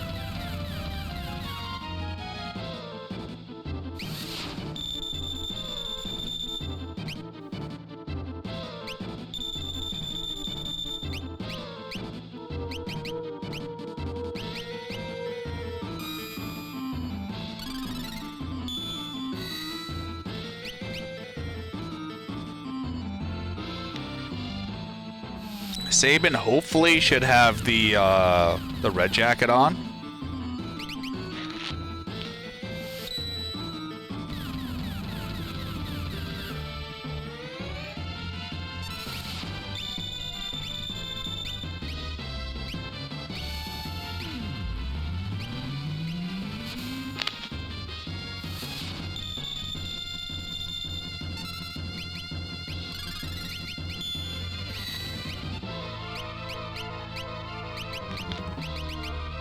I don't know if Frozen Dust is 100% hit rate. It sure feels like it.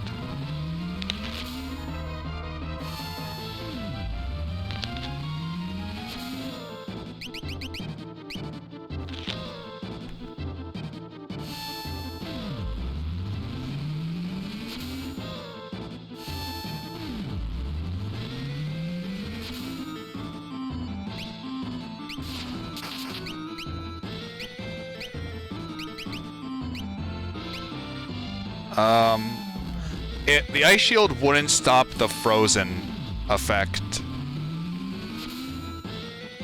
Because Frozen's a status effect, not like an elemental cast.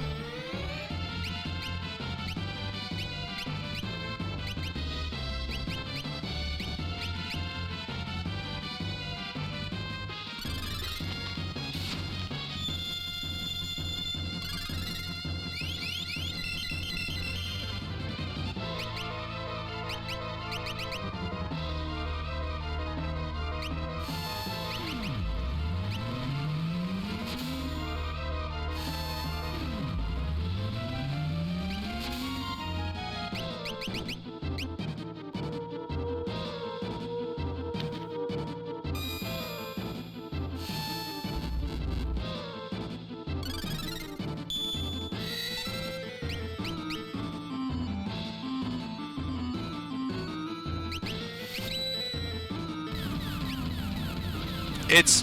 How many barrier chains? This is the second one, I believe, Justin?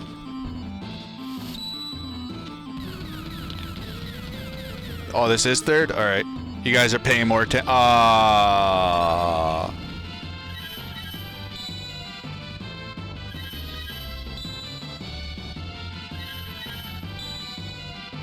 This is a sticky situation.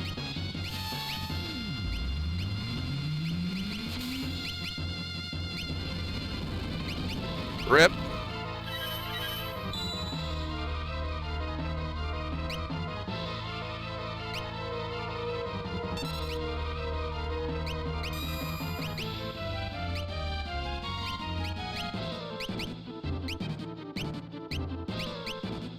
Look, chat.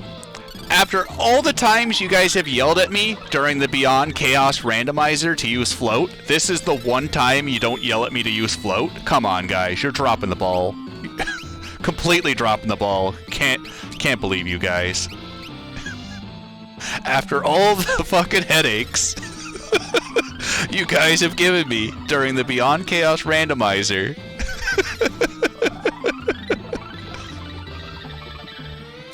I think he should be because he shifted.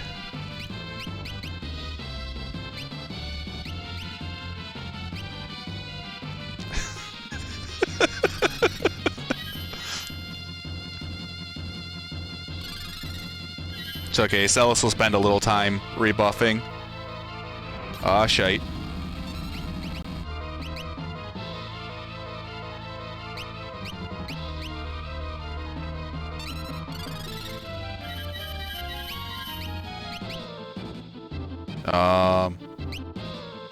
He should have it.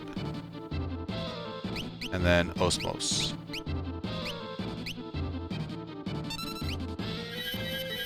Poop.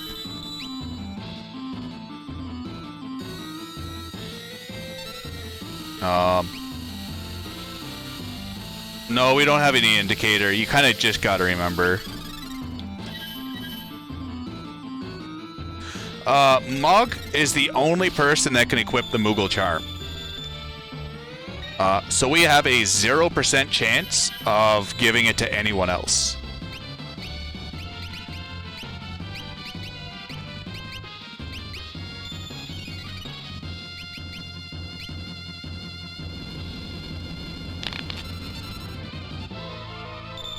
Nope. Merit badge will not allow you to equip it to someone else.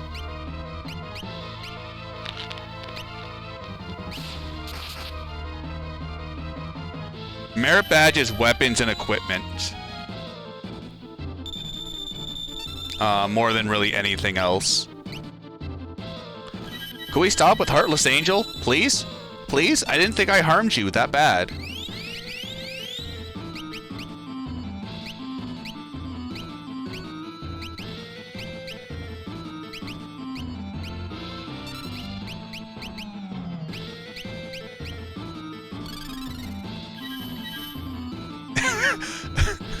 Heartless Angel reduces all of our hit points to 1.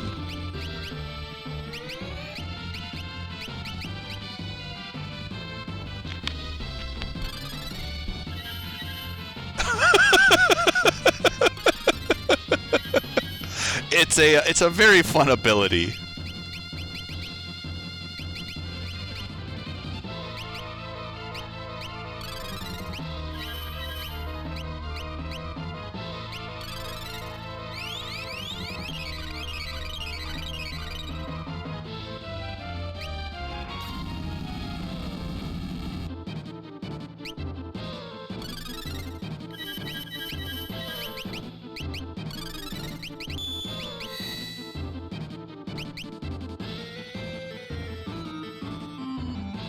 I don't see the problem. The move can't even kill you.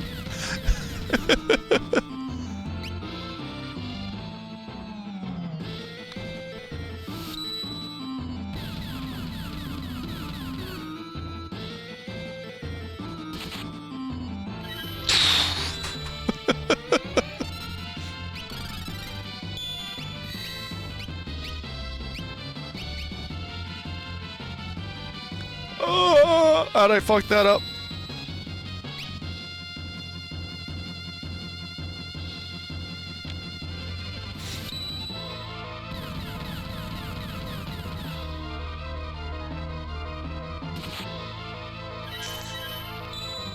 Alright, so Sabin and Terra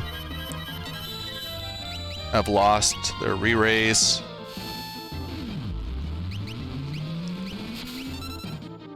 Nope. Gogo has now lost it. They have the quick status, so they get to act twice for 1 turn.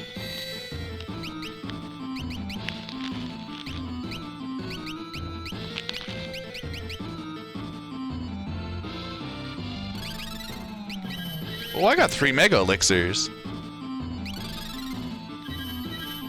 Apply the fucking delete status.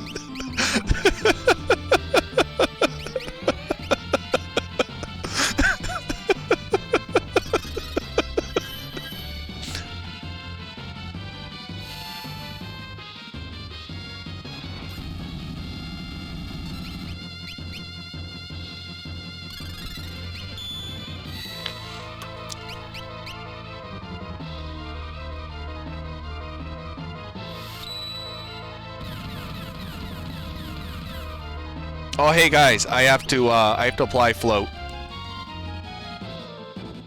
Thank you for reminding me.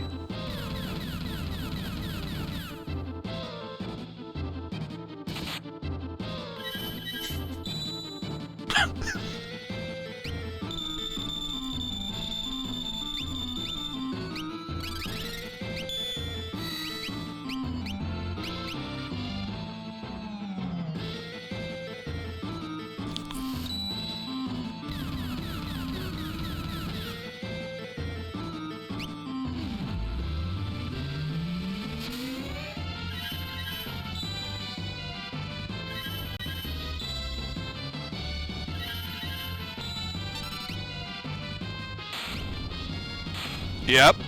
Oh god, that's more stressful than I remember that being. That's a lot more stressful than I remember that. So, what we'll do is, we'll go through Kefka's tower, we'll beat Kefka, we'll watch the credits, I'll use the Espers in a battle, and then we'll come back and we'll fight the other weapon.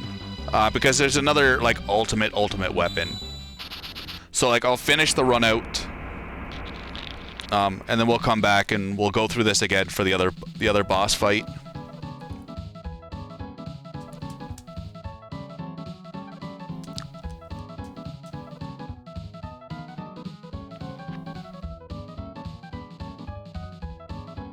Oh no, I like that fight. That fight's a lot of fun still.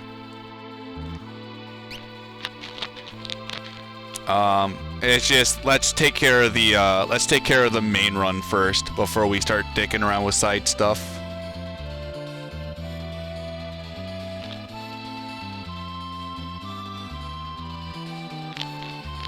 That was the end of the Dragon's Den.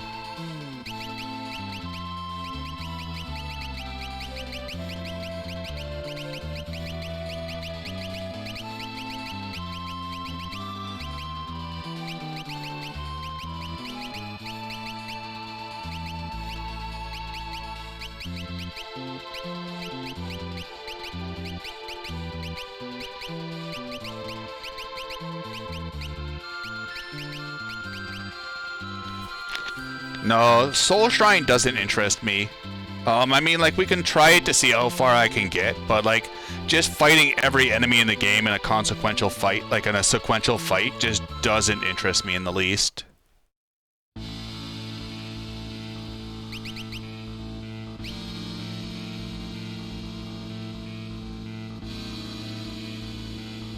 And, like, you don't get anything, like, real special for it either.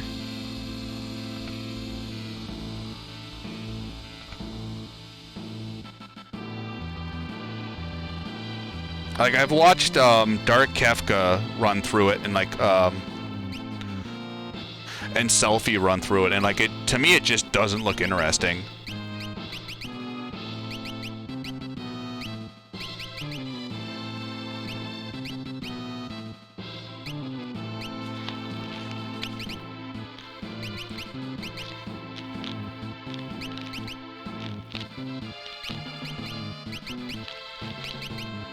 I could probably skip this, because there's not really going to be any encounters.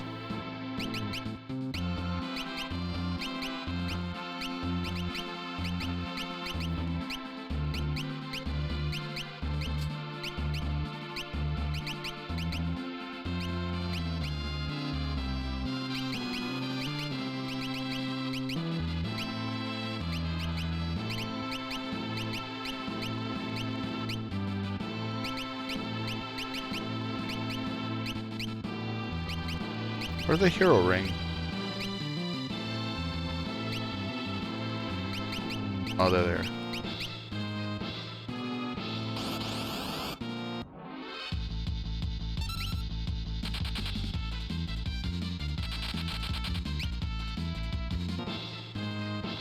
I might run out of curative items.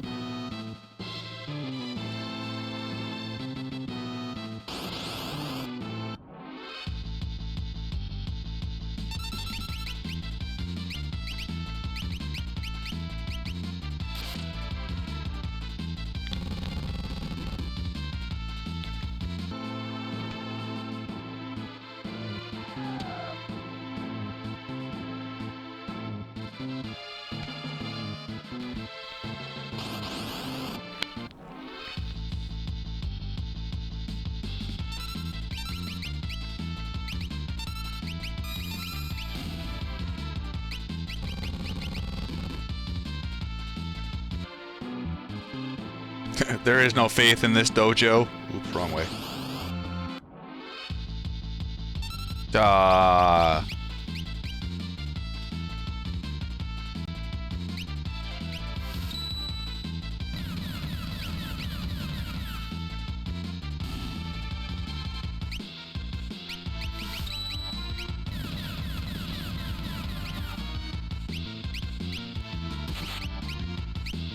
Alright, this is for you, Oompax.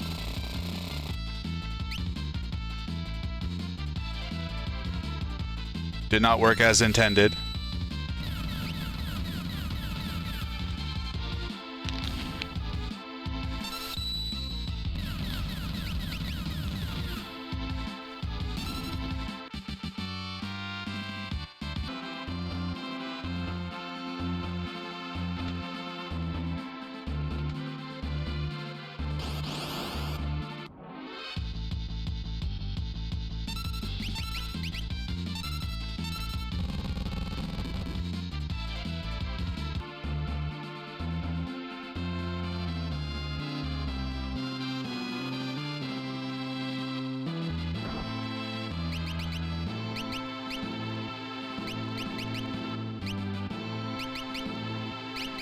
I really don't know what to do with anyone's equipment anymore.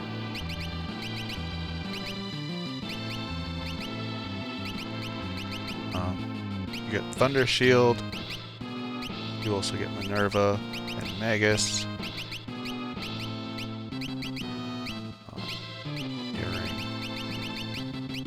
Hearing. Give you Thunder. Get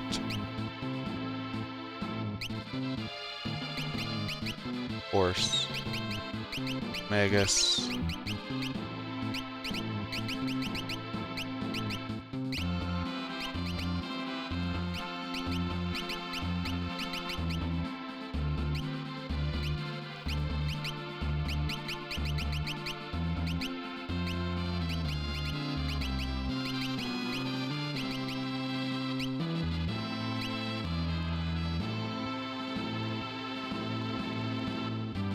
I mean, we do have the stats for it.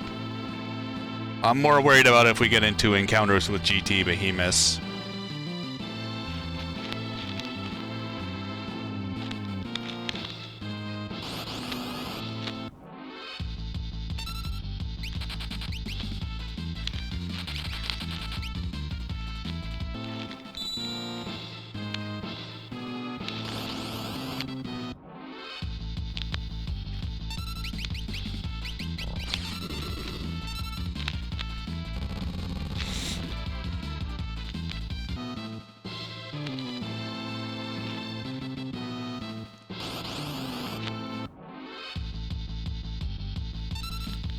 Oh, I forgot to give her the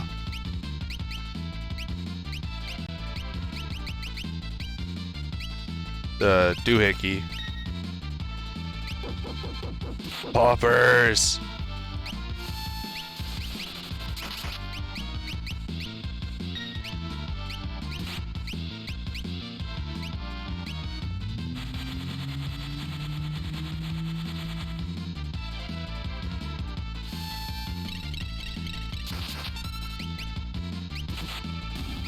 Just going guns blazing, they said. What could be the worst that happens, they said.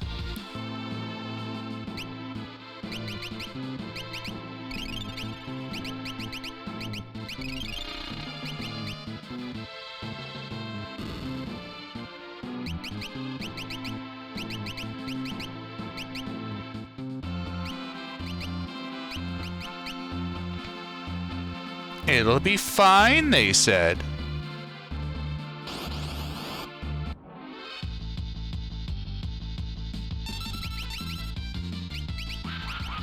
Giant rocks from outer space will never happen, they said. Quit dying, you cowards.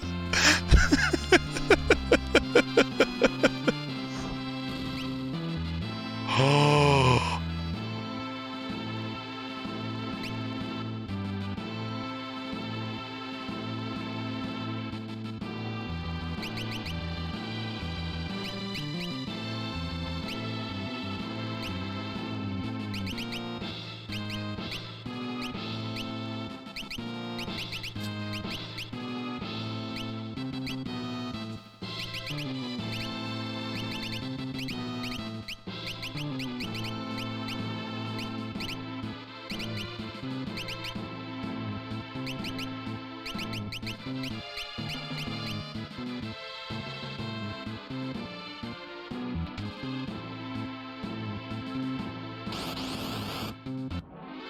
Madam Outsiders. I forgot to flip the switch to let the third party progress. That's all on me. That's my bad.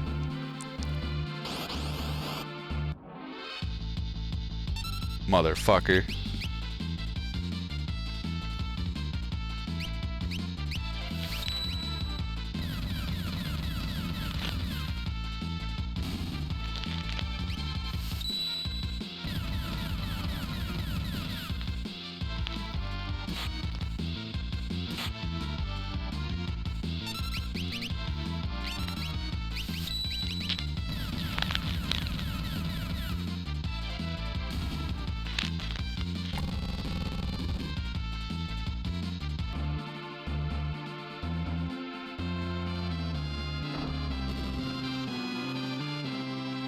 Thankfully that switch is a lot closer than I thought it was.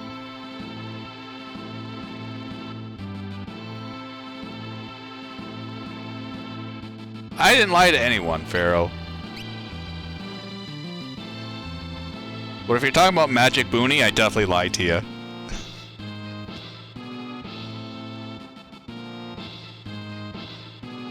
Oh, it sucks horribly. I just wanted someone else to experience it.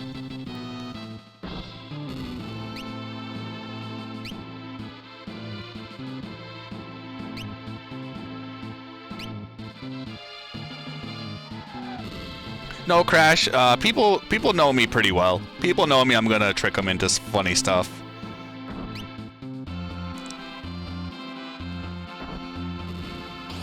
People should expect that from me at this point.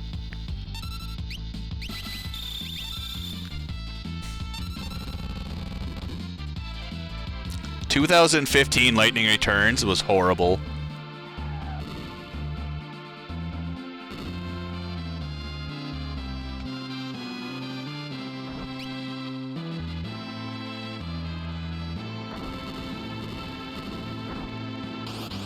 You kill Boonavels, the final boss, with spells. Instead of using like Heavy Slash, you use Element Plus from Miss Wizard Plus. Very, very archaic way to fight them. Very slow.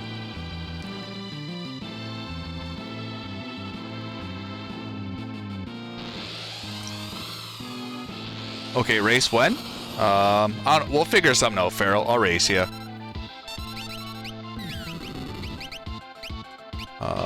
Hastica. Oh wait, I don't even need Hastica.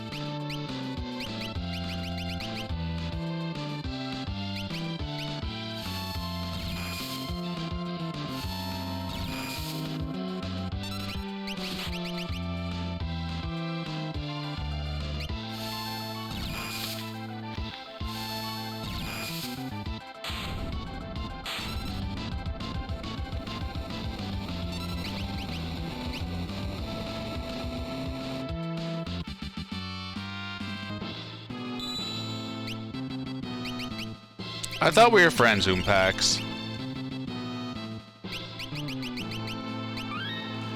I have more interest in improving my dash time than I do any percent. I don't think I'll touch any percent console ever again.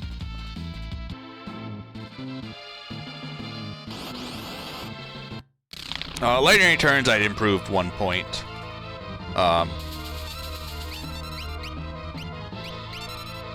That's, yeah, eh?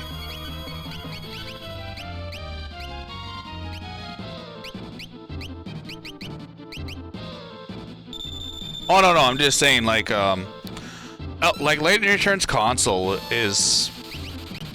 I don't really want to lose runs at the 20-minute mark for a 15% drop chance.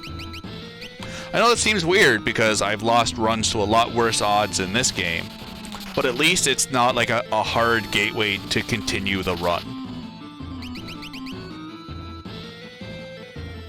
Like, I'm okay with runs dying in various places, but for that 15% in peril drop rate, I'm not looking to grind runs forever and a day just to get past it.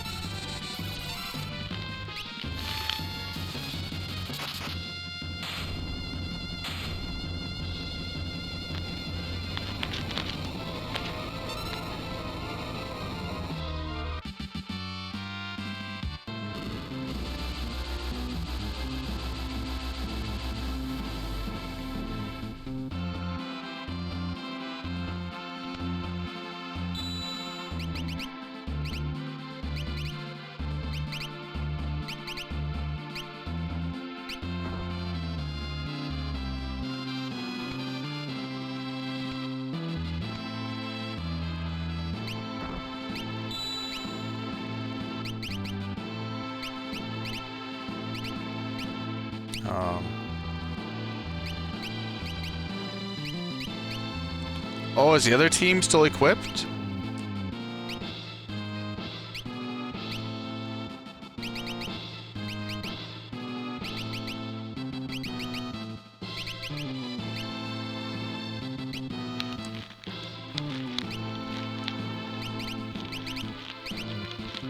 Realm. Ice. Magus.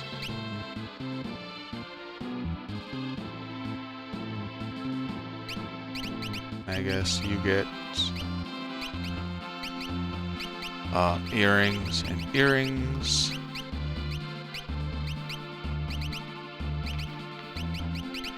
You get Mithril Rod and Ice Shield. Magus Hat, we'll give you that. Hero. Mog. Red Cap. Hermes. Hero.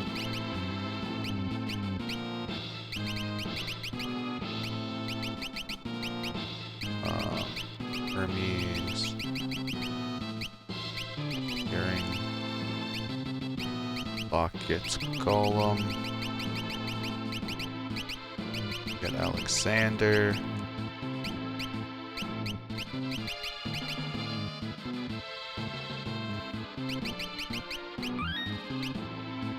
So much extra equipment just kicking around.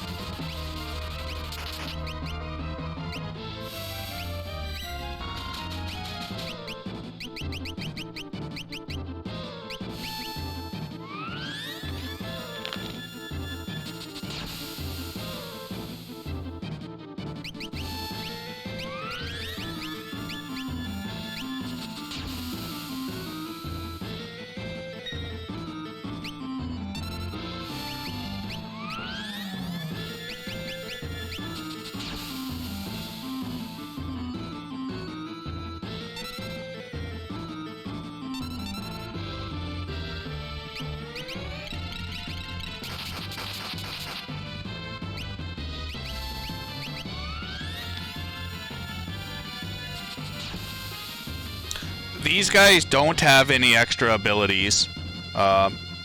These guys are the sideliners. They've had no development. The only 4 people that have had development is Sabin, Gogo, Terra, and Celis. Besides that, everyone else is not touched. We don't care about Shadow, we don't care about Strago, we don't care about anyone.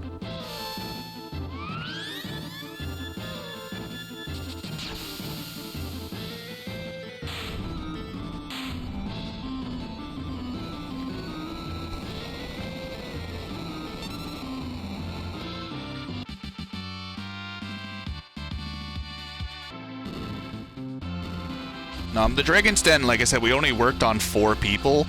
The other 10 of them just don't care.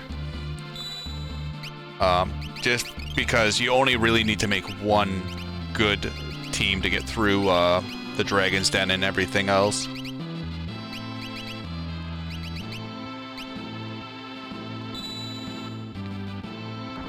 Oh, doing this fight with 4 people is a dream.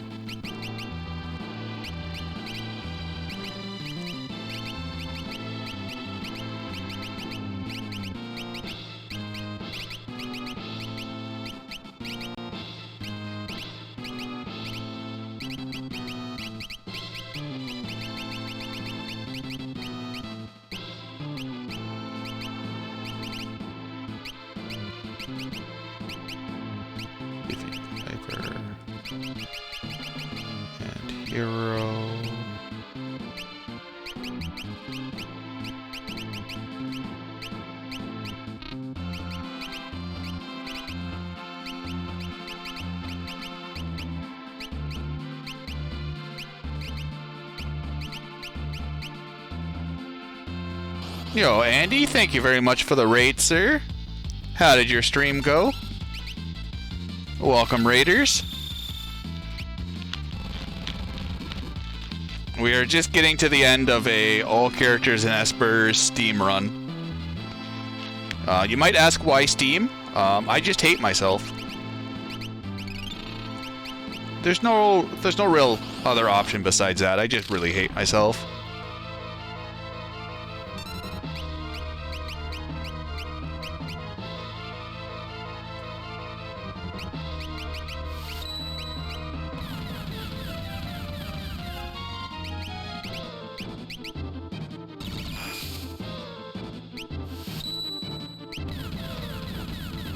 Buffalax was the problem for any percent. This is all me. Well, Ed, you chainsawed, and you died. I came, chainsawed, and conquered.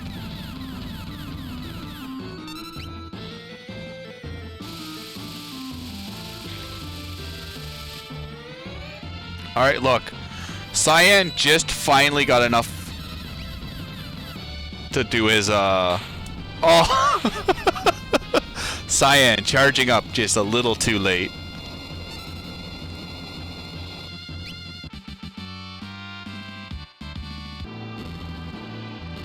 Wait, I thought we were gonna see Quattro Slice? Apparently not.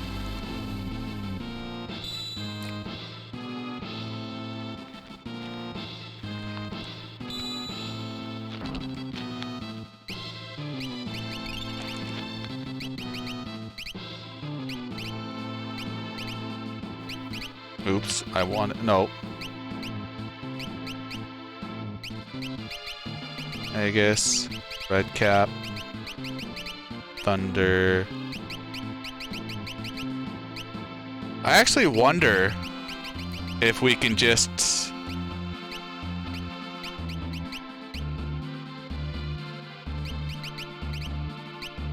skip breaking the shields.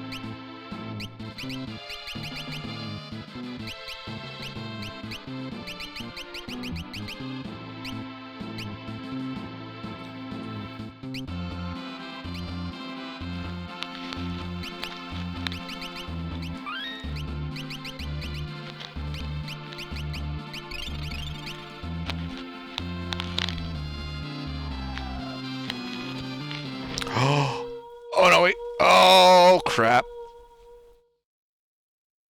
And give Celis Finrear.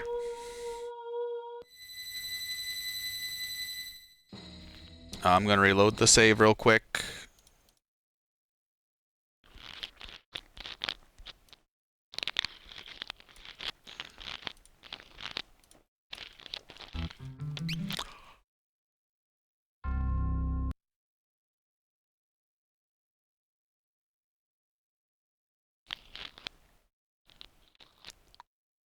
Celis could probably single-handedly take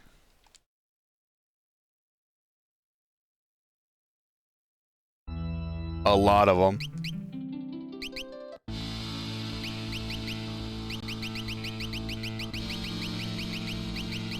Finrear, and you get Siren.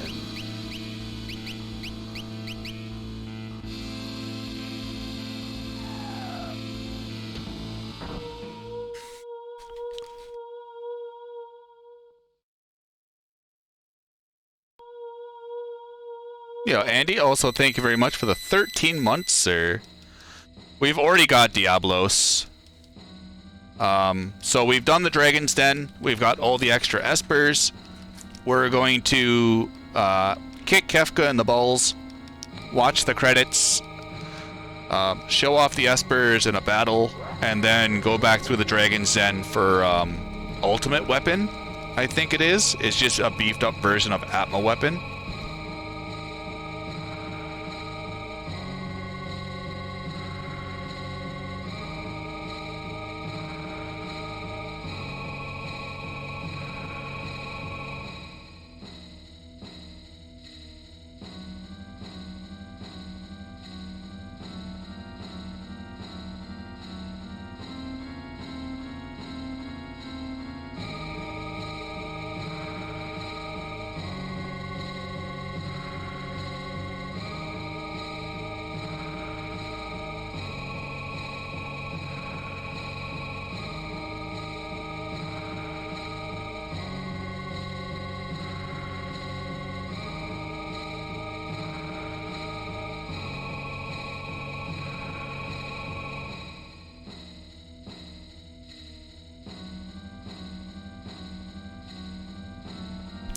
Think of Reno's Pyramid from Final Fantasy VII, just slightly better.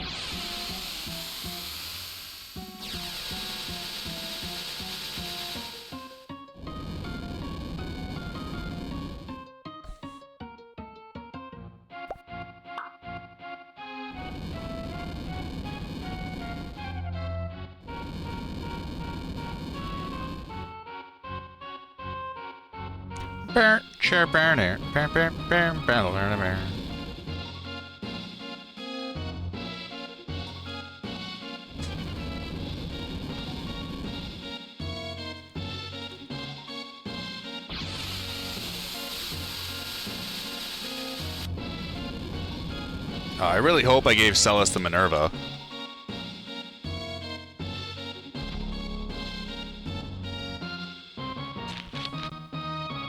Alright, so I want Gogo, Shadow, Terra, Celis, Realm, Sabin, Edgar, Og.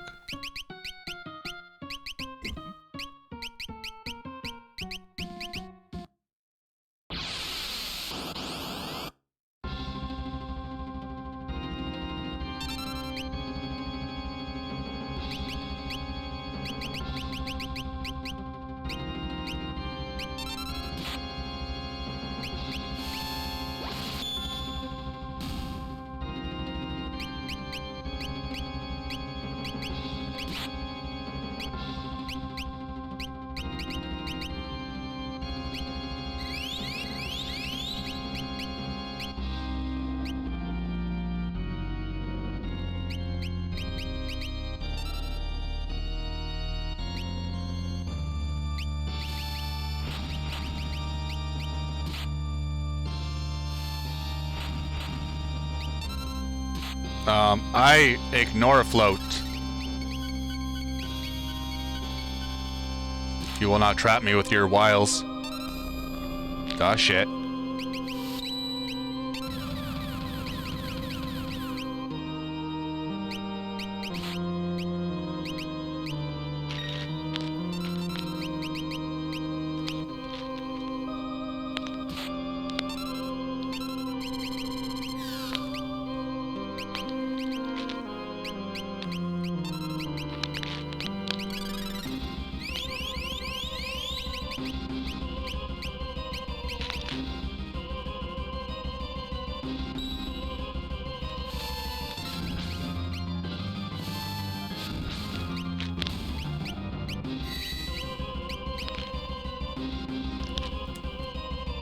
Trance is just to reduce the amount of damage Terra's going to be taking.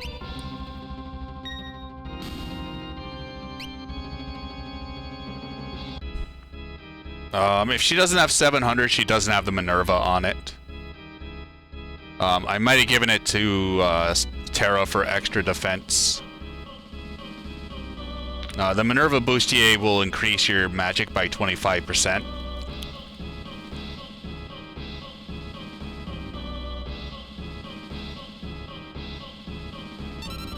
Yeah.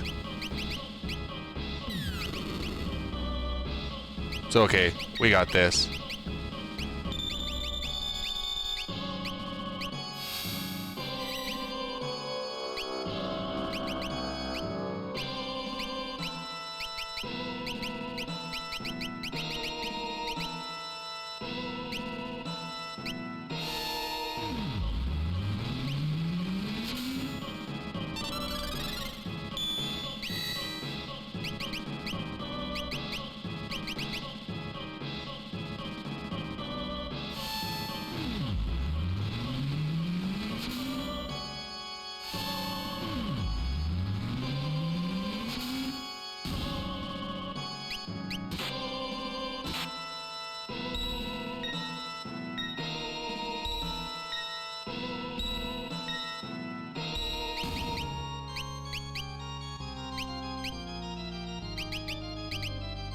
Wow, I didn't think there'd be anyone still alive.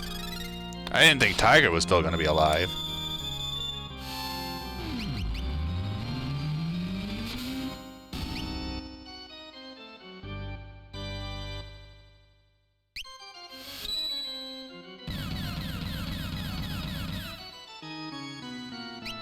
Or having Go-Go's Bum Rush do max damage.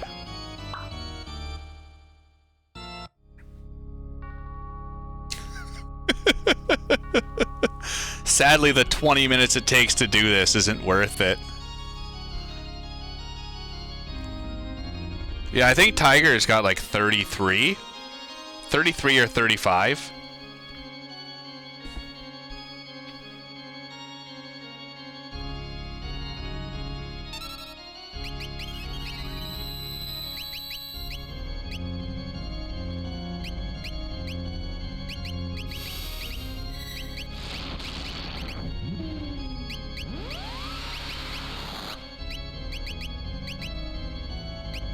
Alright, this might not work as I planned it, but I'm gonna try it.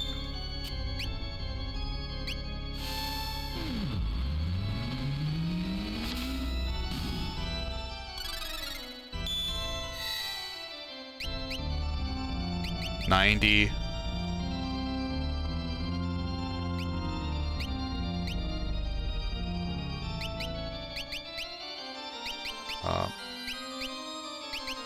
See what this works out to. If this works over 10,000, we're okay. Alright, so that's 20,000 damage.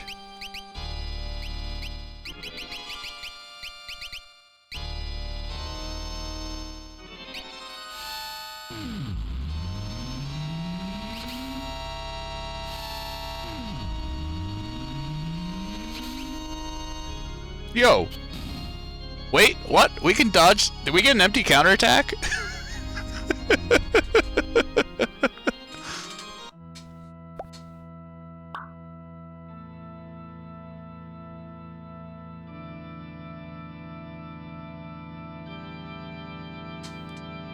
Yeah, the menu blocks everything. The Ultima... The Ultima...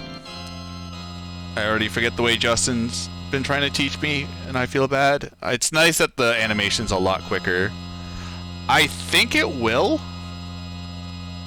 because it's a reaction-based script. Because Celis was getting effed up during Kaiser Dragon. I don't care, like, everyone would have survived Medio. We all have the hit point pool for it, and if Shadow dies, it's not really that big of a deal.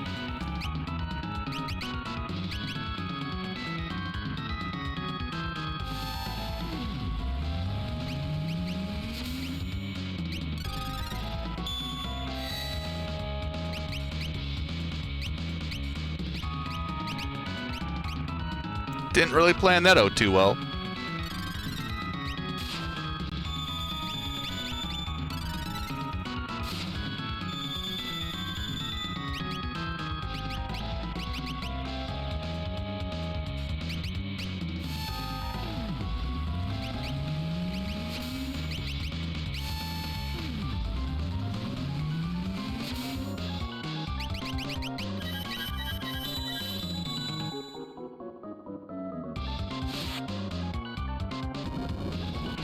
Um...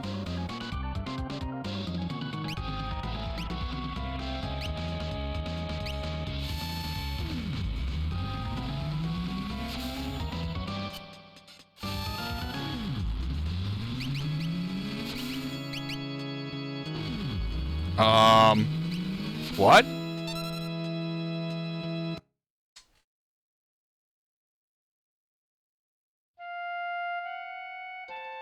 Hmm.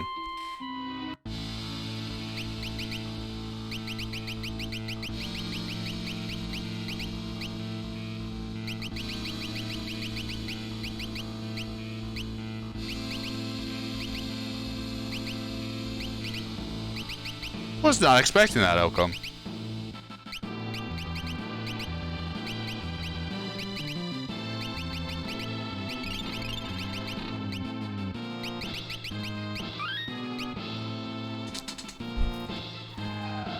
Six Ultimas and a Legioness. No one expected the Spanish Inquisition.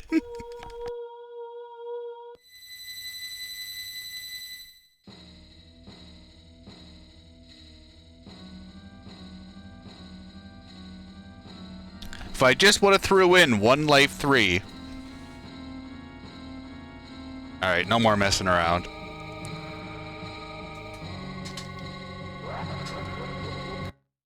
Oops.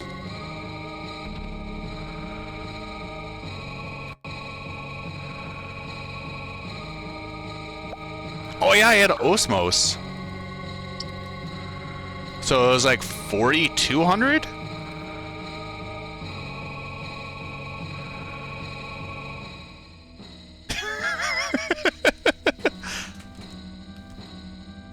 I didn't think Ultima phase happened until 5,200 though.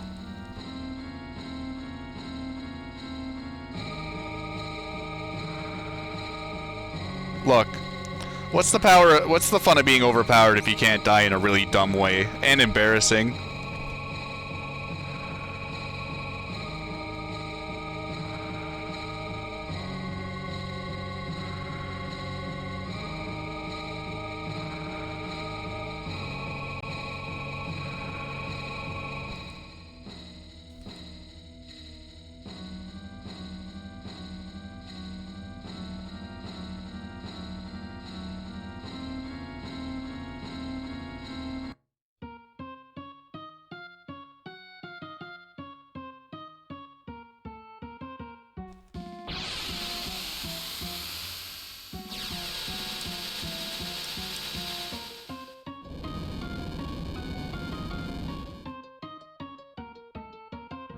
No, I was pushing the envelope way too much on that fight. I should have done like double ice 3, waited for Beyond Chaos, and then bursted them down.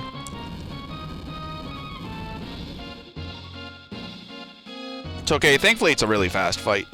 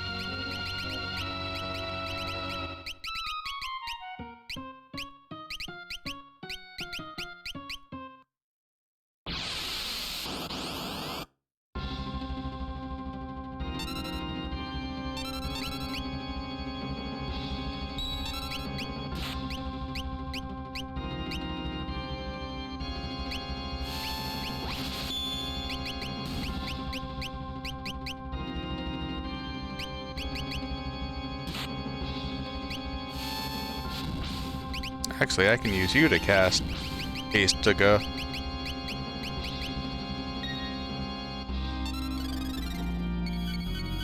They're for the backups that will come in to replace,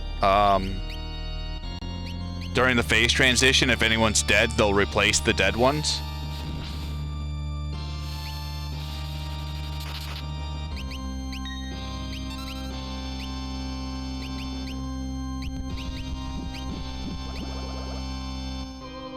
Why is Vestige still alive?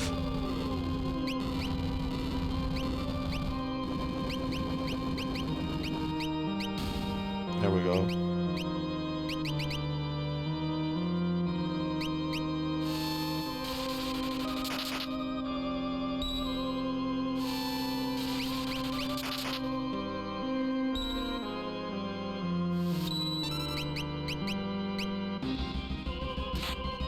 Ooh.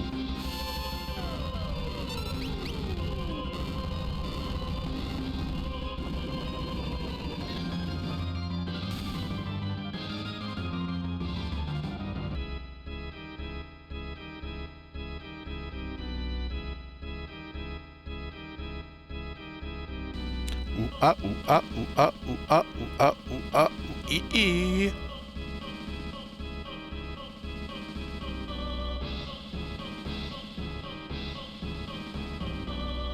Edge wanted Rydia.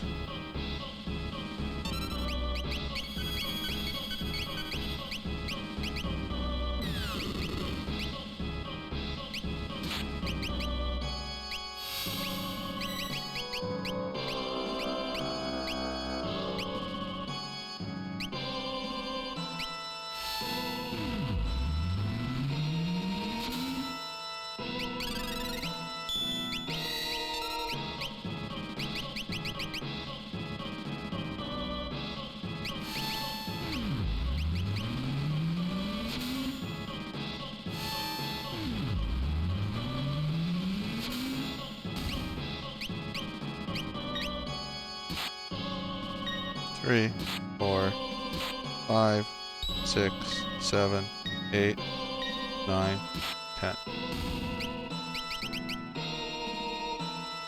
I don't have enough magic. Damn it.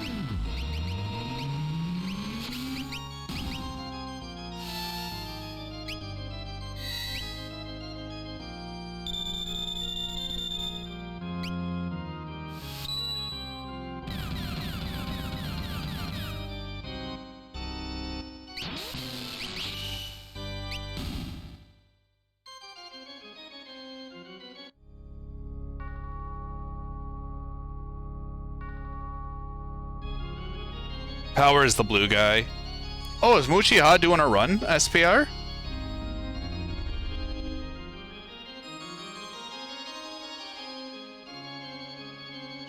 Oh, nice.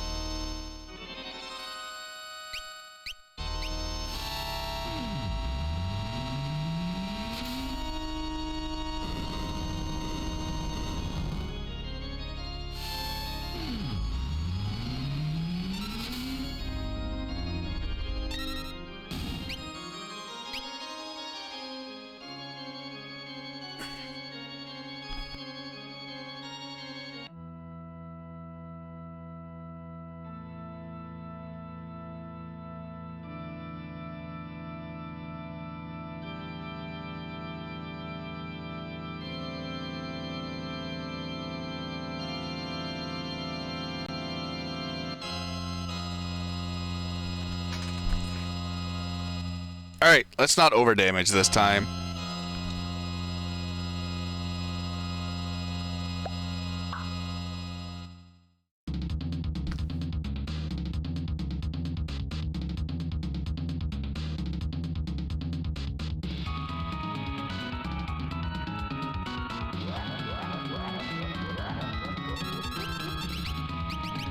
20,000.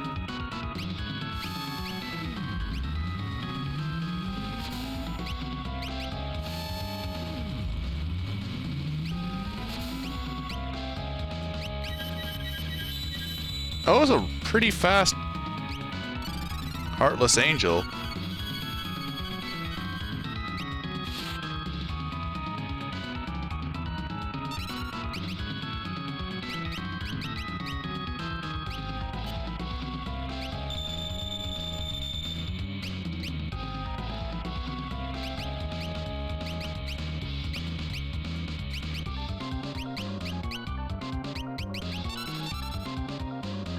The fact that he's doing Havoc Wing at 20k kind of has me a little worried.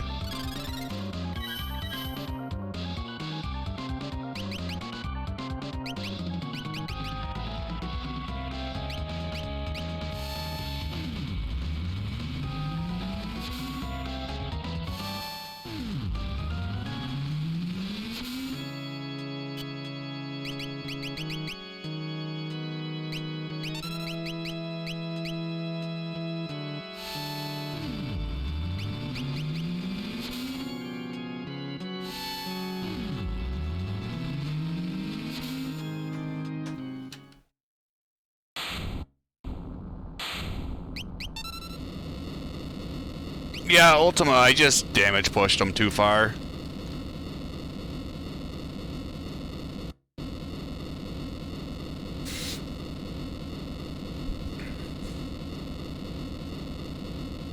I should have just played it safe instead of just being like, record. Double Ultima spam. I'm gonna let the credits play out. Just for the recording's sake. And then after the credits are done, we'll go back and we'll go through the Dragon's Den again. I just need something to drink. I also need to stretch my legs a little bit.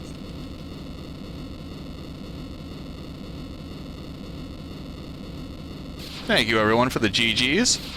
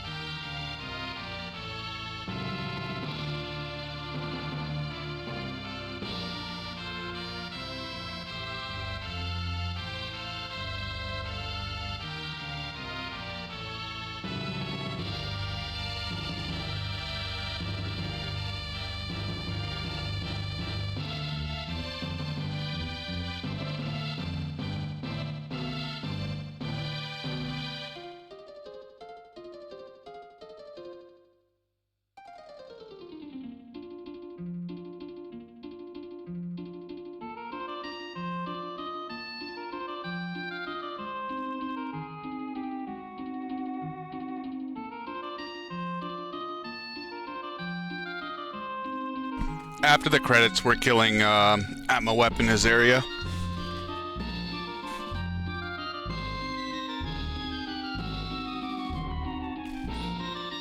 There's FF6 fanfic?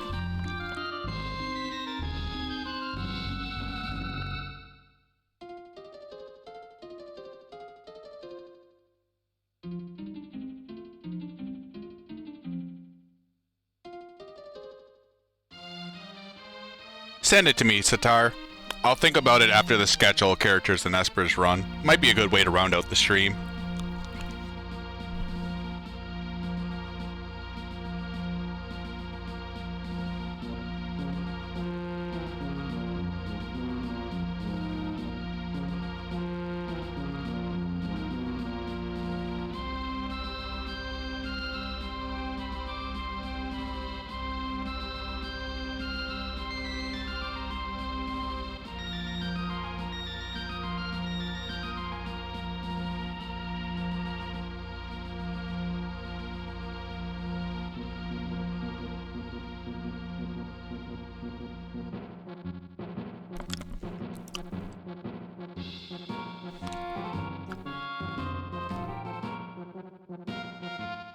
It's hard to find, like, good written fanfics that aren't just, like, giant shit posts.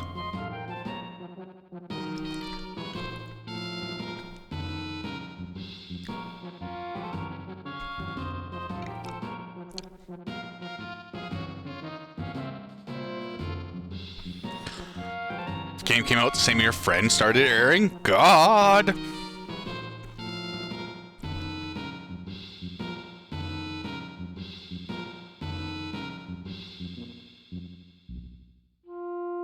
That is a fucking time jump.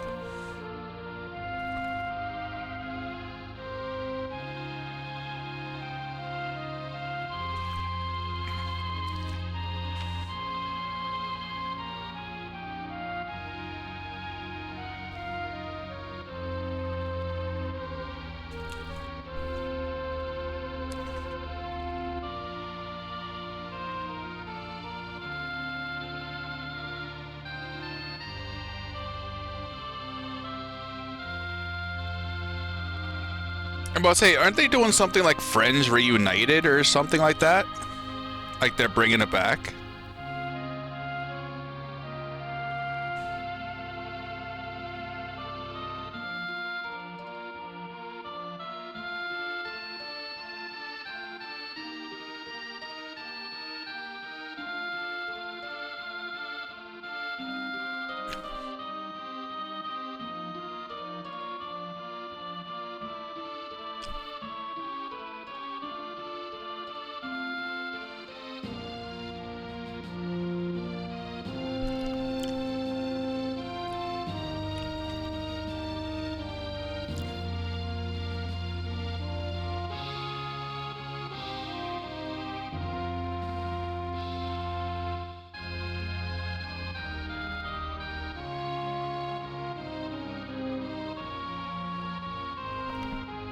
President Gogo just mimics everything everyone else does.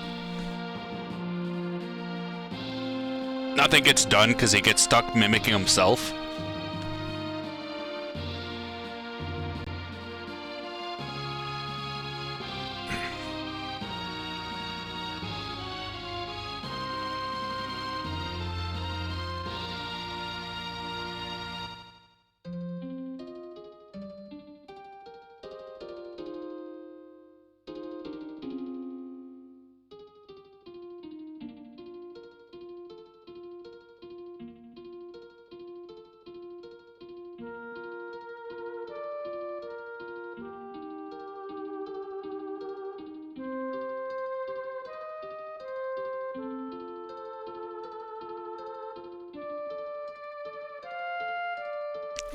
Perfectly in today's United States Senate.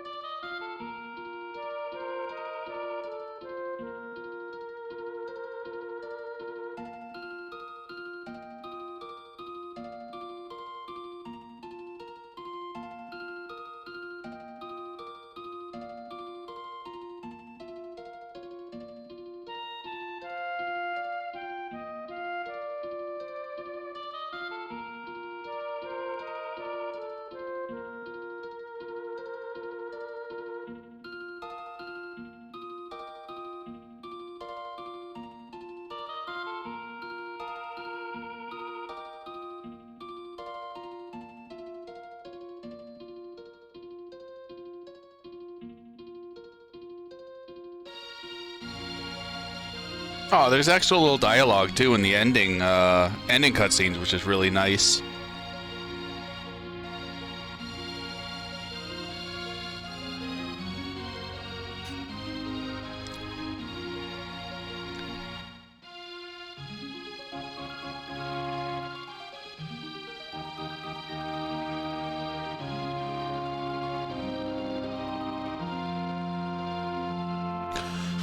I've played a little bit of Octopath, Cuddy.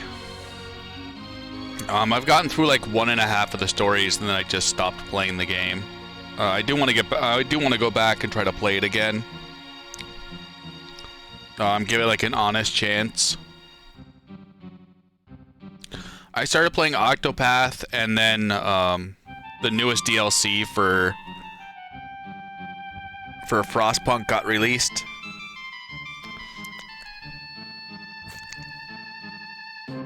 And I ended up just playing Frostpunk just because I love that game. And I just never got back to Octopath.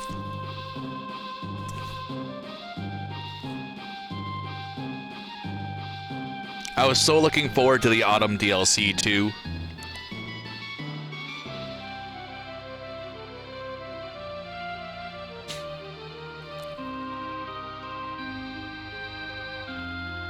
So I think the Autumn's DLC dropped, and I spent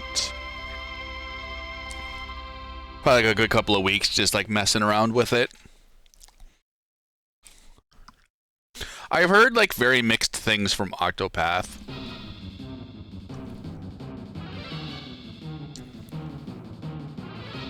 Like some people say the story's better, some people say the battle's better, but like there never seems to be like a clear, concise line.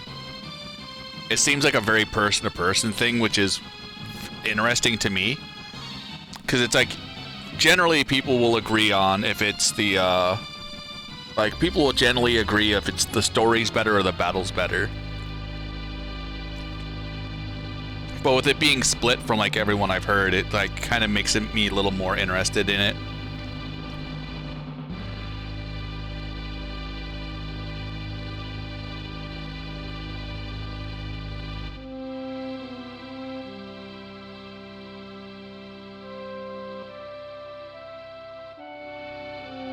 Yeah, aren't a couple of the stories like under an hour?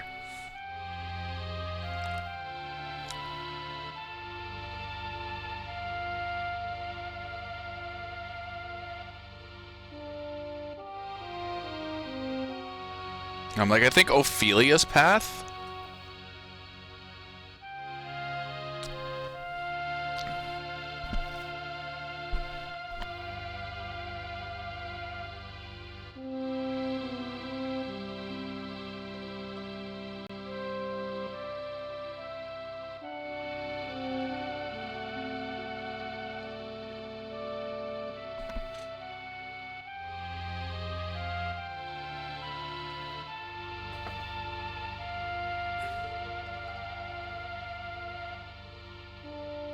Hours lost to a massive difficulty jump? Damn.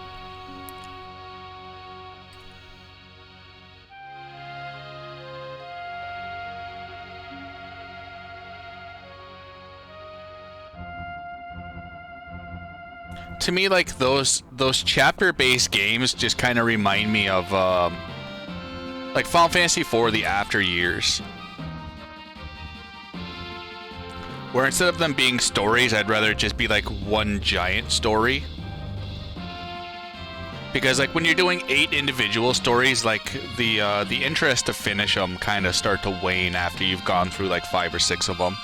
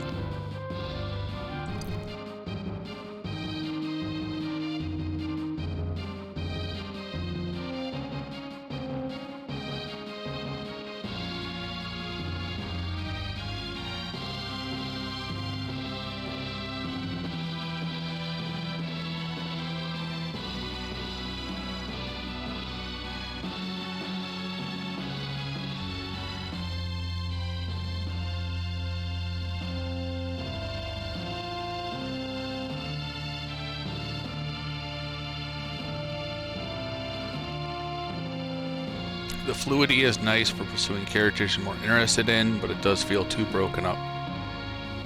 Do you get to use, like, all 8 characters at the end? Or are you stuck to, like, the party of 4 or 5 or whatever it caps out at?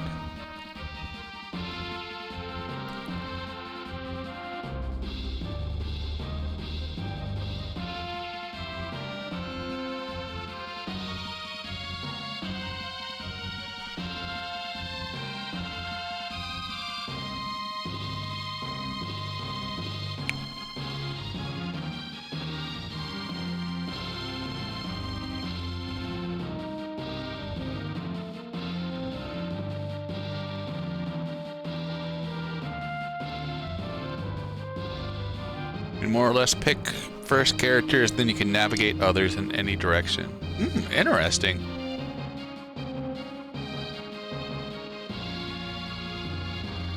I don't know, that's one game I'd definitely like to give a shot. I still want to get through, I bought Mass Effect Legendary Edition, and I still haven't fucking touched it, and it makes me sad. So maybe I'll try to give that an honest go after I'm done playing through that. I love the Mass Effect games. I know what Andy requested or submitted Dragon Quest XI.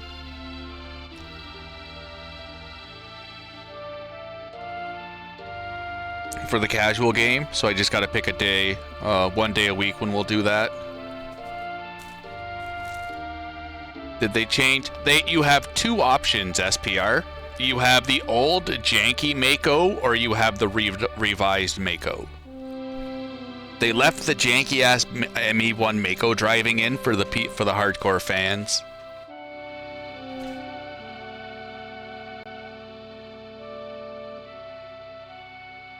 I've downloaded it and ready to start my first Infiltrator run. Infiltrator was the only class I really enjoyed. I liked it with Mass Effect 2 when the Infiltrators got the little bit of stealth. I thought that was like a very nice change. I'm horrible at sniper rifles, but I love sniper rifles at the same time.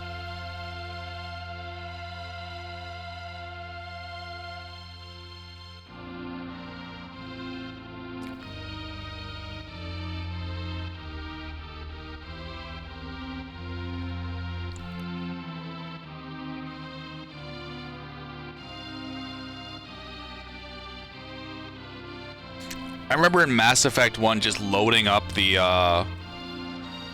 M7 sniper rifle, where it was like one shot and it would insta-overheat, but it came pretty close to one-shotting most enemies.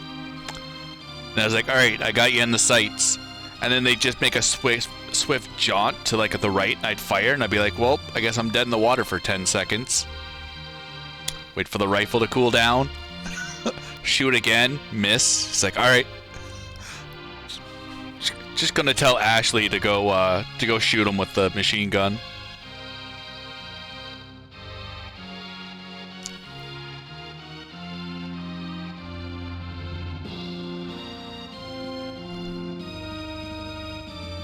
Fuck Ashley.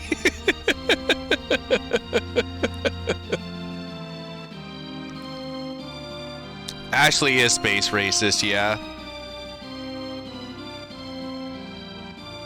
But when I was playing Mass Effect 1, I always saved Ashley. I didn't realize how big of a space racist she was. But like Kaidan getting the headaches from the L2 implants, it always seemed like the better option just to kill him off.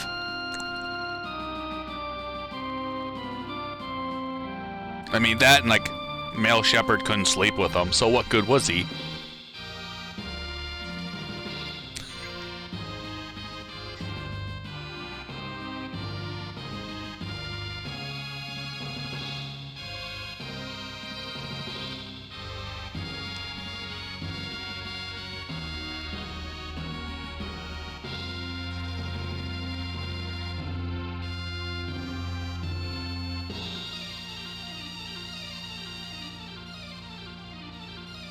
Oh, 100% crash.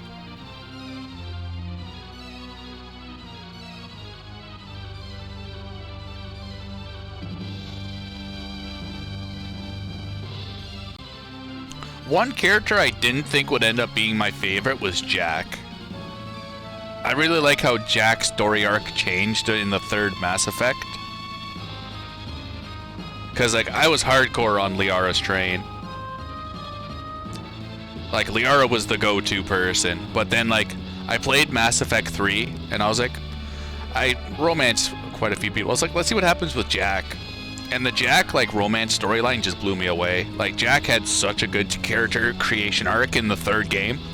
Even, like, near the second game, near the end of it, when you start getting everything together.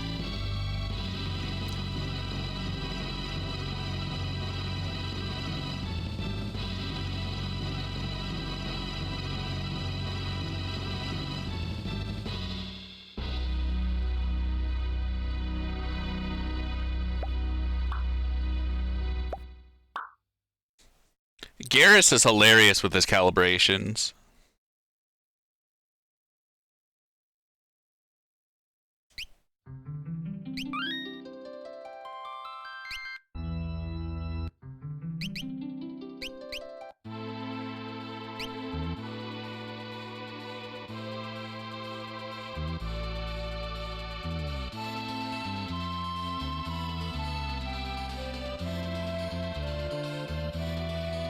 One character, like, top character out of everyone was Legion. Legion and Kasumi. Like, Jack for romances, Jack on the third Mass Effect really hit me good. But, like, overall character, like, top one Legion all the way.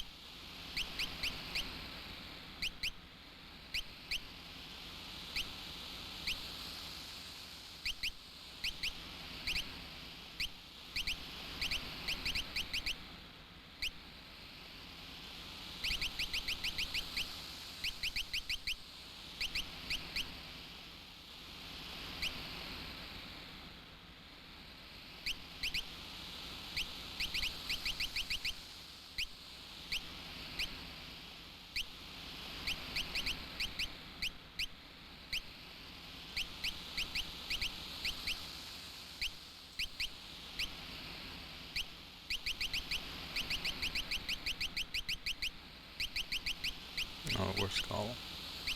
Damn it.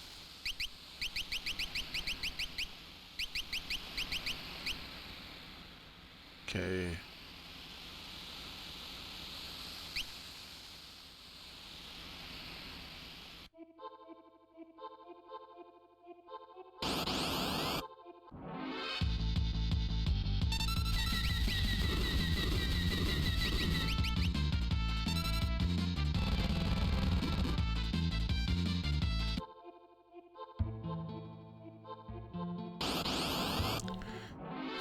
My name is Commander Shepard, and this is my favorite store on the Citadel. Soul Shrine doesn't interest me in the slightest log. I wish it did. I wish it kind of interested me in a little bit, but like every video I've seen of it looks god awful. Every time I try to do it, I just lose ambition.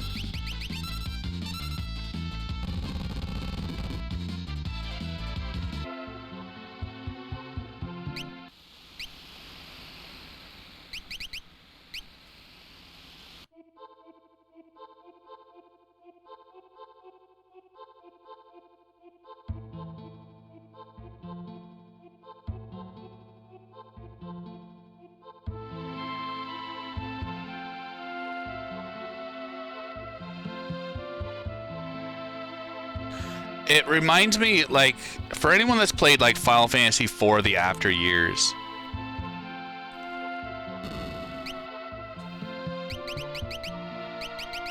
Like when you have that giant boss rush on the moon.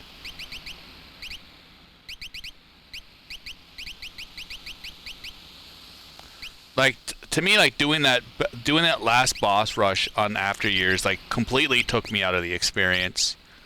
Because it's like 2 hours of fighting every boss from every Final Fantasy game.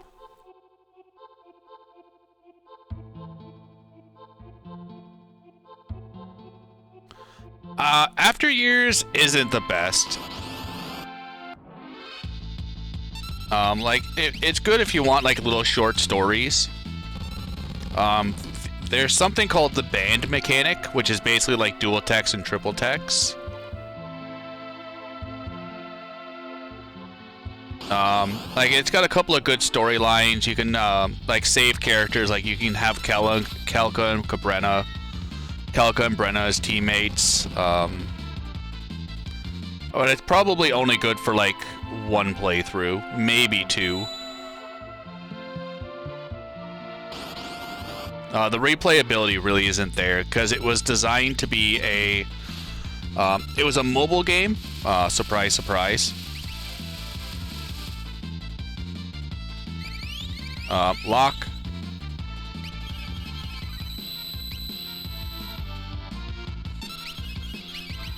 It was a mobile game that got released episodic, so they really expected you to grind in between installments.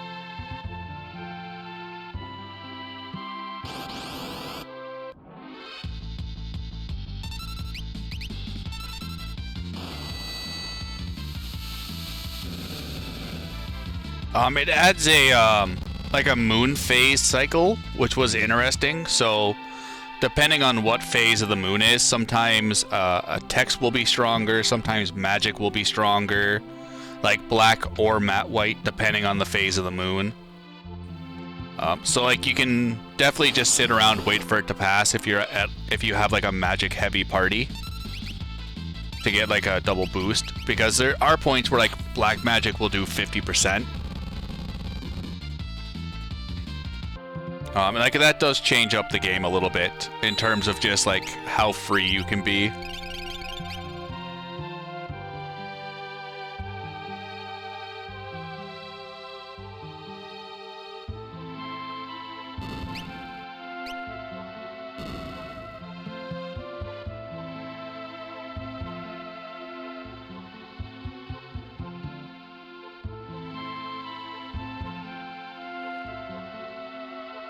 Hold auto into the last 8 waves.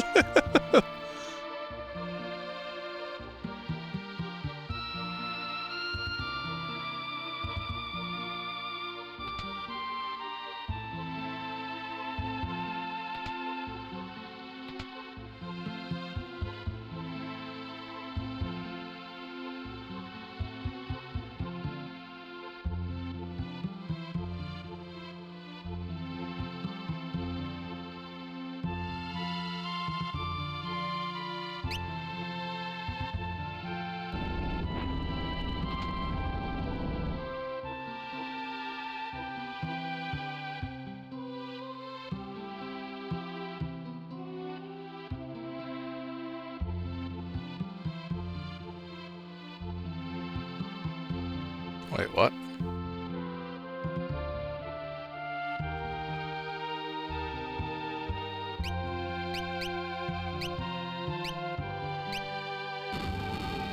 Oh.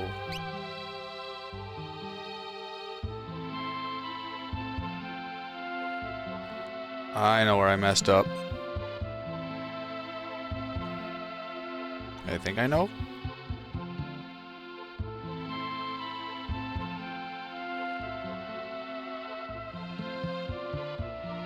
Okay, apparently I don't know.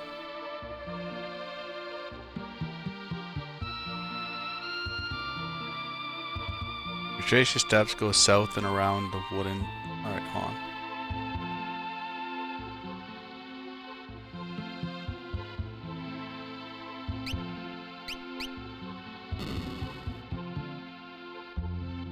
Oh, there we go.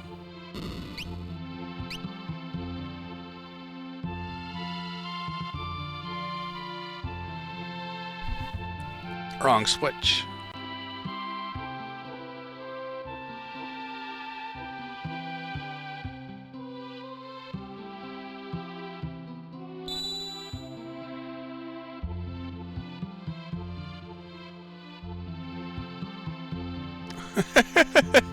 Sitar.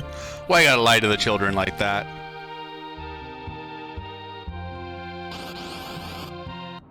So many characters. Yeah, like, that was one thing. I definitely replayed Theodore's Tale a couple of times, especially with Rydia's for Kelka and Brenna.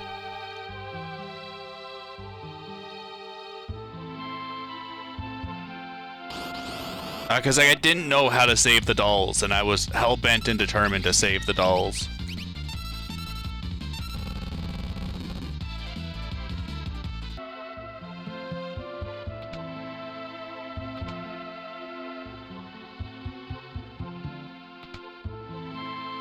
But it also feels just very hard to get away from the original cast.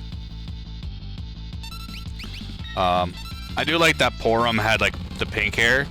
Seeing Palom and Porum grow up was kind of cool, and then, like, them teaching Lenore from, Troicha, the Earth Kingdom.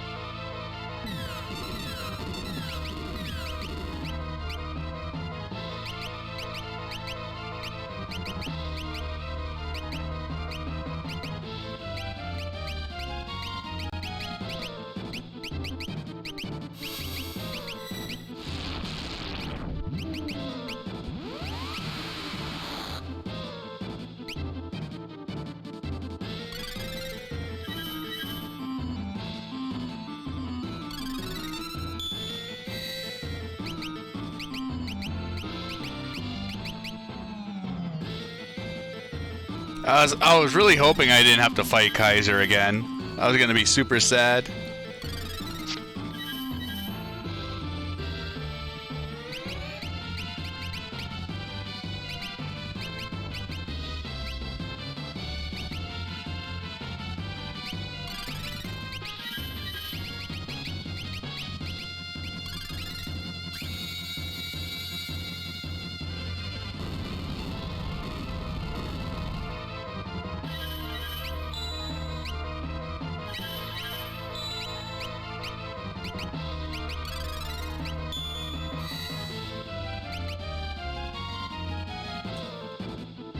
Meteor ignores magic defense.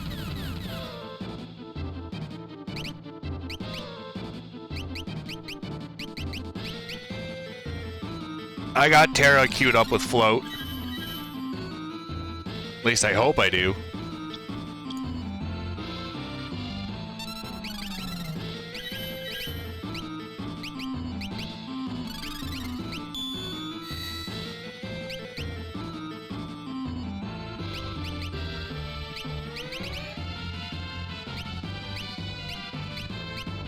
Oh, Terra died, so it got canceled. Shit. I didn't even think of that.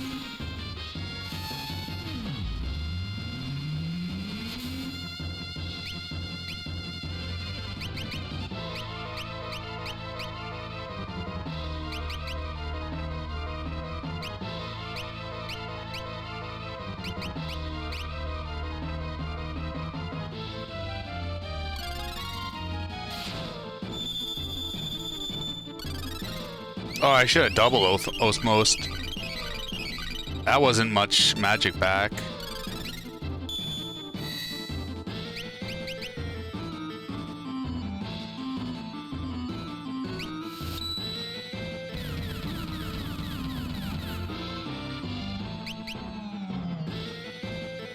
I don't remember if Sabin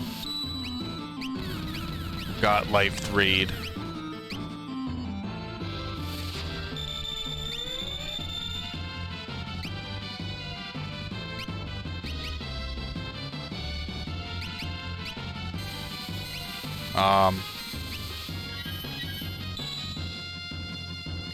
Alright, well, so much for ATB waiting.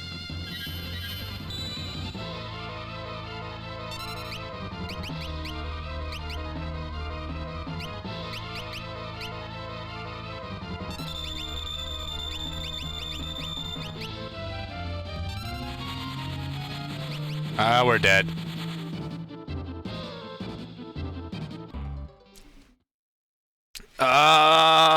I don't know about Quake. To tell you the truth. Wait, what? No autosave? Oh, that's dirty.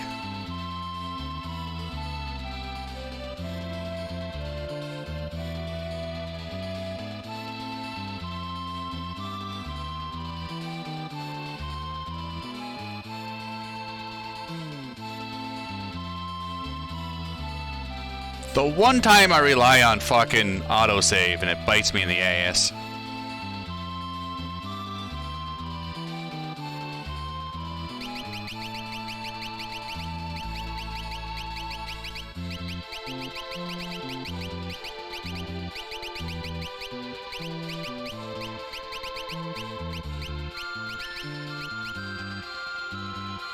Sorry, it shouldn't be too long to get back, but it still sucks.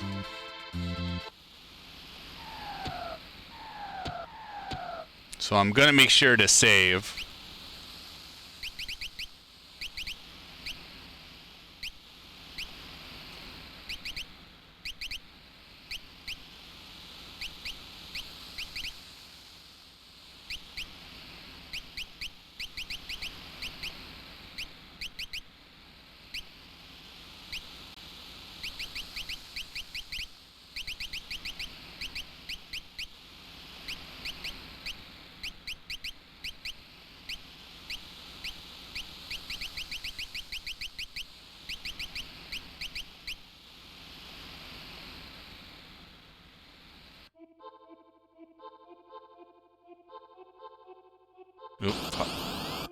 Alright, I can solve this.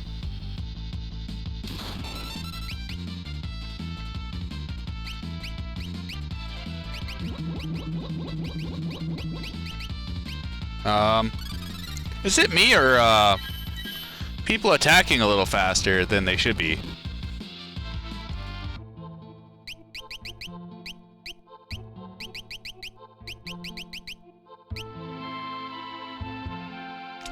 Never mind. I think I might have found the reason why.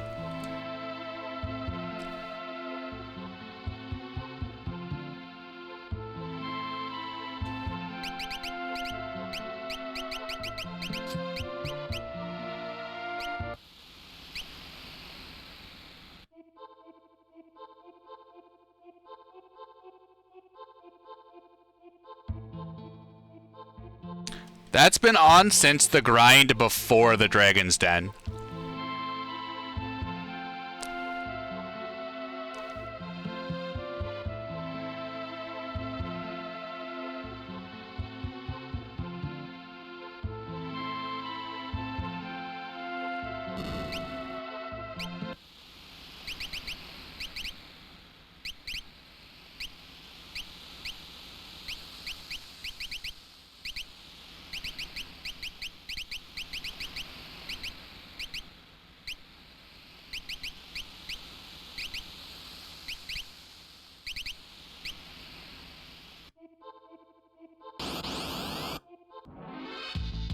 Aw, shit.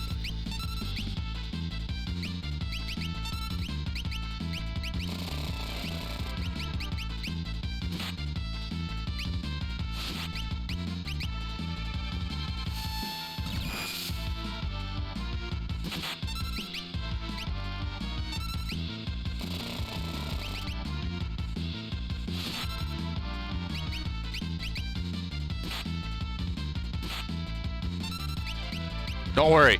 Sooner or later, Cyan's gonna charge up.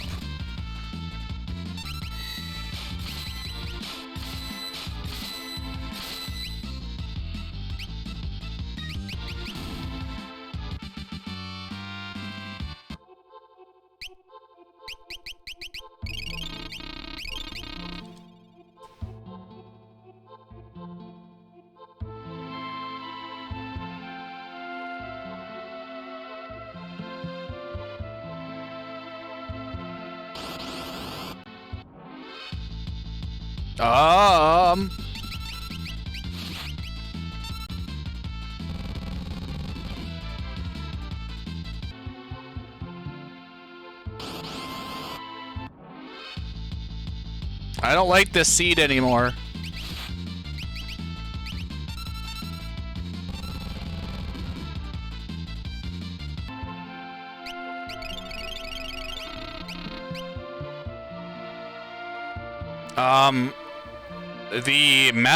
The outsiders don't have a no run flag. Oops.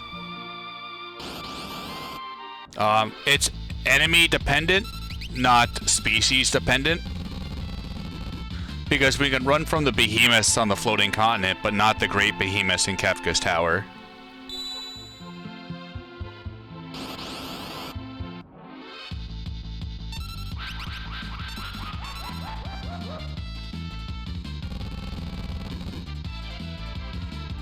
Still seems like they're getting attacks off pretty quick.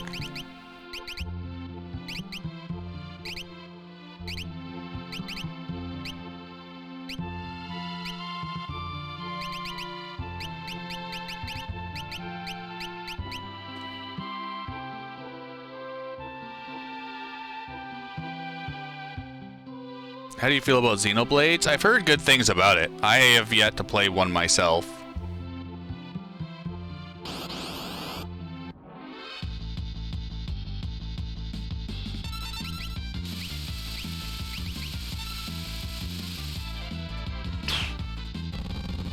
Oh, Night Sabin.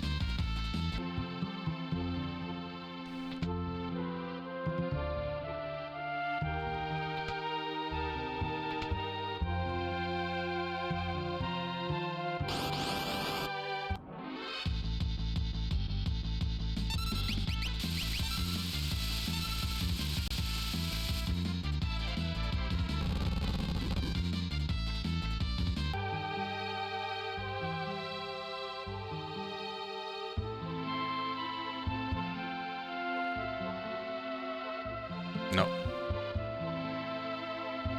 Whatever.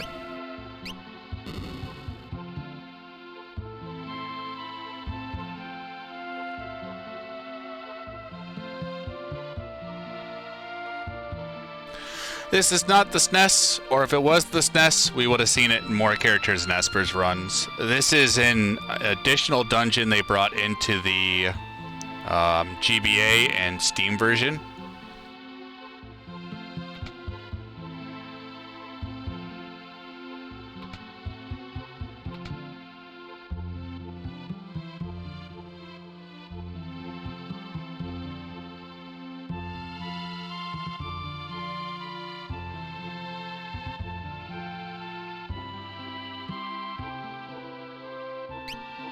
It's a really fun dungeon.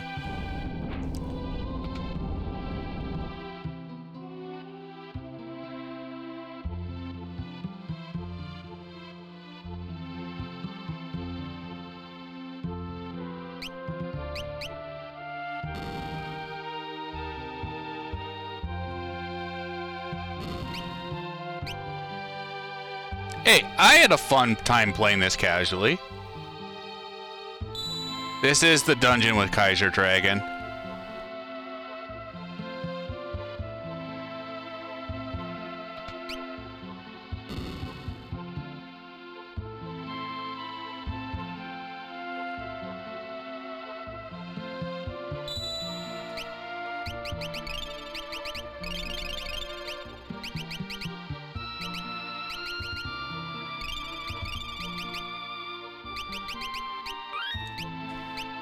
Alright.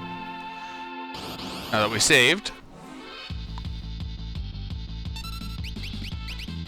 Ah, fuck off with the arrow, please.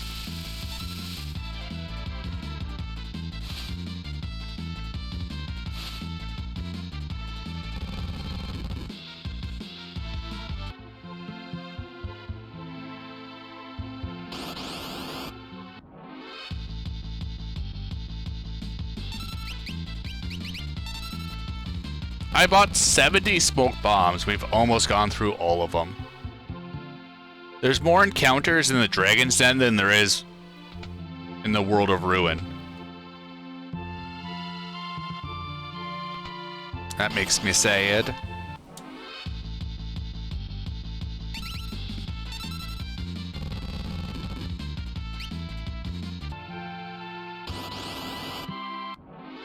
This seed sucks.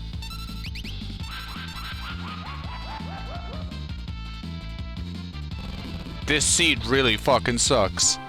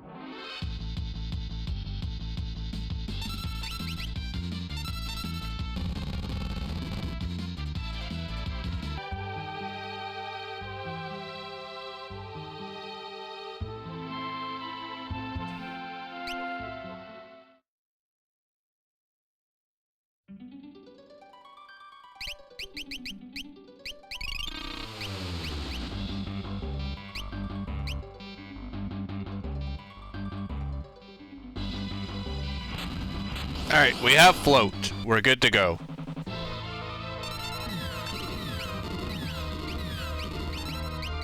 Okay, so I don't think...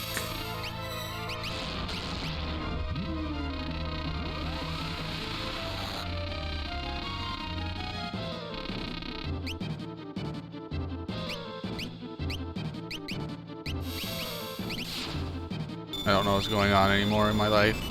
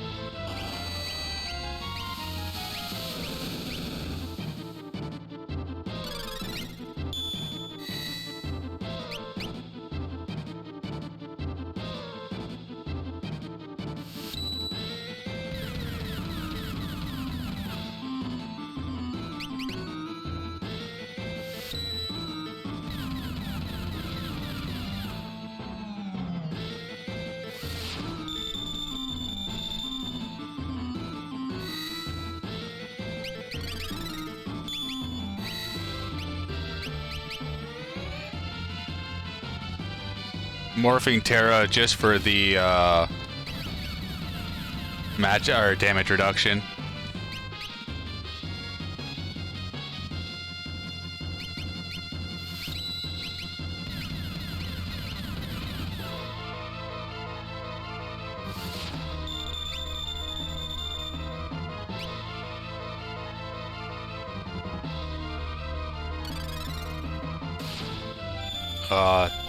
Bad time to fucking... Oh, no!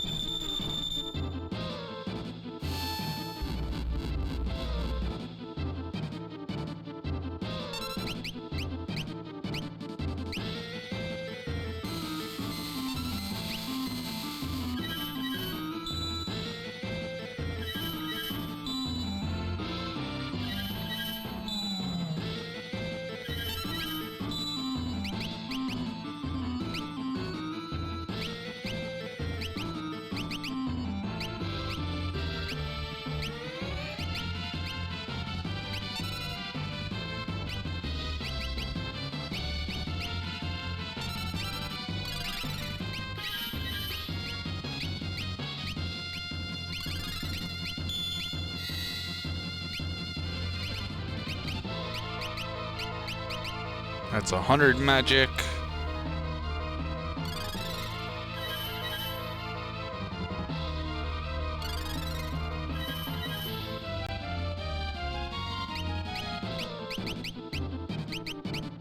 It's another 200 magic.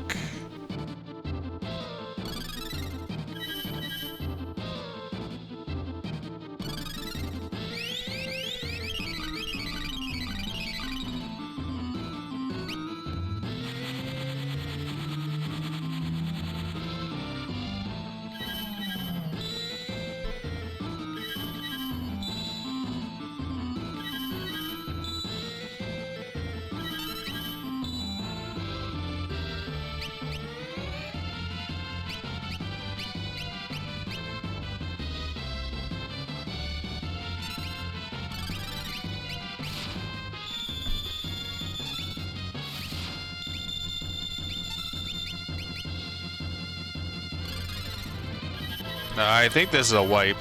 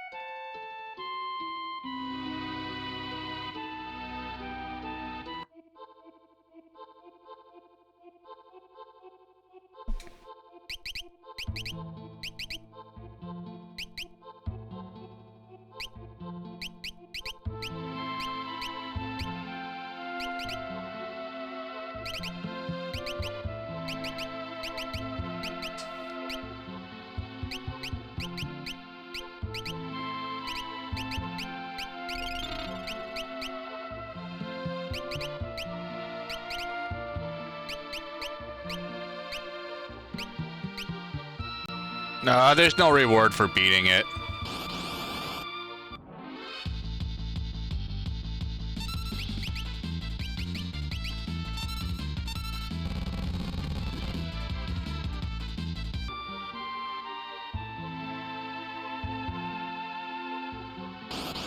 I might need Terra to use haste to go.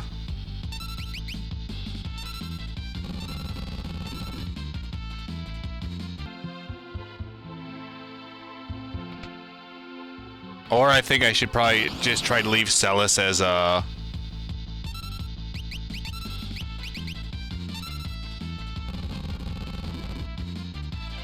Leave Celis as a healing tank and just leave the damage for the other two.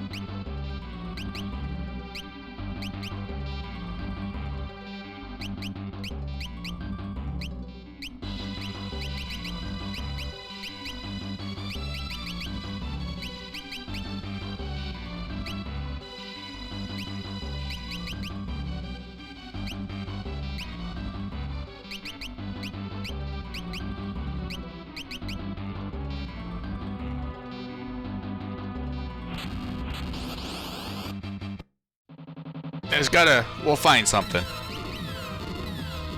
So.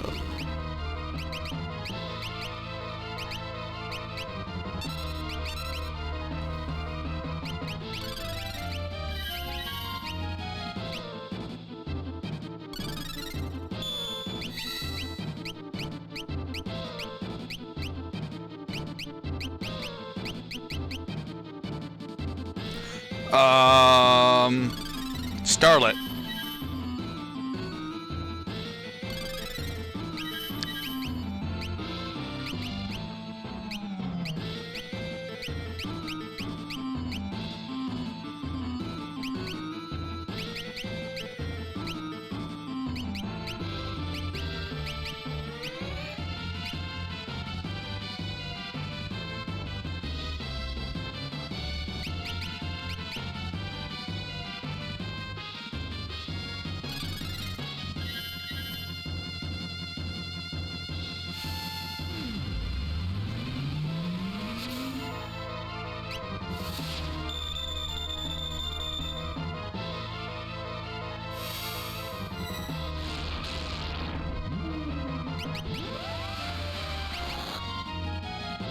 Welcome, Awake Peanut.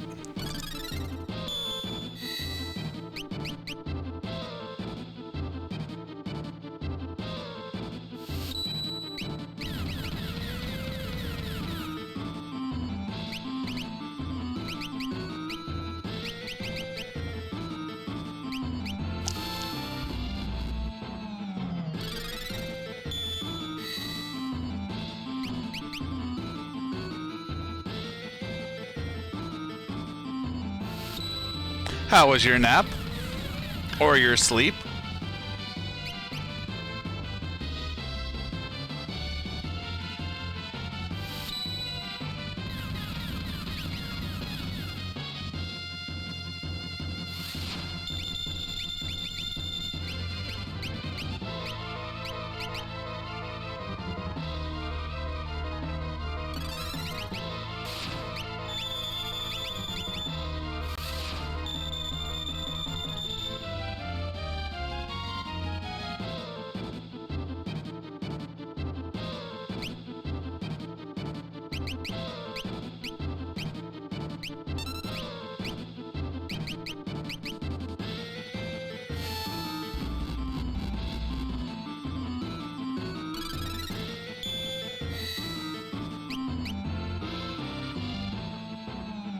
Oh, why am I failing blitzes?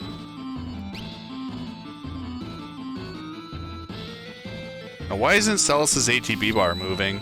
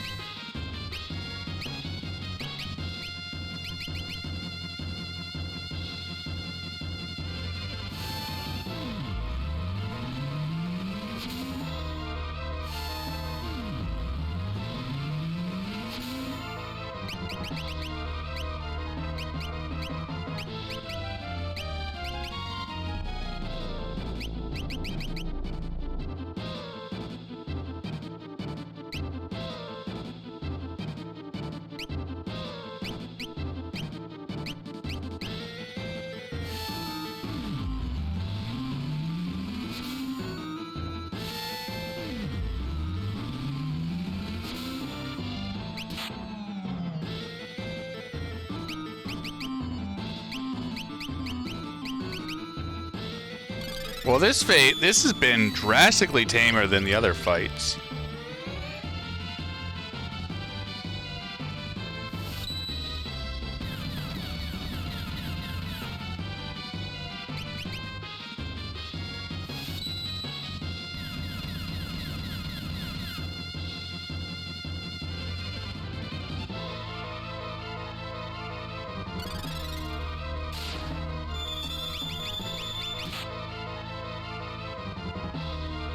Blaster? Ooh.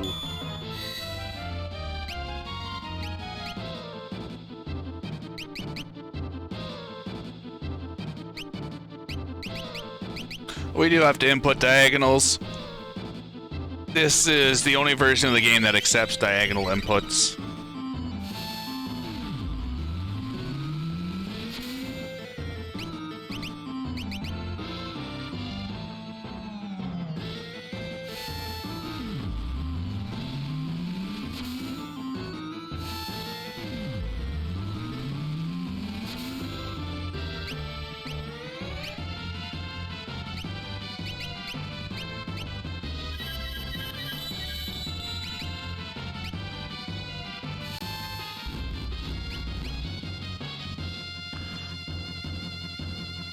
Oh, are you fucking kidding me?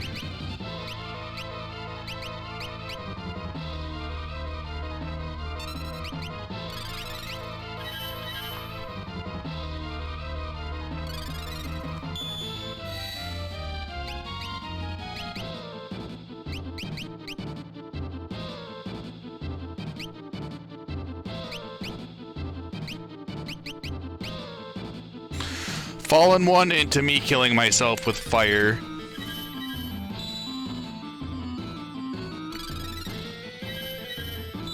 That's 60.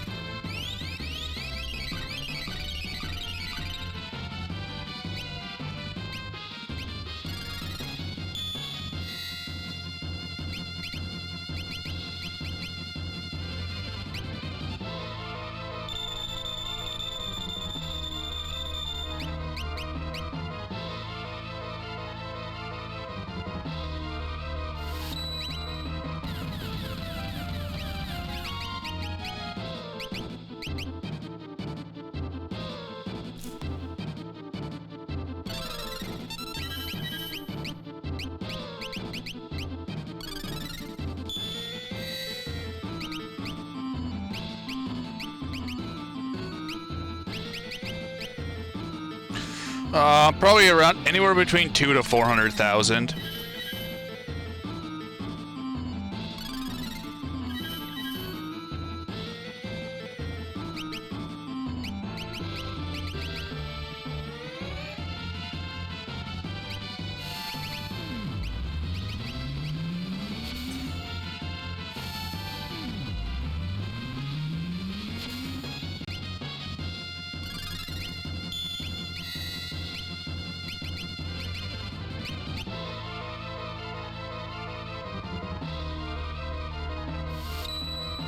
I know he's got 4 or 5 phases at 65, 535.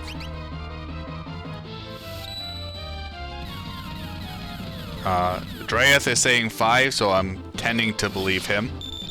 More than me just kind of guessing off the top of my head.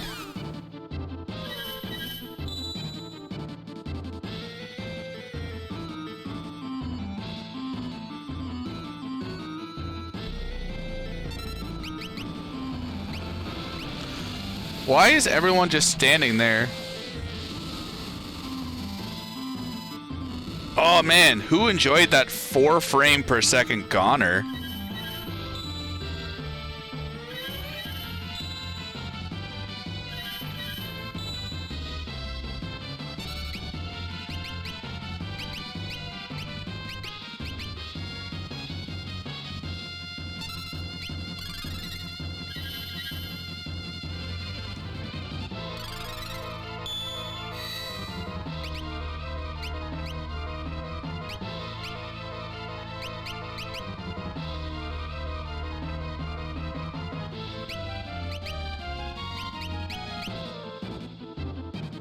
That's 60 SPF.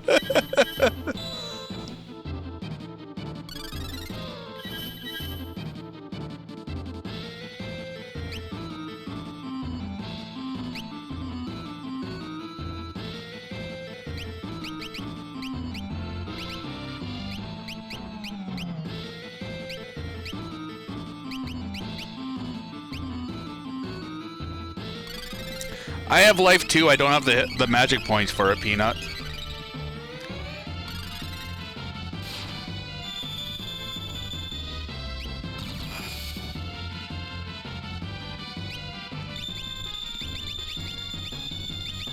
Now I have the magic points for it.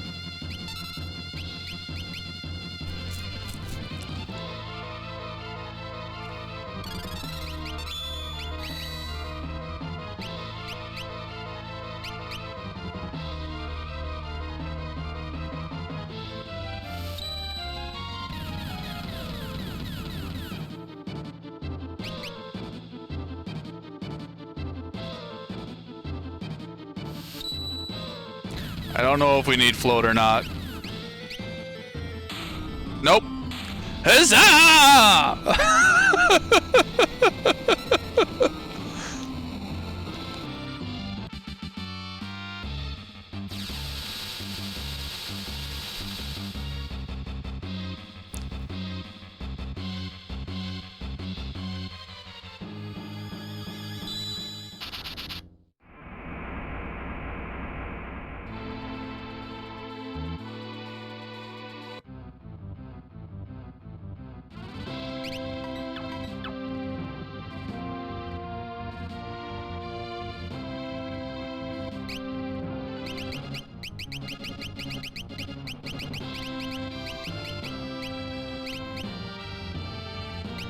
Nope, you don't get anything.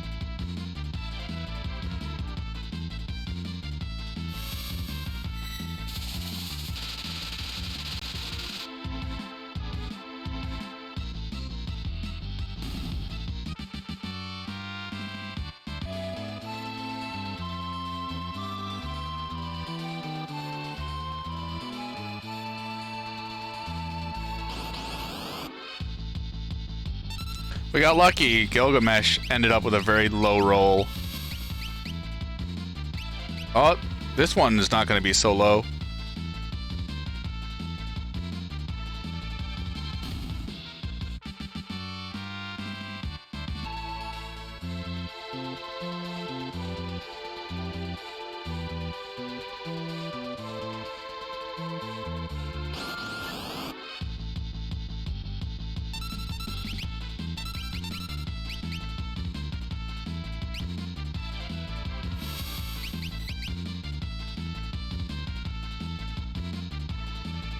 Yeah, we've seen Excalibur and we've seen Mass Immune. It looks like they're all just the same animation, just varying strengths.